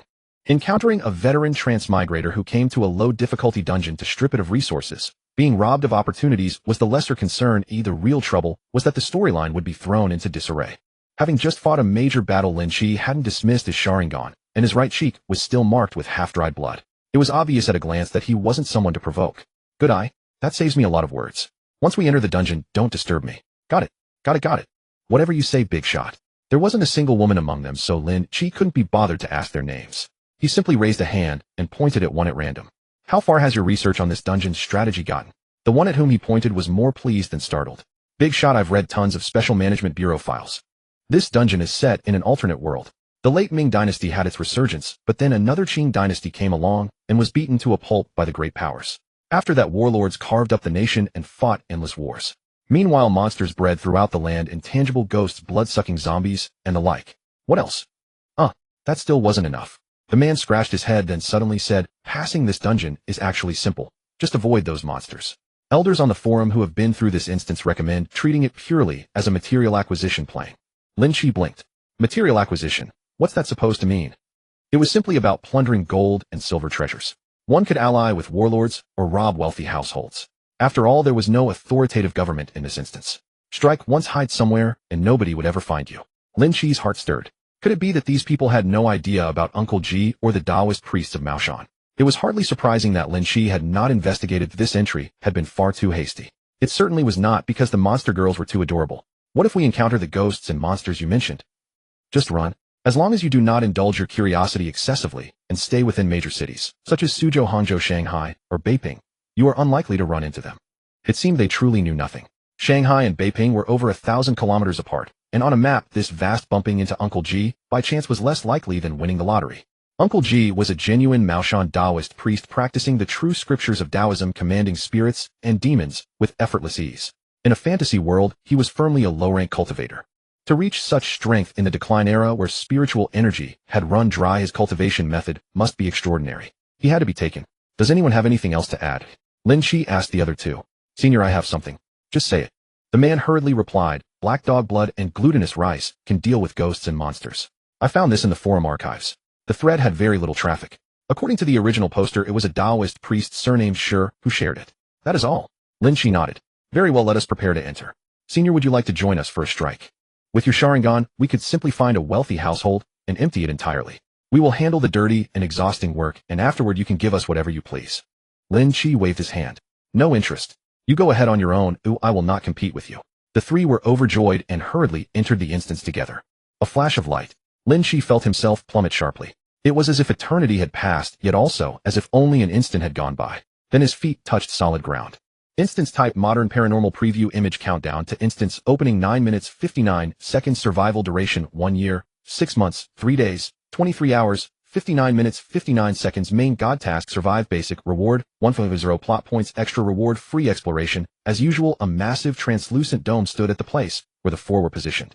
Not far away lay a classic Republican-era street with farmers carrying shoulder poles, rickshaw pullers, and a gleaming automobile. Seems like a port. Great, let us inquire about the location and head straight for the bustling Shanghai Bund. Makes sense. The three of us team up and sign the agreement directly. The three immediately fell into heated conversation. Lin Qi had no intention of joining them. Glancing down at his attire, he was still wearing casual clothes bearing traces of the previous battle. It seemed the main god had not assigned an undercover identity this time. Soon the countdown ended. The translucent dome shattered piece by piece, and the four found themselves standing in a bustling street. Make way, make way. Mind the night soil. Steamed buns, thin-skinned and large, mutton buns. Sharpening shears, knives and axes. Lin Qi lifted his leg and stepped into this world. The three quickly caught up. Senior, we are heading to the Shanghai Bund. Will you come with us? No. Then senior, please go about your business. We will take our leave first. The three bowed and made their way toward the port. Lin Qi walked along, stopping occasionally until he finally spotted his target. Hongcheng Bank, both traditional Chinese and English, were displayed on the sign, highly characteristic of the Republican era. Sir, would you like to exchange currency or appraise something? As soon as he entered, the young assistant wearing a long gown at the entrance bowed and asked. Lin Qi looked around and saw a counter more than half a person's height in the center, embedded with steel bars as thick as fingers. Behind it stood a gentleman wearing a round cap and a handlebar mustache, diligently manipulating the abacus, occasionally producing a crisp clicking sound. Exchange some silver dollars. Secretly touching his watch, Lin Qi pulled out a gold bar weighing fully 1 jin and flashed it before the assistant. This was what he had plundered in the previous instance. His watch contained a staggering 12 tons. Oh, a distinguished guest. Please come in. The man with the handlebar mustache lifted his head, glanced at it, and a smile instantly spread across his face. His small eyes, however, remained fixed on the gold bar in Lin Qi's hand. Well, sir, that is high-grade stuff you have there. Lin Qi tossed the gold bar onto the counter and nodded toward him. Give me a fair price. The man with the handlebar mustache was startled and hastily caught it with both hands. Heaven forbid such a precious golden object. Would you not worry about it getting chipped? Chipping it will not reduce its weight by a single grain. Lin Qi chuckled carelessly. The man said nothing but withdrew a pitch-black touchstone from beneath the counter and rubbed the gold bar firmly across it. He then brought it close to his nose and sniffed carefully before breaking into a beaming smile. Sir, this large yellow fish is of fine quality. However, our bank has regulations. Exchanging gold bars for cash incurs a deduction of 0.2% for wear plus 0.5% as handling fees. Today's Shanghai rate is $38.50 per tael. As he spoke, the man used his nails, fully 3 centimeters long, to place weights onto the scale pan. Your bar is a full 10 taels, totaling 380 silver dollars. What do you think? It was about right. The bank would hardly state outright falsehoods, especially since posted rates were publicly available everywhere. Agreed at this price. Excellent, excellent, sir, please wait. The man's face was nearly split by his grin. Meeting a customer who did not bargain was rare. Earning 5 extra silver dollars this time meant he could visit Little Plum Blossom tonight for a proper drink. Soon the man pushed out a neatly stacked pile of silver dollars from behind the cage and began counting rapidly in front of him. You may count them, 380 pieces. Since you are unencumbered, this money bag is a complimentary gift. No need to count. Who would doubt the reputation of Hongcheng? I merely wish to inquire about something. Please speak. Do you know where Rinjiatown is? The man's mustache twitched as he smiled. You have asked the right person. Head east for 120 Li Cross, see Shui Bridge, and you will arrive. Coincidentally, our bank often deals with Master Rin of Rinjiatown, who otherwise ordinary folk would scarcely know. Lin Qi chuckled and walked out carrying the money bag. Thank you for the information. Safe travels, sir. Do come again when you have business. After exiting, Lin Qi first visited a tailor shop and purchased a high-end suit. He accessorized it with a gold pocket watch, a rosewood cane, and gold-rimmed glasses perched on his nose. Then he hailed a rickshaw to a carriage rental shop. During the ride, he casually asked the rickshaw puller a few questions. This place lay south of the Yong River, roughly corresponding to modern-day Ningbo. Due to its deep waterways and expansive surface, it had gradually developed into a transportation hub spanning 500 li, with water transport, land routes, and even railways connected. In that era, it was a remarkably developed region. Upon arriving at the carriage rental shop, Lin Qi immediately produced 10 silver dollars and hired a horse-drawn carriage with an enclosed cabin heading straight for Rinjiatown. Rinjiatown, the Rin family estate. Early in the morning, the household's male servants and maidservants were all in a flurry. Some scrubbed the floors, some scoured and washed in a clatter and din that seemed endless. It was not for any festival, simply that the young lady Rin Tingting, long absent from home, had written to say she would be coming back to stay for a while. The head of the family, Rin Fa, had this only daughter late in life, and he treated her as if afraid she would break in his hands or melt in his mouth. He sent her to a girls' school, then to the provincial capital to study progressive thinking. Whatever she wanted, Rin Fa gave. As soon as he heard his precious daughter was returning, Rin Fa ordered a thorough cleaning of the entire residence, worried that the servants might not put their heart into it. He even gave each one half a silver dollar. The house was now full of happy bustle. Before the gate and behind the walls, everything had been swept immaculate. In the kitchen, provisions were ready, and pork, duck, chicken, and goose were already in the pot. Only the arrival of Miss Rin Tingting was still awaited. Rin Fa was dozing on a western sofa when he suddenly heard the gatekeeper Xiao An's long sing-song cry. The young lady is back. Father, your daughter has returned.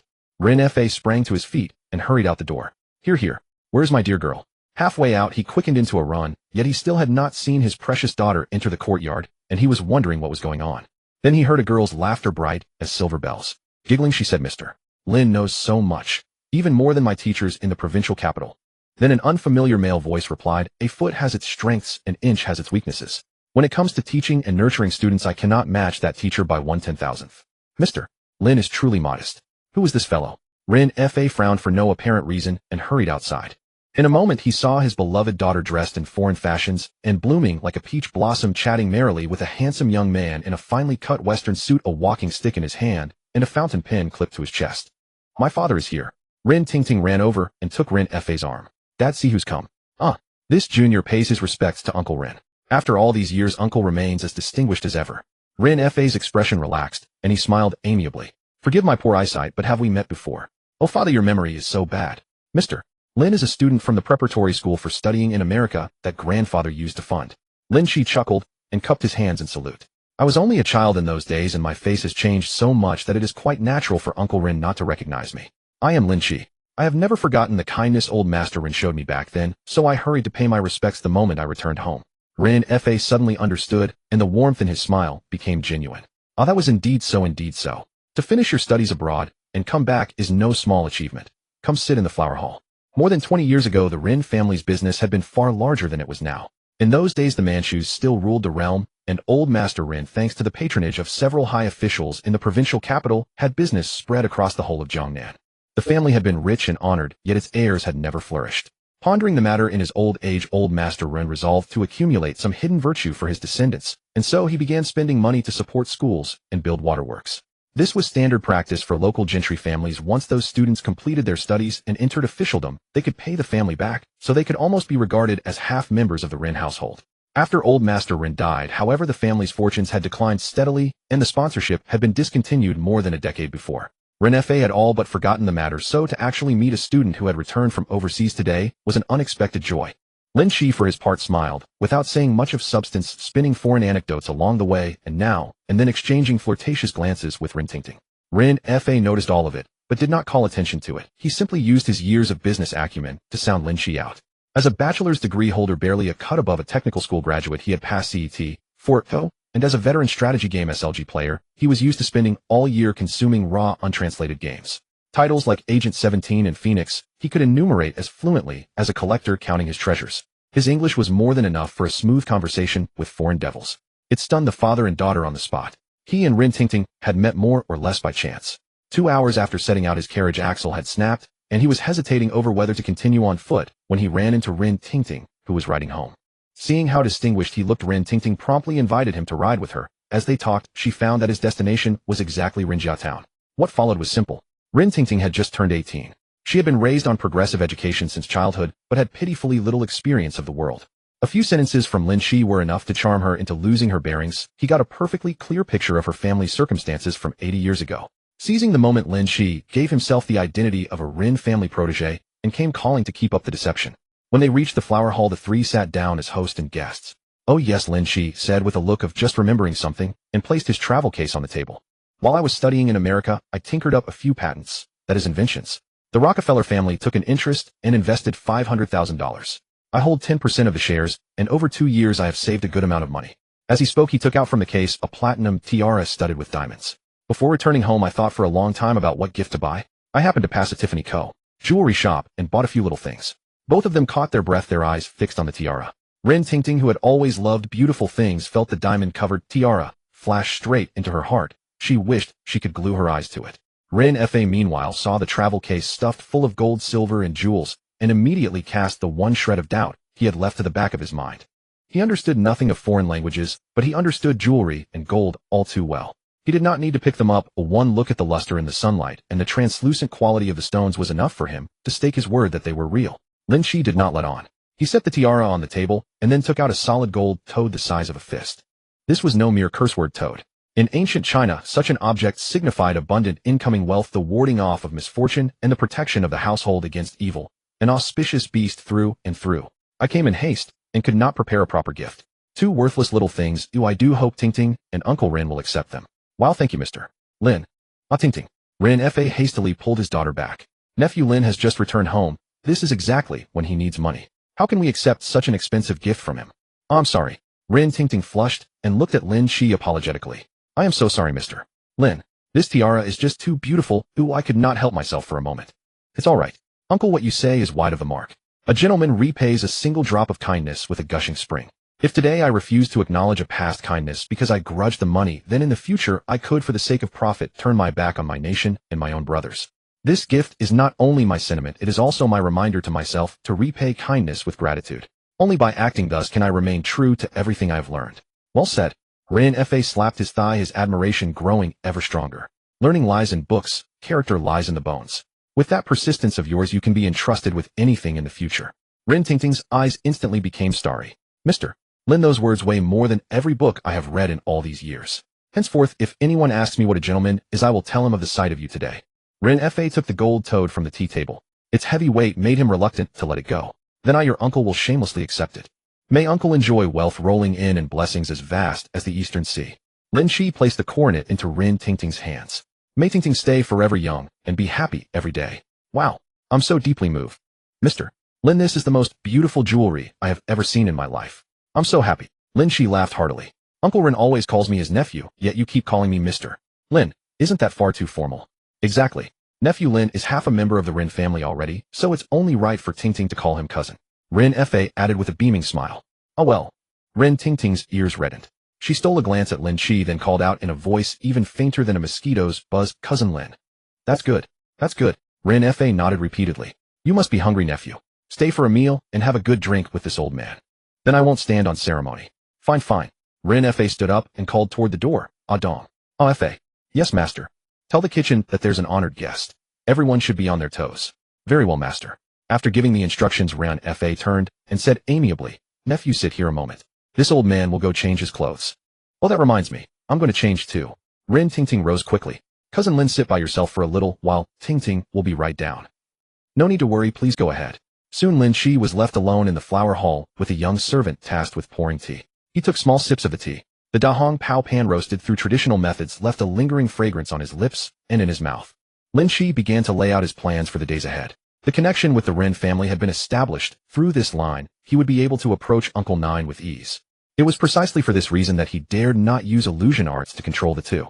After all, this was his first encounter with a cultivator, and the film was hardly lacking in control techniques such as when Wen Kai and Qiuxing had pranked Ah Wei. If he was careless, Uncle Nine might see through him.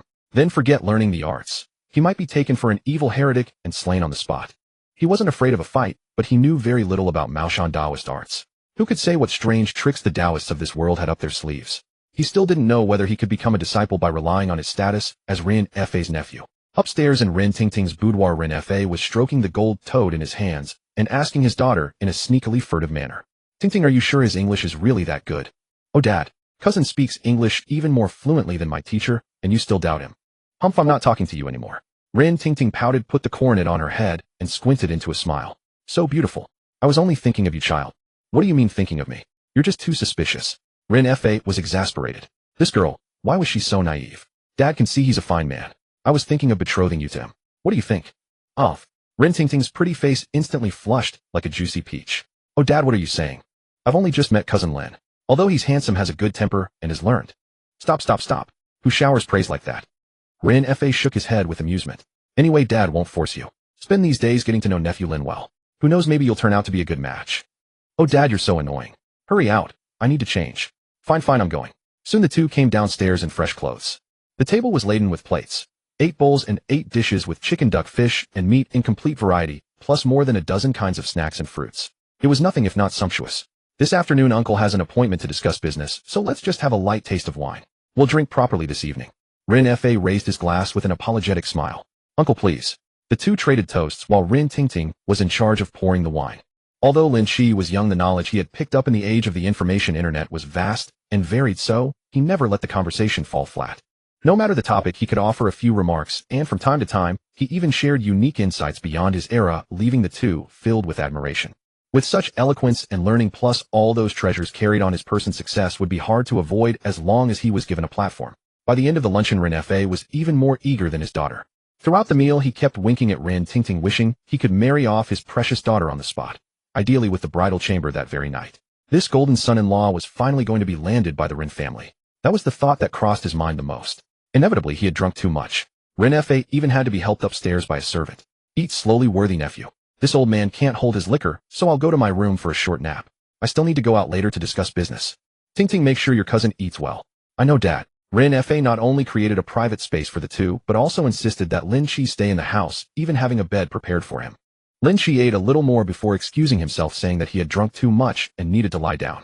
He had no sooner returned to his room and removed his coat than Rin Tingting came in carrying a basin. With wet towels, hot water, and sobering soup, she attended to him even more attentively than she would her own father. It was not until 2 o'clock in the afternoon that Rin Fa, still rather dizzy, finally got up. Lin Qi also headed downstairs. Hearing the noise, Rin Tingting followed him down. Dad, this afternoon I want to buy some cosmetics. I've recently learned a lot of makeup techniques, and I want to try our country's rouge to see the effect. Good. Do you have enough money? If not, Dad will give you some. Yes, enough. Your daughter has always been frugal and has saved up a lot of money. After saying this, Rin Tingting secretly stole a glance at Lin Qi. Rin Fa nodded cheerfully. Then may I trouble my nephew to accompany Tingting for a stroll? How about it? Of course. It just so happens that I want to see the local customs of Rin family town. Don't worry, uncle. I'll take good care of Tingting. Buying rouge and discussing business. There was no mistaking it. This had to be the scene not long after the start of the film where Rin Fa invites Uncle Nine for coffee. Lin Qi naturally wouldn't miss it, so he quickly added another line. Tingting, I've always been quite interested in our folk customs. Are there any temples or Taoist shrines nearby where we could look around? Rin Tingting was taken aback for a moment and tilted her head. Let me think. A Taoist temple. I do happen to know one Taoist master. To be honest, I'm meeting him today specifically to discuss moving my late father's grave. Lin Qi immediately put on a delighted expression. I call you uncle, and since this concerns old Master Ren's grave, please be sure to tell me if there is any need. Later I would also like to meet this Taoist master. No problem. Then let's meet later at the cafe in town. Tingting, you remember it, right? Of course I remember. I'll just bring cousin Lin there. Good. I'll head off first. Rin Fa nodded, turned, and went out with the servant. Lin Qi smiled slightly and looked at Rin Tingting. Huh. Tingting, why aren't you wearing that coronet? Oh, I'm embarrassed. I'll wear it next time. Let's get going now. The two left the house together. The Ren family wielded near absolute power in the town. For instance, the head of the town's security squad, Wei, was installed by Ren Fa, and the entire squad was funded by him. At this time, the Qing emperor had already abdicated, and the Beiyang government was in power. Conditions were decent in the provincial capital, where officials appointed by the Beiyang government still operated, but down in the countryside, it was essentially self-governance. A security captain might seem unremarkable, but in reality, he controlled both military and civil affairs within a radius of 70 li, wielding considerable power. That was why Rin Tingting dared to go out without a family servant. Despite Wei's bumbling appearance in the movies, under his governance the peace in Rin family town was exemplary. Along the way, Lin Qi did not see a single beggar. Of course, it was hard to say whether the master of the house was so kind-hearted that he couldn't bear to see the poor and had chased all the beggars out, or whether the surrounding region was so prosperous that there were no vagrants. In any case, the streets were bustling with people and carriages, presenting a thriving scene. Chatting amiably, the pair soon arrived at the town's cafe. Its decor bore a strong resemblance to the Victorian era in Europe, far more refined than the trendy, internet-famous cafes of later generations. Father's negotiation should be done by now. Let's head in. All right, let's go in together. The waiter clearly recognized Rin Tingting. Without a single question, he led her straight to a quiet booth. Rin Fa, as the financial backer, sat in the host seat facing the entrance, while an old figure and a young figure had their backs to the door. My daughter and nephew are here, Rin Fa said with a smile, introducing them. Only then did Lin Qi finally see that familiar face of ninth uncle along with the conspicuously old-looking Wen Kai. The face was younger than the one in Lin Qi's memory and thinner as well. But the temperament in his brows was exactly the same. The kind of face that instantly gave you a sense of security.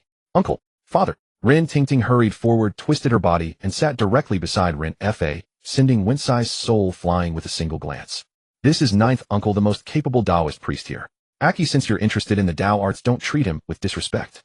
Rin Fa's attitude was entirely that of treating Lin Qi as his own junior, his tone extremely affectionate. I, Lin Qi, pay my respects to ninth uncle.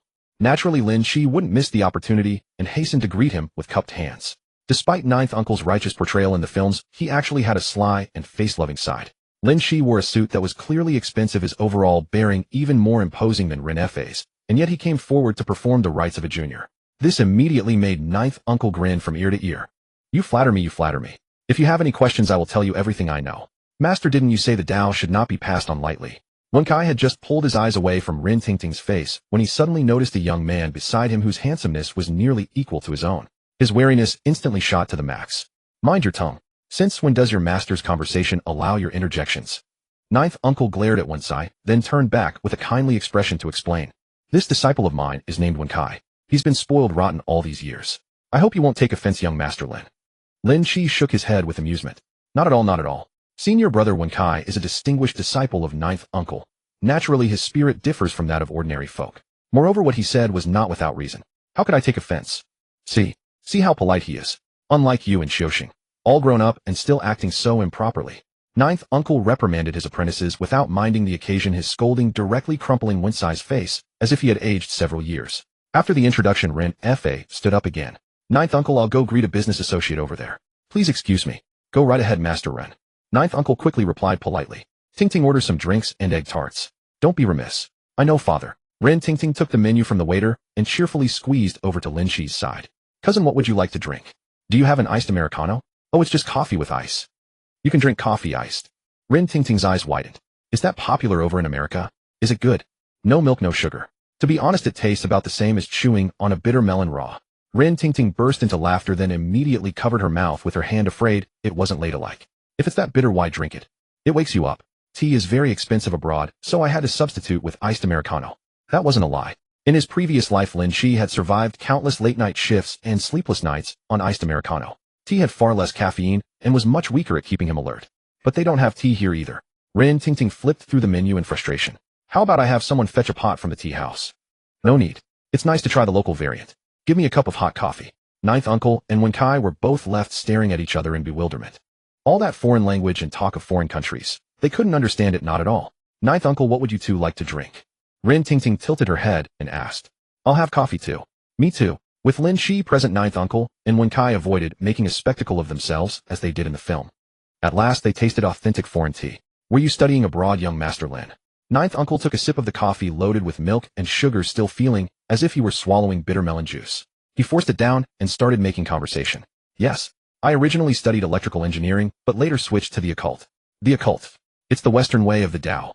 Oh, ninth uncle's interest was immediately piqued. And did you master it, young Master Lin? Lin Qi smiled inwardly. Of course. Not only did I master it, I graduated top of my class. The president of MIT called me the most gifted person in a century. Wow, cousin, that's amazing.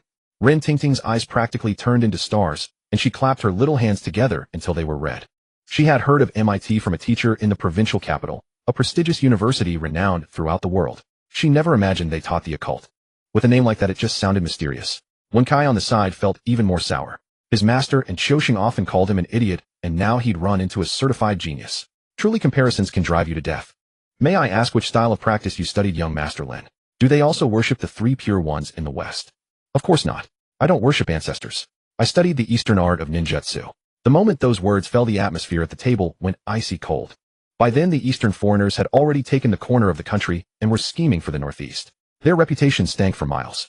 Even a capitalist heiress like Ren Ting deeply despised them, let alone ninth uncle. Far from panicking at the reaction, Lin Qi continued. Sun Tzu said, know your enemy and know yourself, and you will never be defeated in 100 battles. Those Eastern foreigners harbor wild ambitions. They're on my OG back home, our orthodox Chinese traditions with predatory intent. They will never be satisfied with just the Northeast and that island. A full-scale invasion is only a matter of time. If we don't even know the techniques our enemy uses, how can we possibly resist them? Uncle Nine's gaze softened instantly. Young Master Lin speaks wisely. I was shallow just now. Lin Qi quickly seized the moment and pressed on. Uncle Nine may not be aware that the reason Western nations can now forge sturdy ships and powerful cannons is that various schools do not hoard their knowledge. From mathematics and physics to chemistry and biology, from the Western Church to Eastern mystical arts, nothing was left untaught. Every discipline was eagerly assimilated and put to use. When I returned home after completing my studies, I faced not only numerous obstacles, but also 3 betrayals, nearly meeting my end in a foreign land. Ren Ting's eyes filled with tears as she listened, her gaze trembling with emotion. Even Uncle Nine's eyes showed deep admiration.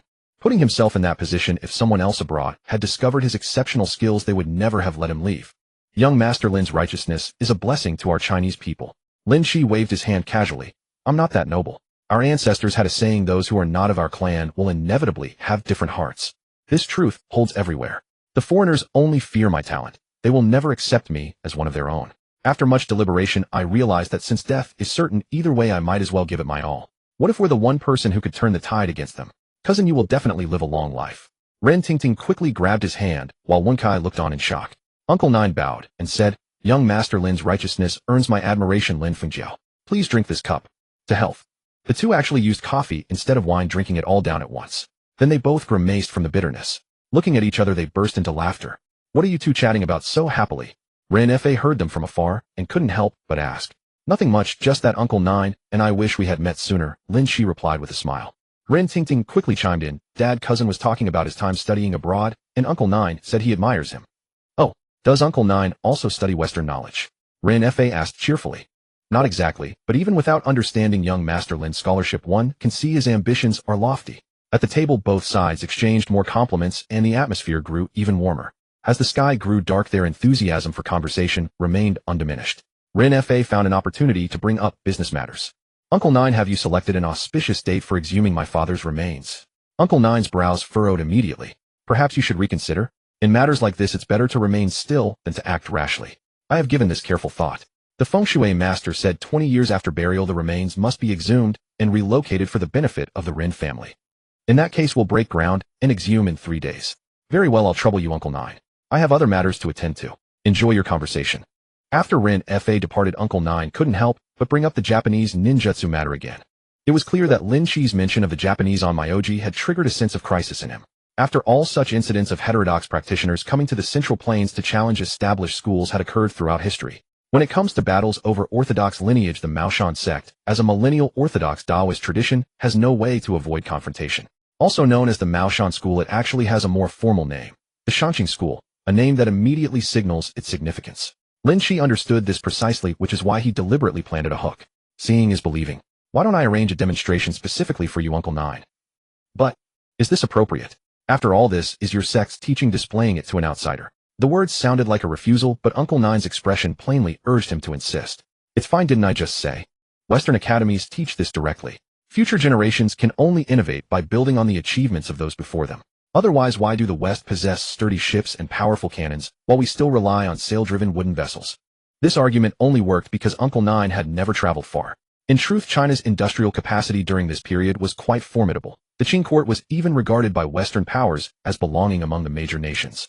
Take the Jiawu naval battle, for instance. The Beiyang fleet was theoretically on par with the Japanese navy. As for why it was utterly destroyed, one can only say the old Buddha's incompetence was truly remarkable. Upon hearing this, Uncle Nine immediately found the reasoning sound. The thought that all his expertise would fall to the foolish Wen Kai filled him with dread about the future of the Maoshan school. Qiuxing wasn't bad. He had good physical conditioning and above-average talent in Taoist magic. But unfortunately, he'd eventually need to take over his aunt's family business, making it impossible for him to carry on the lineage. Given this situation, why not explore a fresh approach? The moment the idea came to him, Uncle Nine grew excited. That sounds perfect. Rather than waiting for a lucky day, why not go right now? Cousin, you just said you'd accompany me to Bai Rouge. Rin Tingting quickly interjected. How about this? Uncle Nine, give me your address, and I'll visit you after I see Tingting home. No problem. With the address secured, Lin Qi continued helping Rin Tingting search for a cosmetic shop along the street. Soon they arrived at Baoxiang Rouge Powder, the shop owned by Qiuxing's aunt. Spotting the visitors, Qiuxing's eyes lit up, and he casually swept his bangs aside. What can I get for you? I'm just browsing for rouge. Cousin, which one do you think suits me best?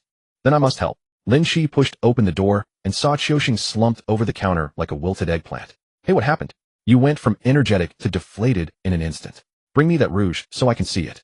Sigh, another flower already claimed, Qiuxing muttered, retrieving an exquisitely crafted small box from beneath the counter. This is our most popular style. Give it a try. Rin Tingting, having barely caught what he said, dabbed some rouge onto her hand and held it up before Lin Qi. Well, cousin, do you think it looks good? I can't tell. Lin Qi shrugged. Huh, why not? Because you look beautiful in anything, so I can't notice the difference. Qiuxing was thoroughly disgusted, cursing inwardly. He spent his days flirting with the girls at the Yihong courtyard and couldn't produce words so saccharine. This was shamelessness incarnate. Yet Rin Tingting attended an all-girls school, and the men she occasionally encountered were either elders or reserved scholars. She had never heard anything like this before. Her face flushed crimson instantly, and she turned away, unable to meet his gaze. I'm not nearly as wonderful as you claim. I'm not talking to you anymore. Lin Qi fought back a laugh. Girls in this era were so innocent. You could win them over with mere words. If you like it, I'll wrap it up. I'll pay. No need, I have plenty of my own money. Rin Tingting pulled out a small drawstring pouch and shook it. That won't do. If it weren't for your hangover soup at noon, I'd still be in bed. Let me return the favor. No, really. Then you treat me next time. All right then. Upon hearing there would be a next time, Rin Tingting immediately dropped her resistance, happily carrying the wrapped rouge. The two chatted and laughed all the way back to the Rin residence. Cousin, your room is ready. Remember to come back early. All right, go ahead inside first. Don't let Uncle worry. Rin Tingting kept glancing back with every step, only turning away once Lin Qi's figure disappeared around the corner. Outside the town, the funeral house. The sky was gradually darkening, and a young man in a suit and leather shoes stepped out from the darkness and knocked on the gate. Uncle Nine, Wen Kai opened the door. Coming. Wen Kai's listless answer drifted from inside, and then the sound of footsteps drew nearer. The courtyard gate swung wide open, and a face steeped in ill fortune poked out. Going to a funeral house this late at night. Aren't you afraid of meeting a ghost? Come in. Seeing him grimacing and rubbing his forehead, Lin Qi didn't need to guess that Uncle Nine had just given him a scolding. Where's Uncle Nine? In the main hall. Go on over yourself. I'm going to cook. Though it was called a funeral house, it was actually a courtyard residence of considerable size. At the center of the courtyard stood stone locks, wooden dummies, and several weapon racks, apparently where Qiu Sheng and Wen Kai toughened their bodies. Farther inside, in the dim candlelight of the main hall, Uncle Nine sat solemnly upright in a yellow Taoist robe. Seeing Lin Qi come in, he hurriedly rose to his feet. Young Master Lin, shall we begin right now? The eager look on his face betrayed his impatience. No problem. Lin Qi took off his suit, folded it neatly, and placed it on the table. Then he unbuttoned his cuffs and collar and explained. I mainly cultivate Eastern ninjutsu. My foremost specialty is the ocular art, which can seize a person's heart and soul. It is designed to be utterly impossible to defend against. The second is ninjutsu. When driven by true qi, it can summon wind and rain. Overwhelming force conquering 100 arts. I'll demonstrate the Eastern ocular art first. Uncle Nine picked up a yellow talisman and gestured for him to proceed. Please. Lin Qi raised his hands and formed seals. Sharingan activate. In a flash, his pupils turned from black to scarlet, and 3 Tomo whirled wildly in his eyes. Lin Qi looked at Uncle Nine, and a wave of Sharingan ocular power shot out in that same instant. Uncle Nine was taken aback, and then his gaze quickly grew vacant. One of his hands rose high, and he was just about to do something when the yellow talisman in his hand suddenly burst into flame, snapping him awake in an instant. Excellent ocular art. What a piercing divine sense attack. Uncle Nine clapped his hands, clicking his tongue in praise. It is however powerful at first, but lacking in sustained force. Once you have begun the practice of my Maoshan Shanqing scripture by visualizing the spirits within your 5 viscera and 6 bowels, and making the Naiwen firm, so that the positions of the 100 spirits shine clear, you can illuminate your original mind and preserve your true self. Again, Lin Qi's mouth twitched. He secretly thought that it was a good thing he hadn't forced his way in. Uncle Nine had broken that illusion far too quickly. Besides, from what Uncle Nine had said, illusion defense seemed to be a passive skill of Maoshan cultivation, which made Lin Qi even more eager to learn. Alright, next I'll demonstrate a few Eastern ninjutsu techniques. Wind release, great breakthrough. He formed hand seals in a single second, then turned around and thrust a palm toward the gate. In an instant, a violent gale howled. Uncle Nine staggered and nearly lost his footing. Only after making a hand seal and chanting the Hutu incantation did he steady himself. The trees outside the gate were even worse off. The meticulously groomed courtyard instantly turned into the scene of a typhoon, and even one of the wooden dummies was blown away. Good ninjutsu. This destructive power can only be matched by my sect's thunder art, Uncle Nine said solemnly. But this art doesn't look like it was meant to slay demons. Rather, it was created for killing people. Lin Qi nodded as well. You are truly a genuine Taoist practitioner, Uncle Nine. You saw the essence of Eastern arts with one glance. What you may not know is that in the East and the West, demons and ghosts can be put on the same level as gods. How so? Uncle Nine asked in bewilderment. In his way of thinking, demons were demons and devils were devils. How could they ever be linked to gods and immortals? In the Eastern lands, volcanic eruptions and earthquakes are frequent. Over time, people came to worship such irresistible forces. I once saw Easterners worship a man-eating serpent as the water god. In the foreigner's worldview, the harm done by ghosts and monsters is God's trial or God's punishment. Would human beings ever rebel against God? So it's only natural that no arts of slaying demons and vanquishing evil emerged there. Ninjutsu was created precisely for battles against other people. Uncle Nine's expression suddenly darkened. Then things are bad. When it comes to subduing demons and eradicating evil, I consider Maoshan second to none. But when it comes to sorcerous combat with men, I fear we are far inferior to the foreigners. Taoism speaks of life and death as natural, of karmic inheritance and transcendence, holding that each stage of existence has its due task. If you are a person, you should live in the human world, be filial to your parents, loyal to the sovereign, and support the state. If you become a ghost, you should report to the underworld and not bring chaos to the mortal world. The earliest Taoist practitioners cultivated only for transcendence, devoting themselves to personal cultivation and spiritual elevation. Slaying demons was merely an incidental matter. But ever since Zhuangxu severed the link between heaven and earth, the spiritual energy of the human world has grown thinner and thinner. By the Tang and Song dynasties, Maoshan still boasted 3 golden core masters capable of moving mountains and filling the seas. By now, a late foundation establishment cultivator like himself could probably not even defeat a mere qi refining junior from those days. Of course, there are gains and losses. Though Taoist practitioners had become weaker in power, their methods of slaying demons had advanced by leaps and bounds. Taoists had also progressed from relying on their own strength to slay demons in the beginning to, in the present, borrowing the momentum of heaven and earth and deploying feng shui formations to exorcise evil. But if that was so, how should they deal with the impact of foreign mages? With the lineage of the Tao at stake, Uncle Nine did not dare be the least bit careless. Lin Qi, of course, would never reveal that he had made the whole thing up. He simply imitated Uncle Nine's demeanor and put on a grave expression, sighing. This is exactly why I returned home. If Chinese cultivators continue to cling to their own secrets like treasured worn brooms, I fear that within 100 years the entire nation will be worshipping God and learning foreign languages. This absolutely will not do. Uncle Nine paced anxiously around the hall. After thinking for a long while, he finally gritted his teeth and took out a thread-bound book from his sleeve. Maoshan is not something I alone can decide. My fellow disciples may not yet be aware of the foreigner's ambitions. Tonight, I will write a letter laying out the stakes and discuss with my fellow disciples the matter of broadly accepting disciples. This is the first half of our lineage's cultivation method, the Shanqing Dadong. It does not violate the sect's rules for me to pass it to you privately. Take it back to study. If there's anything you don't understand, come ask me at any time. Lin Qi's eyes lit up at once, and he took the book with both hands in a respectful gesture. Thank you, Uncle Nine, for this treasure. Though I have not entered within Maoshan's gates, I will uphold integrity and righteousness and never disgrace the name of Maoshan. Excellent. Uncle Nine nodded approvingly. You are known as the greatest talent in 100 years, so studying this scripture is sure to benefit you. Once I report to the sect, I will pass along the remaining scriptures to you. Lin Qi clasped his hands in salute and bowed deeply. He truly admired Uncle Nine's spirit of casting aside sectarian boundaries for a greater cause, something he felt he could never do himself. But this wasn't a lie either. Although this instance world did not have some M.I.T. style college of the occult, the real world was indeed suffering an invasion from another realm.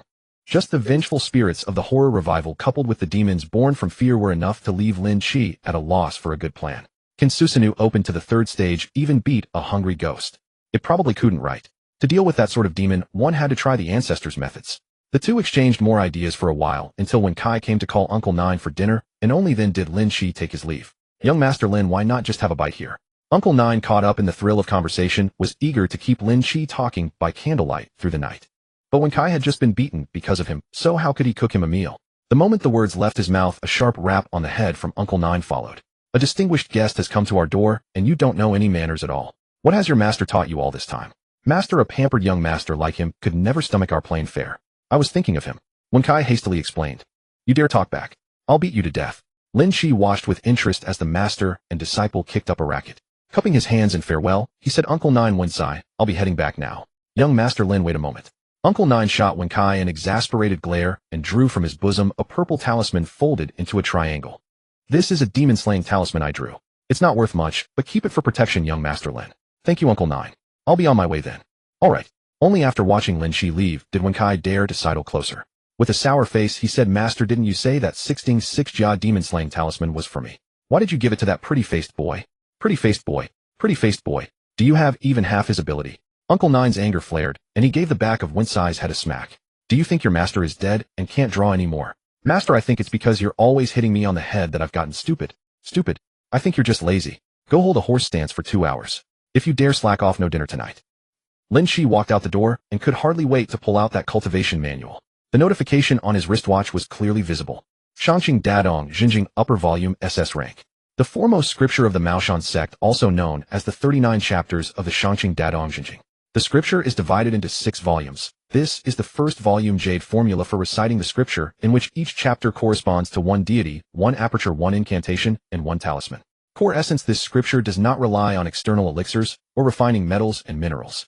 Its only key is to visualize the inner deities and summon the true immortals to descend into the body. Cultivators visualize the 39 true deities within the body, drawing the heavenly perfected from above the 9 heavens to descend and spread through the body, merging with the deities within, so that the Naiwen becomes firm and bright, and the 100 deities take their positions and ultimately open the gate of life and seal the gate of death, attaining the path of ascension. The complete text can be unlocked for 16000 plot points. Cultivating different methods raises the Reincarnator's 4-dimensional attributes. SS rank. This was the first time he had encountered one. Flipping through the scripture and connecting it with the plot of the movie, Lin Qi roughly grasped the general logic of this Maoshan cultivation system. This thing was originally designed according to the sequence of refining essence into Qi, refining Qi into spirit, refining spirit into emptiness, and refining emptiness into the Tao, enabling an ordinary mortal to become an earthbound immortal who could move mountains and fill the seas. But because of the severance between heaven and earth, what ordinary people call the Dharma ending age, those of ordinary talent often got stuck at the first step. So successive generations of Maoshan patriarchs began looking for ways to dismantle this classic. They managed to split a peerless cultivation art that could lead one to divine communion into various techniques that could be learned without any realm requirement, corresponding to the 4 great methods: spirit, aperture, incantation, and talisman. For example, Uncle Nine specialized in talismanic arts, his junior brother Simu specialized in spirit striking, and his junior sister Zhigu specialized in incantation arts. To use mathematics as an analogy, the original Shangqing scripture taught everything from elementary arithmetic to plane geometry, solid geometry, and then advanced calculus. Now that the Heaven-Earth severance had eliminated the path to higher advancement, the teachers at Maoshan split apart the various techniques inside it. For instance, if a disciple wanted to farm in the future, he would study plane geometry, so he would know how to calculate land area. If a disciple was going to work in the Water Conservancy Bureau, he would study equations, so he could solve problems involving water draining in and filling at the same time. This naturally had both advantages and disadvantages. The advantage was that one could learn profound Taoist arts without any realm restriction. The disadvantage was that without a realm, their power was greatly diminished. It wasn't as if there were no solutions. Taoists began studying how to harness the great momentum of heaven and earth and feng shui formations to deal with powerful demons. Over the years, evil had never been able to overpower righteousness. After all the Heaven-Earth severance cut off not only the human race, it imposed the same restriction on demons and monsters. Once Taoists weakened demons, ghosts, and monsters usually couldn't amount to anything either. But none of this was a problem for Lin Qi. The methods for raising one's realm in the Shangqing scripture still existed, and the real world was the exact opposite of this instance. Spiritual energy, however, was gradually recovering. Lin Qi did not dare to be careless. Over the next few days, he didn't even step outside, spending every day devouring that Shangqing scripture. Every day, he sat in meditation, contemplating the mysteries, almost to the point of forgetting food and sleep. Only on the early morning of the third day, after he swallowed the last wisp of purple qi from the east atop the Ren family roof, did his dantian finally change. The once full chakra was forcibly pried open, leaving a gap. A wisp of energy, frail yet extremely tenacious, coiled within it, and from time to time came the sound of surging tides. With every breath, some kind of heaven-earth energy seemed to be washing through his mortal frame. A notification on his wristwatch immediately followed. Shangqing Dadong Jinjing entry. Exhaling is like the soon wind brushing willows. Inhaling is like clouds gathering over Mount Jen. Four-dimensional attributes 3. Though the increase was modest, Lin Qi was thrilled. This art was different from the ninja system. Taoist cultivation emphasized dual cultivation of one's nature and life force. When cultivated to the highest depths, one could truly become an immortal and a patriarch, a wholly different concept from the self-proclaimed gods like Nagato and Madara. Cousin grandfather's grave is being moved for reburial today. Do you want to come pay your respects? Ren Tingting's voice sounded on cue outside the door. Lin Qi quickly rose. Of course. Just give me a few minutes. Great, then I'll wait for you downstairs. Come have breakfast after you freshen up. All right. Ren Tingting happily went downstairs. Lin Qi cleaned himself up and went to the dining room to meet the pair. Besides Ren Fa and his daughter Away, the security captain, who had been keeping out of sight, finally appeared. The fellow had just been hovering around Ren Tingting, buttering her up. The moment he saw Lin Qi come downstairs, his expression soured. Where did this pretty-faced upstart come from, mooching off the Ren family? Uncle, should I have him locked up? Cousin, what are you talking about? Ren Tingting immediately threw her spoon into her milk and glared at him angrily. Ren Fa frowned as well. Away, it's good to be vigilant. That's exactly why I backed you as captain. But you must distinguish outsiders from family. Nephew Lin is my father's student and a brilliant scholar who returned from studying abroad. You must not be rude. Oh well. Away instantly deflated and slumped listlessly into his chair. In the past, Ren Fa would have comforted him a little. But after several days of contact, his doubts had already been completely dispelled. The reason was simple. Over the past few days, he had asked many old friends to investigate Lin Qi's background, and all of them had found nothing, which proved that Lin Qi really had just returned from abroad. Second, there were the 2 gifts Lin Qi had given. Not to mention the golden toad. It had caught the eye of Master Huang, the opium merchant, at first glance, and he offered 1,500 silver dollars to buy it. The headdress he gave Tingting was even more astonishing. Several jewelers who saw it all said they had never seen anything of the sort, yet judging by its form, it was absolutely the kind only a European royal family or noble was entitled to wear. It was worth enough to buy at least 3 golden toads. He was learned new foreign languages and produced priceless treasures with a wave of his hand. If such a person was willing to stay in the Ren household, what else could it be for besides repaying a kindness? Could it really be for Tingting? It wasn't that Ren Fa was selling himself short, but judging from the strength Lin Qi had displayed, he was more than qualified to marry even a provincial governor's daughter. What in the Ren family's affairs would warrant such a circuitous approach? After reprimanding away, Ren Fa turned to his daughter and instructed, Tingting, your cousin Lin hasn't been in the country for quite some time. If there's anything you'd like to see, or do, make sure to be a proper guide. Don't worry, father. I speak too highly of you, uncle. These past few days, I simply haven't wished to go out. It has nothing to do with Tingting, Lin Qi interjected to explain. Ren Fa nodded with a smile. Then all is well. I feared Tingting might have been negligent. Father, what are you saying? I'm ignoring you. The 4 of them finished breakfast. 3 sliding poles were already waiting at the doorway. The so-called sliding pole was a traditional mode of transportation originating from the southwest region. Unlike the more elaborate sedan chairs, it typically consisted of two long bamboo poles bound together with a bench placed in the center, a canopy overhead and footrests below, open on all four sides. Lighter than a sedan chair, it required only 2 men to carry. The 6 porters were all from the town, and upon hearing that the Ren household was arranging something, they all rushed to volunteer. Heading north out of town, and then up the mountain, they finally spotted Jiushu's party with the ritual altar already set up. Master Ren, Miss Ren, young Master Lin. Greetings, Jiushu. We entrust today's affairs to you. Ren Fa began saluting from afar. Lin Qi also stepped down from the sliding pole, greeting the group with a smile. Hello, Jiushu. How do you all fare? Dressed in a meticulously cleaned yellow ritual robe, Jiushu glanced at the sky. The auspicious hour has arrived. Let us begin now. Everything is at your discretion, Jiushu. Stepping before the ritual altar, Jiushu formed hand seals and trod the Big Dipper pattern while silently reciting several incantations. Though standing at a distance, Lin Qi still caught every word with perfect clarity. The incantations weren't drawn from the upper sections of the Shangqing scriptures, yet their general meaning was still comprehensible, basically notifying the spirits and gods of all directions that disciples of Mao Shan were conducting their affairs and should not be troubled. The phrasing made it clear that Mao Shan still held considerable influence within the netherworld, and the incantations contained not only warnings, but also descriptions of punishments for those who refused to heed them.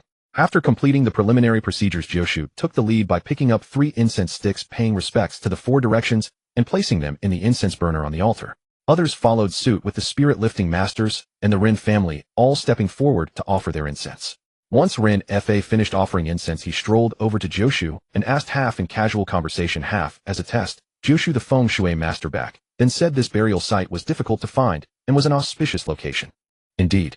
This particular formation is called the Dragonfly Touching Water Site, measuring 3 zhang 4 qi in length, with only 4 qi usable, and 1 zhang 3 qi in width, with just 3 qi usable. Therefore the coffin cannot be buried horizontally. It must undergo the ritual burial ceremony.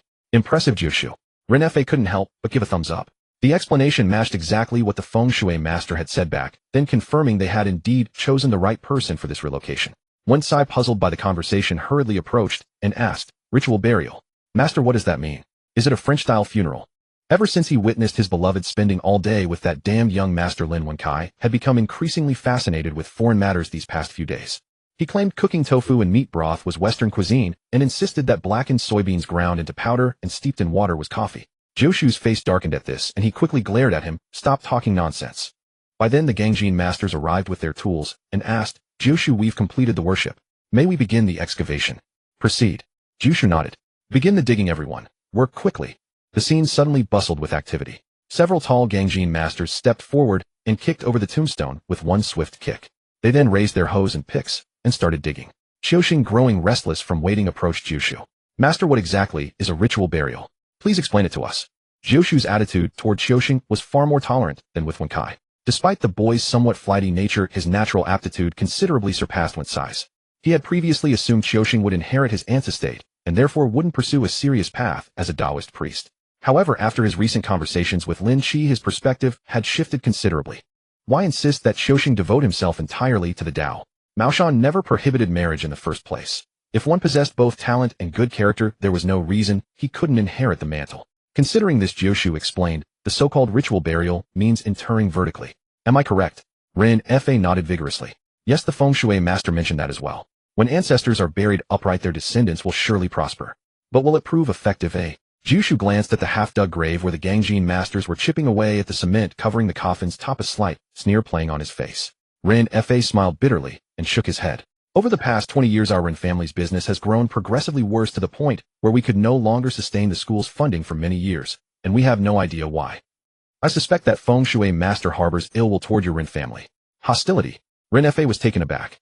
Jiushu looked puzzled and slowly asked, did the late patriarch have any quarrel with him during his lifetime? Ren Fa's smile turned awkward.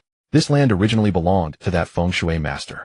When my father discovered it was an auspicious site, he purchased it with money. Only bribery, without any coercion. Facing Jiushu's questioning, Ren Fa grew increasingly uncomfortable and instinctively cast a glance toward Lin Qi. Only when he saw him chatting and laughing with his daughter Tingting did he finally feel relieved. I believe it was certainly coercion. Jiushu shook his head repeatedly. Otherwise he would never have harmed you by having you cover the entire Dragonfly Touching Water site with cement. Then what should have been done? It should have been snow covering the peak, which is what truly constitutes a dragonfly touching water. If the coffin's head cannot reach the water, how can it be called touching water? The mockery in Jiushu's eyes grew increasingly pronounced. He claims to have conscience telling you to exhume and relocate the coffin after 20 years, harming you for half your lifetime rather than your entire life, affecting one generation instead of 18. What kind of conscience is that? These words left Ren Fa feeling both apprehensive and embarrassed. Just as he was about to respond, he heard the Gangjin masters calling out from over there. We've found the coffin. Jushu quickly led everyone forward. Where once the tomb had been sealed with concrete, a massive gash now exposed a coffin standing upright. Several strong men positioned a tripod above the tomb and secured the coffin with thick hemp rope. 1, 2, 3 heave. 1, 2, 3 heave. The rope creaked under the strain, and soon the coffin was steadily lifted clear of the ground. Two young men stepped forward with ropes to guide the base, pulling it outward until the coffin settled firmly on the ground. The moment it emerged from the earth, Lin Qi caught a most peculiar scent. It was neither the stench of decay nor the coppery tang of blood, but rather a distinctive fragrance born from burning incense candles and spirit money. And it wasn't carried on the air at all. It seemed instead to be perceived directly by his formidable spiritual consciousness. He hastily retreated behind the others and silently activated his Sharingan.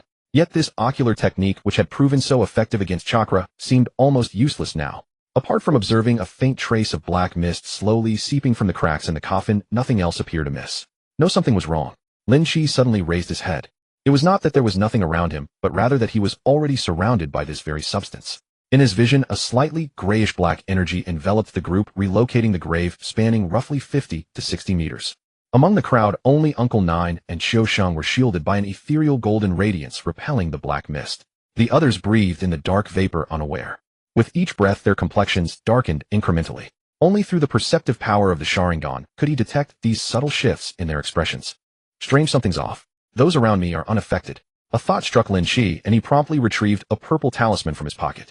The moment the talisman materialized, the surrounding black mist recoiled, as though encountering its natural counter, retreating 7 or 8 meters. In the distance, Uncle Nine seemed to sense something and turned sharply toward him. His gaze fixed upon the talisman in Lin Qi's hand before nodding in acknowledgement. Everyone, today we unveil the remains of Elder Ren Wei Yong. All those aged 36, 22, 35, or 48. Those born in the year of the rooster or the ox must turn away and avert your eyes. With those words, he formed the appropriate hand seals and began chanting incantations. After approximately 30 seconds, he called out, "All clear. Adjust your garments and prepare to open the coffin." The 4 stone masons turned and placed their hands on the coffin lid, but the moment they touched it, the atmosphere grew heavy and stagnant. Even Lin Qi felt a sudden constriction in his chest, as though an invisible weight pressed down upon him. Birds in the surrounding woods erupted into flight, scattering in every direction as if startled by an unseen terror. The veteran craftsmen handling the coffin, however, remained unfazed by the spectacle. Without waiting for further instruction, they lifted the coffin lid, and an immediate burst of visible black energy surged upward, forcing the nearby young men to recoil in alarm. As everyone peered inside, shock rippled through the crowd. The body of Elder Ren Wei Yong, entombed for 2 decades, remained remarkably preserved with no signs of decay whatsoever. Ren Fa and Ren Tingting dropped to their knees immediately. "Father, grandfather." They struck their foreheads against the ground in rapid succession. "Forgive us for disturbing your rest. Your humble descendants bear the weight of our transgression." After offering his apologies, Ren Fa quickly rose and turned to Uncle Nine with palpable anxiety. "Uncle Nine, can this burial site still serve its purpose?" He was already regretting his decision to heed the Feng Shui master's advice. The moment he witnessed the elder's incorrupt body after 2 decades, Ren Fa understood that something had gone terribly wrong. As the old saying goes, no living soul recognizes another on the road to the underworld, and one must never call out names before piles of white bones. Once a person passes, what returns cannot be the loved one they once were. Dragonfly schemes the water. Each touch lands elsewhere, never the same spot twice. This grave site is beyond use. Ren Fa's voice rose in panic. "What should we do then?" "I propose cremation, right here and now." Uncle Nine, drawing on his experience, recognized at a glance that a corpse transformation was merely a matter of time. A normal transformation would have been manageable, but Elder Ren's death was far from ordinary. He died clutching his last breath, still unable to let go, and was interred in a dragonfly pond location whose feng shui had already been compromised. This rare and blessed dwelling, favored by heaven and earth itself, produced a child of destiny. Yet you destroyed it entirely, and now you've earned the wrath of the heavenly Tao. Once the corpse transforms, the resulting zombie will be far from ordinary. At the mention of cremation, Ren Fa immediately began shaking his head in refusal. "Cremate him? Absolutely not. My father dreaded fire most of all in life. I cannot do this to him. Lord Ren, refusing cremation will bring severe consequences. Do whatever else you must, but cremation is unacceptable. Consider other options." Uncle Nine frowned, deeply pondering for a long while before finally nodding. "Very well, we'll store the remains at our ancestral hall temporarily." By tomorrow I'll find a suitable new burial site for the elder, so he may rest in peace. With the matter settled, Wei immediately directed the stone masons to carry the coffin. Uncle Nine nodded to Rin Fa. Lord Rin, please return home first. Once the crowd had dispersed, he turned to his two disciples. Set up the plum blossom incense formation at the grave site, and report back to me with whatever results the burning reveals. Yes, master. Both replied in unison. Make certain to burn incense at every grave mound. After giving these instructions, Uncle Nine made his way toward Lin Qi, who had been waiting patiently. Young Master Lin, Miss Ren, shall we descend? Lin Qi glanced at Xiao Sheng, who stood contemplating before a tombstone, then nodded his agreement. After you, Uncle Nine. As the three made their way along the rural path, Uncle Nine found himself urging her on. Miss Ren, I shouldn't interfere, but since I've taken payment, I must see this done properly. Yet when you return, please urge Lord Ren again. The elder's body has remained uncorrupted for 2 decades, and not cremating it could bring disaster upon your family. In such matters, the family's wishes typically prevail. After all, this wasn't the modern era where Lord Ren paid dozens of silver dollars for grave relocation. If you were to simply burn his father's remains to ash, that would constitute crushing the bones and scattering the ashes, a grave offense that would create lasting enmity. Moreover, with so many witnesses present, he couldn't possibly suggest the elder's corpse might undergo transformation. That left him no choice but to offer his counsel in private. My grandfather was already disturbed from his rest. Burning him would only deny him eternal peace. Uncle Nine fell silent at a loss for words. Cremation would protect the area from harm, but Lord Ren's family fortune would undoubtedly suffer further decline. That much was certain. Young Master Lin, perhaps you could persuade her. Rin Tingting turned to Lin Qi. Yes, Cousin Lin, you're well versed in these matters. What's your opinion on whether we should cremate? Me. Lin Qi was taken aback. Uncle Nine, are there any remedies after cremation? Well, yes, but their effectiveness is limited. The principle of returning to the earth for peace and fallen leaves returning to their roots carries wisdom. When buried in foreign soil, descendants find it difficult to pay respects, and after several years without tending the grave, the ancestor becomes like a wandering spirit. Losing the physical remains means losing one's foundation, much like a living person without travel documents or a fish talisman, finding the journey through the underworld fraught with obstacles. As he spoke these final words, even Uncle Nine recognized the impracticality of the situation and shook his head. Very well, I shall hasten my efforts to ensure Lord Ren rests in peace as soon as possible. Then I leave it in your capable hands, Uncle Nine, Rin Tingting said, visibly relieved. Uncle Nine nodded and asked, when you opened the coffin earlier, you seemed to sense something. Has the Shanqing scripture already found its way into your cultivation? That's correct. Hearing this, Lin Qi couldn't help but smile faintly. This morning during my meditative practice, I suddenly sensed the purple qi arriving from the east. A pure surge of heavenly and earthly vital energy washed through my body, leaving me feeling remarkably light and refreshed. Using the spine as the pillar between heaven and earth, exhalation flows like wine through willow branches, inhalation gathers like clouds upon still mountains. When sitting in stillness, the sound of ocean tides arose within. This marks the initial sign described in the Huangting Jing as the triple harmony of the zither heart dancing with the embryo immortal. Young Master Lin truly possesses exceptional talent. I only wish. Uncle Nine began speaking with evident enthusiasm, but by the end his words dissolved into another weary shake of the head and sigh. What's regrettable? Lin Qi asked, puzzled. What's lamentable is that this world no longer holds the possibility of golden core formation. Were it otherwise, your extraordinary gifts would surely grant you the power to move mountains and overturn seas. Lin Qi smiled mysteriously and said calmly, if I can't do it, then no one else can. I don't need to move mountains or overturn seas. I only need to be stronger than everyone else. Ninth uncle was taken aback, then couldn't help chuckling. Well said. I may have lived decades longer, but I still can't see through things as clearly as young Master Lin. I have been taught a lesson. You flatter me. Lin Qi quickly waved his hands and asked, by the way, ninth uncle, you said earlier that you would contact your Maoshan brothers. Have you received any reply? It's a long way, and some of those brothers of mine wander the world and have no fixed home. Going half a year without news is common, so this is difficult. Where there's a will, there's a way. Lin Qi was a little disappointed, but since he had only just begun practicing the Shanqing scripture he had obtained, he could afford to wait. The three chatted for a while longer and finally parted at the foot of the mountain. Back at the Ren residence, Lin Qi was in no hurry to stop old Master Ren's corpse from rising. He also wanted to see whether he could deal with a zombie without relying on Taoist arts. Judging by the abilities zombies displayed in the movies, this one was nothing more than a little stronger, a little tougher, and laced with corpse poison. In theory, given his four-dimensional attributes, he could chop it into fine mince even with a knife. But Lin Qi never fought an unprepared battle. After a moment's thought, he decided that seeing once was better than hearing 100 times, and that he would wait until the corpse rose to test its capabilities. Time flew and 3 days passed in the blink of an eye. During those days, he and Rin Tingting were always together, looking for all the world like a married couple. Rin Fa was happy to see it. If he happened to run into them while they were out shopping, he would hint in every possible way for his daughter to hurry up and make the relationship a done deal. It left the young girl blushing scarlet more than once. That night Lin Qi finally got the chance to kiss her. They had done everything except the final step. Cousin, what's wrong? Rin Tingting poked her head out from under the quilt and asked bashfully. Father is in the main room to the north. He can't hear us. Lin Qi smirked and pecked her forehead. We have plenty of time. You rest well today. Tomorrow your cousin will take you somewhere fun. Then, all right.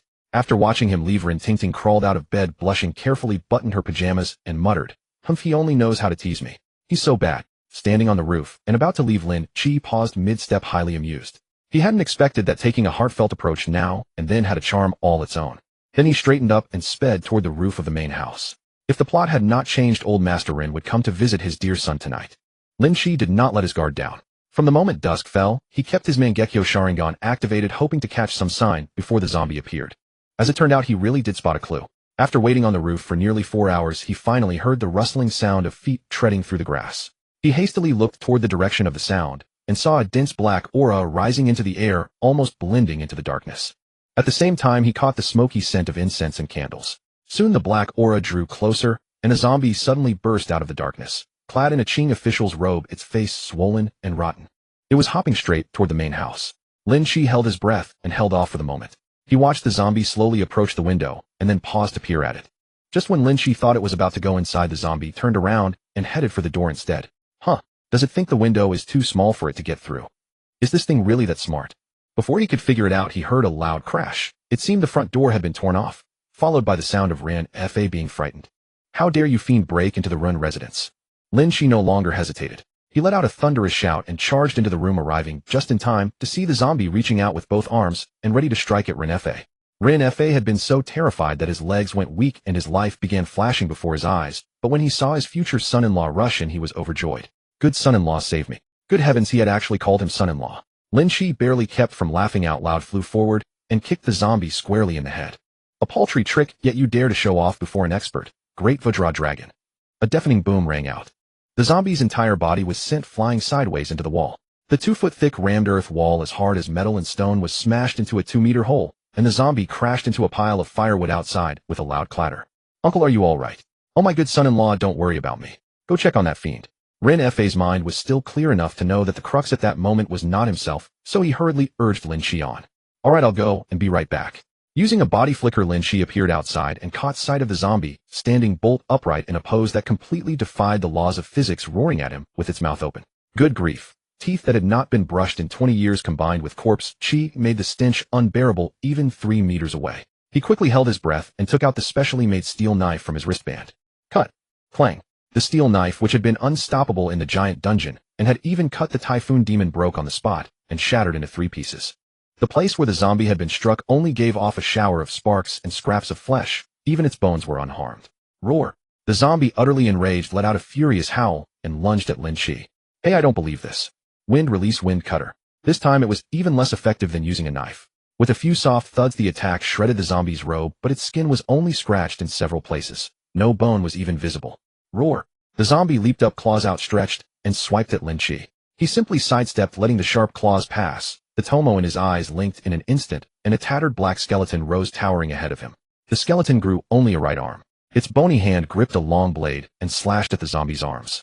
Clang clang. The zombie was sent flying 100 meters away. Before long, the zombie got up from the ground as if nothing had happened and vanished into the forest. Hey, even that didn't cut through. A Susanoo with both attack and defense ranked couldn't cut off a zombie's arm. How could things be this ridiculous? He was completely stupefied. This creature's attack methods were extremely simple. It only relied on its hard bones. But could they really be that hard? In reality, it wasn't that the zombie was too strong. He had understood things wrong. If he had used a bit of Taoist magic, he wouldn't have needed to summon Susanoo at all. Pouring true Qi into the steel knife would have been enough to slice it apart. What's going on? What's going on? What happened? Is there a fire or a thief? By then the servants had also been woken up and came rushing out with buckets and hose. Leaning against the doorframe, Ran Fa stamped his foot angrily at the sight and cursed. I was nearly killed by a fiend, and you lot didn't hear a thing. If the son-in-law hadn't arrived in time, you'd be in mourning clothes for your master tomorrow. I'm so angry. Son-in-law? What son-in-law? Oh, it's young Master Lin. Then never mind. They saw no ghosts or demons, but the ransacked courtyard was clear enough for them. And that shattered broadsword gleaming on the ground. Whatever had come last night was no ordinary monster. Master Rin, should I summon Captain Away? Stop standing there. Go. Rin Fa barked urgently. He was genuinely terrified. Compared to his father Ren Weiyong, Ren Fa possessed neither his father's ruthlessness nor his father's courage.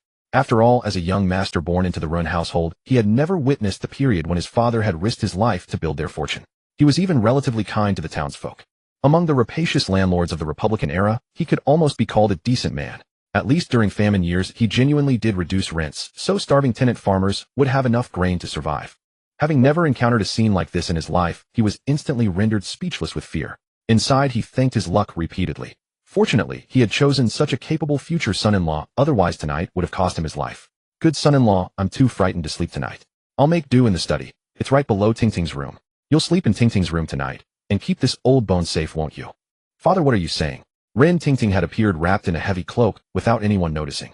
Hearing such a bold declaration upon arrival, she was instantly overcome with both shame and annoyance. Secretly pledging herself to her cousin behind closed doors was one thing, but having her own father announce it in such a public setting was entirely another matter. They weren't even married yet. How could she face anyone?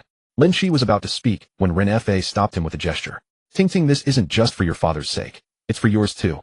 You didn't see what that demon looked like with its green face and fangs. It nearly swallowed me whole. My old bones dying would hardly matter, but you still have your whole life ahead. Nothing must happen to you. Well, I suppose. What a reason.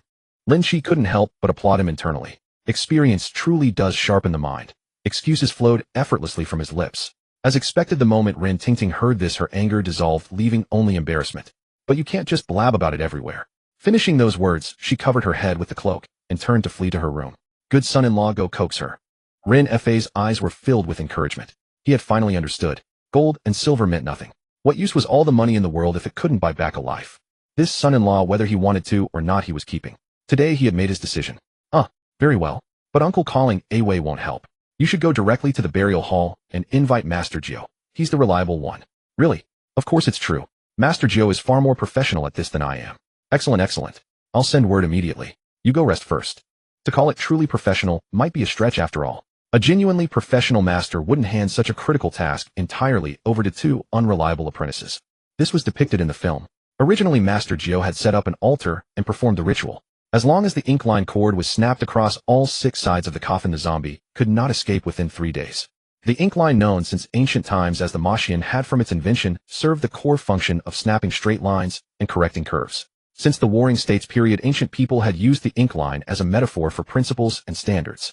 As the Book of Rites stated, when the cord is laid out honestly, neither crookedness nor straightness can deceive. The ink line represented boundaries that could not be transgressed, carrying an inherent authority that demanded respect. Added to this was the fact that it was invented by Liu Ban, the patron saint of carpenters, who had used it to demarcate yin and yang and measure the righteous energies of heaven and earth.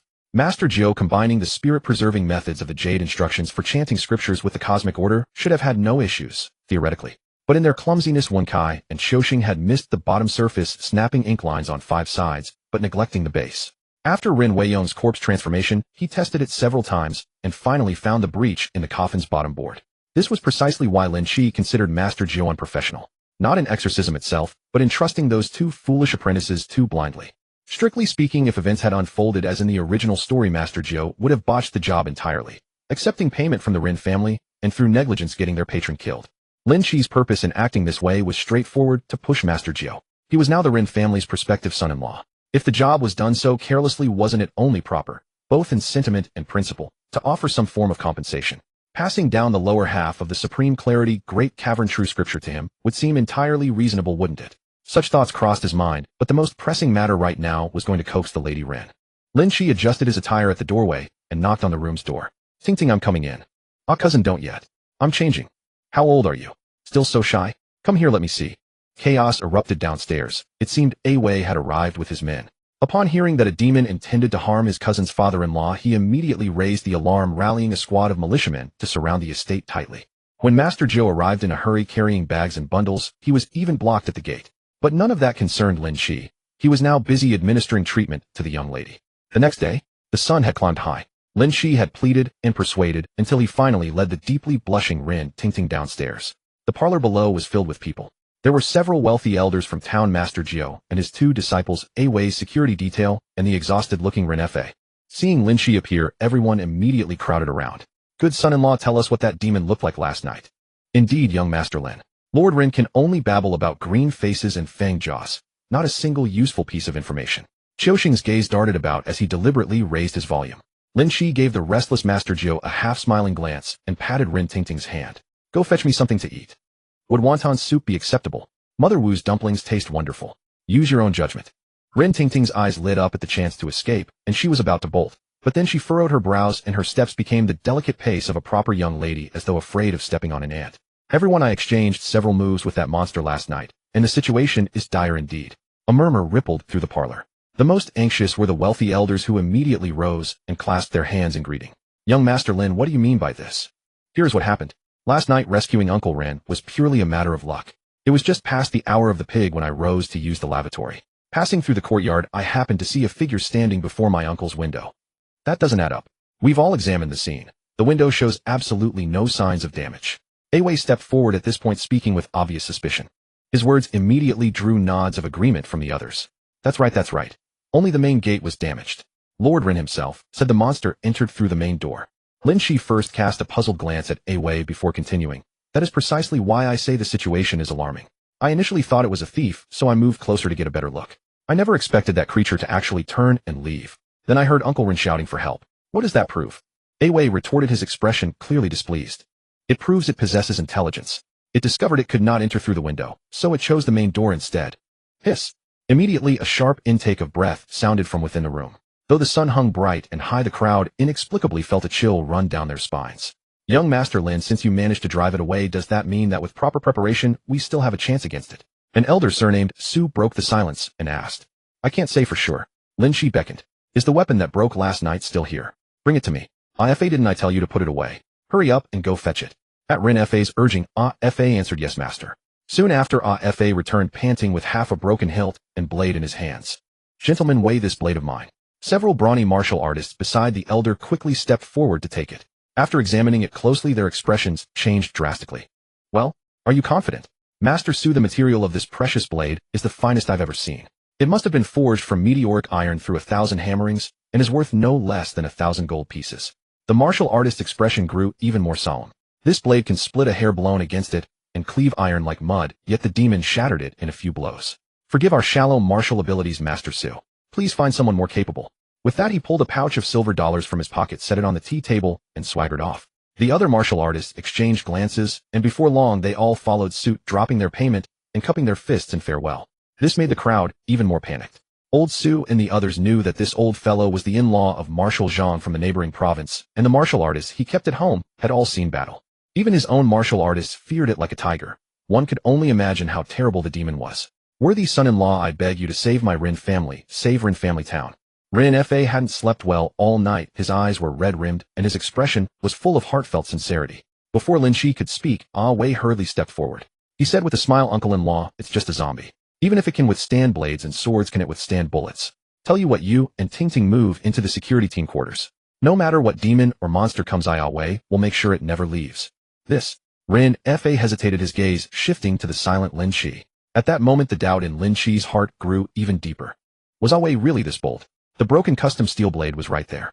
As captain of the security team, how could he not know how lethal modern firearms were?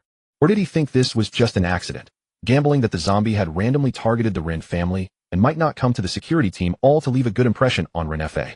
At this thought, Lin Qi instinctively felt something was off about this man, and said at once, Cousin Wei, neither of us is an expert on this matter. Why not hear what Ninth Uncle has to say? Right. Ninth Uncle, what do you think? Rin Fa asked, snapping back to reality. Ninth Uncle had been listening nervously for a long while, and since Lin Qi still hadn't demanded an accounting, he felt somewhat reassured. From young Master Lin's description, last night's zombie had reached at least the hairy zombie level. This type of zombie has bronze skin and iron bones, moves with great agility, and is not even afraid of ordinary fire or sunlight. Ordinary weapons and firearms cannot kill it. It came to the Rin residence last night and was wounded by young Master Lin. Does that mean that before the Rin family is hit, the rest of us are all safe? The instant those words left his mouth, Rin Fa's face changed. So what do you mean by that? Master Rin, don't be upset. I'm just trying to clarify things. That is indeed possible. Ninth Uncle looked troubled. After receiving the news, he had gone straight to the morgue to check the situation. The coffin had fallen apart, and Rin Weiyong's corpse was nowhere to be seen. Moreover, the thick corpse Qi left at the scene had frozen the bottom of the coffin solid. Once a zombie rises, its first instinct is often to drink the blood of its kin to strengthen itself, so it was basically certain that the one who came to the Rin residence was Rin Weiyong. Hearing this, the others were overjoyed. Then that's great. Let's hurry back, pack our things, and go somewhere else to lie low. Let's go. Old Sue, let's travel together. Meet at the north gate. In less than a minute, the hall that had been buzzing with excitement was left with only the Rin family, Wei, Lin Qi, ninth uncle, and the others. Ninth uncle, with just those words he sent them all running. How are we supposed to deal with the zombie with only this handful of people? Rin Fa stomped his feet in panic. Exactly. If you ask me, maybe you're the one who raised that zombie. Wei chimed in. At that, Xiaoxing and Wenkai were having none of it. They pointed at Wei's nose and cursed. I'd say you raised it. Otherwise, why wouldn't the zombie come to our funeral parlor? It must be because you're always bullying people, and even the zombie can't stand it anymore. What do you mean by that? Believe me, I'll throw you all in jail. Afraid of you. Without our master, how are you going to deal with the zombie? Wei's face turned bright red with rage as he reached for his pistol. Afraid of it? If that zombie dares to come, I'll shoot it dead in one shot. Oh, just now you said the zombie wasn't raised by you. Now you've exposed yourself. Anyone who has raised a dog knows that the only animal you're not afraid of is the one you raised yourself. You. Seeing that the two sides were about to come to blows, Rin Fa hastily held Wei back. Wei, this is no time for nonsense. Uncle-in-law, I think all these people are highly suspicious. Wei swept his gaze around the room, letting it linger on Lin Qi for a long time. Think about it, uncle-in-law. Before this man, surnamed Lin, arrived, our Rin family town was calm. The moment he came, trouble began. Isn't that suspicious? Lin Qi narrowed his eyes and looked at Wei with ill intent. Aya, uncle-in-law, look. He dares to threaten me. I strongly suspect they're all in league. Cousin, what are you talking about? Just then Rin Tingting returned carrying a bowl of wontons. Hearing Wei suspecting her beloved, she immediately stepped forward to make her stance clear. Father, if brother Lin hadn't saved you last night, the Rin family would be setting up a funeral hall today. Don't be muddle-headed. That's right. Lin Qi is the son-in-law of the Rin family. Wei, you are not allowed to make wild accusations. At this, Rin Fa finally came to his senses.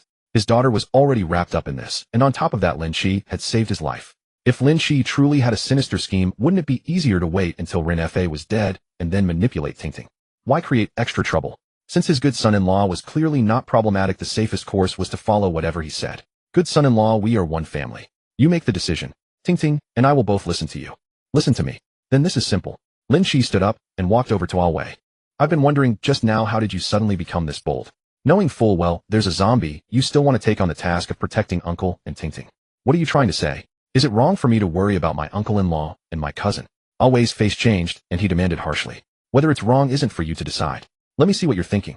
In an instant, Lin Qi's pupils transformed into the Sharingan, and a Jinjutsu shot straight into Wei's eyes. Thud. Oh, it failed. Lin Qi stepped back 2 paces in astonishment, staring at him with a strange look. Wei, startled, as well leapt up from his chair and scrambled backward. I told you he was a monster. Uncle, look at his eyes. Those are clearly demonic eyes. Uncle Nine rose to his feet with a grave expression. This is an Eastern ocular technique. The one who is suspicious is not young Master Lin. It is you, Wei. How can an ordinary man like you withstand the force of an Eastern ocular technique? Bullshit. You won't frame me that easily. Wei bellowed, raising his pistol at everyone in the room. Boys, open fire. Everyone in this room has been bewitched by demons. Fire. Bang. Bang. Bang. What the hell? They actually dared to shoot. Outside, the village militiamen, hearing their captain's order, raised their rifles without hesitation and began firing into the room.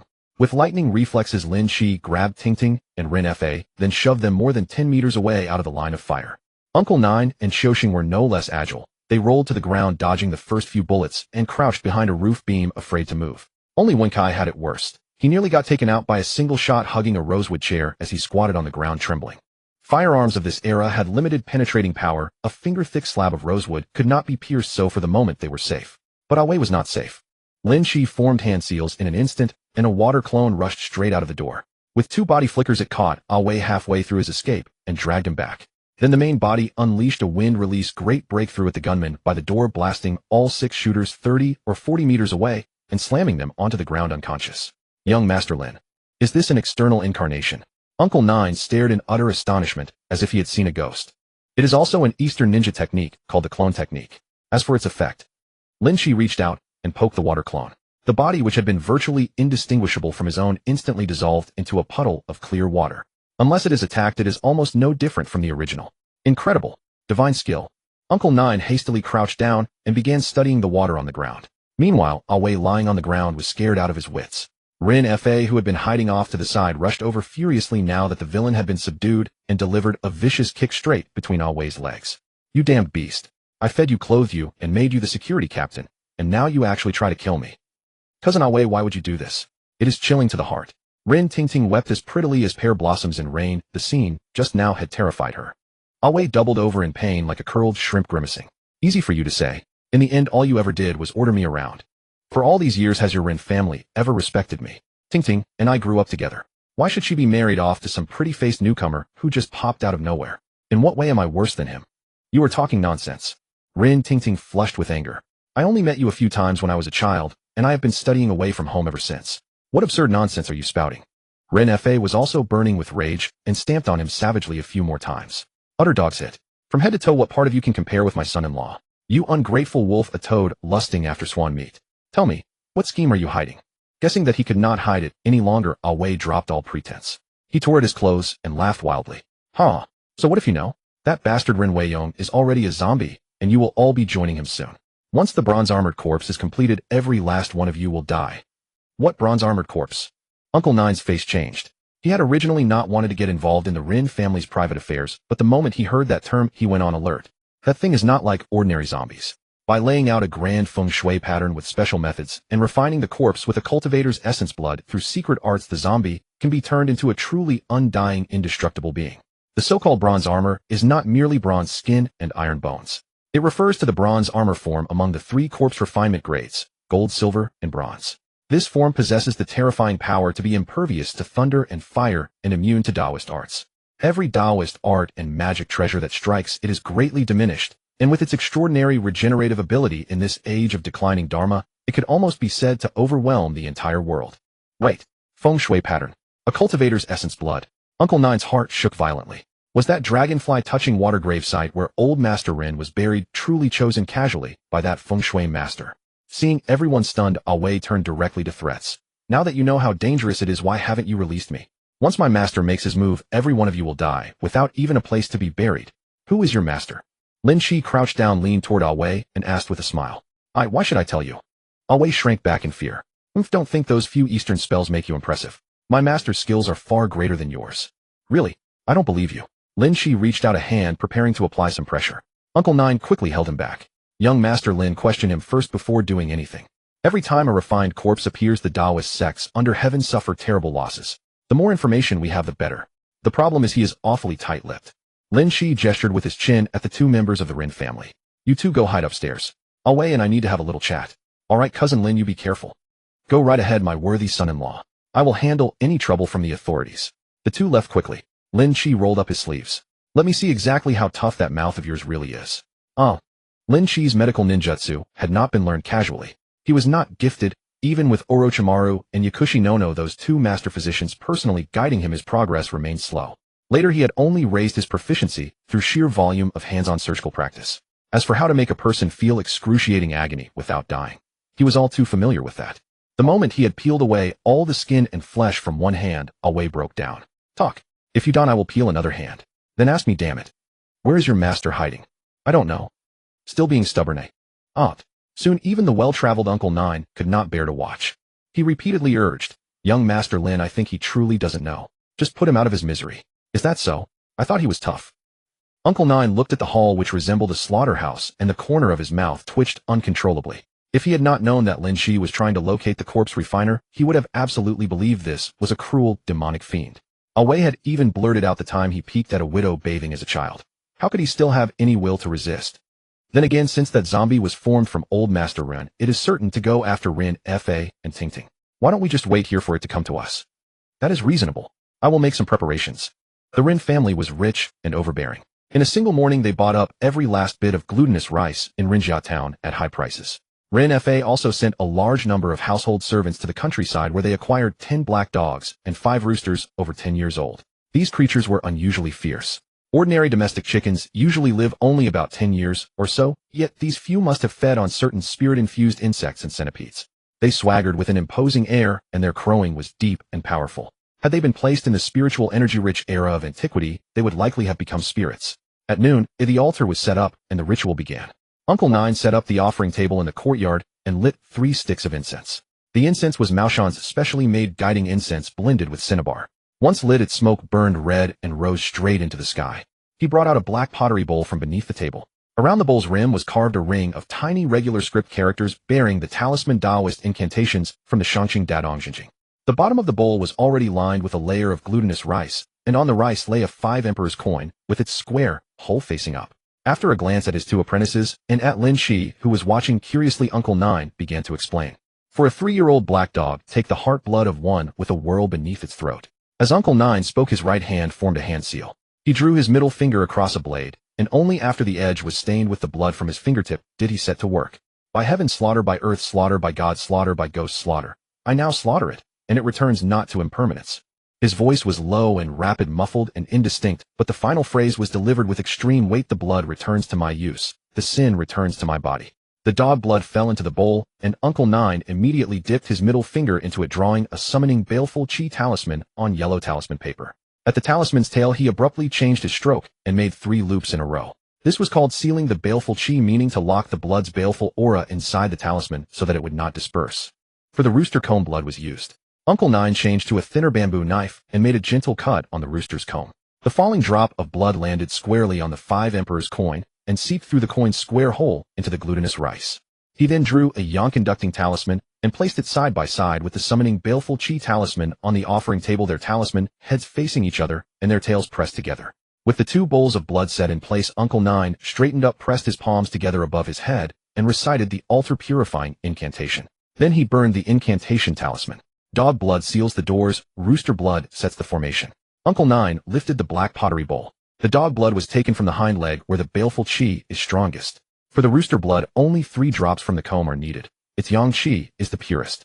Mixed with alum and cinnabar and brushed onto the thresholds and window sills, a zombie will not dare to step on it. If it does, it will feel like a person stepping on burning charcoal. He then picked up the bowl containing the rooster blood. This one is mixed with talisman water and used to activate the formation.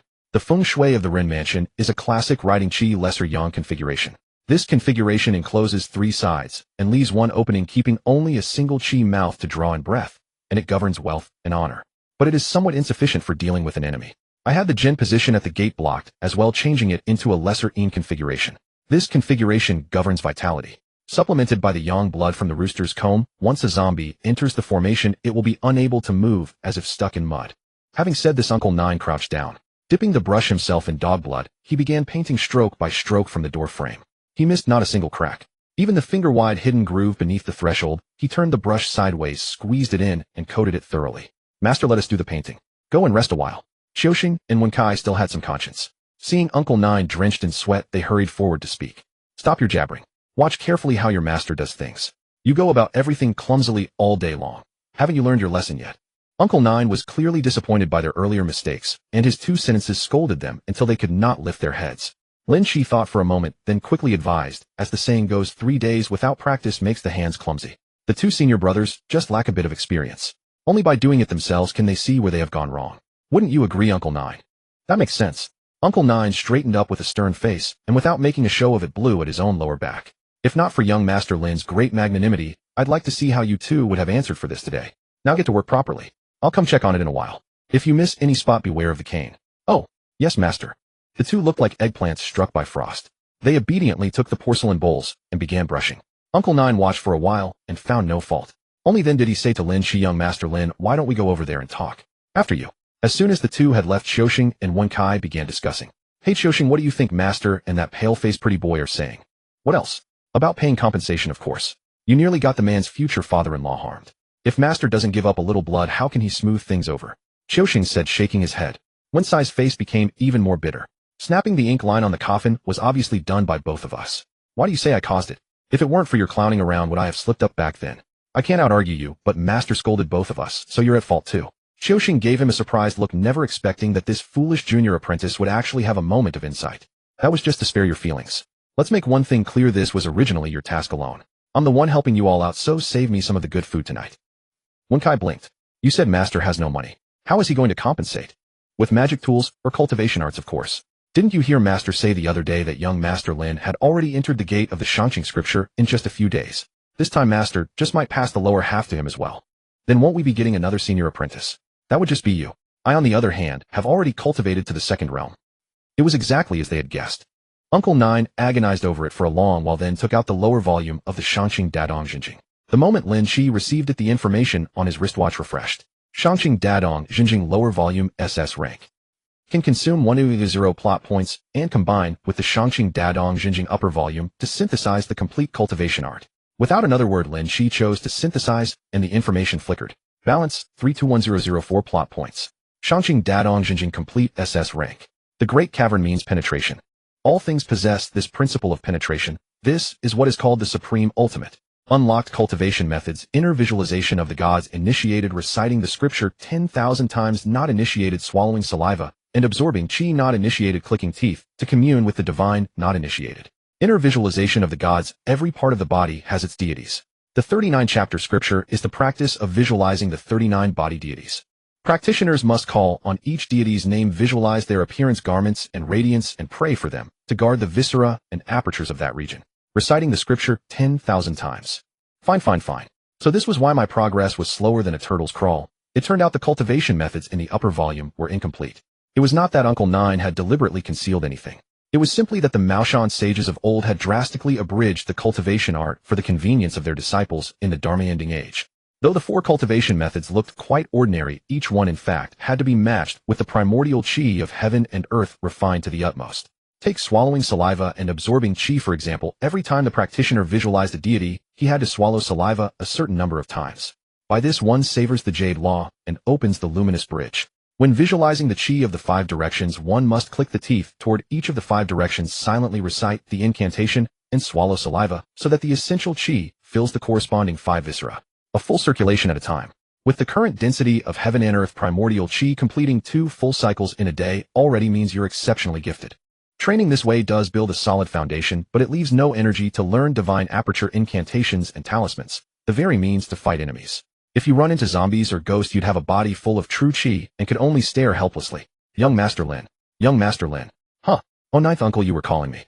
Ninth Uncle said with a conflicted look. Passing the fundamental Maoshan arts down to you is already a breach of the rules, and none of my fellow disciples know about it yet. Before things are settled, just practice in private, and don't spread it around whatever you do. That goes without saying. In public, I'll only reveal the Eastern Taoist arts, so I won't cause any trouble for Ninth Uncle. Good. Seeing the expression on Ninth Uncle's face, clearly wanting to say something, Lin Qi roughly guessed what was on his mind. In truth, taking him as a master would solve the entire problem, but for one thing, the two had treated each other as equals from the very first meeting. Moreover, when it came to compatibility alone, Lin Qi could take on several of him. Apprenticing under a master while already carrying one's own skills also sounded unpleasant if made public, so for a moment Ninth Uncle didn't know how to bring it up. But what kind of man was Lin Qi? He was the kind who blew up extraction points, blocked gates, and snatched bodies for himself. Since he had already gained the benefits, why acknowledge a master? Wasn't it better to just be friends? Ninth Uncle, the kitchen should have the meal ready. Shall we head over? All right. Let's eat first. Calling Wenkai and Xiaoxing along, the 4 entered the dining room together. Ren Fa and Ren Tingting were already seated, directing the servants to arrange the dishes. Seeing the group enter, Ren Fa smiled at once. I was just about to send someone to invite you. You've all worked hard. Please don't mind this simple meal. Ninth Uncle, with his solid chi-nourishing skill, kept a calm expression, but Xiaoxing and Wenkai stared at the table of delicacies as if their eyes were about to pop out. Roast suckling pig, roast goose, sliced raw fish, and crabs and lobsters that big. Keep your voice down. Don't act like you've never seen the world. Xiaoxing silently swallowed, then quickly told Wenkai to shut up. As if you've ever eaten this before. My God, is this how rich people eat? Seeing everyone standing there, Ren Tingting hurriedly invited them to sit. She personally filled the rice bowls for Ren Fa and Lin Qi, then sat between them and began pouring the wine. It's fine. We can help ourselves. Xiaoxing, still having enough sense, quickly took the bowl from the servant and filled the rice for Ninth Uncle. Ren Fa didn't mind. Raising his glass, he said, I must trouble you with everything. Please drink this cup. You're too kind, Master Ren. Cheers. My good son-in-law Tingting and I both need to thank you properly. Uncle, what are you saying? We're one family now. There's no need for such formalities. As long as Tingting is happy, I'd do anything. Still calling me uncle. I pay my respects to father-in-law. Ha. Good. Ren Fa was finally pleased so much that he even put aside the matter of his old father turning into a zombie. Only Ren Tingting blushed and stamped her foot. Dad, how can the two of you be like this? Ninth Uncle quickly raised his glass in congratulations. Congratulations, Master Ren, on gaining such an excellent son-in-law. Only Xiaoxing and Wenkai were so envious they could hardly keep themselves together, vowing that one day they would marry a wife as beautiful as Tingting. The meal left host and guests alike thoroughly delighted. In the afternoon, the preparation work officially entered its final stage. Glutinous rice was spread all around the Ren residence. Doors and windows were smeared with black dog blood, and exorcism talismans and corpse suppression talismans personally drawn by Ninth Uncle were pasted everywhere.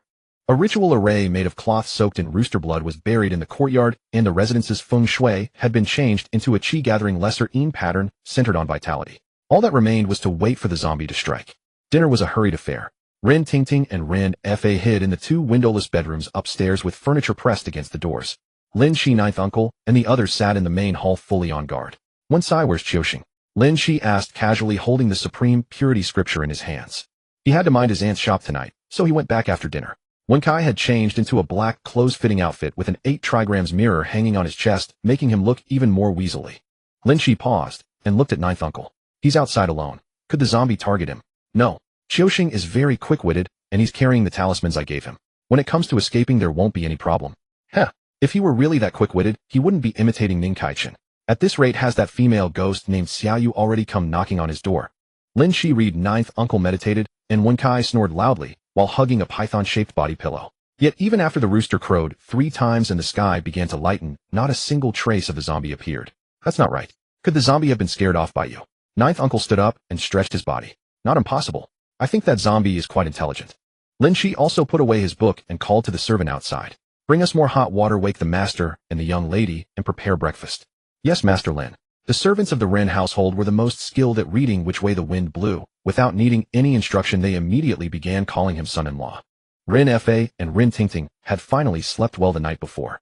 As soon as they came downstairs, they asked what had happened. When they heard that the zombie had not appeared, both began to worry. A man can steal for 1,000 days, but who can guard against thieves for 1,000 days? Keeping up such a large mobilization isn't a solution either. Rin Fa wore a bitter expression. It's not the other things, it's the silver that can't hold out. Just buying those big roosters and black dogs yesterday cost dozens of silver dollars, plus more than 600 caddies of glutinous rice. If this happens a few more times, I might as well let the zombie eat me. It's fine. We'll keep watch one more night. If the zombie doesn't come, I'll go after it myself. Lin Qi stroked Rin Tingting's hair to comfort her. Cousin, that's too dangerous. Why don't we just wait at home? Don't worry. A mere zombie can't hurt me. However, when the time comes, I'll need ninth uncle's help. Ninth uncle was packing up his tools. Hearing this, he promptly said, that's only right. By both emotion and reason, I have to lend a hand. Once you're ready, young Master Lin, just send someone to let me know. Having said that, he gave Wen Sai, who was still drowsy, a pat. We still have matters at the mortuary. We'll come back before dark tonight. Huh.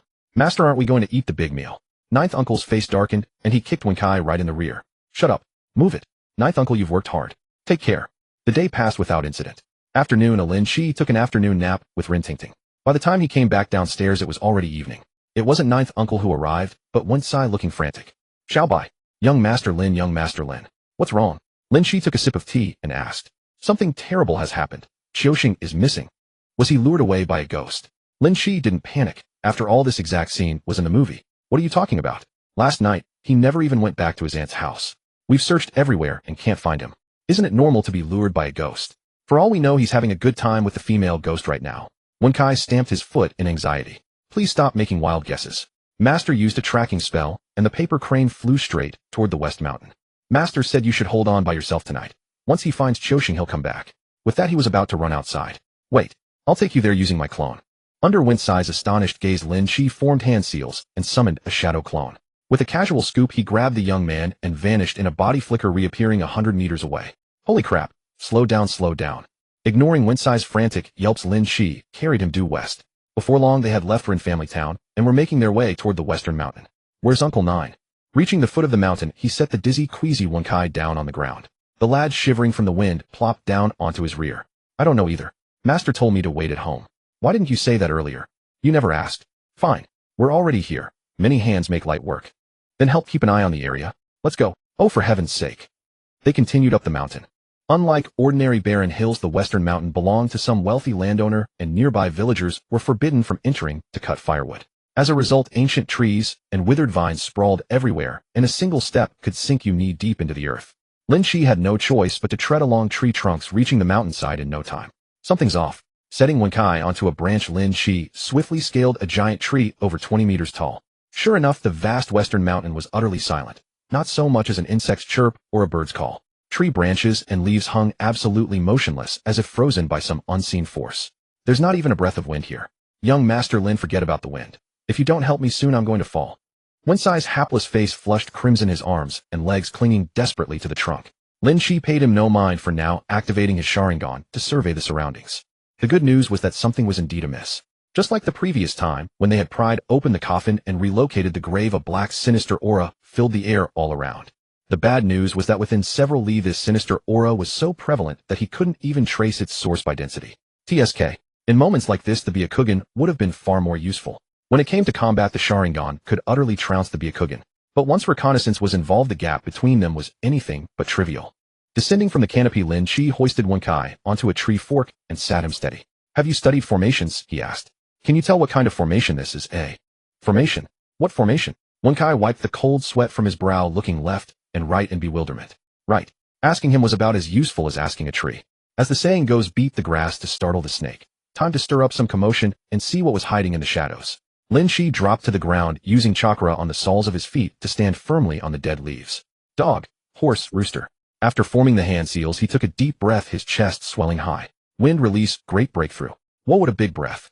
No sooner had Kai spoken than he witnessed in horror the century-old giant tree before him being sent flying. The violent gale swept through everything in its path, tearing up trees and dead undergrowth alike, forcibly carving a colossal wound through the forest. From where Lin Qi stood, the devastation reached 100 meters in length and 50 meters at its widest, forming a massive fan shape. No reaction. Then let's try another direction. Rumble, rumble. Though it was merely a C-rank jutsu, his nearly boundless chakra had turned it into a world-shaking display of destruction. Meanwhile, about a kilometer away, the scene was an entirely different sight. Towering trees rose on every side, starlight overhead was faint and dim, and one could hardly see a hand before their eyes. Uncle Nine relied solely on a flickering 7-star lamp for light, struggling desperately against several shadowy figures. "Xiaoxing, you've been possessed by a ghost. Wake up." Afraid to hurt his disciple, Uncle Nine hesitated and was momentarily overwhelmed by Xiaoxing's onslaught. "You old ghost. How dare you impersonate my master? Take this." In the dim lamplight, Xiaoxing's face was deathly pale, yet his expression was gravely feverish. Clearly a ghost had bewitched his mind. Uncle Nine gritted his teeth, sliced his fingertip with the peachwood sword, and flicked his finger. A single drop of essence blood landed precisely on Xiaoxing's forehead. Xiaoxing froze for 2 seconds.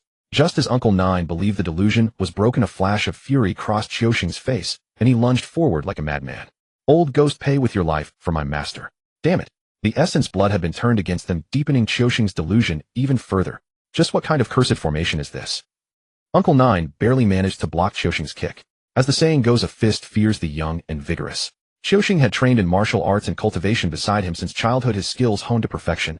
Uncle Nine couldn't subdue him all at once. While racking his brains for a plan, Uncle Nine slipped in focus for a single moment.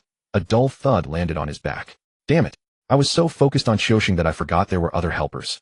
Uncle Nine lurched, his feet slipping, and barely escaped the kick aimed at his neck with a desperate donkey roll. Just then an old mocking voice echoed from all directions. "Haha, Lin Fengjiao. We used to keep our distance. Well, water and river water never mixing. But you just had to meddle in my affairs. You're that feng shui master." Saying it so grandly, refining corpses and harming people, every Taoist sect under heaven would band together to exterminate you. The voice sneered, then continued. "An eye for an eye, a tooth for a tooth. What's wrong with that? Back then I traversed countless mountains to find such a perfect burial site. Ren Weiyong seized it from me. Is it so wrong that I killed his descendants?" Uncle Nine snorted coldly. "Pretty words. I suspect you planned from the very beginning to refine old Master Ren into a bronze-armored corpse. Altering the feng shui, instructing the coffin to be opened after 20 years. You calculated every step. Stop playing the innocent." The other party was silent for 2 seconds, then suddenly laughed. "Even if everything you said is true, so what? Either way, I've won this game. Once my precious bronze-armored corpse devours the Ren bloodline and rushes back, this Zhou Tian star array will be the burial ground for you and your disciple." Uncle Nine's heart first lurched, then he almost wanted to laugh. For all this man's schemes and calculations, he likely had no idea that a far more ruthless player had arrived in Ren Family Town. Just as he was about to hurl back a few taunts, a thunderous crash of trees being torn asunder roared in the distance. "This is... Damn it, young Master Lin is on the western mountain too." Uncle Nine's alarm stripped away all restraint. He lashed out, planting several heavy kicks into Xiaoxing, snapping even a couple of ribs. As things stood, the enemy had trapped him in this formation through deliberate scheming, yet couldn't do much more to him. Given enough time, a way to break the array would surely present itself. But all of that hinged on one premise: the half-finished bronze-armored corpse not showing up. As long as young Master Lin could take down that zombie at the Ren residence, this game would be as good as won. Yet here was young Master Lin appearing on the western mountain. What was left to defend the Ren household? Kai. By the time the bronze-armored corpse absorbed its blood kin and evolved once more, could he with empty hands possibly hold the line? The feng shui master had evidently sensed the anomaly outside the formation and grew ever more urgent in commanding the shadows and Xiaoxing. Outside the array, Lin Qi was tearing things apart wherever he went. To keep his shadow clone's chakra from running out, he paused to observe after each demolished spot. As mountains, forests, and terrain shifted, so too did the feng shui. And after all that ruckus, he truly spotted a crack. The black aura in that direction seems significantly denser. Could that be the source? Glancing at the darkening sky, Lin Qi scooped up the shivering Wenkai and headed toward the suspicious direction. Meanwhile, at the Rin residence, night had already fallen, and the servants of the Rin household all moved with the lightest steps, afraid of making the slightest sound. Lin Qi sat in the main hall holding the Supreme Purity Great Cavern Scripture and reading it with great difficulty. If one obtained this scripture, there was no need for the Golden Core path. Read it 10,000 times, and one could become an immortal. This was the general principle behind the cultivation method of reciting the scripture 10,000 times, and at first glance it looked ridiculously simple. In reality, it was just like the saying, master math, physics, and chemistry well, and you can fear nothing under heaven. It was purely a trick to keep you walking the science and engineering path to the bitter end. But in truth, without the right fate, a master's lineage, or the art of meditative visualization, reading it 10,000 times was nothing more than memorization. Worse, rashly stirring one's true qi could lead to going mad from a qi deviation. True transmission could only be practiced after secluding oneself in fasting and purity and breathing through the void within.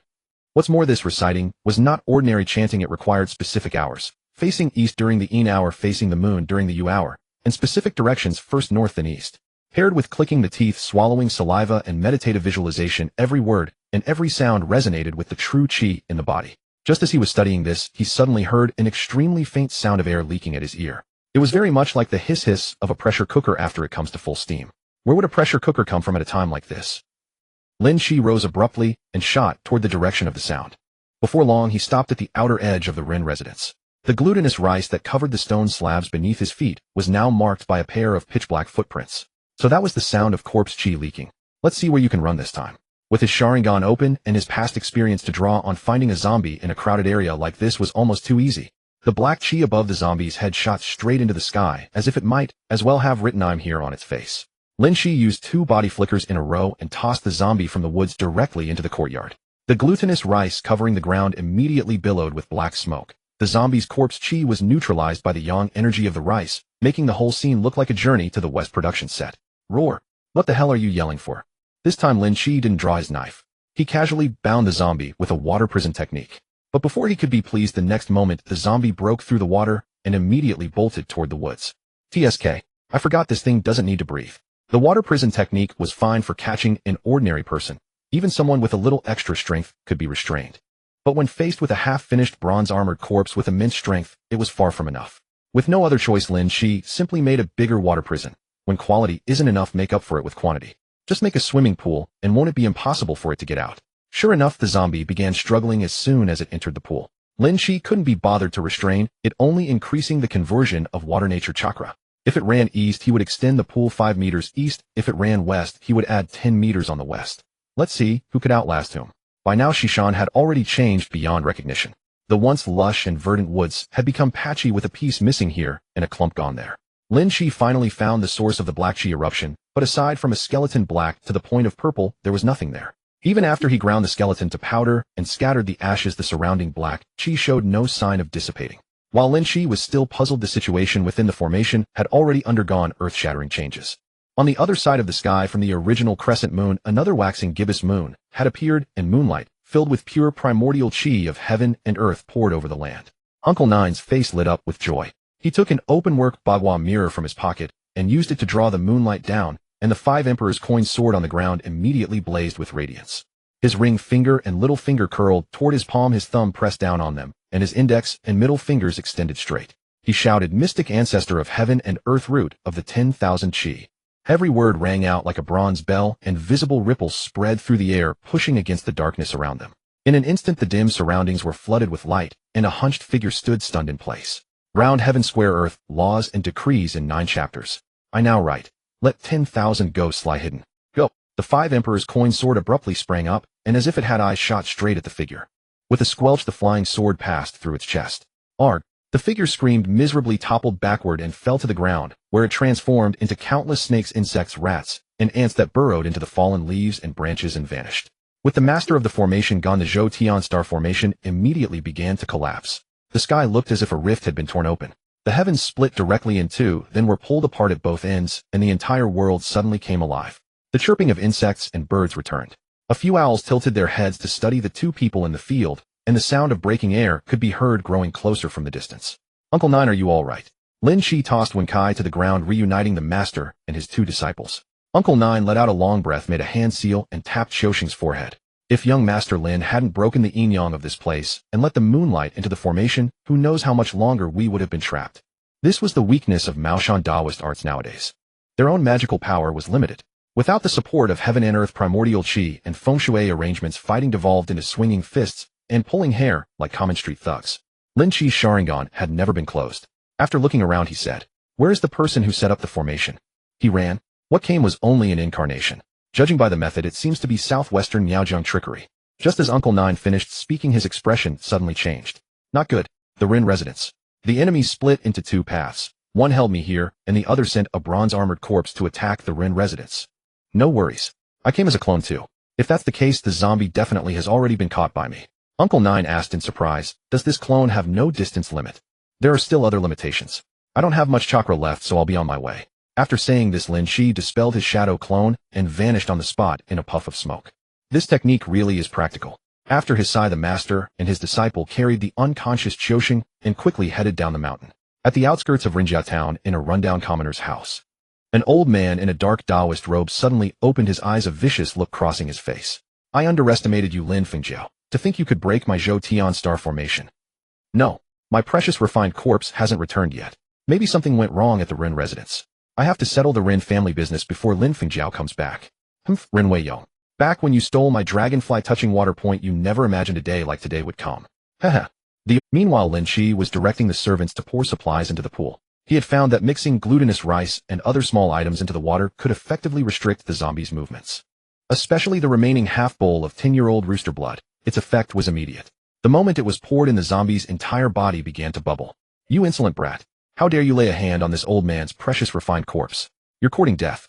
A thunderous shout shattered the silence of the Rin residence.